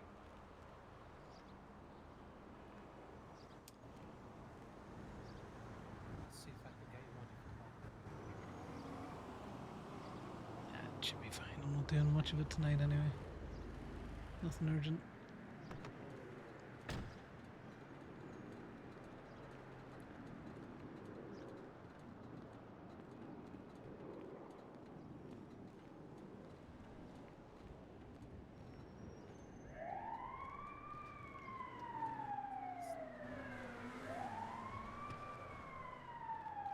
I get for them it's a sign of respect, but the weird Michael Jackson gloves do not help with the No, they don't. But it's DLC, not PD. No, I know. You had PD around earlier on today with their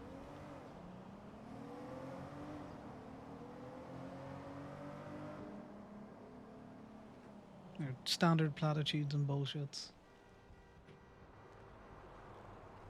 Yeah.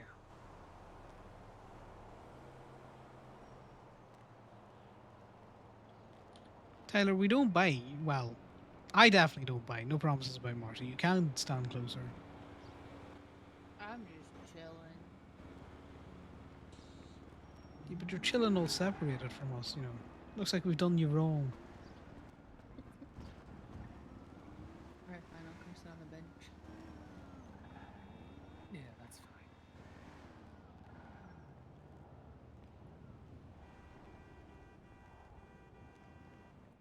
There we go, that's better. I was gonna say, you know, you definitely come from the open barn door school of sitting on benches. Are you okay? And Tyler just sprawled out on the floor. I'm not trying to drive a car. She got a car and two people that can help her out. Of course, she's not fucking stranded.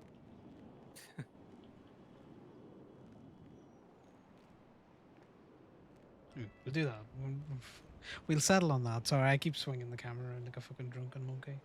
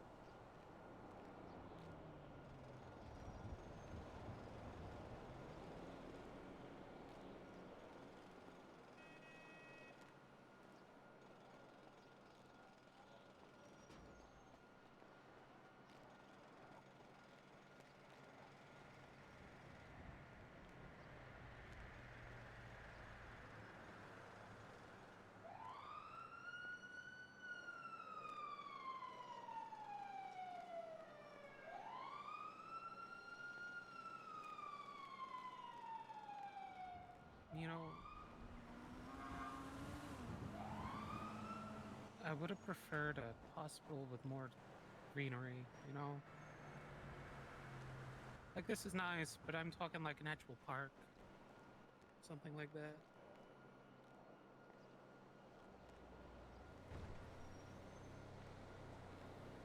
That's just me.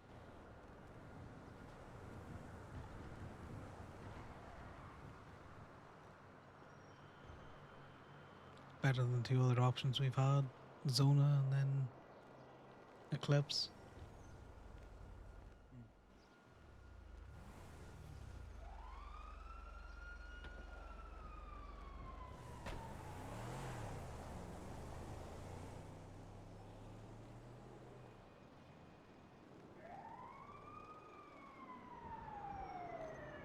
Did you get into that car? People hotboxing?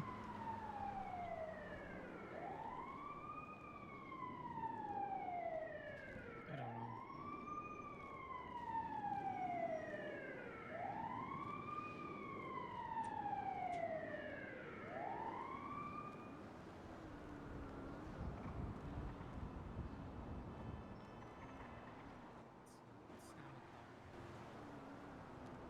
Probably cute. Maybe. He's been following around January. Every time I've seen them together. You alright, Kenny? Hola, I had to dip. Would you mind if you come back up here? Yeah, I'll come back up. All right, cool. Would you mind grabbing my stratum that's there? Would you park your stratum? It's in the bus depot type thing. You'll see it. It's literally like behind your tow truck. Green stratum. Yeah, I see it. No, I'll make sure I get it picked up. All right, thank you, man. I appreciate you.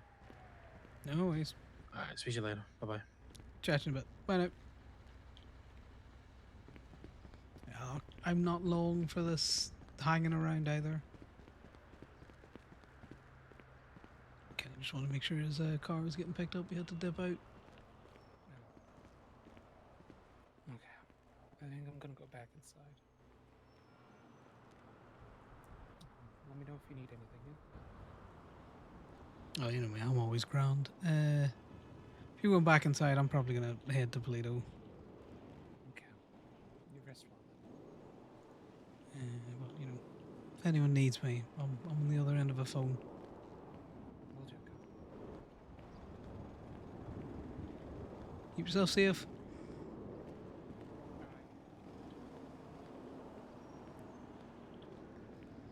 And he's escaped. Let's go.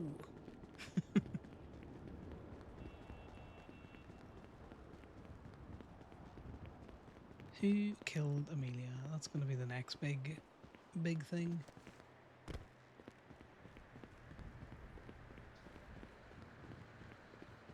Oh, it's Miss Knight. So there's Marcy.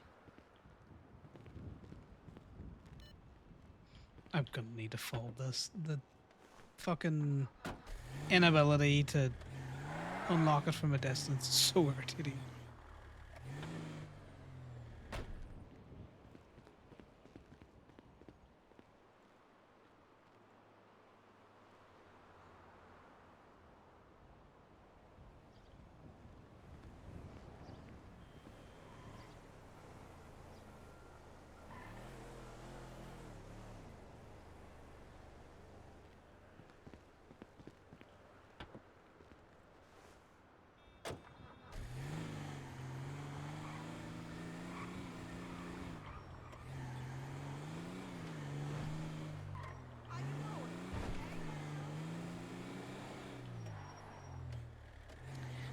Yeah, Connor's going to be watching for Gator because he knows that this is going to have cut Gator to the bone. He already wasn't having a great time. Long-term partner leaving him.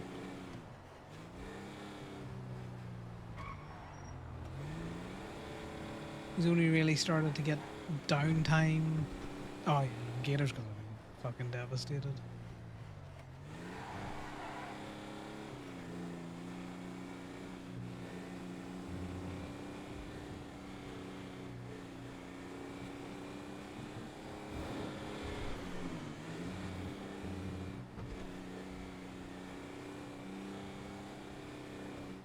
One of those things. Connor's not a man for a lot of words, so he's the next time he sees Gator, he's probably going to be all like, get in the car, go up in a viewpoint or something, plop some beers out and be all like, drink if you want, don't drink, talk if you want, don't talk. Just here to keep you company type thing.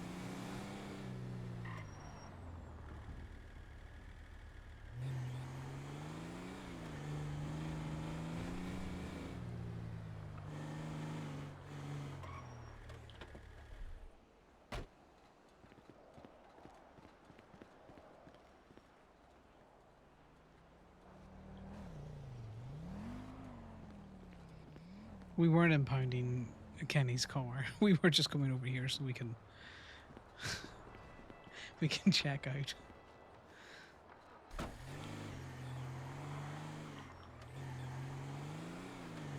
No, I didn't think about it. I'm only messing. We wouldn't be that big of a dick. Not when the club's going through things. Of course there's a new PD2 available. See, as soon as I clock out, new PD2 available.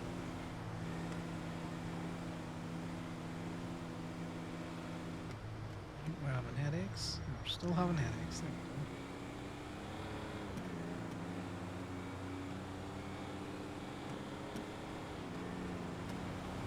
go. See tomorrow about purchasing the CDLB, and then that's us locked in for that if there's contracts. Exactly. Just, it's every time. Every time. Hot new PD2 in my area, as soon as I'm all like, nah, I'm done with towing, guys.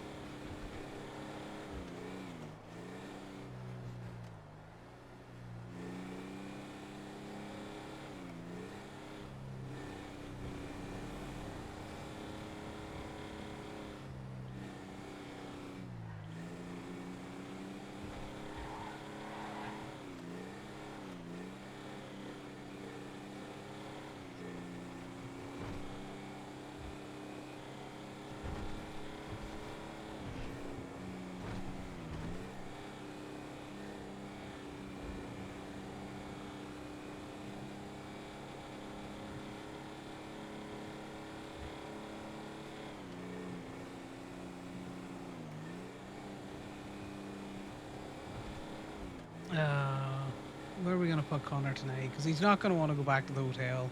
The hotel feels empty enough at the minute.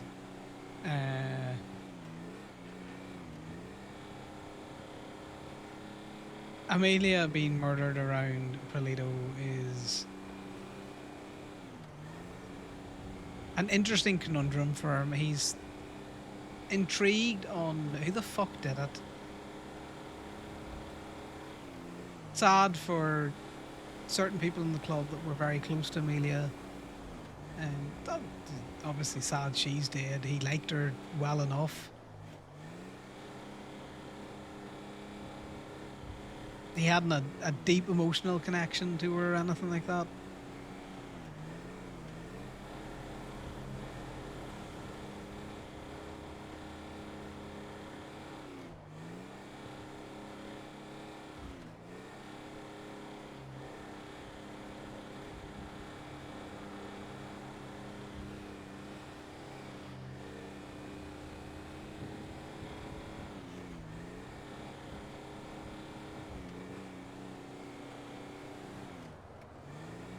Be interested in the ripples that come from it because, like I say, Connor knows that she's not hanging around anymore, mainly because she left the group. That's a pretty definitive angle. Like, you wouldn't do that if you were still aiming to be associated with the club.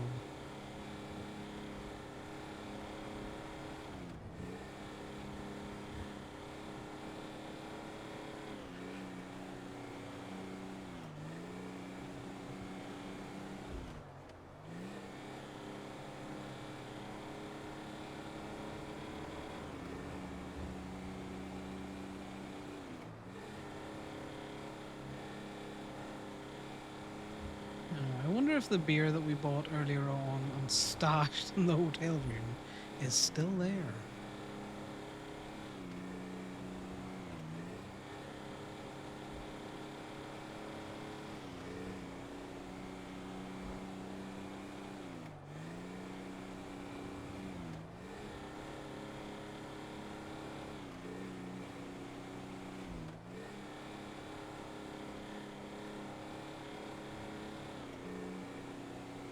We're gonna need to capture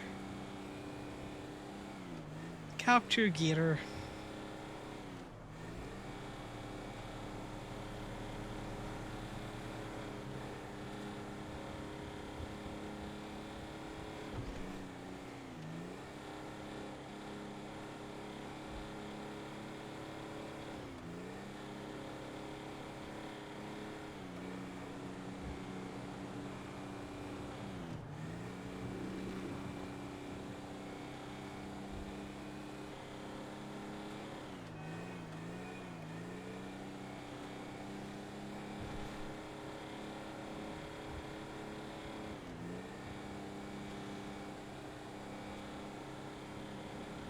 One of those things. The death is always hard on a group. But Connor probably looked to reach out to those he knows were really close with Amelia on an individual basis, and then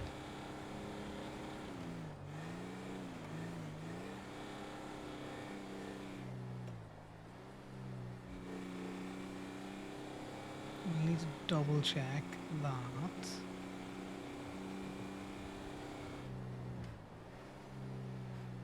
Gaby has been properly shut down because Kenny might have just dipped out of it.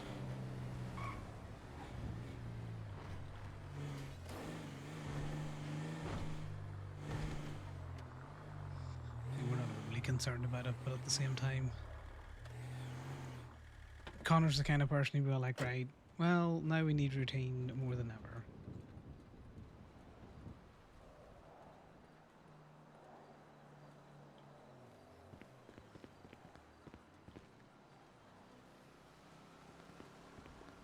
Exactly. They're gonna steal my sockets, Jas.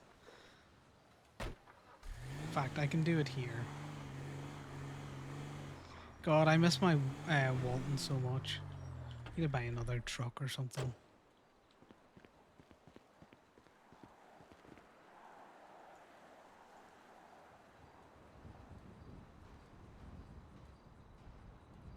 Alright, so this is here. The surfer's here, yeah. So both of them have been shut down. The Gaby has been properly closed. AKA the van with all the shit in its in park and walk.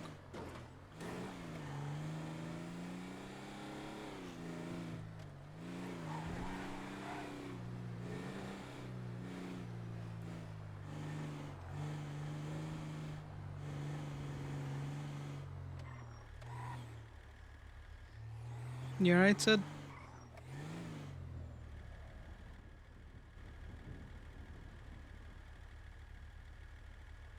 I don't know if she could hear us.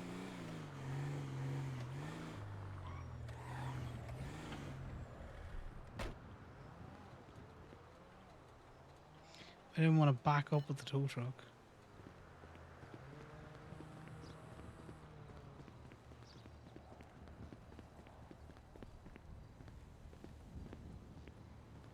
You on the phone, Sid? I'm just texting Kiki real quick.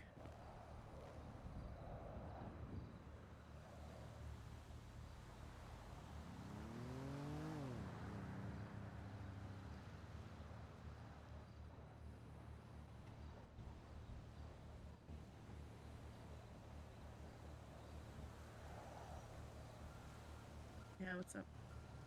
Just wondering, are you aware of the situation with Amelia? Yes, yeah. Yeah, I just want to make sure. Just- Yeah, Kiki was supposed to just get meds, and then was gonna come back home, but then she told me, and she is probably not good to be by herself, so. Yeah, that makes sense. I just wanted to make sure that you knew that you weren't waking up and just had unfortunately been missed, you know? Yep, I got it, Only reason I got up, so. Thank you, I Yeah. appreciate it. Well, everyone I'm gonna else go is change my look. obviously. Yeah, Yak will be hanging around the fucking hospital. Yeah. You know, for someone who joined PD after Amelia had left, he's real fucking interested in hanging around. Well, that's by the by. I agree. See you. Thank you, Connor. No, I said stay safe now.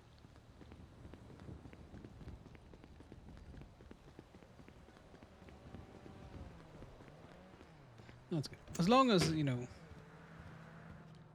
the beer is here. Great.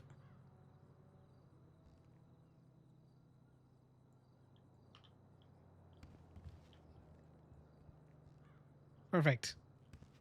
Connor's got everything he needs. I know those cups are worth things, but I also want them out of my pockets. 13 U2s available. Well, do you know what I say to your fucking toes? I say, be gone from my phone. Disable. Save. I can't be sad I'm missing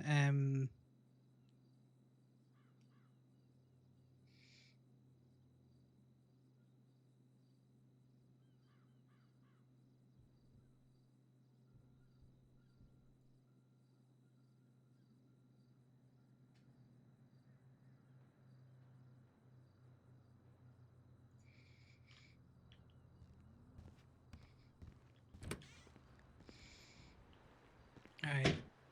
I got a book full of memories and a box full of beers, and we're gonna find a hilltop.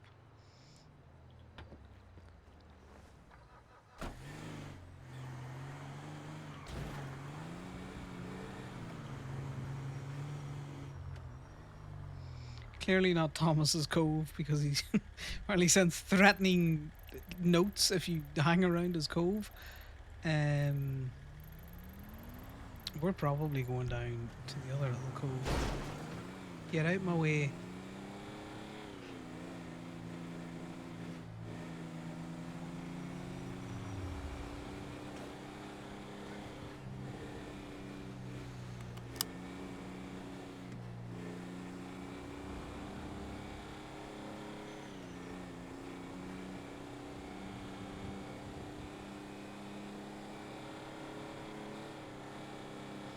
So what we're going to do now is a very healthy coping mechanism, which we call looking at pictures of your partner who is currently not with you and drinking.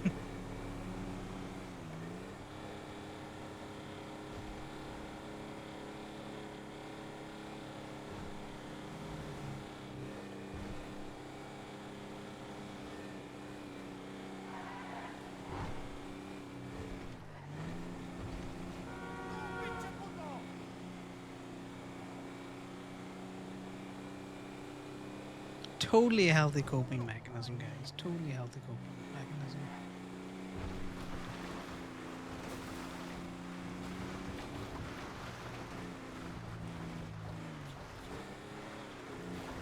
That's a cool little place, the camp.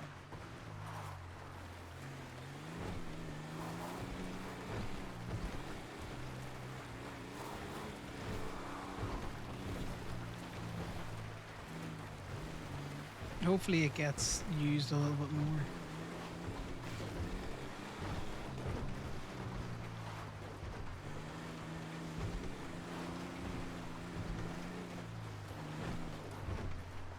See, this is where Connor was telling Ren to come and park up. Because as far as I'm aware, yeah, you got this little covey area here. There used to be like cars and that around here, but not anymore.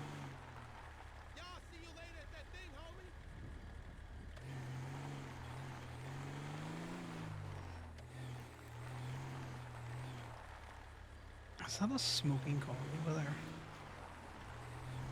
No, it's just a campfire.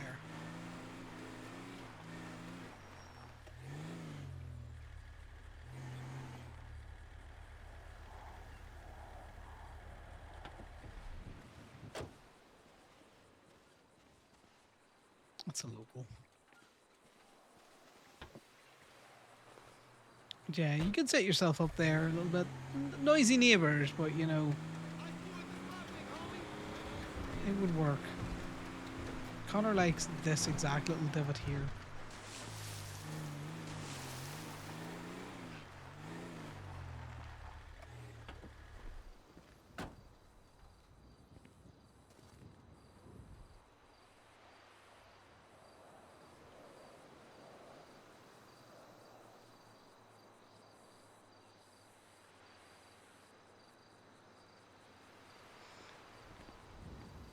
Let's do some lettering at this rock. Let's just also make sure that the fucking tow truck's locked.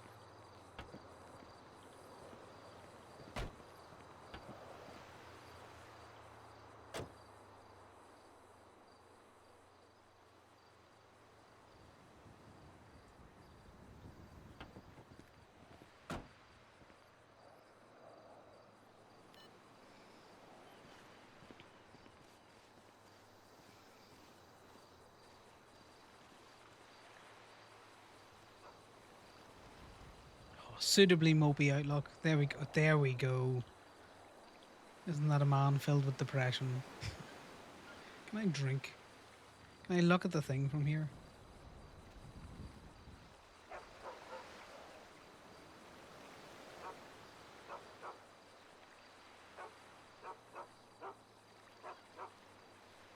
That's a good one. Connor took that one. Very good. Let's drink some more.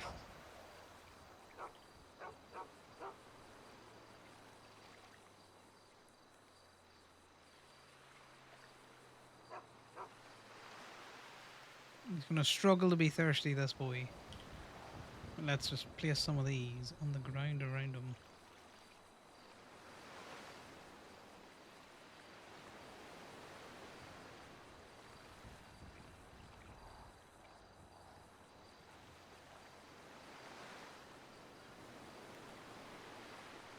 No, well, he knows where that one went.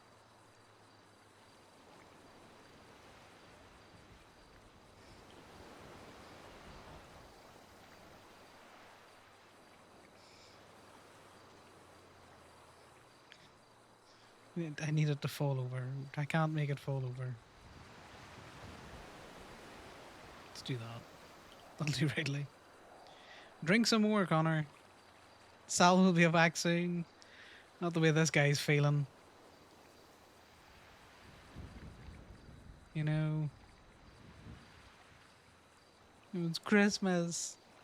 It was Christmas. You know, that's how Connor normally looks. Now look at him, he's all scruffy.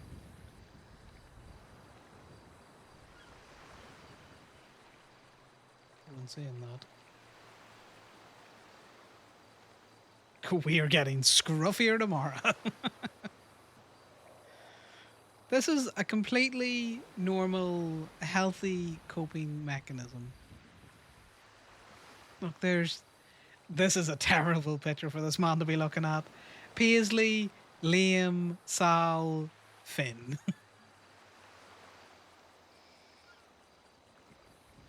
Out of the 5 individuals in this picture, it's only him.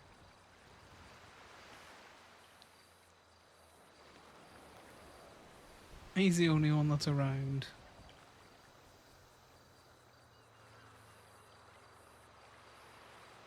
Who he's taking pictures of.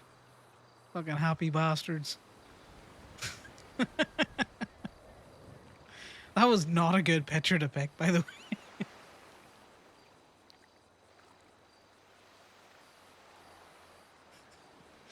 Because I've been picking these randomly. Alright, there you go. Their first date. God, I remember that outfit. I don't think I've made Connor wear that outfit in like 10 months. Do you know what? Sometimes it seems like there hasn't been a lot of character growth on this character, and then I think back a year ago to what he was like.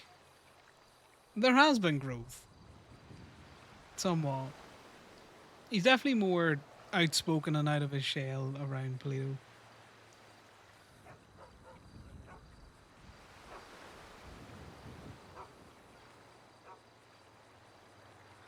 And let's put more beers on the ground just so it looks like he's had a great time. It's totally normal, healthy coping behavior. Yeah, pretty much, Jas. All he has left to do now is like shoot a fucking cop, and he'll be well on his way. Is there any way that I can fucking rotate this on a different axle? No, I don't think so. We'll pop that there. We'll put more beers on the ground.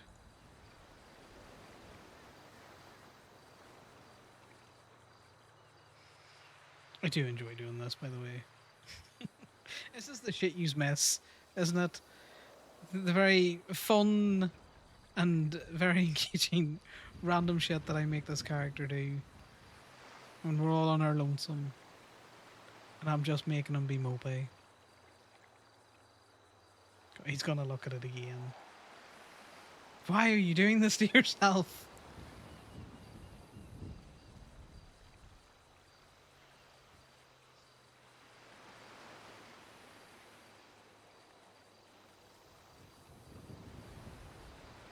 That's such a big oof.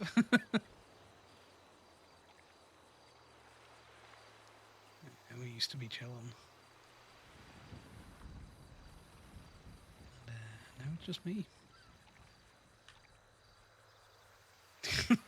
Mopey motherfucker. This mopey motherfucker.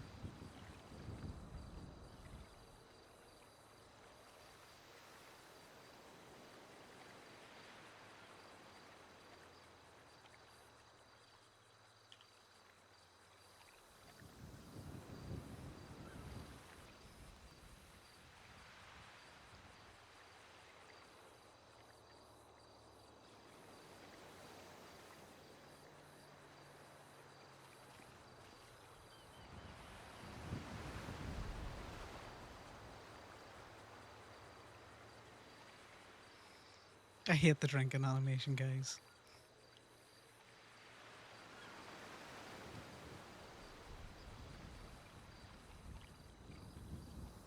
You need to throw more of these beers on the ground. Then the beer is hard to get drunk on because you can drink like 5 of these before it affects your character.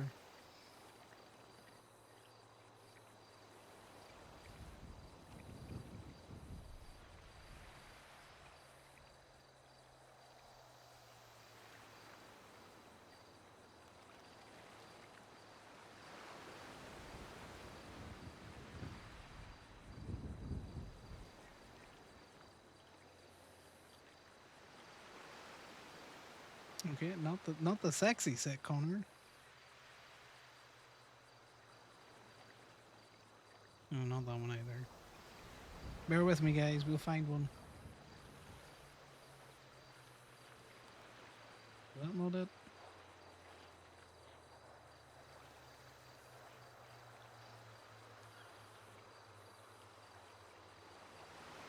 There we go. That's it.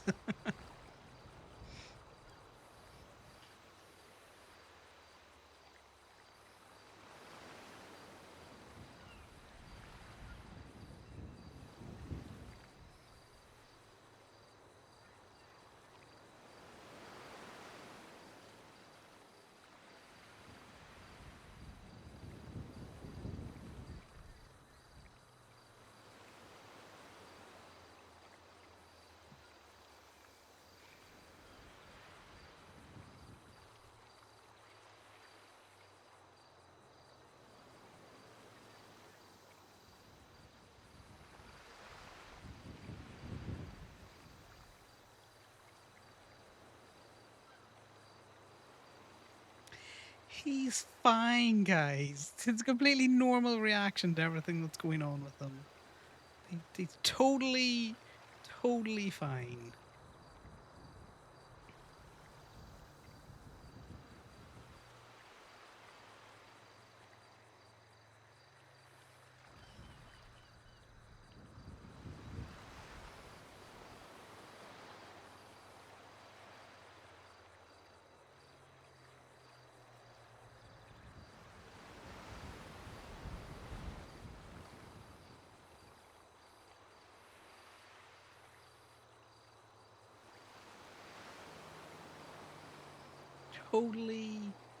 Totally fine. Oh, that boy's not in a good way. Right, seeing as there's a few yous here, let's see who's around that we could throw yous to. Don's around. Let's throw you to Don. Appreciate you guys hanging out. Dealing with Connor while he's been a mopey fuck. With his little, you know, little memory book that he's looking at. Staring at a picture of 3 of his favorite people and his favorite animal that aren't around anymore. See you tomorrow. Bye.